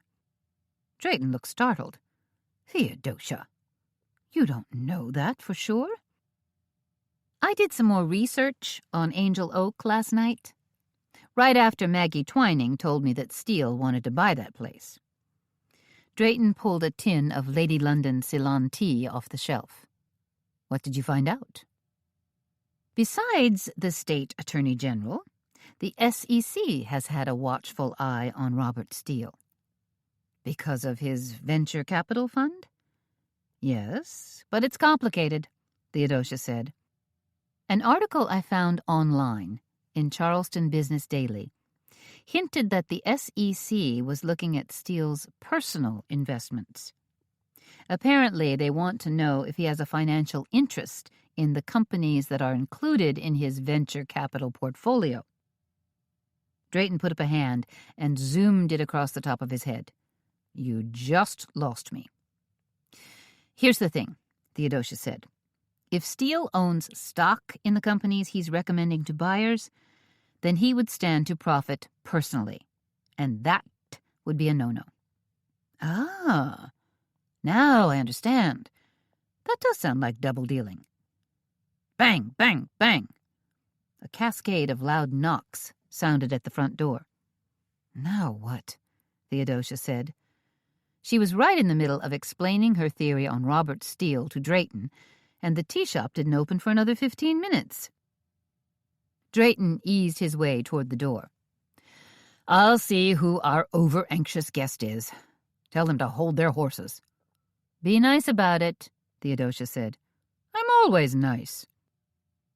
But when Drayton pushed the curtain aside and looked out the window, he let out a disdainful snort. "Obviously, it's not a women's tea club come to call," Theodosia observed dryly, "or your reaction wouldn't be quite so snide." Drayton's mouth pulled tight. It's that awful Bill Glass again. "Should I shoo him away, or do you want me to let him in?" "Let him in," Theodosia said, sounding resigned. "If we don't, he'll just stand there banging away and drive us all bonkers." Drayton pulled open the door. "Theodosia says you can come in, but you have to be nice." "I'm always nice," Glass said, as he strode briskly into the tea shop. He made a big show of sliding to a stop, then flashed a grin at Theodosia and said, "Howdy." "What?" Theodosia asked. "What do you want?" "A cup of tea would be great for openers," Glass said. Theodosia wasn't buying it. "What else is on your evil little mind?" "I have some information to share with you," Glass said. "Oh?" "Concerning a certain rat who is no longer among the living." "You know something more about that?" Theodosia asked. Glass was obviously referring to Marcus Covey. "In case you haven't guessed, I have friends in high places, as in the Charleston Police Department." "They're probably paid informants," Drayton said from behind the counter. "What if they are?" Glass said. "Who cares how I get the poop, as long as I get the poop?" "You mean get the gossip," Drayton said. "What exactly is this new information?" Theodosia asked. She was curious, but repulsed by Glass. Kind of like dealing with a snake you'd found slithering through your garden. That snake might keep the rodent population in check, but you still had yourself a snake. Glass tapped the counter and curled a finger at a steaming pot of tea. Do you think? Yes, whatever. Theodosia poured a splash of black currant tea into an indigo blue paper cup and handed it to him. How about a scone, too? Glass asked. He patted his stomach. Gotta keep the old tank filled. They're still baking in the oven, Theodosia said. Glass pointed to a lone scone sitting in a glass cake saver. What about that one? It's from yesterday, Drayton said. No problem, Glass said. So Theodosia placed the day-old scone on a plate and shoved it toward him. There were a few moments of noisy slurping and chewing, and then Glass said, The police discovered something very interesting in the trunk of Covey's car. What was it? Theodosia asked. She narrowed her eyes, recalling the banged-up black Saab that had been parked in Covey's backyard. Glass was chewing loudly. A twist of guy wire. You know, the kind of metal cord you use for pegging tents to the ground? It's what was used to hang Covey with. A kind of wire? And some of it was actually in the trunk of his car? Theodosia asked. Glass held up a finger as though he had more hot news. And lying next to the wire was a crumpled-up business card that belonged to that PR lady. What? Theodosia said. You mean Starla Crane? No, Drayton said, suddenly coming alive. Theodosia was completely dumbfounded by Glass's revelation. Was that the answer right there? Was Starla Crane the killer? Had Starla poisoned Beau Briggs and then hanged Marcus Covey? You mean the police actually found Starla's business card, along with the wire used to hang Covey? Theodosia finally gasped out. Glass aimed a finger at her. You catch on fast, tea lady. What? Theodosia was stumbling over her own words. So what's going on? What are the police doing about it? Drayton asked, jumping in. Unfortunately, the cops didn't get around to examining the car trunk until last night, Glass said. He rolled his eyes. Stellar police work, huh? Anyway, I understand the police will be hauling Miss Crane in today to ask her some very tough questions. Theodosia cocked her head at Drayton and said, Starla? Could it have been her all along? Drayton shrugged. It sounds like maybe. But why? Theodosia asked. What was her motivation? She was trying to play Svengali, Drayton said. Get Doreen under her control so she could, I don't know, influence how all her money was spent? Or maybe even con Doreen out of her money? Or take over the spa? Theodosia said. Fresh in her mind was Starla Crane screaming at the models and videographers yesterday afternoon, trying to get some sort of corporate video rushed through for tomorrow's big event. A video that might have showcased her skills? Or her leadership ability? This is big time, huh? Glass said, grinning at Theodosia like a demented Cheshire cat. Theodosia gave an absent nod. This is truly puzzling. Theodosia was still ruminating over the Starla factor a few hours later as she rushed about the tea shop. When she stopped at the front counter to grab a pot of chocolate mint tea, she said, Is it possible Starla could have murdered both Beau and Marcus Covey? It doesn't feel exactly right, Drayton said as he measured out scoops of Midori estate tea into a floral teapot. But yes, I suppose it's possible. You're right, Theodosia said. Drayton stopped measuring. Wait a minute.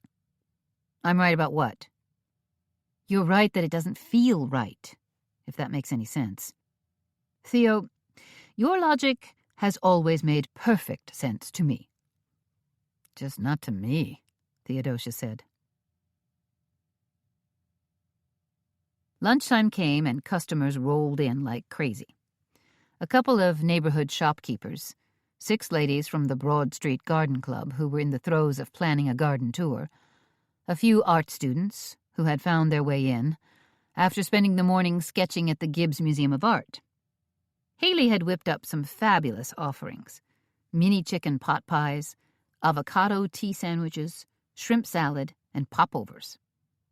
Of course, she was saving the best for tonight's candlelight tea. She'd shared a bare-bones menu with Theodosia and Drayton, but promised that she had a couple of big surprises up her sleeve, one being a tipsy cake for dessert, which in Southern parlance meant a fruit and pudding trifle. After the last few days, Theodosia wasn't sure she was ready for any more surprises. At 2 o'clock, with the luncheon crowd departed and a small to middling afternoon tea crowd, Theodosia said, "I'm going to run over to the cabbage patch and grab our candles." Drayton looked up from behind the counter. "We need candles? I thought we had an entire stash of candles." "We do, but those are mostly tea lights and a handful of tapers. If we're going to hold a candlelight tea, we have to do it right." "What about the box of red candles that's under the counter?" Drayton asked. "If you want this place to look like Benito's Pizza Parlor, that's fine with me. But if we want to impart an elegant, old-world atmosphere, if we want this tea shop to shimmer and glow, we're going to need better candles." Drayton touched a hand to his tortoise-shell half-glasses and pushed them up his nose. "You've convinced me. I surrender to your judgment and good taste." The Cabbage Patch gift shop was only 2 doors down from the Indigo Tea Shop, and Lee Carroll, its owner, was ready for her. "I've got your candles," Lee said as Theodosia stepped through the door and into her eclectic little gift shop. Lee was a pretty African-American woman, mid-30s, with almond eyes, sepia-toned hair, and beautifully burnished skin. "And I've got a cup of Rose Hips tea for you," Theodosia said, "along with a couple of maraschino cherry scones."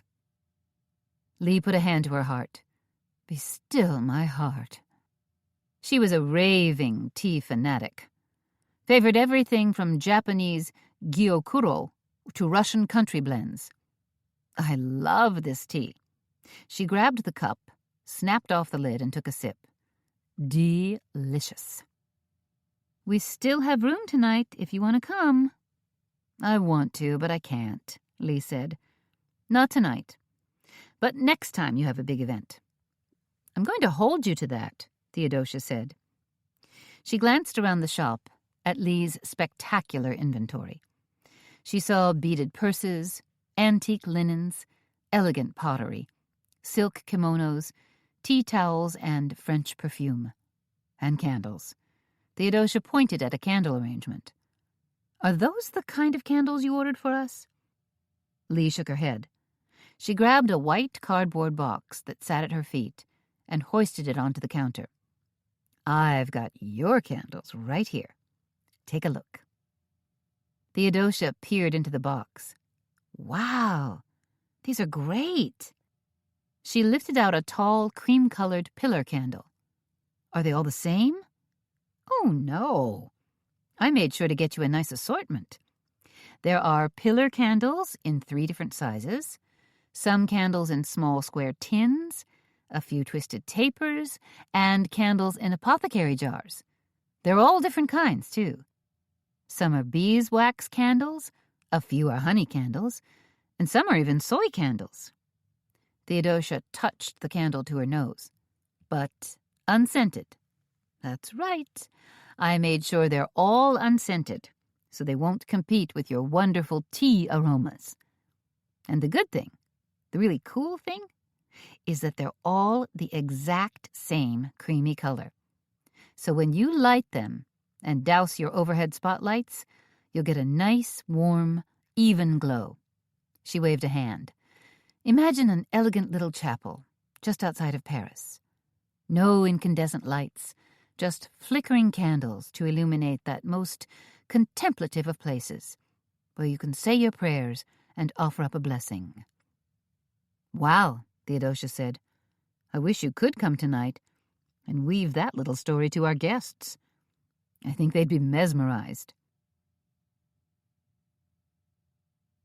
Abracadabra, Theodosia exclaimed as she stepped into the indigo tea shop. It looks as if you two have worked quite a bit of magic in here. Drayton and Haley glanced up from where they were laying out plates and teacups. In Theodosia's short absence, they'd covered the tables with cream-colored French linens, added Balique basket-weave plates and teacups, and set out Waterford crystal water glasses. All our customers took off, so we decided to close the tea shop and get cracking, Drayton said.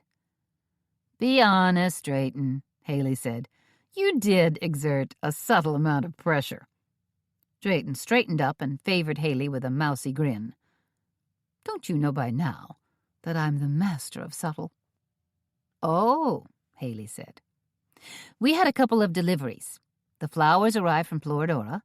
Roses, very pale and creamy, exactly as you requested. They're in your office, Theo, sitting in big buckets, just waiting to be arranged in glass vases. Which I will attend to as soon as we place these candles on the tables, Theodosia said. And what else came? Something that's all wrapped up and looks like it might be a painting, Haley said. Just one? Were there supposed to be more? I asked for 3 oil paintings on approval from the Dolce Gallery down the street. Oh, bother. I suppose I'll have to run down there later and see what the problem is. Have fun, kiddies, Haley said, giving a wave as she twirled away from them, because I've got to duck back in the kitchen and tend to my cooking. These are lovely candles, Drayton said. He pulled one of the pillar candles out of the box to admire it. Beeswax, the very best kind. He placed it carefully in the center of a table. How many candles did you get, all told? There should be 24, Theodosia said, but all different kinds. They worked the rest of the afternoon, polishing and primping. Theodosia arranged the roses and then stocked all the shelves of her highboy. As they worked, the aromas drifting out from Haley's kitchen just kept getting better and better. Finally, when everything seemed just about perfect, Theodosia pulled 3 grapevine wreaths off the wall and replaced them with the large oil painting. The painting was of 2 women from the late 1800s, sitting at an outdoor French cafe. The lighting was very soft and moody, the surface of the painting covered with tiny cracks. That painting looks very elegant in here, Drayton said. And you say there were supposed to be a couple more? Theodosia adjusted the painting so it hung straight. They promised me 2 more. If you don't mind, I'm going to run down to the Dolce Gallery and see what the holdup is. I don't mind at all, Drayton said, seeing as how that painting adds a very sophisticated note to our tea shop.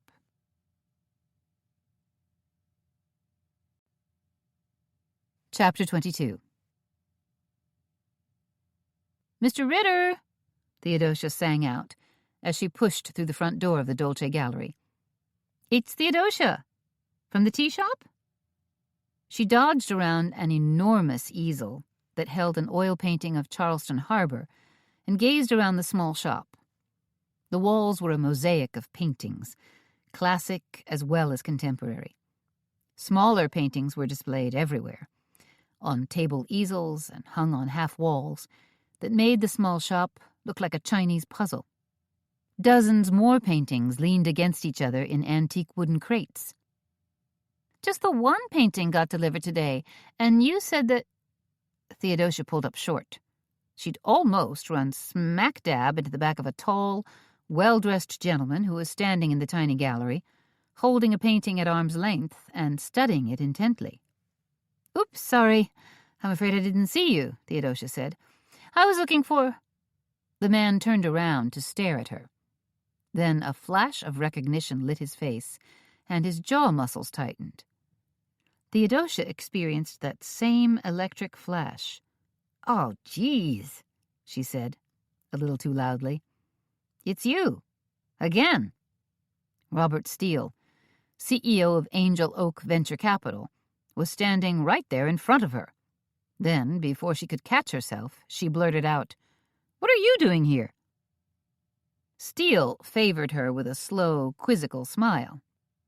"I'm considering whether I should buy this painting. But a better question might be, what are you doing here?" "This is my block. Well, what I mean is, my tea shop is just a couple of doors down." Steele studied her. "Your tea shop?" "That's right. The Indigo Tea Shop." She glanced around, saw Mr. Ritter, the owner of the gallery, standing in the back room talking on his phone. A slow smile had spread across Steele's face. "You run a tea shop, and you're an investor?" "Sure," Theodosia said. "Why not?" She had the feeling Steele wanted to put her on the defensive. Well, good luck with that bub.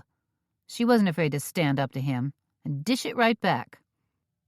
"Did you qualify for your mortgage yet?" Theodosia asked. Steele's brows pinched together, indicating that she'd scored a direct hit. "Now why would my mortgage be any of your business?" he asked. Theodosia took a deep breath and decided to go for the jugular. After all, how many chances would she get to confront him? Curiously, "It is my business," she said. "I've been asked by Doreen Briggs. You remember Doreen, don't you? As I mentioned last night, you were sitting at her head table when her husband Beau dropped dead after being poisoned." "Excuse me?" Theodosia waved a hand in the air as if to casually erase her somewhat inflammatory statement. "But that's not my point." Steele's face had become a thundercloud. "Then what is?" "Doreen Briggs would like to have her husband's investment returned. I'm referring to the $700,000 that Beau handed over to your company, Angel Oak." "Wait, what?" "I think you heard me," Theodosia said. "Because my request is really quite simple. Doreen would like you to refund her husband's money." She bobbled her head from side to side, as if sorting through her words. "Actually, it was Doreen's money. The money that Beau handed over to you. Now she'd like it back." "Why are you inquiring about Doreen Briggs's personal finances?" "Because Doreen asked me to, as a personal favor. And because Doreen is completely overwhelmed right now. You were at the funeral yesterday morning, Mr. Steele. You saw how she was holding up. About as well as a two-legged stool." "And that's my problem?" Steele asked. "It is if you don't refund her investment. Yes, it most certainly would be your problem." Steele set down the painting. "That sounds decidedly like a threat. Please, try to think of it as a friendly request." "Not so friendly," Steele said. "I'm afraid that's your perception." Goodness, Theodosia thought to herself. This man does like to verbally joust. Was she getting anywhere at all with him? She certainly hoped so. "I can understand that Doreen might want her investment back," Steele said. "But papers have been signed." "Perhaps they could be unsigned," Theodosia said. Steele shook his head slowly. "That would present certain difficulties." "I'm sure it would. But I'm positive the right attorney could help us overcome those difficulties." "Please don't." But Theodosia kept right on talking. "For openers, we could start with the state attorney general."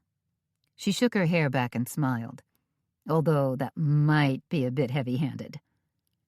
"I don't threaten easily," Steele said. "It wasn't intended as a threat," Theodosia said. "Merely a way to help extricate all parties from what may or may not be a legally binding contract." "What's your game, exactly?" Steele asked. "You say tea shop, but you sound more like a lawyer." "Funny you should mention that," Theodosia said. "Perhaps you've heard of the law firm Browning and Alston?" Steele gave an almost imperceptible nod. "My late father and his brother were the founding partners. My father, God rest his soul, has passed, but my uncle is still very much alive and kicking. I'm sure if I put a bug in his ear, he'd be willing to take this case on." "Jeremy Alston?" For the first time, Steele looked nervous.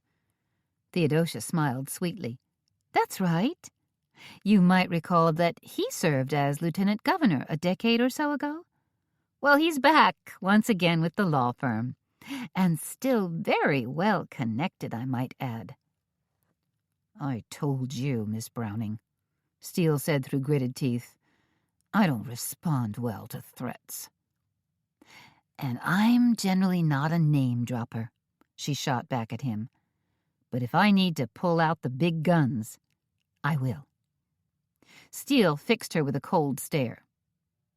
"Perhaps you could give Doreen a quick call," Theodosia said. "I'm sure she'd be thrilled to hear from you." She turned on her heel. "And thank you, Mr. Steele, for your cooperation. Thank you very much." "Where are the paintings?" Drayton asked when Theodosia slipped through the front door. "Oh, those," Theodosia said. "I decided we didn't need them after all." Drayton shrugged. "Very well. Oh, Haley and I decided to put out those decorated sugar cubes." "The ones by the lady in Savannah? With the tiny flowers and ladybugs?" "That's right. And I thought it might be fun to use the silver water pitchers we bought when the Hotel Continental went defunct." "Sounds right to me," Theodosia said. "You're in a good mood," Drayton said. "I guess I'm just looking forward to tonight." Theodosia glanced around the tea shop. "Before we change into our evening duds, do you think we should try a test run?" "Why not?" Drayton said. They turned off all the lamps, as well as the small overhead chandelier, and then lit the candles. The result was transformative. The indigo tea shop shimmered and glowed like a cottage from the magical village of Brigadoon, come back after 100-year respite. "This is spectacular," Drayton declared. Theodosia nodded. "The candles, dinnerware, the linens and things, they really set the mood. I think our guests will be favorably impressed." Even Haley came out to see the special effects they'd wrought. She let out a low whistle. "Wow, it's like a really cool dance club or something." "But without the annoying music," Drayton said. He paused for a minute. "No, what this is, the lighting and the fact that our table settings resemble a still life, is reminiscent of a Rembrandt painting, or possibly a Vermeer." His hands carved shapes in the air, some parts highlighted, others left in the dark. You know, that lovely chiaroscuro, the subtle interplay of shadow and light. Theodosia smiled. How very poetic and apropos.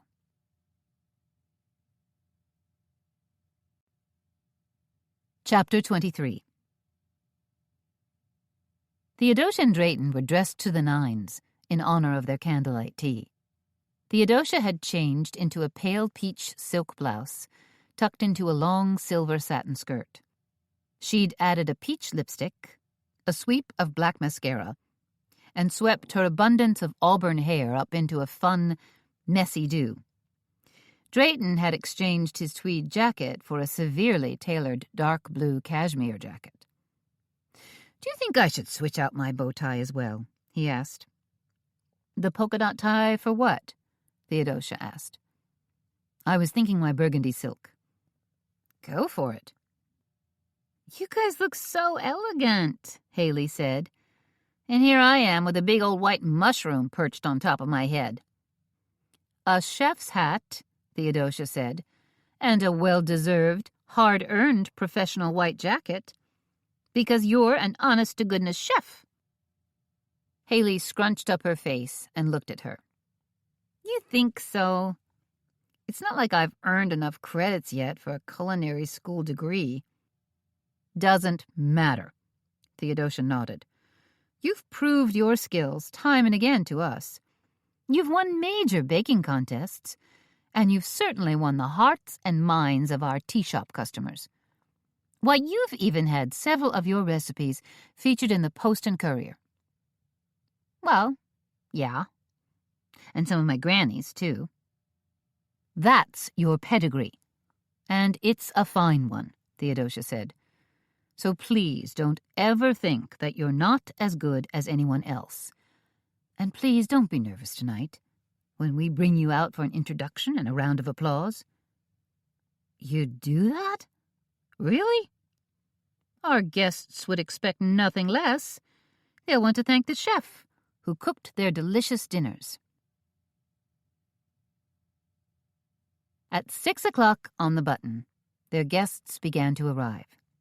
They shuffled in excitedly, not sure what to expect, but eager smiles changed to absolute wonderment as soon as they saw the tea tables bathed in soft candlelight, the sparkling dishware and crystal, and the dreamy rose bouquets.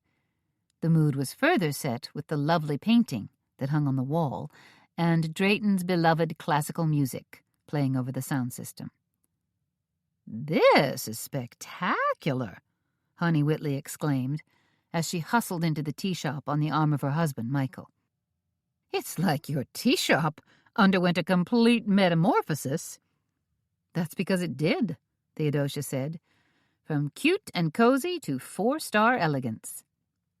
"I wish our dining room looked this good," Michael lamented as Honey just patted his arm. More guests arrive.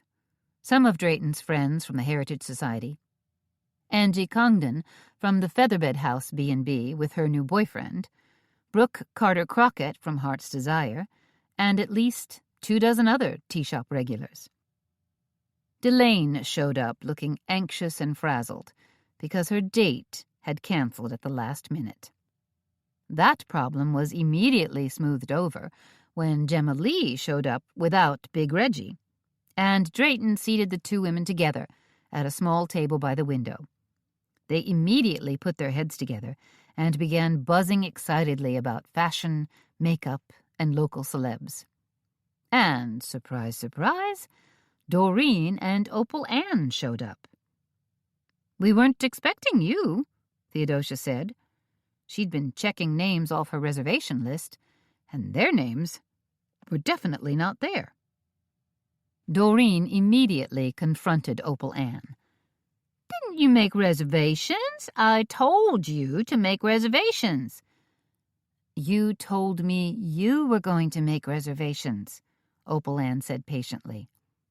"It's not a problem, ladies," Theodosia said. "We've got room." Thank goodness for those last 2 available seats, she thought. Doreen put a hand on Theodosia's arm and said in her "I'm telling you a special secret" voice, "Did you know that Starla was taken in for questioning today?" "I did hear that," Theodosia said. "It's shocking," Doreen said, her eyes going buggy, her curls jiggling nervously. "Apparently, the police found one of Starla's business cards crumpled in the car trunk of that man who got hanged." She was practically drooling with excitement, hopped up like she was high on crystal meth. "And the wire cord that was used to hang him, it was the same kind that was used to anchor—" Opal Ann cut in suddenly to cap off the story. "The cord was the exact same kind used for anchoring tents. And Starla had just honchoed a charity fun run in Hampton Park last week."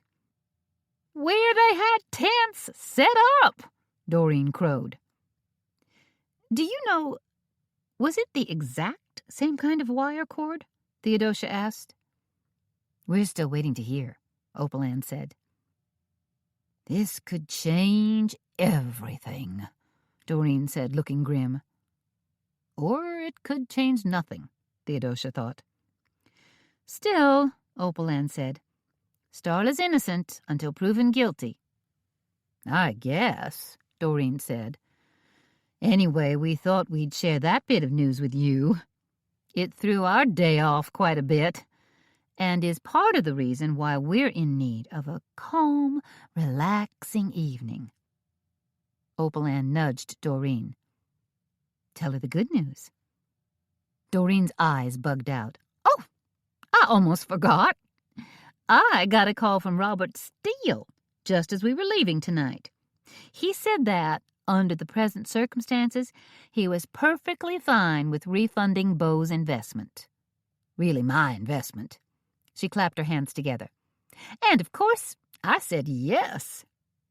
Of course you did, Theodosia smiled.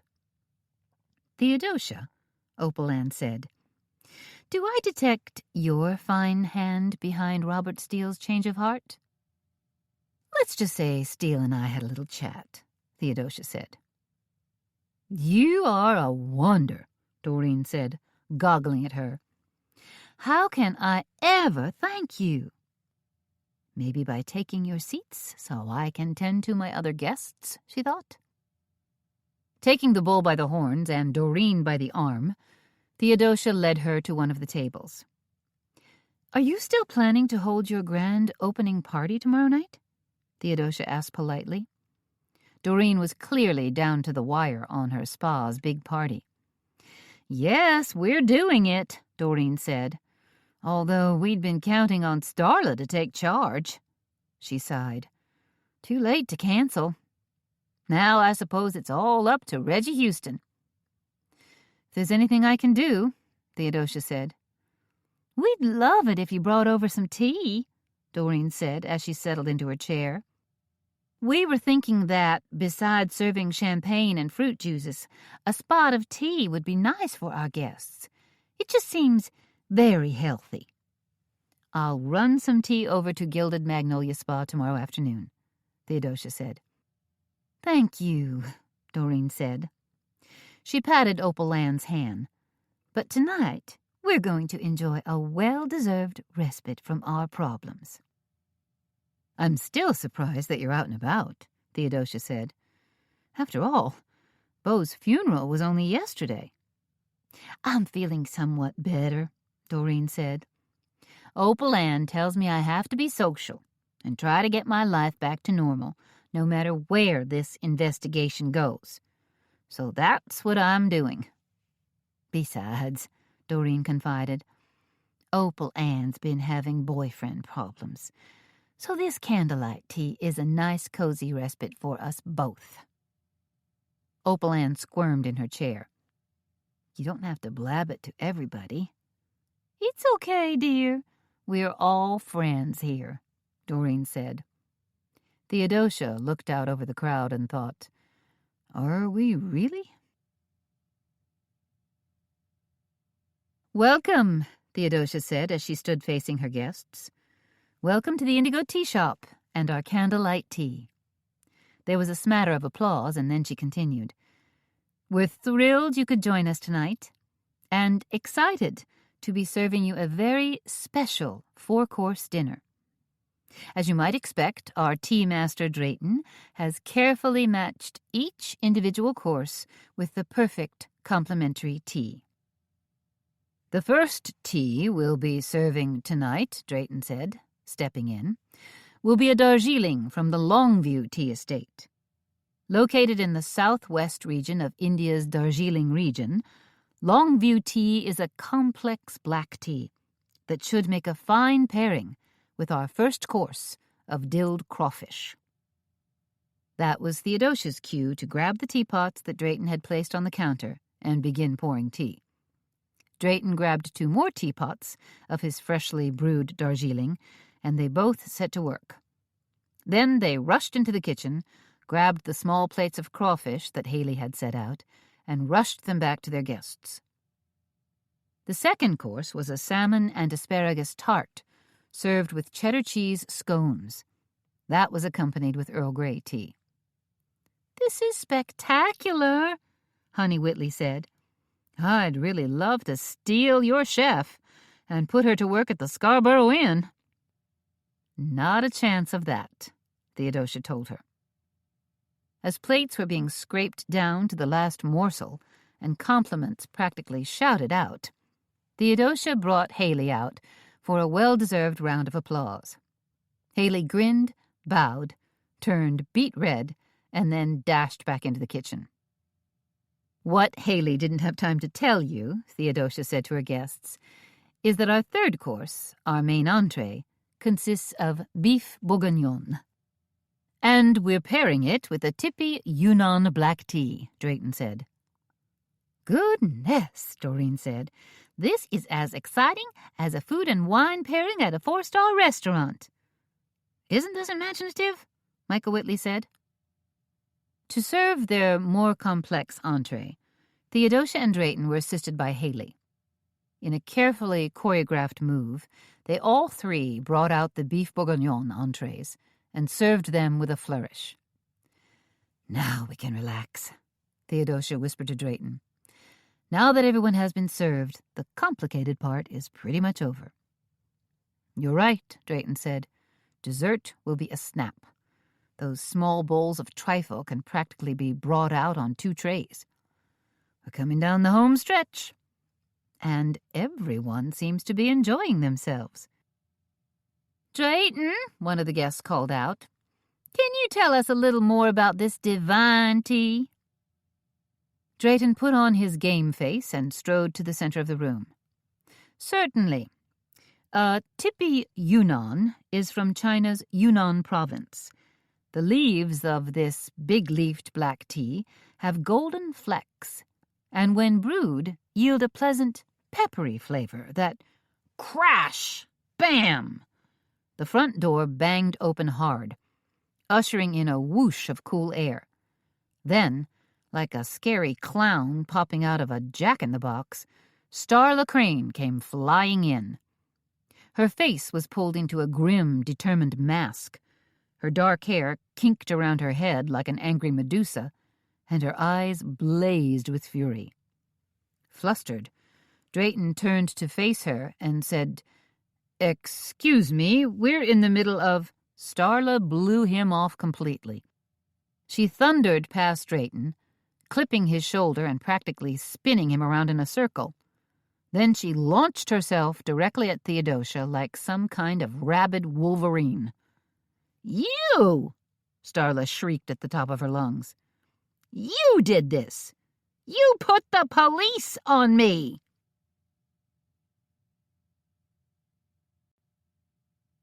Chapter 24.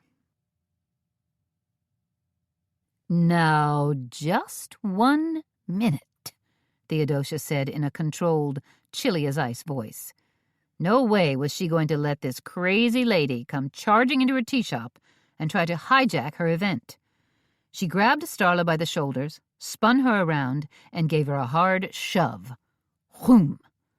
Starla was propelled through the velvet curtain that separated the back office and kitchen from the front of the shop. "What do you think you're doing?" Theodosia hissed, as she caught up to a breathless, stumbling Starla. "This is all your fault!" Starla cried. "You are so out of line," Theodosia said, trying to keep her voice low. "I had nothing to do with your being questioned by the police." "I don't believe you!" A second later, Opal Ann hurriedly brushed past the velvet curtain and came to Theodosia's defense. "Believe her," Opal Ann said. "Theodosia had nothing to do with your being questioned. Didn't the police give you the full story? Didn't they tell you what happened?" "No," Starla said, her eyes still blazing. "They just asked me the same horrible questions over and over again." She took a step backward and found herself halfway into the kitchen. "Hey, watch it, lady," Haley called out. "You're getting a little too close to my tipsy cake." "Come into my office," Theodosia said. "Let's try to sort this out calmly and rationally." Reluctantly, Starla followed her back, with Opal Ann trailing them. "Please believe me," Theodosia said. "I had nothing to do with your being interrogated by the police." Well, kind of nothing, she thought. "But you know Detective Riley," Starla spat out. "He told me so." "Yes, I know him," Theodosia said. "But I'm not assisting him." Not exactly, she thought. Starla, Opalan said, Theodosia would never try to throw you under the bus like that. Oh, yes, I would, Theodosia thought. Theodosia's on our side, Opalan continued, trying to reason with Starla. She's on all of our sides. Do you have any idea how humiliated I was? Starla asked. Now her lower lip began to quiver, and tears rolled down her cheeks. I was yanked out of a business meeting and taken down to a police station. They made me sit on a wooden chair in the same dirty, crappy room where they interrogate criminals. I'm sure it wasn't nearly as humiliating as the scene you just created in front of my guests, Theodosia said.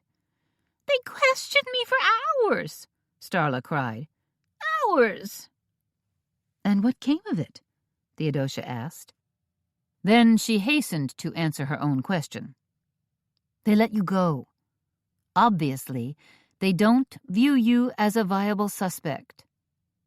It was just my business card, Starla blubbered. I have no idea how it even got inside that car trunk. I passed out so many cards, it could have come from anywhere. I'm proud of my company, for gosh sakes. We understand, Opalan said. Starla wiped at her eyes as she gazed at Opalan. You're not going to hold this against me? Of course not, Opalan said. What about Doreen? Starla asked. She's one of my most important clients. What does she think? That's something you're going to have to deal with yourself, Opalan hedged. All I can say is she's not very happy. But this is not the time nor place to sort out any hard feelings, Theodosia said to Starla. Right now, the best thing, the smartest thing, is for you to go home. I suppose. Starla sniffled. She wiped at her eyes again and looked around Theodosia's office. Her red-rimmed eyes landed on the door leading out to the alley. This way again, huh?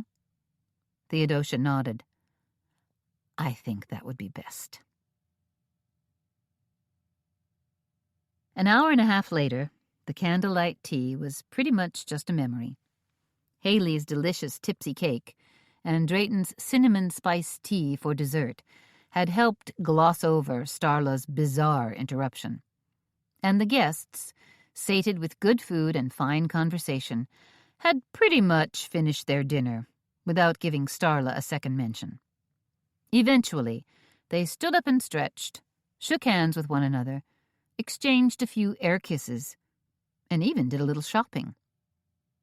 Delane and Gemma left arm in arm, dashing off to some other event, while the rest of the guests slowly trickled out the door and into the cool night air. Finally, just the three of them were left, Theodosia, Drayton, and Haley, to do their tea shop ballet. They stacked dishes, cleared tables, and swished out teapots. It didn't take them long. They were a well-rehearsed troupe who'd done this many times before. I almost hate to blow out the candles, Drayton said. The dancing flames are so gorgeous.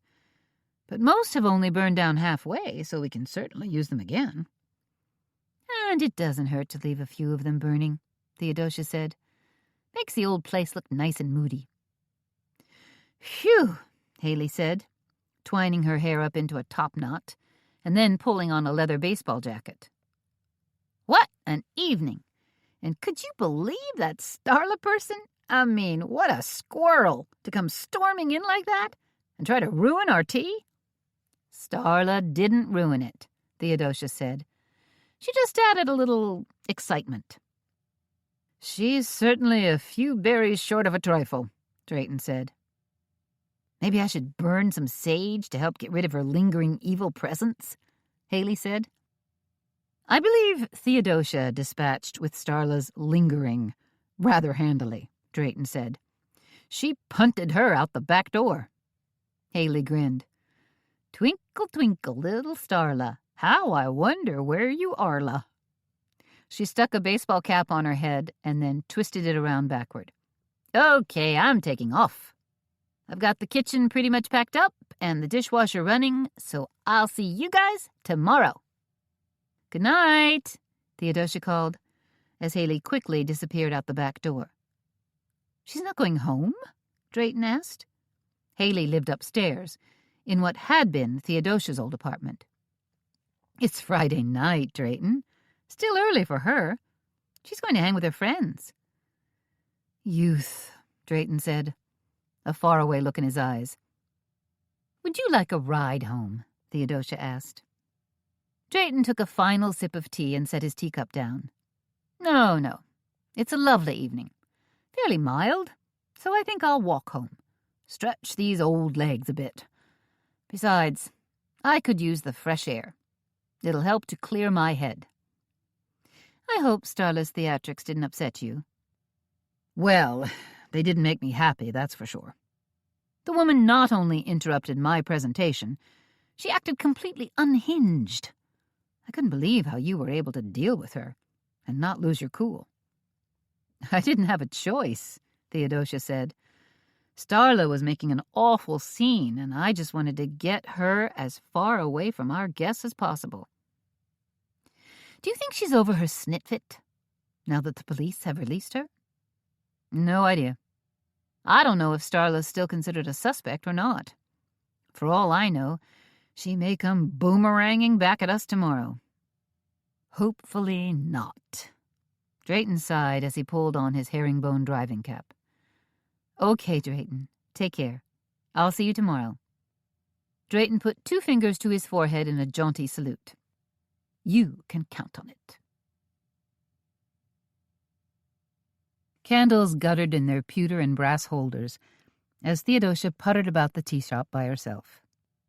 She straightened chairs, found a couple of errant teacups that had been stuck on a shelf, along with her depleted stash of scone mixes and tea bath products. Thank goodness tonight's guests had also been eager shoppers. She must have sold 12 tins of tea, several tubes of chamomile cream, a couple of jars of honey, and, oh yes, one of her grapevine wreaths, the only one she'd left on the wall, had found a new home as well. Theodosia glanced around at the tea shop and smiled. This was the time she liked best. The day drawing to a close, the blessed solitude of being by herself in her tidy little shop. It was a time for contemplation, for feeling a glow of pride in the small business that she'd created. She would never forget what a wreck the place had been when she'd first set eyes on it. But she'd seen the potential, worked up her courage, and signed the lease. Then she'd set about building shelves and counters and whitewashing the walls. A tea stain had been applied to the pegged wooden floors, a retail area established, and then she'd added her own brand of love. Because wasn't that what dreams were all about? Taking chances, embracing your passion in life, living that passion? The phone on the front counter began to ring, interrupting her mood. Theodosia sighed. Should she answer it, or let the answering machine pick it up? Oh, well. She supposed it might be something important. Might be, but probably wasn't. Reluctantly, she snatched up the phone on the 5th ring. Indigo Tea Shop, she said, in what she hoped was a moderately pleasant voice. How may I help you? Is this Theodosia? A woman asked in a tentative voice. Yes. Theodosia didn't recognize the caller at all. My name is Lucille Hart, the woman said. You don't know me, but I'm calling for your friend, Mr. Connolly. Drayton? Yes? Theodosia gripped the phone a little tighter. Drayton had asked someone to call her? But why? What was going on? There's been a problem, Lucille said. Mr. Connolly has been... Well, there's no easy way to say this. Your friend was involved in a hit-and-run accident. What? Theodosia cut her off. How badly is he hurt? she stammered. This was unbelievable. Drayton had just left here barely 20 minutes ago. Well, there was blood. I think he hit his head pretty hard, and his knee. Where are you? Theodosia barked out. I'll come right away. Wait, did you phone for an ambulance? Yes, Lucille said. In fact, they just arrived a couple of minutes ago. But Mr. Conley was insistent that I call you, too. She took a deep breath. We're at the corner of King Street and Trad. I'll be right there as soon as I can. I'll leave immediately, and thank you.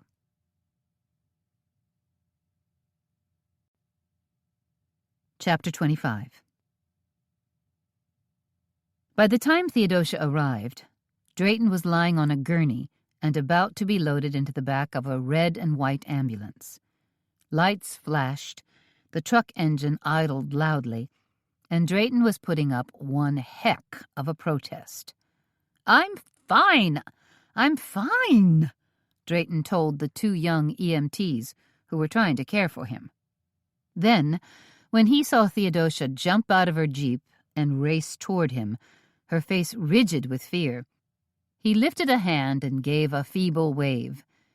Theo, you didn't have to come, he called out in a croaky voice. I'm fine. No need to worry about me. Drayton, Theodosia cried. Was he serious? He'd been bodily assaulted. He was being carted off to the hospital, for goodness sake. Drayton looked pale and a little frail beneath a fluttering white blanket. But he continued to fuss as one of the EMTs, a young woman with frizzy red hair, kept trying to fit an oxygen mask over his mouth and nose. Sir, just suck on a few O's, okay? The lady EMT asked. It'll make you feel better. I told you, I'm fine, Drayton protested. Please, Drayton, Theodosia implored as she stood at his side. Let this nice lady put an oxygen mask on you. It'll make you feel better. I feel absolutely fine as it is, Drayton said. But if it will make you happy, then all right, I'll wear the silly mask. Thank you, the lady EMT said to Theodosia.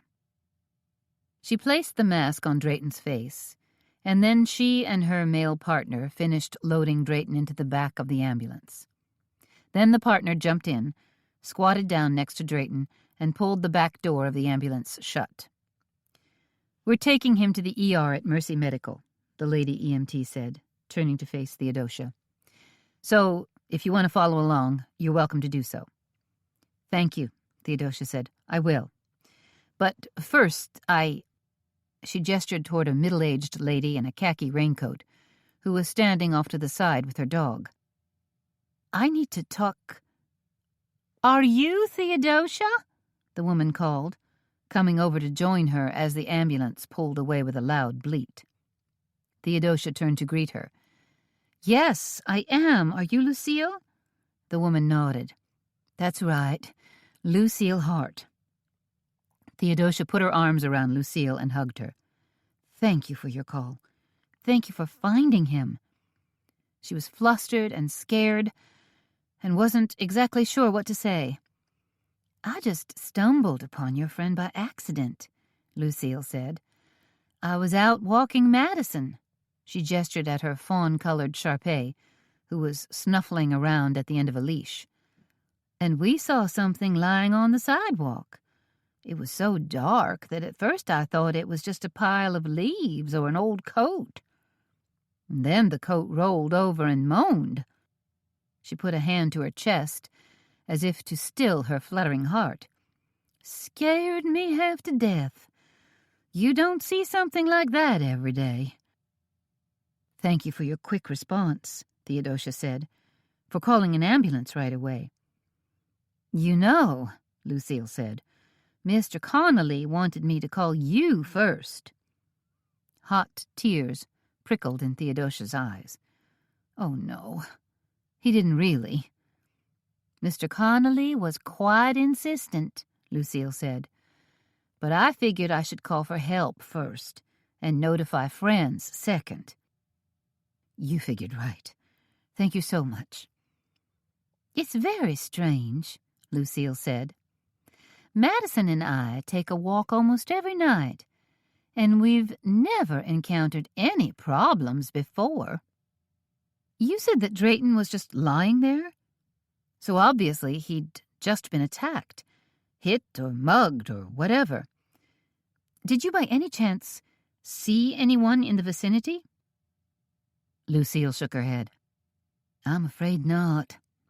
Like I said, it was dark and pretty quiet, and the fog had just started to roll in from the harbor, so that kind of deadened sounds and obscured visibility." She paused. "Well, there was a car, maybe half a block away." "A car?" Theodosia's heart suddenly lurched inside her chest. "A car? Maybe like the one that tried to hit me last night," she thought. "Yes, but it was just pulling away from the curb, so I can't imagine it was involved." "Did you happen to get the license plate?" "I'm sorry, no," Lucille said. "As you can see, it was much too dark." "Any chance you could tell what kind of car it was?" "I don't really know much about automobile makes and models," Lucille said, "but I'd say it was a smaller type of car." "You mean like a Honda or a Buick?" "Maybe smaller." Lucille put a hand to her mouth and thought for a few seconds. "Oh." "What?" "I just remembered something." "What's that?" Theodosia asked. "The car that pulled away. It was kind of low and rounded." Lucille's eyes fluttered closed and then opened again as if she was trying to recall a specific image. "For some reason, it reminded me of a bug." "You mean like a VW Beetle?"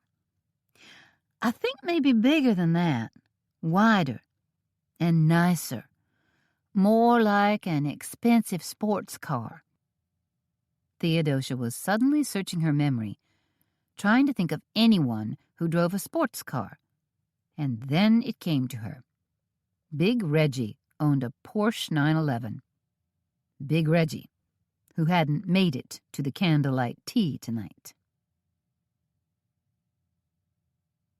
When Theodosia located Drayton in the ER, he seemed to be resting comfortably. He was propped up on a bed that had white curtains drawn on either side of it, and a nurse had just finished taking his blood pressure. "You scared the crap out of me," Theodosia said. "That's a fine greeting," Drayton said. He still sounded croaky, but his color was better. The oxygen had helped. Theodosia sat down on the edge of his bed. "How are you feeling?" "The ER doctor says I'm doing just fine. Nothing broken, just a few bumps and bruises. He mumbled something about a head CT, but I told him I've always been known for my hard head." "But you got knocked down by a car. Is that right?" Drayton put a hand behind his head and looked thoughtful. "I think that's what happened. I mean, everything happened so fast.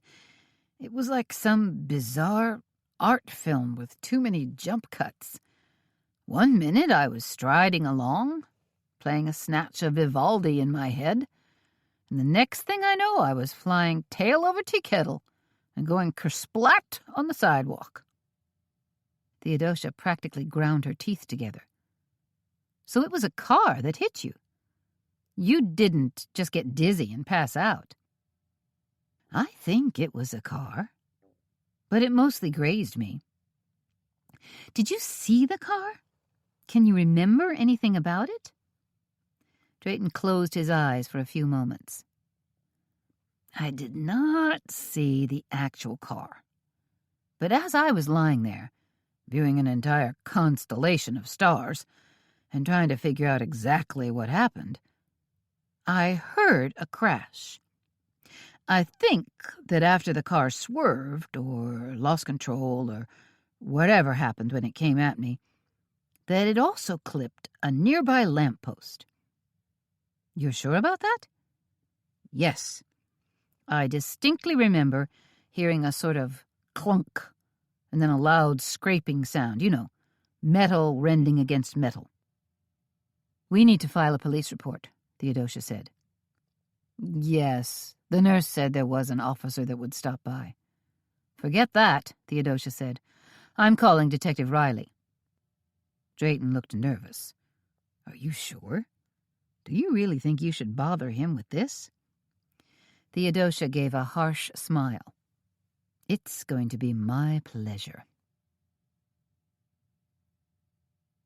Somebody hit him, Theodosia yelled into her cell phone. They tried to mow him down like roadkill. She was standing in the hallway, several hundred yards from the emergency room, so Drayton wouldn't hear her screaming. It had taken her a while to get patched through to Detective Pete Riley. But now that she had him on the line, she was venting like crazy. Whoa, wait a minute, Riley said. You're telling me it was a hit and run? That's exactly what it was, which is why I'm making a police report directly to you. Okay. He sounded just this side of obliging. And the cherry on top of the cake is that someone tried to do the exact same thing to me last night. Theodosia, are you serious? Now Riley sounded alarmed. Now she definitely had his attention. Do you have any idea who the driver was? No, but I think it could have been Reggie Houston. The woman who found Drayton and phoned for an ambulance, Lucille Hart, said she saw a sports car pulling away from the curb. Theodosia was so wound up, she was forgetting to breathe. She had to pause and force herself to take a big gulp of air. And you know who drives a sports car, don't you? It's Reggie Houston. He's got a Porsche 911. Theodosia, Riley said, think for a moment. Why would Houston do something like that? What would he gain by injuring or even killing Drayton? Are you serious? If he's the guy who murdered Bo Briggs and Marcus Covey, then he probably thinks we're hot on his trail. Are you hot on his trail? Riley asked. Or someone's trail? Theodosia thought for a moment. I thought we were. Anyway, I think Houston might be trying to scare us off. Both of you? Yes, both of us. But it's not going to work. I'm not going to sit idly by and let him come after us like that. Theodosia, Riley said, please, calm down. I'm not going to calm down until we find the maniac who did this and put him behind bars. You mean until I find him, Riley said. That's the other thing, Theodosia said. She knew she had to shift gears and bring up Starla as well. It might not be a him. Is Starla Crane still a suspect? Why do you ask? Because she came flying into my tea shop tonight like the Wicked Witch of the West on a nuclear-powered broomstick. She was all upset because you guys brought her in for questioning. It was only questioning. I realize that, but Starla is one unhappy, hyped-up cupcake right now. She's so angry that, well, I suppose she could have been the crazed driver tonight. I don't know. Does Starla even own a sports car? There was silence on the other end of the line. Oh, no, Theodosia cried. She does, doesn't she? Tell the truth. Starla drives an older model Jaguar XJ, Riley said. But so do a lot of people. You say she stopped by your tea shop tonight? She came bursting in and started screaming at me. She thought I was the reason she'd been hauled in for questioning. Holy cow. Yes, holy cow. Holy crap, if you really want to know the truth. Okay, Riley said. I'll jump right on this. It's late, but I'll start rattling some cages. Good, Theodosia said. And while you're at it, you should probably take another look at Doreen Briggs, as well as the Whitleys. I don't think you should leave any stone unturned. Are you still at the hospital? Can I reach you at this number? I'll be here all night if I have to. Drayton was sitting on the edge of his bed, lacing his shoes when Theodosia came back into the ER. "Where do you think you're going?" Theodosia asked. "Home." Drayton gave her a perfunctory smile. "Do you think that's wise?" "I've been cleared by the ER doctor." "Seriously? You're not just making this up because you don't want to stay overnight, get fussed over, and be forced to eat boring hospital food? I know how much you detest gelatin with little bits of fruit." "Do you want to see the release form?" Drayton asked. "Okay, I believe you." "So, you'll drive me home?" "No, Drayton, I'm going to let you hitch a ride with some other banged-up refugee from the ER. Of course I'll drive you home. When would you like to go? Now?" But just as they walked through the automatic door and into the parking lot, Theodosia's phone began to ring. It was Detective Riley calling back. "Guess what?" he said. "You closed the case?" Theodosia asked, a hopeful note coloring her voice. "You arrested Reggie Houston, and he freely admitted that he murdered Beau Briggs and Marcus Covey, and that he tried to run down Drayton?" "Not quite," Riley said. "It turns out that Reggie Houston's car was stolen this afternoon." Theodosia's mouth dropped open. "No way." "Way," Riley said. "Houston even called in a report at, 5:45 this afternoon." "How convenient for him. I hope you realize that Reggie was just setting up his alibi." "Still, the fact remains that his car is missing," Riley said. "It might have been Reggie's car that hit Drayton, with somebody else driving it. Or it could be a different car and driver altogether. We just don't know." "What are you going to do now?" Theodosia asked. "For one thing, we've got a bolo out," Riley said. "A bolo? Be on the lookout for?" "That's just peachy for Reggie's car, but what about Reggie himself?" "I'm not discounting your theory," Riley said. "Houston might be your man, but the fact remains, we don't have any hard evidence against him." "You need evidence," Theodosia said slowly. "Yes, of course we do. You can't just go cowboying over to his house and arrest him, throw a noose over a tree limb." She was still livid over Drayton being attacked. "Good heavens, no. Theodosia, you scare me sometimes." Drayton thought the car that hit him might also have clipped a lamppost. Maybe if you sent your crime scene guys over there, you'd find some paint scrapes. Something that would definitely connect Reggie's Porsche to the scene of the crime. Then I'll go ahead and make that call. "Good. Thank you." But Theodosia, she didn't say anything. "From now on, I want you to stay out of this investigation, like way out, as in 20 miles from ground zero." "Sure, Detective Riley," she said in her nicey-nice voice. "That won't be a problem." But what she really meant was, "Sorry, pal. Fat chance of that. Now I'm pulling out all the stops."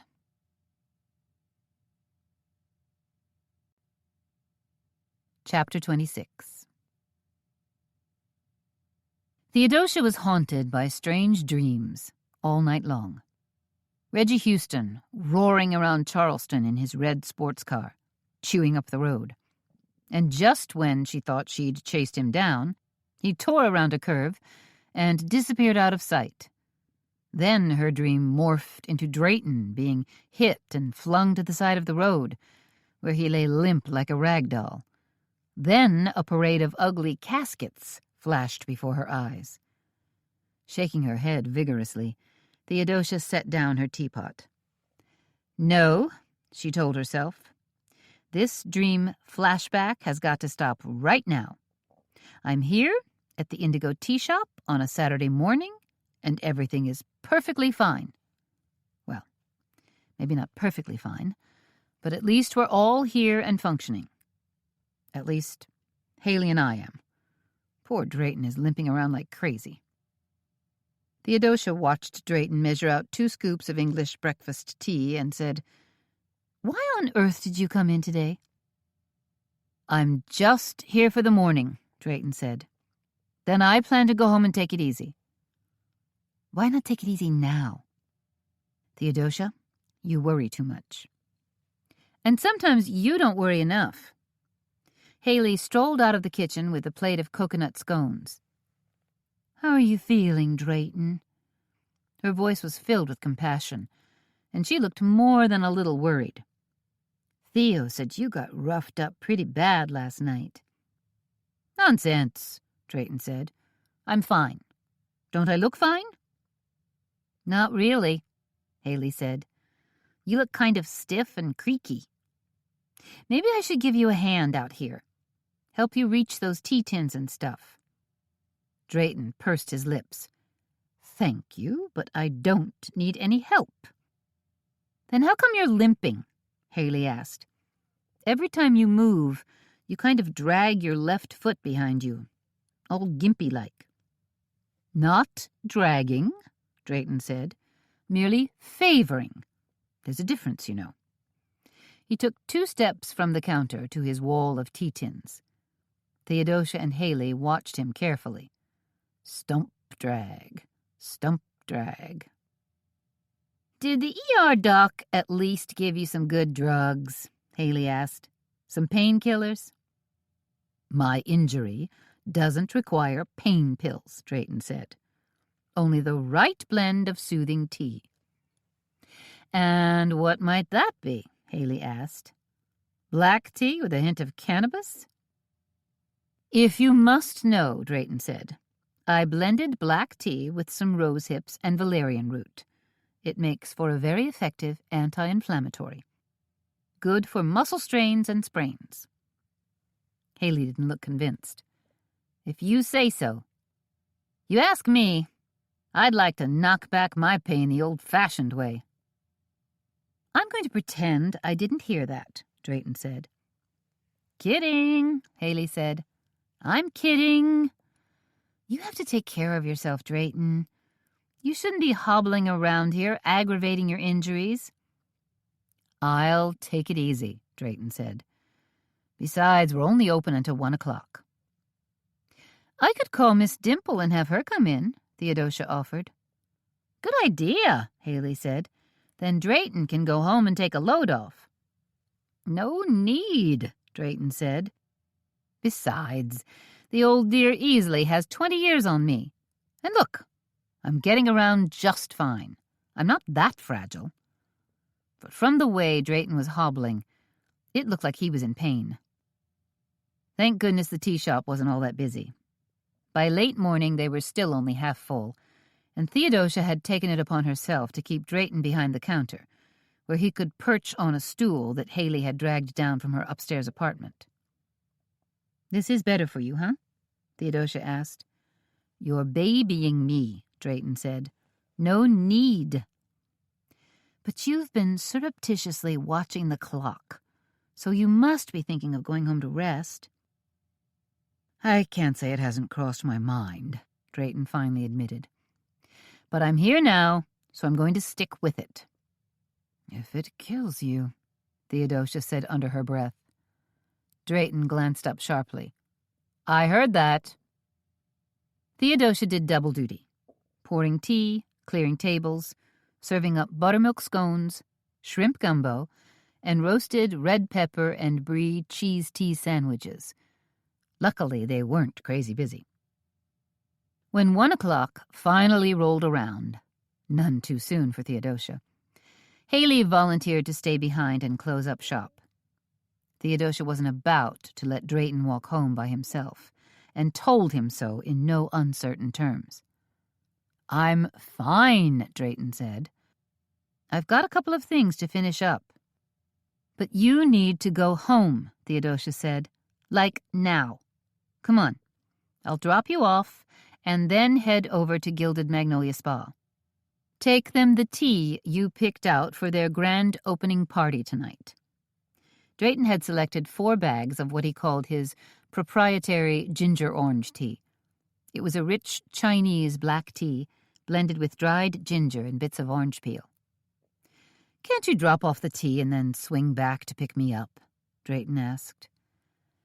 "Drayton, Yes, I suppose." There was no sense in arguing with him. The man was as bull-headed as... She wasn't sure. Probably a hard-headed southern gent. "Thank you," Drayton said. The day was gorgeous. A cornflower blue sky with a big, bold sun lasering down, threatening to warm everything up into the middle 60s.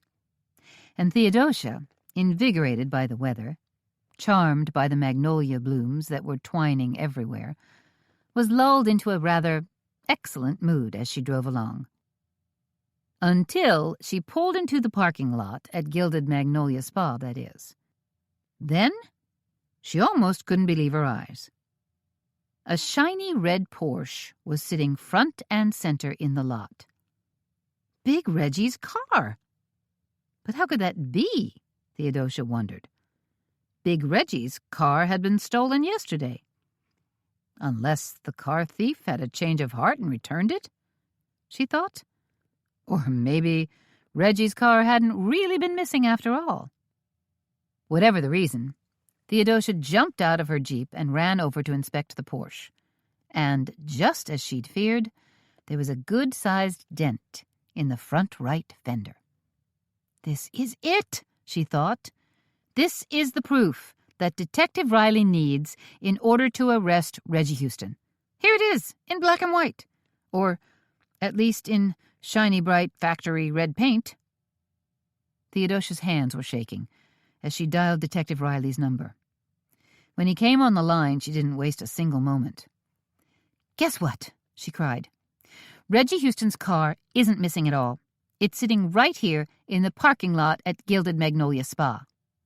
"What?" Detective Riley sounded like a startled crow. "Are you sure it's Reggie Houston's car?" "I'm standing right here, staring at it." The car also has an enormous dent in the right front fender. Probably from when that jackhole Reggie tried to run Drayton down last night. Theodosia was fighting to keep her cool, to not sound too overwrought, and to not come across as gloating either, even though she figured that Reggie had orchestrated this mess all along. "Do you think Reggie Houston is at the spa now?" Riley asked her. "In his office?" "Probably." Theodosia swallowed hard. "You're going to come over here, right? I mean, like, right now. You're going to question Reggie Houston and maybe even bring a search warrant?" "I can't make any promises," Detective Riley said. "But I'm definitely coming over there. And I'm bringing a squad with me just in case. Now, Theodosia, please listen to me. I want you to be very careful, okay? Don't go inside where Reggie is liable to see you. Stay outside." "I'm going to sit right here in the parking lot," Theodosia said. "And I'm not taking my eyes off his stupid car." Theodosia disconnected and stood there for a few moments, fidgeting like crazy. Then she decided she really should take Riley's advice and get out of sight. So she jumped in her Jeep and backed it clear across the parking lot until she was partially hidden by a large brown dumpster. She turned off the ignition and sat there, listening to the engine tick down, feeling her heart go flip-flop inside her chest, watching Reggie's car. Reggie's stupid little murder car. When Theodosia thought about how Reggie had swerved directly onto the sidewalk and slammed into Drayton, tears oozed from her eyes. Then she dug her fingernails into the palms of her hands until she could see pale crescents. Probably, no, not probably, more like definitely, Reggie Houston had been the one who'd come after her and Earl Grey the night before. What a despicable man. She was going to enjoy seeing him taken down, hopefully taken into custody. Detective Pete Riley showed up some 40 minutes later. He came in his dark blue, unobtrusive-looking Buick, accompanied by 2 black and white cruisers, each containing 2 uniformed officers. Both police cars immediately tucked in tight behind the Porsche, effectively blocking it from leaving. Theodosia jumped out of her car and ran across the parking lot to meet up with Riley. "Thank goodness you're here," she called out.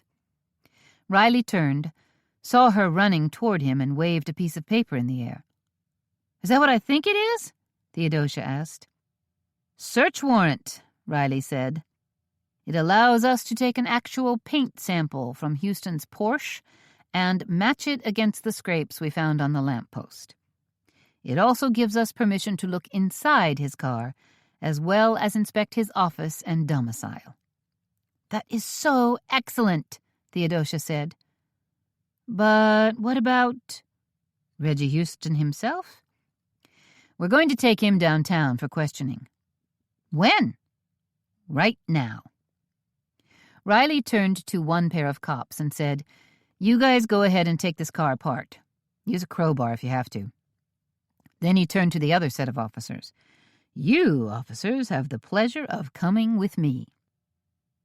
Detective Riley marched into the spa, flanked by the 2 officers in uniform. They whipped past the startled-looking woman at the reception desk and headed straight for Reggie's office. Theodosia trailed the trio, anxious to see how this confrontation would play out. Not very well, it turned out. Sally, Reggie Houston's secretary, saw them bearing down on Reggie's office and stood up to try and block them. "You can't go in there," Sally cried. She came around her desk, looking a little discombobulated, a lot frightened. "Mr. Houston's on an important phone call and gave strict orders not to be disturbed." Detective Riley held out a hand to fend her off. "Police business," he said. "He can hang up and call back." At that exact same moment, Reggie Houston threw open his office door. He stopped abruptly in his doorway and gazed at the huddle of people. Then, when he recognized Detective Riley standing there, he said, with a halfway grin on his face, "Police, huh? I bet you guys found my car." "I'm afraid we did," Riley said. The 2 officers crowded up behind him along with Theodosia. Reggie's face immediately scrunched up with worry. "Oh, geez. Don't tell me it's been totaled." "Nothing quite that drastic," Theodosia said, "since it's sitting right outside in the parking lot." "What?" Reggie gave them all an incredulous look. "Wait a minute. Are you telling me the car thief brought it back?" "If it was ever stolen in the first place," Theodosia said. Reggie cocked his head and glared at her. "What are you talking about? Better yet, why are you even involved in this?" He waved a hand dismissively. "Get out of here. This is between me and the cops." "That's a real smart observation," Theodosia said, "since Detective Riley has something special for you." Now Reggie was really confused. "Say, what's going on here? Did Dickie Duncan over at Pokey's bar put you up to this? Because if he did, it's not very funny." Detective Riley showed Reggie the search warrant. Reggie's eyes practically popped out of his head. "Search warrant?" he screamed. "Are you serious? What are you looking for? Just tell me, and I'll try to point you in the right direction." "Let's start with your financial records," Theodosia said. Reggie looked ever more puzzled. "What are you talking about?" "You've been skimming money from the business," Theodosia said. "Living the high life. I'm guessing that Beau probably caught you with your hand in the cookie jar." "And that's why you killed him," Riley said. Reggie took a step backward. "Are you crazy? I didn't kill Beau Briggs. He was my business partner, for crying out loud." "Detective Riley," someone called out. They all turned. The two officers who'd been tasked with going through Reggie's car were standing there, looking serious. "We found something," one of the officers said. His name tag read Chapman. "What is it?" Riley asked. Chapman held up a small brown vial, the kind you'd get from a pharmacy. Only there was no label, and it contained a small amount of white powder. "Very nice," Riley said. "Drugs?" "Could be, sir," Chapman said. "That's ridiculous," Reggie snorted. That, whatever that crap is, it had to have been planted. My car was stolen, for cripe's sake. I reported it missing." "So you say," Theodosia said. "Besides, I don't think it's drugs. I think it's some form of poison." "Holy smokes," one of the officers muttered. "Poison?" Reggie cried. He gave Detective Riley a sick smile. "Don't you see what's going on here? This is a setup, plain and simple. Some nut job is trying to make me look like a crazed killer. And it's probably the real killer." "You're the killer," Theodosia said. "You're a dangerous predator who killed Beau Briggs and Marcus Covey." Reggie Houston looked like somebody had just tossed a bucket of ice cubes in his face. "What are you talking about? And who the Sam Hill is Marcus Covey?" "The man you murdered," Theodosia said. "The server from the Rat Tea." "Are you people insane?" Reggie's voice rose up in a ragged squawk. "Are you making this up as you go along? Or are you following some kind of ridiculous script?" "Not when the evidence points to cold-blooded murder," Detective Riley said. Big Reggie started bellowing like an angry bull. "Are you serious? You can't do this to me." He whipped his head back and forth, his eyes finally landing on Sally, his secretary. "Sally, don't stand there like a statue. Get on the horn and call my lawyer. Call Eddie Bannister. Tell him to get his ridiculously high-priced butt over here." Riley shook his head at Sally. "Not here. We're leaving, and your boss is coming with us. Any lawyer Mr. Houston retains can meet us at the police station." The two officers who'd come in with Riley whipped out a pair of handcuffs and put them on Reggie. "Sally, at least tell Bannister what's going on," Reggie shouted back to her as he was led away. "Tell him I'm being royally framed." I will, Sally called after him.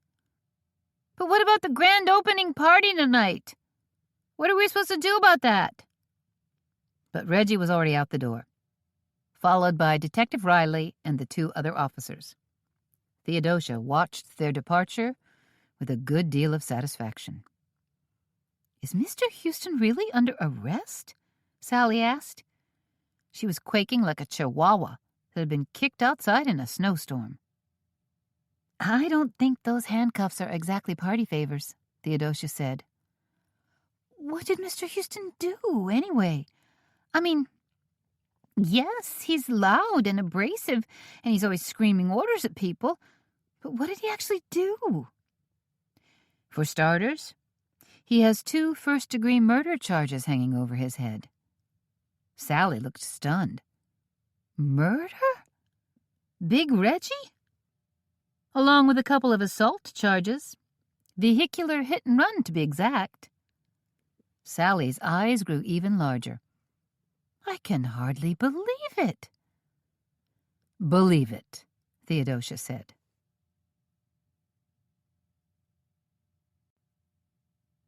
Chapter 27.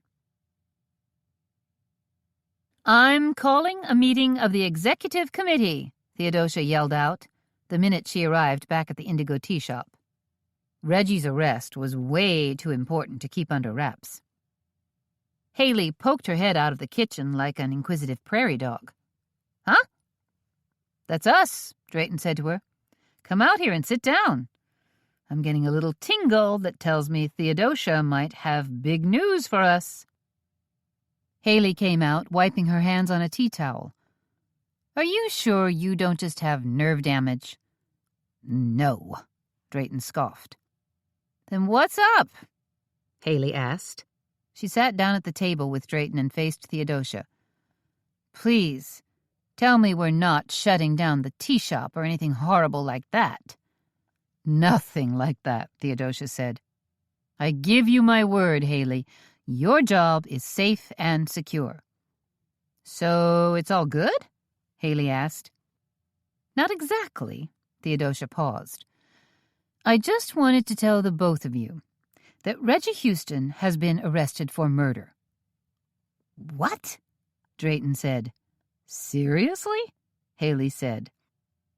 The police discovered what might be a vial of poison in the trunk of Reggie's car. And? Drayton said, twirling a hand, eager for more information. Pending laboratory tests, the police will probably be able to connect that poison to the poison that caused Beau Briggs' death. Wow, Haley said. Creepy. And I'm guessing they'll be able to connect Reggie to the hanging death of Marcus Covey as well, Theodosia said. She peered carefully at Drayton. And to your hit-and-run accident last night. Holy cow, Drayton said. So it was Big Reggie all along. Not Doreen or Starla or crazy neighbors or anyone else. Whatever Reggie's reason, envy, jealousy, money, hatred, he was the man behind it all.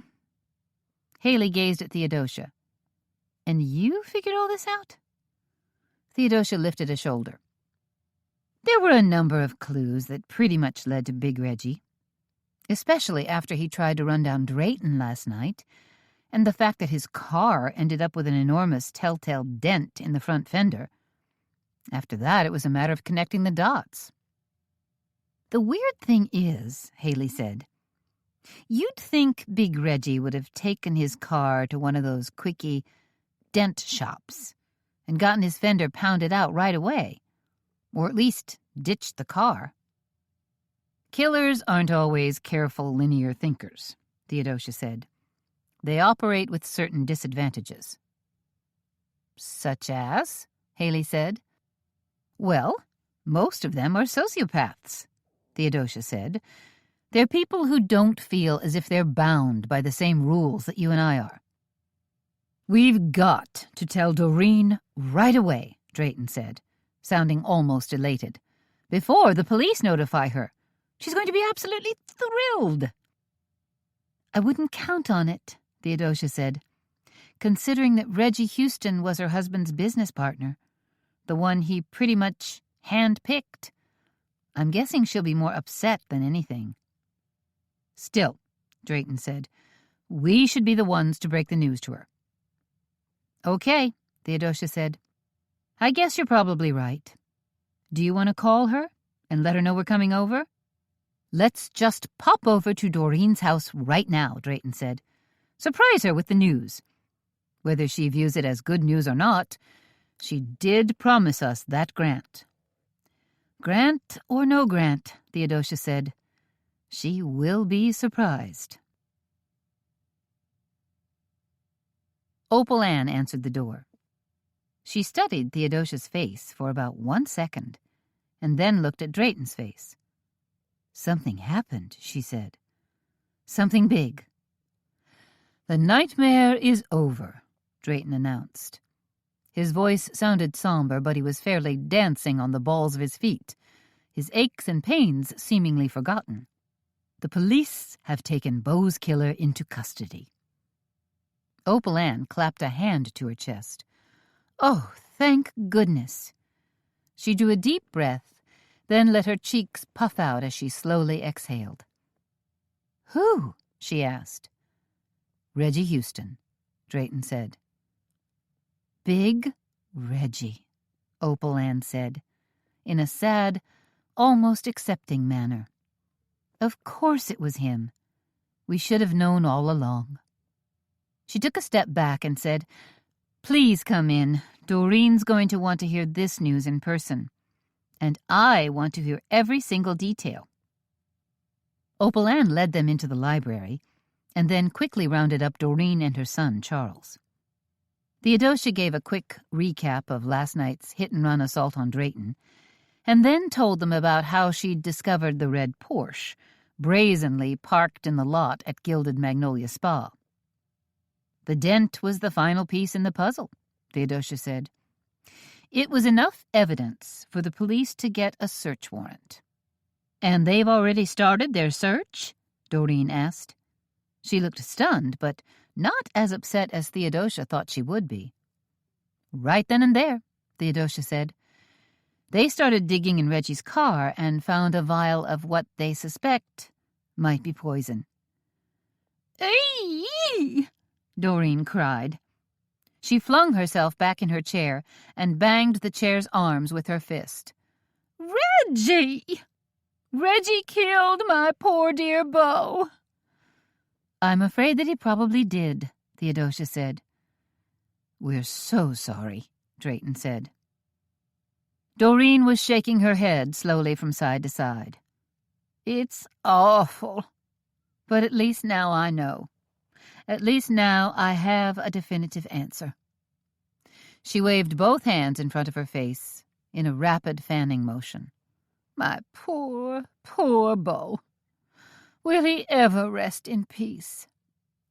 "Of course he will," Drayton murmured. Theodosia waited a few minutes, letting everything sink in for Doreen.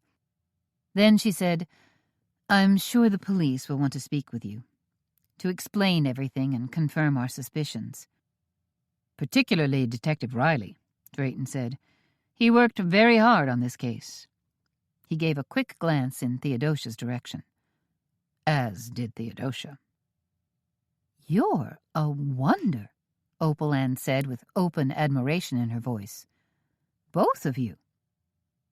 "We thought it was important to come here and break the news in person," Theodosia said, "since we feel a connection to everyone here." Doreen reached out and fumbled for Drayton's hand. "You are such dear, sweet friends." She gripped his hand and pulled him closer to her. "And Drayton, to hear that you were practically run over last night, my heart just aches." "I think we all need to do some much-needed healing," Opal Ann said. "Thank you, Theodosia," Charles said. "You've done so much. You've helped our family and gone above and beyond the call of duty." "And we won't forget it," Doreen said. "I told the two of you that I'd double my grant to the Heritage Society if you helped me find an answer, and I meant it." "Dear lady," Drayton said. Now he was the one gripping Doreen's hand. "I'm going to write a check on Monday," Doreen said. "So generous," Drayton whispered. "There's just one problem," Doreen said. Drayton eyed her carefully. "What's that?" "Gilded Magnolia Spa," Doreen said. "I know it's not your problem, but who's going to run it now?" She looked around, searching the faces of each of them as if hoping to find an answer. "Perhaps hire a general manager from the outside," Theodosia said. "Somebody with experience in the fitness or hospitality industry." "I had another idea," Doreen said. She glanced sideways at Opal Ann. "What if we asked Opal Ann to step in and try to run things?" "Me?" Opal Ann's voice rose in a surprised note, and then cracked. "Are you serious?" "I think it's something you could do if you put your mind to it," Doreen said. "I think it's a wonderful idea," Charles said. "So do I," Drayton chimed in. "I think she'd be a natural." But Opal Ann was the only one who seemed completely unsure. "I don't know. Is running the spa something that you'd consider doing?" Theodosia asked. It seemed like an awfully big job for someone who just recently graduated from college. Opal Ann gave a nervous shrug. "I don't know. I never thought much about it before. I mean, I certainly enjoy working out and all." You sure do, Doreen said. And well, Gilded Magnolia is in the family, Opal-Ann said. Now she seemed to be considering the idea. So who knows? Maybe running a spa could turn out to be my passion after all. Then I think you should go for it, Doreen said. Opal-Ann ducked her head shyly. Do you really mean that? Of course I do, Doreen said. And I hate to spring this on you at such a late date, but could you start with the party tonight? Opal-Ann looked startled. What? You can deliver the welcoming speech at the grand opening party, Doreen said. Do you really think I should? Opal-Ann asked. The plan was always to have Reggie give the speech. Or Starla, since she was so active with all the publicity. No, Doreen said. I think you should be the star of the show tonight. I think Gilded Magnolia Spa is really the star, Opal-Ann said. But I promise, I'll try to do my absolute best. Then I think congratulations are in order, Theodosia said. She hadn't been much older than Opal-Ann when she'd gotten her first job in marketing. She'd been so confident and carefree back then, unafraid to fail. Perhaps that was the exact same attitude and chutzpah that was needed here. Then you're all going to be there tonight, aren't you? Opal-Ann asked. I mean, if this is supposed to be my debut, I need to have all of you around me. For luck? She ducked her head shyly. And for love? Of course we'll come, Theodosia said, her heart going out to the girl. It looked as if Opal-Ann might really have found her niche after all. We wouldn't miss your big night for anything in the world.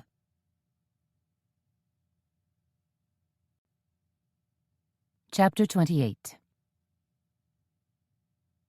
Gilded Magnolia Spa looked like even more of a showplace this Saturday evening. Searchlights raked the dark sky overhead as red-jacketed valets hustled to park Audis, Mercedes-Benzes, and even the occasional Bentley. Inside, the lobby throbbed with energy and excitement.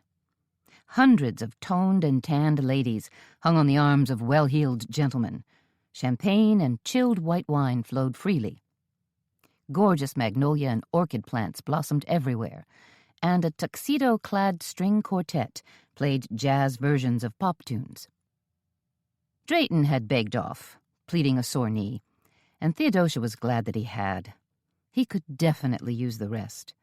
And because Delane's date was a no-show for the second night in a row, Theodosia had offered herself up as a consolation prize. "Isn't this all quite lovely?" Delane asked.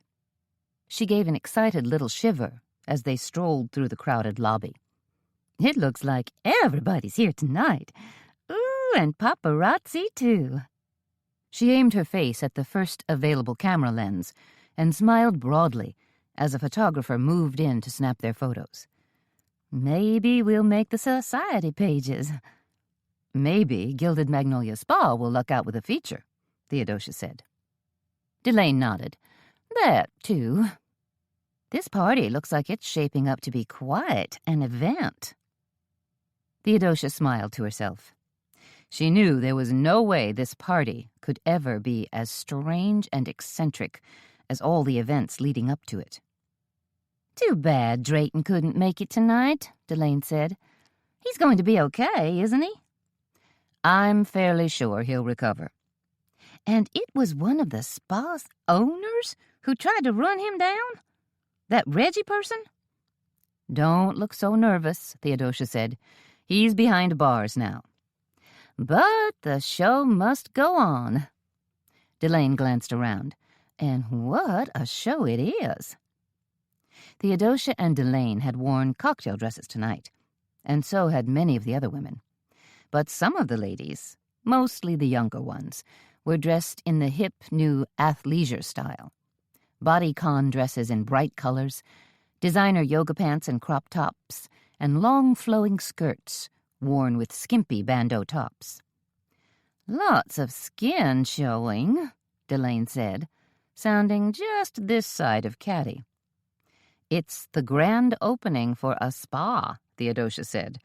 "A certain casualness is to be expected." "So, where's this poor little rich girl you've been telling me about? The girl who took over the spa as of today? Opal Ann? I'm sure she's floating around somewhere. She's certainly got her work cut out for her." "Oh, my goodness, what's going on over there?" "It looks like a fashion show," Theodosia said. "Then we absolutely have to go over and have a look." Theodosia and Delane strolled into a large lounge that featured leather sofas and chairs, a floor-to-ceiling stone fireplace, and French doors that led out to a large outdoor swimming pool. Tiki torches surrounding the pool flamed against the dark sky and were also reflected in the shimmering water. Inside, rock and roll music blasted loudly over the loudspeakers as a DJ played tunes and models strutted their stuff on a white vinyl runway. "Are the clothes they're modeling all from the spa's gift shop?" Delane asked. "Have to be," Theodosia said. Delane, ever the fashion maven, observed the models with a keen eye. "This athletic look has really caught on, hasn't it? You see it everywhere, even out on the streets. I wonder if I should stock up on this type of clothing at Cotton Duck." "You'd certainly be right on trend," Theodosia said. "Maybe I could even work some of these athleisure pieces into my spring fashion show." Delane reached out and accepted a glass of champagne from a passing waiter. "That show is coming up awfully soon." "Go for it." Delane watched the show while she sipped her champagne. "So, what else is going on here?" "I know there's a health food demonstration." Delane wrinkled her nose. "Wheatgrass shooters and sprouts? I'll pass on that if you don't mind. What else? Is there any—" "Theodosia!" an excited voice suddenly called out. Theodosia spun around to find Opal Ann, practically running toward her. "You came!" Opal Ann exclaimed. She clapped a hand to her chest. "Thank you so much." "I wouldn't miss your party for the world," Theodosia said. Neither would Delane. "You two know each other, right?" "We met briefly last night," Opal Ann said, "at your candlelight tea." "Briefly," Delane said. She put a hand on her hip. "I understand congratulations are in order. You're going to be managing Gilded Magnolia Spa from now on?" "I'm going to try," Opal Ann corrected. "That's not to say I won't be hiring outside consultants when I need them." "I think that's wise, dear," Delane said, "considering you're still quite young and inexperienced." "Have you heard anything more about Reggie Houston?" Theodosia asked. Opal Ann shook her head. "No, I thought the case was kind of closed." "Detective Riley called me just before I left to come over here," Theodosia said. "He's promised a full-scale investigation." "As well there should be," Delane said, "especially with 2 murder charges hanging over Reggie Houston's head." She smiled at Opal Ann. "But you shouldn't have to worry about that. Tonight, it's all about the grand opening." "Have you visited our gift shop yet?" Opal Ann asked, practically bubbling over with excitement. "It's absolutely stocked to the rafters with the most gorgeous things. Spa robes, aromatherapy candles, yoga gear, you name it." Opal Ann was dressed in a very glam sequin top, paired with sleek black leggings. With her big brown eyes, she looked, Theodosia decided, like an adorable elf. "So far, we've just been taking in the music and the fashion show," Theodosia said. "You've got a lot going on here tonight." "This isn't even half of it," Opal Ann said. "You have to visit our juice bar, and then wander back to the spa treatment area. We're giving free manicures and pedicures tonight, and we have gift bags for everyone, too." That sounds divine, Delane said. They wandered back to the juice bar then, where Theodosia was more than a little surprised to find Sally, Reggie Houston's secretary, manning the counter. She quickly introduced Delane and then said, "I hope you're in better spirits after this afternoon's shocker." "I guess I'm okay," Sally said. "The upside is that Opal Ann is taking over, so I get to keep my job." "Job security is so important," Delane said, "especially in this day and age." "Tell me about it," Sally said. She put both hands on the counter and leaned forward. "So, what can I whip up for your amusement? The waiters are serving champagne, of course, but we're also offering samples of our special juices and smoothies." She smiled at Theodosia as she lifted a silver pitcher. "I think you might like this. We whipped up a wonderful iced chai drink and laced it with coconut milk." "I'll give it a try," Theodosia said. "What else have you got?" Delane asked, as Sally poured the iced chai into a tall glass for Theodosia. "We also have what we're calling our blueberry crush," Sally said. "It's fresh blueberries blended with protein powder, a scoop of frozen yogurt, and almond milk. Really terrific." Delane wasn't impressed. "No, I think I prefer champagne." "So, do you like the iced chai?" Sally asked Theodosia once she'd had a taste. "Not bad," Theodosia said. And it wasn't. "You know," Sally said, "I still feel bad about Big Reggie. He was a pretty good guy." "Even though he was always yelling at you?" Theodosia asked. "And will probably be convicted of murder," she thought. "I know," Sally said. "People are whispering terrible things about him, and particular aspects of Big Reggie's personality aren't so great. But it always felt like the man had a good heart. I know he worked very hard to make a lot of this happen tonight. He hired the musicians and put together the fashion show, and even merchandised the gift shop. It's a pity he can't be here to mingle with the guests and enjoy some of the fruits of his labor. Perhaps sitting in a jail cell will make him reconsider his motivation," Delane said, helping herself to a second glass of champagne from a passing waiter. "You think so?" Theodosia asked. She didn't think so. Big Reggie had proved himself to be a cold-blooded killer, which probably meant he was unrepentant. "And I suppose there'll be lots of changes now," Sally said, with Opal Ann running the show. "How could there not be?" Delane said. "What some of us are thinking," Sally said, "is that, on the positive side, she'll bring a younger perspective to Gilded Magnolia Spa." "Youth can be so overrated," Delane said. "When we spoke with Opal Ann earlier," Theodosia said, "she seemed extremely upbeat. Maybe a little dazed because all of this is happening so fast, but excited at the prospect of being a spa manager." "I'm happy for her," Sally said, "especially since she just broke up with her boyfriend." "Men can be overrated, too," Delane said. "You know what?" Sally said. "You ladies should run down to the spa and get a free pedicure. If you go right now, before they make a big announcement about free treatments, you won't have to wait in line." Sally was right. When Theodosia and Delane walked into the spa treatment lobby, there were only a couple of ladies ahead of them. "You're here for a pedicure?" the woman behind the front desk asked. "That's right," Delane said. "And maybe a manicure, too?" "We're not doing manicures right now," the woman said. "But our pedis include an exfoliating salty rub." "Be still my heart," Delane said. "And my toes," Theodosia echoed. "If you'll come this way?" the spa worker asked.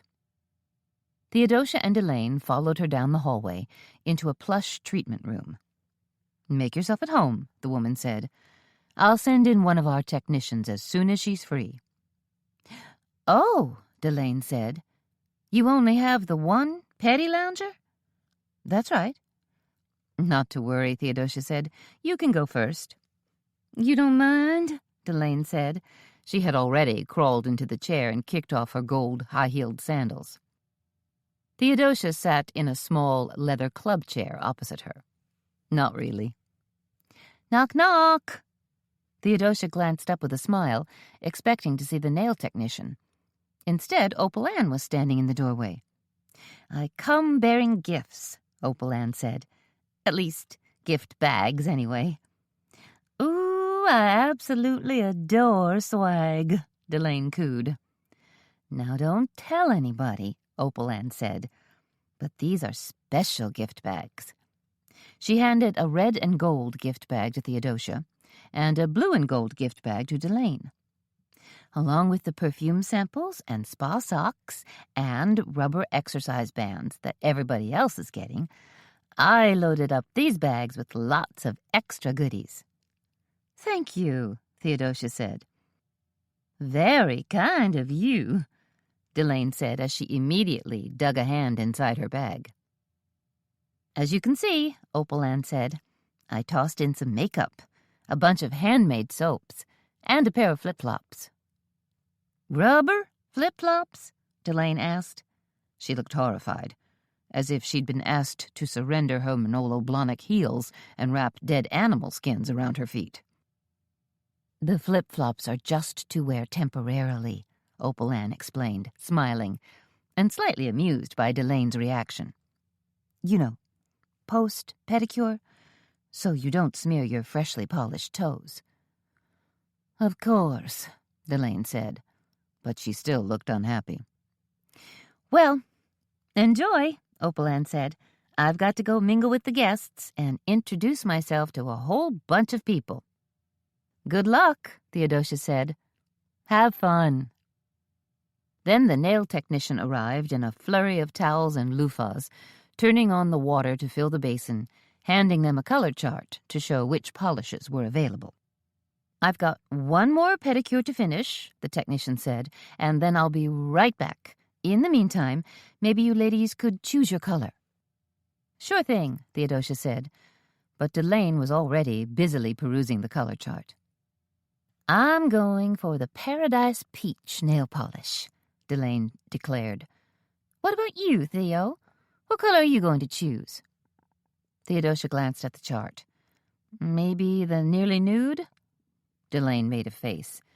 "Don't you think that's awfully safe and boring? Why not live it up and pick something with a little more pizzazz?" "Then you pick," Theodosia said. "Okay, I will. How about red raspberry?" "Perfect. It's exactly what I wanted but didn't realize it." Delane stuck her feet in the bowl of sudsy water and leaned back. "You know," she said, trying to sound casual, "your swag bag looks a lot more interesting than mine."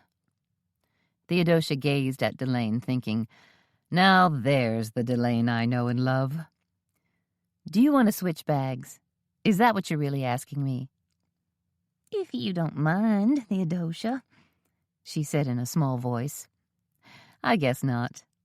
It was probably all the same stuff, right? She handed her bag over. "Thank you." And now another person was peering into the treatment room. Only it wasn't the nail technician. It was Starla Crane.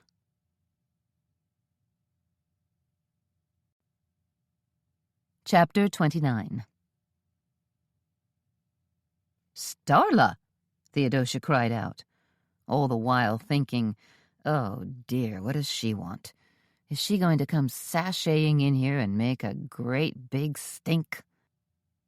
"I suppose you're happy as a pig in a pit full of mud," Starla said. She hovered in the doorway, halfway in, halfway out, delivering her words in a grudging tone of voice. "What are you doing here?" Delane snapped. "Have you come to spread your vitriol once again?" But Theodosia held up a hand. She was going to let Starla say her piece, whatever that might be. "I dropped by Doreen's house this afternoon," Starla said, "to try to do some damage control. Hopefully retain her as my PR client." Starla shrugged as she stared at Theodosia. "But all she did was talk my ear off about you, bragging about how you figured everything out about Reggie Houston, and how you even got her money back from some venture capital guy. Don't you wish you were as clever as Theodosia?" Delane asked. Theodosia silenced Delane with a loud shush, then said, "It wasn't just me, Starla. The police were on Reggie's trail, too." "Sure they were," Starla said, "just like they were on my trail." She stood in the doorway, shifting from one foot to the other. She was obviously here for the grand opening, but it was clear that her role had been severely marginalized.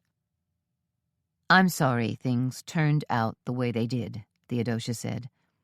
And for some reason, she really meant it. "Yeah, whatever," Starla said. "Still, I suppose I, at least, owe you a grudging nod. Thank goodness the police aren't breathing down my neck anymore." She shook her head, looking pensive yet distracted. "It's hard to believe that Big Reggie was the killer all along." "A double murderer," Delane said, smiling. "He poisoned Beau Briggs and hanged that poor boy as well. I guess you never know what secrets are buried deep within the human heart," Theodosia said. Starla made a motion to leave and then turned back. "I'm still having trouble wrapping my head around Reggie. He always struck me as being a fairly level-headed guy. I mean, Reggie was completely crackers, of course. He was totally ADD and was always yelling his head off at people. But he was good with finances, and he always seemed decent." "I guess looks can be deceiving," Theodosia said. Starla remained perplexed. "I'll say." "Okay," the nail technician said as she hustled back into the room. "Let's get started with your sea salt scrub and then move on to a hot stone massage." Delane slid down in her chair even more. "A massage, too? That sounds positively blissful." "You know what?" Theodosia said. "While you're getting your pedicure and massage, I'm going to take a walk out to the pool." She pulled her flip-flops out of her gift bag and slipped them on. They were bright pink and felt soft and spongy. Kind of nice after wearing high heels, even if it had only been for less than an hour. "I'll see you in a little bit, Delane." Delane barely lifted a hand to wave goodbye. Theodosia padded down the hallway, headed in the direction of where she remembered the pool was located. She turned left, saw a locker room on her right, and figured she was definitely in the vicinity. She was, but it was for the indoor pool. Hot steam and the smell of chlorine drew her closer, and so did the sound of jazzy music. What's going on here, she thought. As Theodosia stepped through another door onto a damp, tiled floor, all was revealed. A crowd of people were watching some sort of pool demo. Blue swimsuit-clad ladies were bouncing around with paddleboards, mimicking the antics of a playful otter. Or maybe they were recreating the sinking of the Titanic. A woman moved in close to her as she watched. "Do you think you have the stamina for that kind of exercise?" the woman asked in a low voice. Theodosia glanced to her right and found that Honey Whitley was standing next to her, favoring her with a slightly snarky smile. "I don't know," Theodosia said. "It looks awfully high energy." "Water exercise is always tough," Honey said. "Lots of resistance to get your heart rate up and burn off a good 10 calories a minute. But it's easy on the joints." She eyed Theodosia with suspicion. "Though your joints still look pretty good." "I hope they are." "You're a runner, aren't you?" Honey said. "I see you going by all the time with that big, floppy dog of yours." "We try to log 2 or 3 miles a couple of times a week." "Running is hard on the knees," Honey said. "Hasn't bothered me so far." Sometimes Theodosia's knees were sore after a run, but she wasn't about to admit her aches and pains to Honey. "What do you think about Opal Ann stepping in to run Gilded Magnolia Spa?" Honey asked suddenly. "Do you think she'll be able to keep this place from going off the rails until she can hire a good general manager?" "You think she needs a manager?" Theodosia asked. "Most definitely," Honey said. "This is a brand new business, after all. One that's still trying to attract clients and gain traction in the market." "I realize that," Theodosia said. "But Opal Ann should have some practical know-how. After all, she graduated with a major in business." Honey frowned and shook her head. "No, I don't think she was a business major." "Excuse me?" Theodosia said. She'd been busy watching the ladies in the pool. Now they were doing some kind of bouncing exercise that looked like a cross between drowning and jumping jacks. "It seems to me that Doreen was always yapping about what a brainiac Opal Ann was," Honey said. "How she excelled in math and science." "But that wasn't her major," Theodosia said. Honey gazed at her. "I'm fairly sure Opal Ann's major was chemistry." "Chemistry?" Theodosia said. Without fully realizing why, her stomach suddenly dropped out from under her. "Are you sure about that?" "I'm almost positive." Theodosia didn't respond. Her head was suddenly filled with images of periodic tables, molecular structures, chemical compounds, and an insider's know-how about toxicity. Without a word to Honey, she turned and ran. "Theodosia," Honey called after her. "What's wrong? Why are you running away? Theodosia!" Theodosia sprinted through the locker room, past a row of bright pink lockers, and then down a hallway. As she ran, her flip-flops made loud thwack, thwack, thwacks against her heels. Chemistry? Opal Ann was a chemistry major? That meant she knew all about organic matter and chemical reactions and how they might affect the human body. But no, Theodosia thought as she huffed along. Maybe Honey had gotten it all wrong. Honey was a ditz who talked way more than she listened. On the other hand, Opal Ann had admitted that she spent almost all of her free time here at Gilded Magnolia Spa, so it would have been no problem at all for her to grab Reggie's car keys and steal his car, and then... Oh, no! Doreen had said that Opal Ann had just broken up with her boyfriend? The idea felt far-fetched, but what if her boyfriend had been Marcus Covey, one of the rat servers? What if he'd been in on Beau's murder? But Opal Ann hadn't trusted him completely, feared that Covey might spill his guts to the police. Of course, the final kicker was that Opal Ann hadn't really had much of an emotional connection with Beau Briggs at all. He wasn't even her father, for goodness sakes. He was her stepfather. Theodosia crashed her way through the lobby of the treatment area. Somehow, with all the subdued lighting and plush corridors, she'd gotten hopelessly turned around. "Delane!" she called out. "Delane, where are you?" She was in such an excited state that she couldn't remember which room Delane was in. She peeked into a room on her right. Nothing. Finally, in the third room down, she found Delane sitting in her lounger. The technician was bent over her feet, about to begin a hot stone massage. "Delane," Theodosia said, practically out of breath. "I think I just figured this out.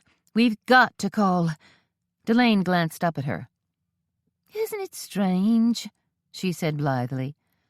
"Gemma never mentioned to me last night that Glam Baby Cosmetics changed their packaging. But look at this." She held up a bright red lipstick that she'd just uncapped. "Their lipstick tubes were originally square-shaped copper tubes, but now they're silver and round." She swiveled the lipstick up and aimed for her lips. "Delaine!" Theodosia screamed. "Don't! Stop what you're doing immediately!" Delaine stopped, the blood-red lipstick hovering a mere inch from her lips. "Why?" she asked querulously, a tiny wrinkle suddenly intersecting her forehead. "What's wrong?" Oh, no. That gift bag had been intended for me. Opalan still wanted to stop me from investigating, she thought. "Give me that lipstick," Theodosia said, "and for goodness sakes don't touch it to your lips." Delaine looked perturbed as she screwed the red lipstick back down into its tube and handed it to Theodosia. "Why not?" she demanded. "What's wrong?" "That lipstick it's tainted." Theodosia decided that tainted sounded better than telling Delaine it was probably dripping with poison.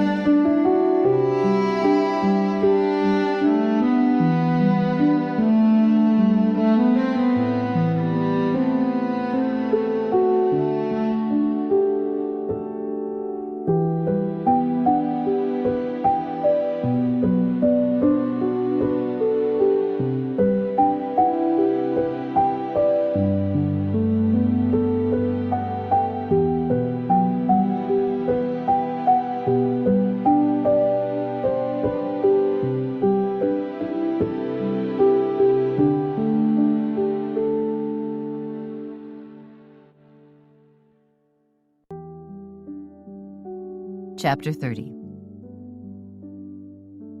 Lipstick clutched firmly in hand, the lipstick that had surely been intended for her, Theodosia stormed back down the hallway. A nearby door stood partially open, and she could see some kind of warming stove in the room, similar to a sauna box. It was where the masseuses heated the flat, black stones they used for hot stone massages. Theodosia grabbed a black mesh bag and tossed in a dozen of the hot stones. Then she took off again. Theodosia figured she looked like a crazy lady as she loped down the corridor, flip-flops thwacking, as she clutched a lipstick in one hand and a bag full of hot stones in the other. She didn't care. She had one goal in mind: find Opal Ann. She darted past the juice bar, where a gaggle of people barely gave her a second look, then out through the lobby, where two spa employees in matching gold jackets, kind of like an upscale Chinese waiter might wear, were handing out pink gift bags. The real gift bags. But there was no Opal Ann in sight. Theodosia raced into the lounge where the fashion show was enjoying a second showing. Marilyn Manson's cover of You're So Vain was blasting from the speakers as the models strutted and bounced their way along the makeshift vinyl runway. At least 50 people were crowded into the lounge, enjoying the spectacle. And there, at the far side of the room, with her back pressed up against the French doors, was Opal Ann. Theodosia fought to push her way through the room, but it was jammed tight with people. Lubricated by more than a few glasses of champagne, they seemed oblivious to her efforts to brush past them. Without hesitating, Theodosia stepped onto the vinyl runway and headed in the direction of the far wall, and Opal Ann. The young woman who was walking the runway just ahead of her turned, and with a toss of her long, dark hair, said, "Hey, you're not supposed to be here. Models only." "Change of program," Theodosia said. She elbowed her way around the girl and then jumped in front of a curly-haired blonde who was wearing a tiger-striped leotard and carrying a neon-pink exercise noodle as a prop. "Excuse me," she said. "What?" said the girl, dipping aside. Theodosia set her jaw and kept moving fast. Her bag of hot stones banged against her leg. The thwack of her flip-flops could barely be heard above the wall of sound that enveloped everyone. When Theodosia was 20 feet from Opal Ann, she yelled out, "Opal Ann!" Opal Ann, who'd been focused on the runway models, heard her name being called and glanced around, looking mildly curious. "Opal Ann!" Theodosia called again, much louder. She was closing in on her. Opal Ann surveyed the crowd again, this time finally homing in on exactly who was shouting her name.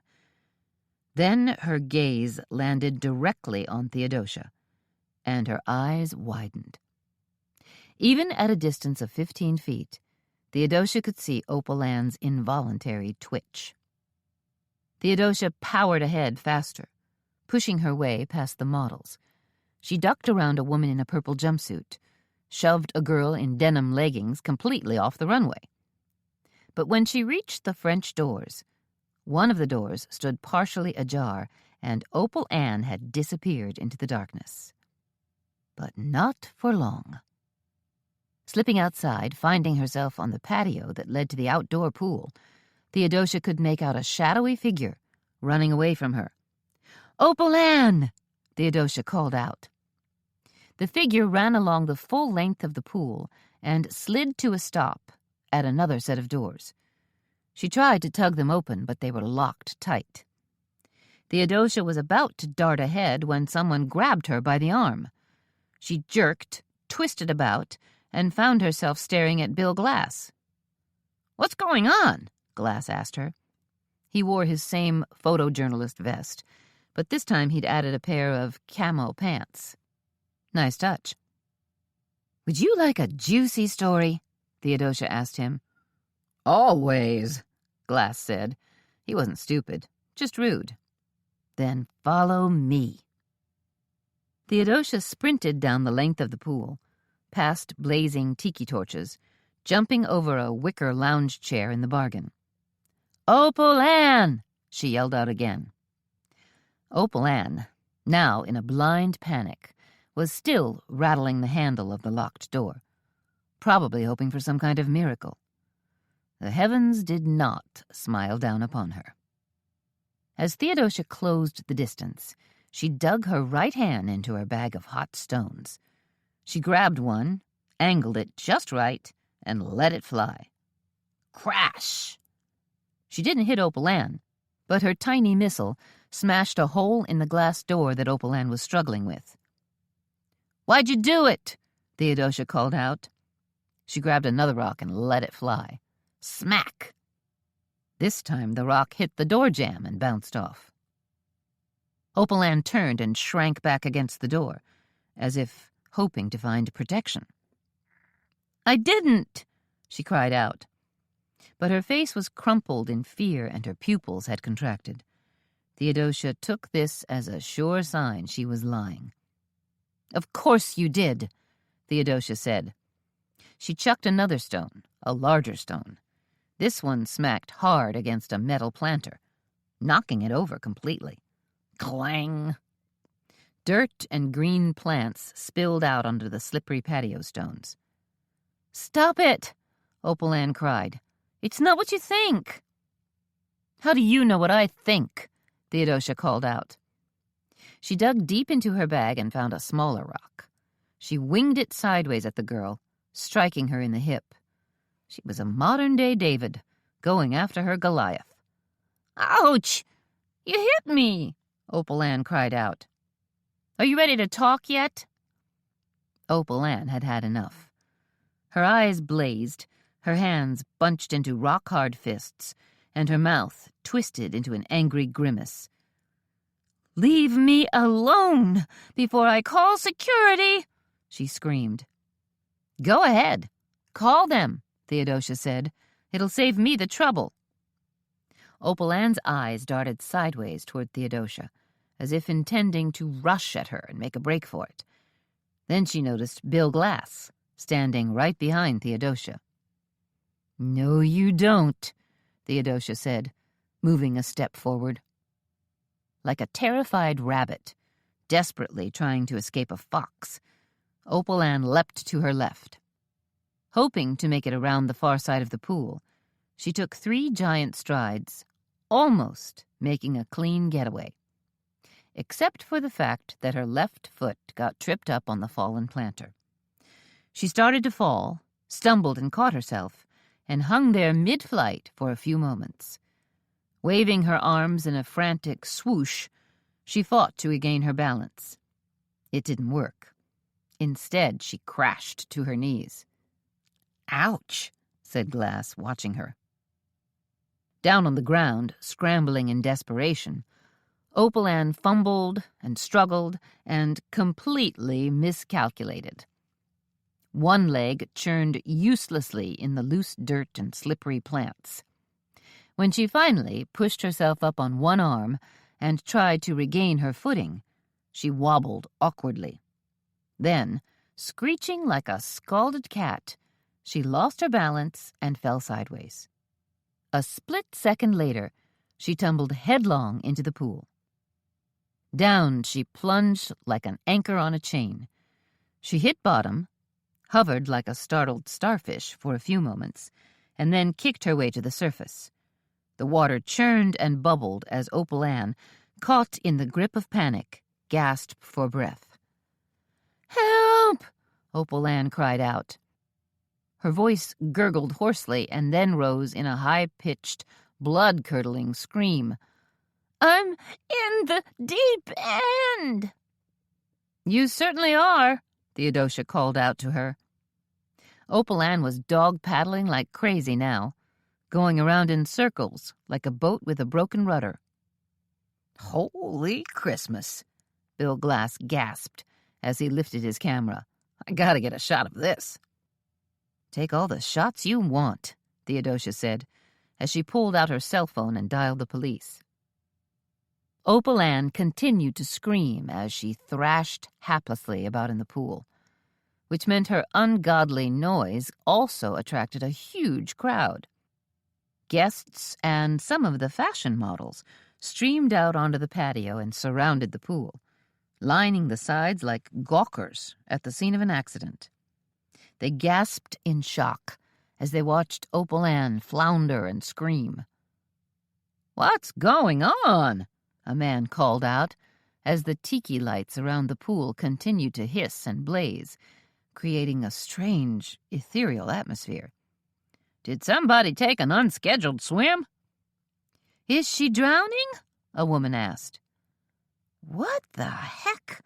cried Sally, who'd come running out from the juice bar. "Is that who I think it is?" Opal Ann turned onto her back and kicked her way tiredly toward the edge of the pool.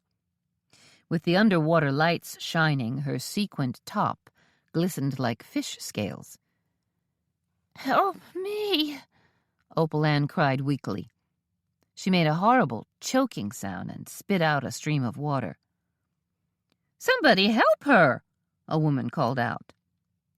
Theodosia grabbed a long lifesaver pole and held it out. But when Opal Ann's flailing arms tried to grab hold of it, Theodosia pushed her gently back into the middle of the pool. "Stop it!" Opal Ann screeched. "You're killing me! You're drowning me!" "Are you ready to talk now?" Theodosia asked. "No!" Theodosia gave her another shove. "You will."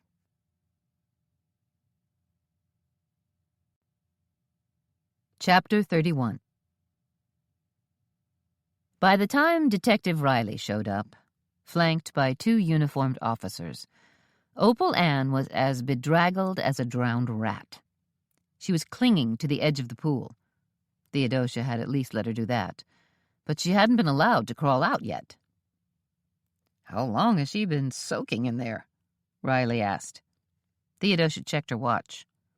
"About 20 minutes. Riley stood there with his hands in his pockets, bouncing on the balls of his feet. "Is what you told me on the phone really true?" He wore a pale blue crewneck sweater and a pair of jeans, casual-like since he'd come from home. "I'm pretty sure most of it is true, and I do have a lipstick, which I'm guessing has been dipped in cyanide." Theodosia handed him the lipstick, which Bill Glass had helpfully placed inside a clear plastic baggie. "But of course your lab techs will need to analyze it." "Poison," Riley said. He gazed at Opal Ann, who was hanging on the edge of the pool, looking bitter and resentful, sniffling from the chlorine. "Has she said anything yet?" "She said she was sorry," Theodosia said, "but I don't think she was sincere." Riley glanced around. At least 40 curious people still had their eyes riveted on Opal Ann, as if she were a 2-headed rattlesnake. "I think we should probably fish her out now," Riley said. Theodosia gave a thin smile.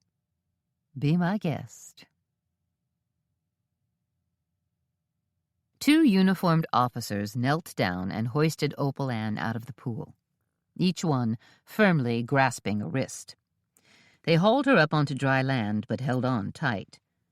"I'm cold," Opal Ann complained. Her lips were blue and her teeth were chattering. "Too bad," Theodosia said. "Put the handcuffs on her," Riley said. The 2 officers pulled Opal Ann's arms behind her back and snapped on a pair of silver cuffs. Sally crept up slowly, holding a blanket. "Can I put this over her shoulders?" she asked. Riley nodded. "Go ahead. Then please step back." Opal Ann stood dripping in front of them. Her hair hung down in wet tendrils, her clothes clung to her, and her eye makeup had melted into a goopy mess. She was missing one shoe. "Poison?" Riley said to her. "Why?" Opal Ann stuck out her chin. "He was going to run this place into the ground anyway. What did it matter?" "What did it matter?" Theodosia said. "You took a human life." "2 human lives," Riley said. "Yes. Tell us about Marcus Covey," Theodosia said. Opal Ann pouted. "All Marcus had to do was knock over a lousy candle. Was that too much to ask? I was the one who took care of the rest," she shrugged. "Then he chickened out on me. He didn't want to follow the playbook. So he had to go." A tiny smile insinuated itself on her face. "What's another dead rat?" "Dear Lord, she's cold," Riley said. He turned abruptly as a door banged open, and someone came clattering across the pool tiles. It was Delane. "Theo," she said, looking surprised. "There you are. I've been looking everywhere for you." She was duck-walking, leaning back on her heels because her toenail polish was still wet. "Do you know if they're still serving—" She saw Opal Ann standing there, wet, handcuffed, and sullen, and said in a drawling voice, "Good gracious! What happened to her? She looks like she's been flushed down a sewer." "Opal Ann just found out that confession is good for the soul," Theodosia said. "She just admitted to 2 murders and was about to tell us why she tried to run Drayton over with a stolen car." "You're the one I was really after," Opal Ann sneered, her eyes seeking out Theodosia. "You were the one who was snooping around and getting too involved for your own good. I tried to track you down, but you and that stupid dog of yours were always flitting down those narrow alleys. Then when I finally saw Drayton, I figured he'd be just as good. If I put him out of commission, maybe you'd get scared and back off." She shrugged. "So I just went for it." Delane stretched an accusing finger toward Opal Ann and said, in her most wilting tone, "How dare you attack my friends, you nasty little fiend? I'd say that prison isn't nearly good enough for you. You ought to be horsewhipped." She leaned down, ripped the flip-flops off her feet, and tossed them at Opal Ann. "And you can keep your crappy swag, too." Theodosia couldn't help but grin. When Delane was on a rampage, when Delane went off script, she could slice and dice with the best of them. "I'm going to phone Drayton immediately," Delane screamed again, "and tell him that you were the one driving that car, that it was you who tried to run him down. I know he's going to want to press charges." She took a quick breath and stuck her nose up in the air. "And then I'm going to call Doreen and encourage her to seriously disown you." "Somebody better make a phone call and have poor Reggie Houston released from jail, too," Theodosia said. She glanced at Riley. "Reggie's not going to be happy. Something tells me he's going to go on a tear and make us eat some serious crow." "Maybe I could do a feature story on the spa," Bill Glass volunteered. "Give Reggie Houston a few strokes to help make up for everything that's happened here." "That would be very kind of you," Theodosia said. "I think it would definitely help smooth things over." Detective Riley glanced at the 2 uniformed officers, who were hanging on tight to Opal Ann. "I think you'd better get her out of here before the villagers decide to break out the pitchforks and the torches." As the officers led Opal Ann away, Riley touched a hand to Theodosia's arm and gently guided her away from the crowd. "I asked you this once before." "What did you ask me?" Even in this dim light, Theodosia was surprised at how blue his eyes were, how cute and earnest he looked. "I asked you how you knew, where you were getting your information." "Okay." Riley gave her a quizzical look. "So how did you know it was Opal Ann? How did you figure out that she was the killer?" "Oh, well, I didn't really know it for a fact," Theodosia said. "I just sort of guessed. And then there was that chemistry major business and the different gift bags, and suddenly it all came together in a giant rush." Theodosia stopped talking as Riley continued to peer at her. Yes, he was listening to her, but she could tell he wasn't really hearing her. His mind was somewhere else. And really, from the curious way he was looking at her, maybe that wasn't such a bad thing. "I'm sorry, but I have to take off now," Riley said. He nodded in the direction the officers had taken Opal Ann. "You know, promise me you'll call Doreen," Theodosia said, "and let her know what happened before Delane drops a big neutron bomb." "I'll call her right away." "You're going to be busy sorting through all this, aren't you?" Theodosia said. She knew she had to say her piece quickly and make it come out just right. It was now or never. I mean, putting together the pieces on 2 separate murders, it's going to be fairly complicated and confusing, so you'll probably be busy for the next couple of days, and maybe tonight as well. I'm afraid, well, what exactly did you have in mind? Riley asked, smiling at her, his eyes crinkling at the corners. For some reason, Theodosia felt as if they were standing in their own private little bubble, apart from the crowd. Delane, the swimming pool, all the bizarre events that had just unfolded. Are you too busy to, get together? Theodosia asked. There. She'd done it. She'd made the first official move. Riley leaned in close to her. What exactly are you asking? Theodosia gazed at him, a hopeful look lighting up her face. I thought maybe you could stop by the tea shop. I could fix you a cup of tea and a bite to eat. You mean right now? Riley lifted a hand and touched it against Theodosia's face in a tender gesture. We could do it some other time, if that would be more convenient. Please don't disappoint me, she thought. He didn't. Riley leaned in closer to Theodosia, his lips just inches from hers. No, I think that sounds wonderful. His arms crept around her waist as he pulled her tight.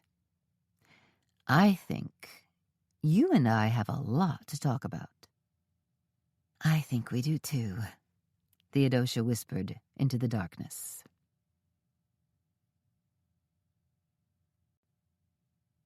Favorite recipes from the Indigo Tea Shop.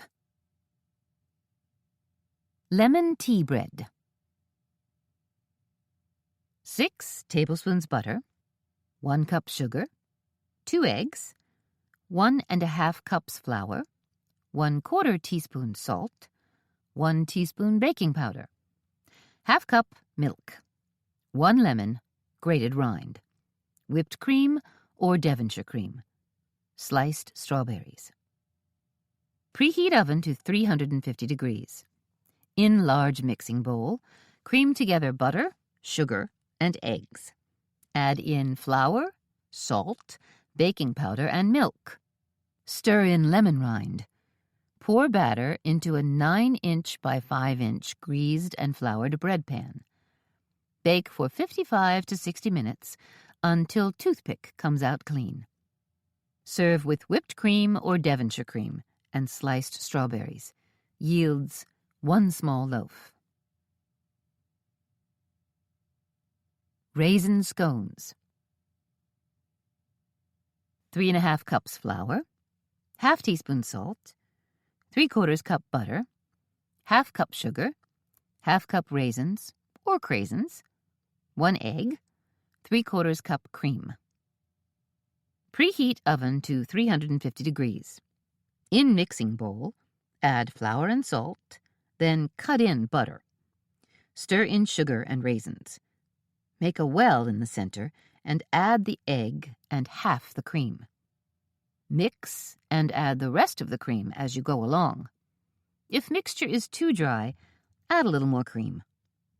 Roll dough out on floured board to about 1/2 inch thick. Cut into wedges and place on greased baking sheet. Bake for 12 to 15 minutes until golden brown. Yields 6 to 8 scones. Haley's Banana Muffins. 2 cups flour, 1 cup sugar, 1 teaspoon baking powder, 1 teaspoon baking soda, 1 cup mashed bananas, 1 cup sour cream, 1/2 cup chopped nuts. Preheat oven to 350 degrees. In large bowl, mix together flour, sugar, baking powder, and baking soda. Stir in mashed bananas and sour cream until mixed. Add chopped nuts. Pour batter into well-greased muffin tins and bake for 20 minutes. Yields 8 muffins. Strawberry cream cheese tea sandwiches. 3 ounces cream cheese, softened. 2 tablespoons strawberry preserves. 4 slices thin white bread. Combine cream cheese and strawberry preserves in a bowl. Spread mixture on 2 slices of bread.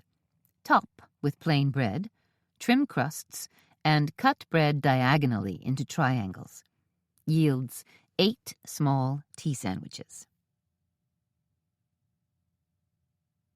Apple nut squares. 2 eggs, 1½ cup sugar, 1 teaspoon vanilla, 1 cup flour, 2 teaspoons baking powder, ½ teaspoon salt, 2 cups apples, chopped, ½ cup walnuts, chopped. Preheat oven to 350 degrees. Combine eggs, sugar, and vanilla, and beat until light and fluffy. In a separate bowl, sift together flour, baking powder, and salt. Add egg mixture to flour mixture and combine. Stir in apples and nuts. Spread mixture into a greased and floured 8-inch by 12-inch pan. Bake for 30 minutes. Let cool and then cut into squares. Yields about 12 squares. Peanut butter blossom cookies. ½ cup butter, ½ cup granulated white sugar, plus extra, ½ cup brown sugar, 1 teaspoon vanilla, 1 egg, ½ cup peanut butter, 1 teaspoon baking soda, 1½ cups flour, milk chocolate or Hershey's Kisses. Preheat oven to 375 degrees. In large bowl, cream together butter, white sugar, brown sugar, and vanilla. Add egg and beat well. Stir in peanut butter, baking soda, and flour until well mixed. Using a spoon, form mixture into small bowls, then roll in granulated sugar. Bake for approximately 8 minutes. Remove from oven and quickly place a piece of milk chocolate in the center of each cookie, chunk of milk chocolate or Hershey's Kiss. Let cool and serve. Yields 12 to 15 cookies. Avocado and chicken tea sandwiches. 1 avocado, ripe. 1 tablespoon chili paste or hot sauce. 1 tablespoon lime juice. 6 slices of rye bread. Roast chicken slices. Mash avocado in bowl and add chili paste and lime juice. Spread avocado paste on 6 slices of rye bread. Top 3 of the slices with roast chicken slices. Add top slices to the sandwiches and trim off crusts. Cut into squares or triangles. Yields 12 small sandwiches. Cranberry iced tea. 1 quart tea, brewed and cooled. 2 cups cranberry juice. Juice of 1 lemon. 2 tablespoons sugar. Combine all ingredients in a pitcher, then serve over ice in tall glasses. Yields 4 to 6 servings. Quickie Not So Picky Chicken Tetrazzini. 2 tablespoons butter, 1 4-ounce can sliced mushrooms, 1/4 cup chopped green pepper, 1/4 cup diced onions, 1 10-ounce can chicken gravy, ½ cup cheddar cheese, shredded, 1 cup diced cooked chicken, 2 cups cooked spaghetti noodles, 1/4 cup chopped tomato. Melt butter in saucepan and add mushrooms, green peppers, and onions. Sizzle until tender. Stir in chicken gravy and cheddar cheese. Heat until cheese is melted. Add chicken, spaghetti noodles, and tomato. Stir until heated. Yields 4 servings.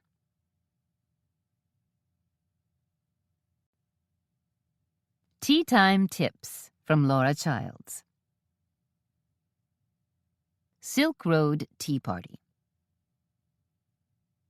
The Silk Road was the ancient trading route from China to the Mediterranean, and it brought many of China's treasures to new lands.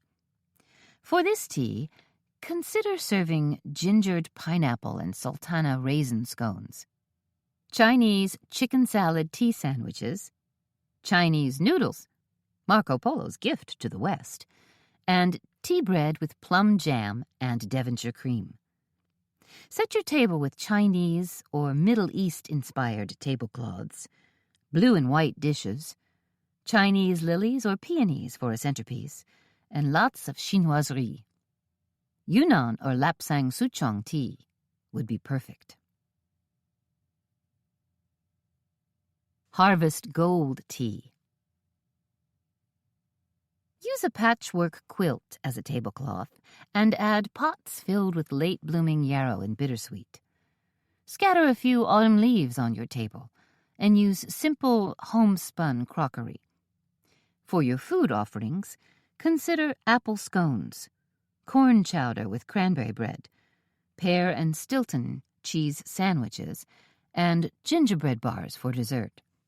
Serve kimum tea, a rich, full-flavored tea, often referred to as the Burgundy of teas. Strawberry tea. Served indoors or out, this strawberry tea motif is sure to please your guests. Use a white linen tablecloth, as many pink dishes as you can round up, and decorate your table with pink flowers. Tie your white linen napkins with pink ribbon and add a tiny strawberry charm. Serve strawberry and white chocolate scones, chicken salad tea sandwiches topped with sliced strawberries, a small sliver of cheese quiche, and strawberry tarts for dessert. Floral teas such as jasmine or a black tea flavored with strawberry and vanilla would be perfect. Sweet Summer Herb Tea. Toss a linen tablecloth on your picnic table and lay out your best china. Yes, you're serving tea outdoors. Dress up your tea table with colorful ceramic pots, overflowing with bunches of fresh herbs, and give each guest a packet of seeds as a favor. Start your 3-course tea with herbed cream scones. Then move on to tea sandwiches of cream cheese with chives and egg salad with dill. Herbed bread with crab salad would also be delicious. For dessert, think mint ice cream. A black tea with peppermint would be a perfect accompaniment, as would any type of tisane, French for herbal infusion. Japanese tea. Keep your tea table simple and zen-like. Decorate it with a Japanese bonsai, a single lovely orchid, or a miniature water fountain. Small candles, lacquer trays, bamboo placemats, and handmade ceramic plates or bowls contribute to the atmosphere. Serve shrimp tempura with steamed rice, or sushi if you and your guests are adventurous. You can also grill skewers of scallops and chicken on a tabletop hibachi. Poached pears and almond cookies make a simple but amazing dessert. Your ocha, tea of choice, should be girokuru, Japan's finest green tea.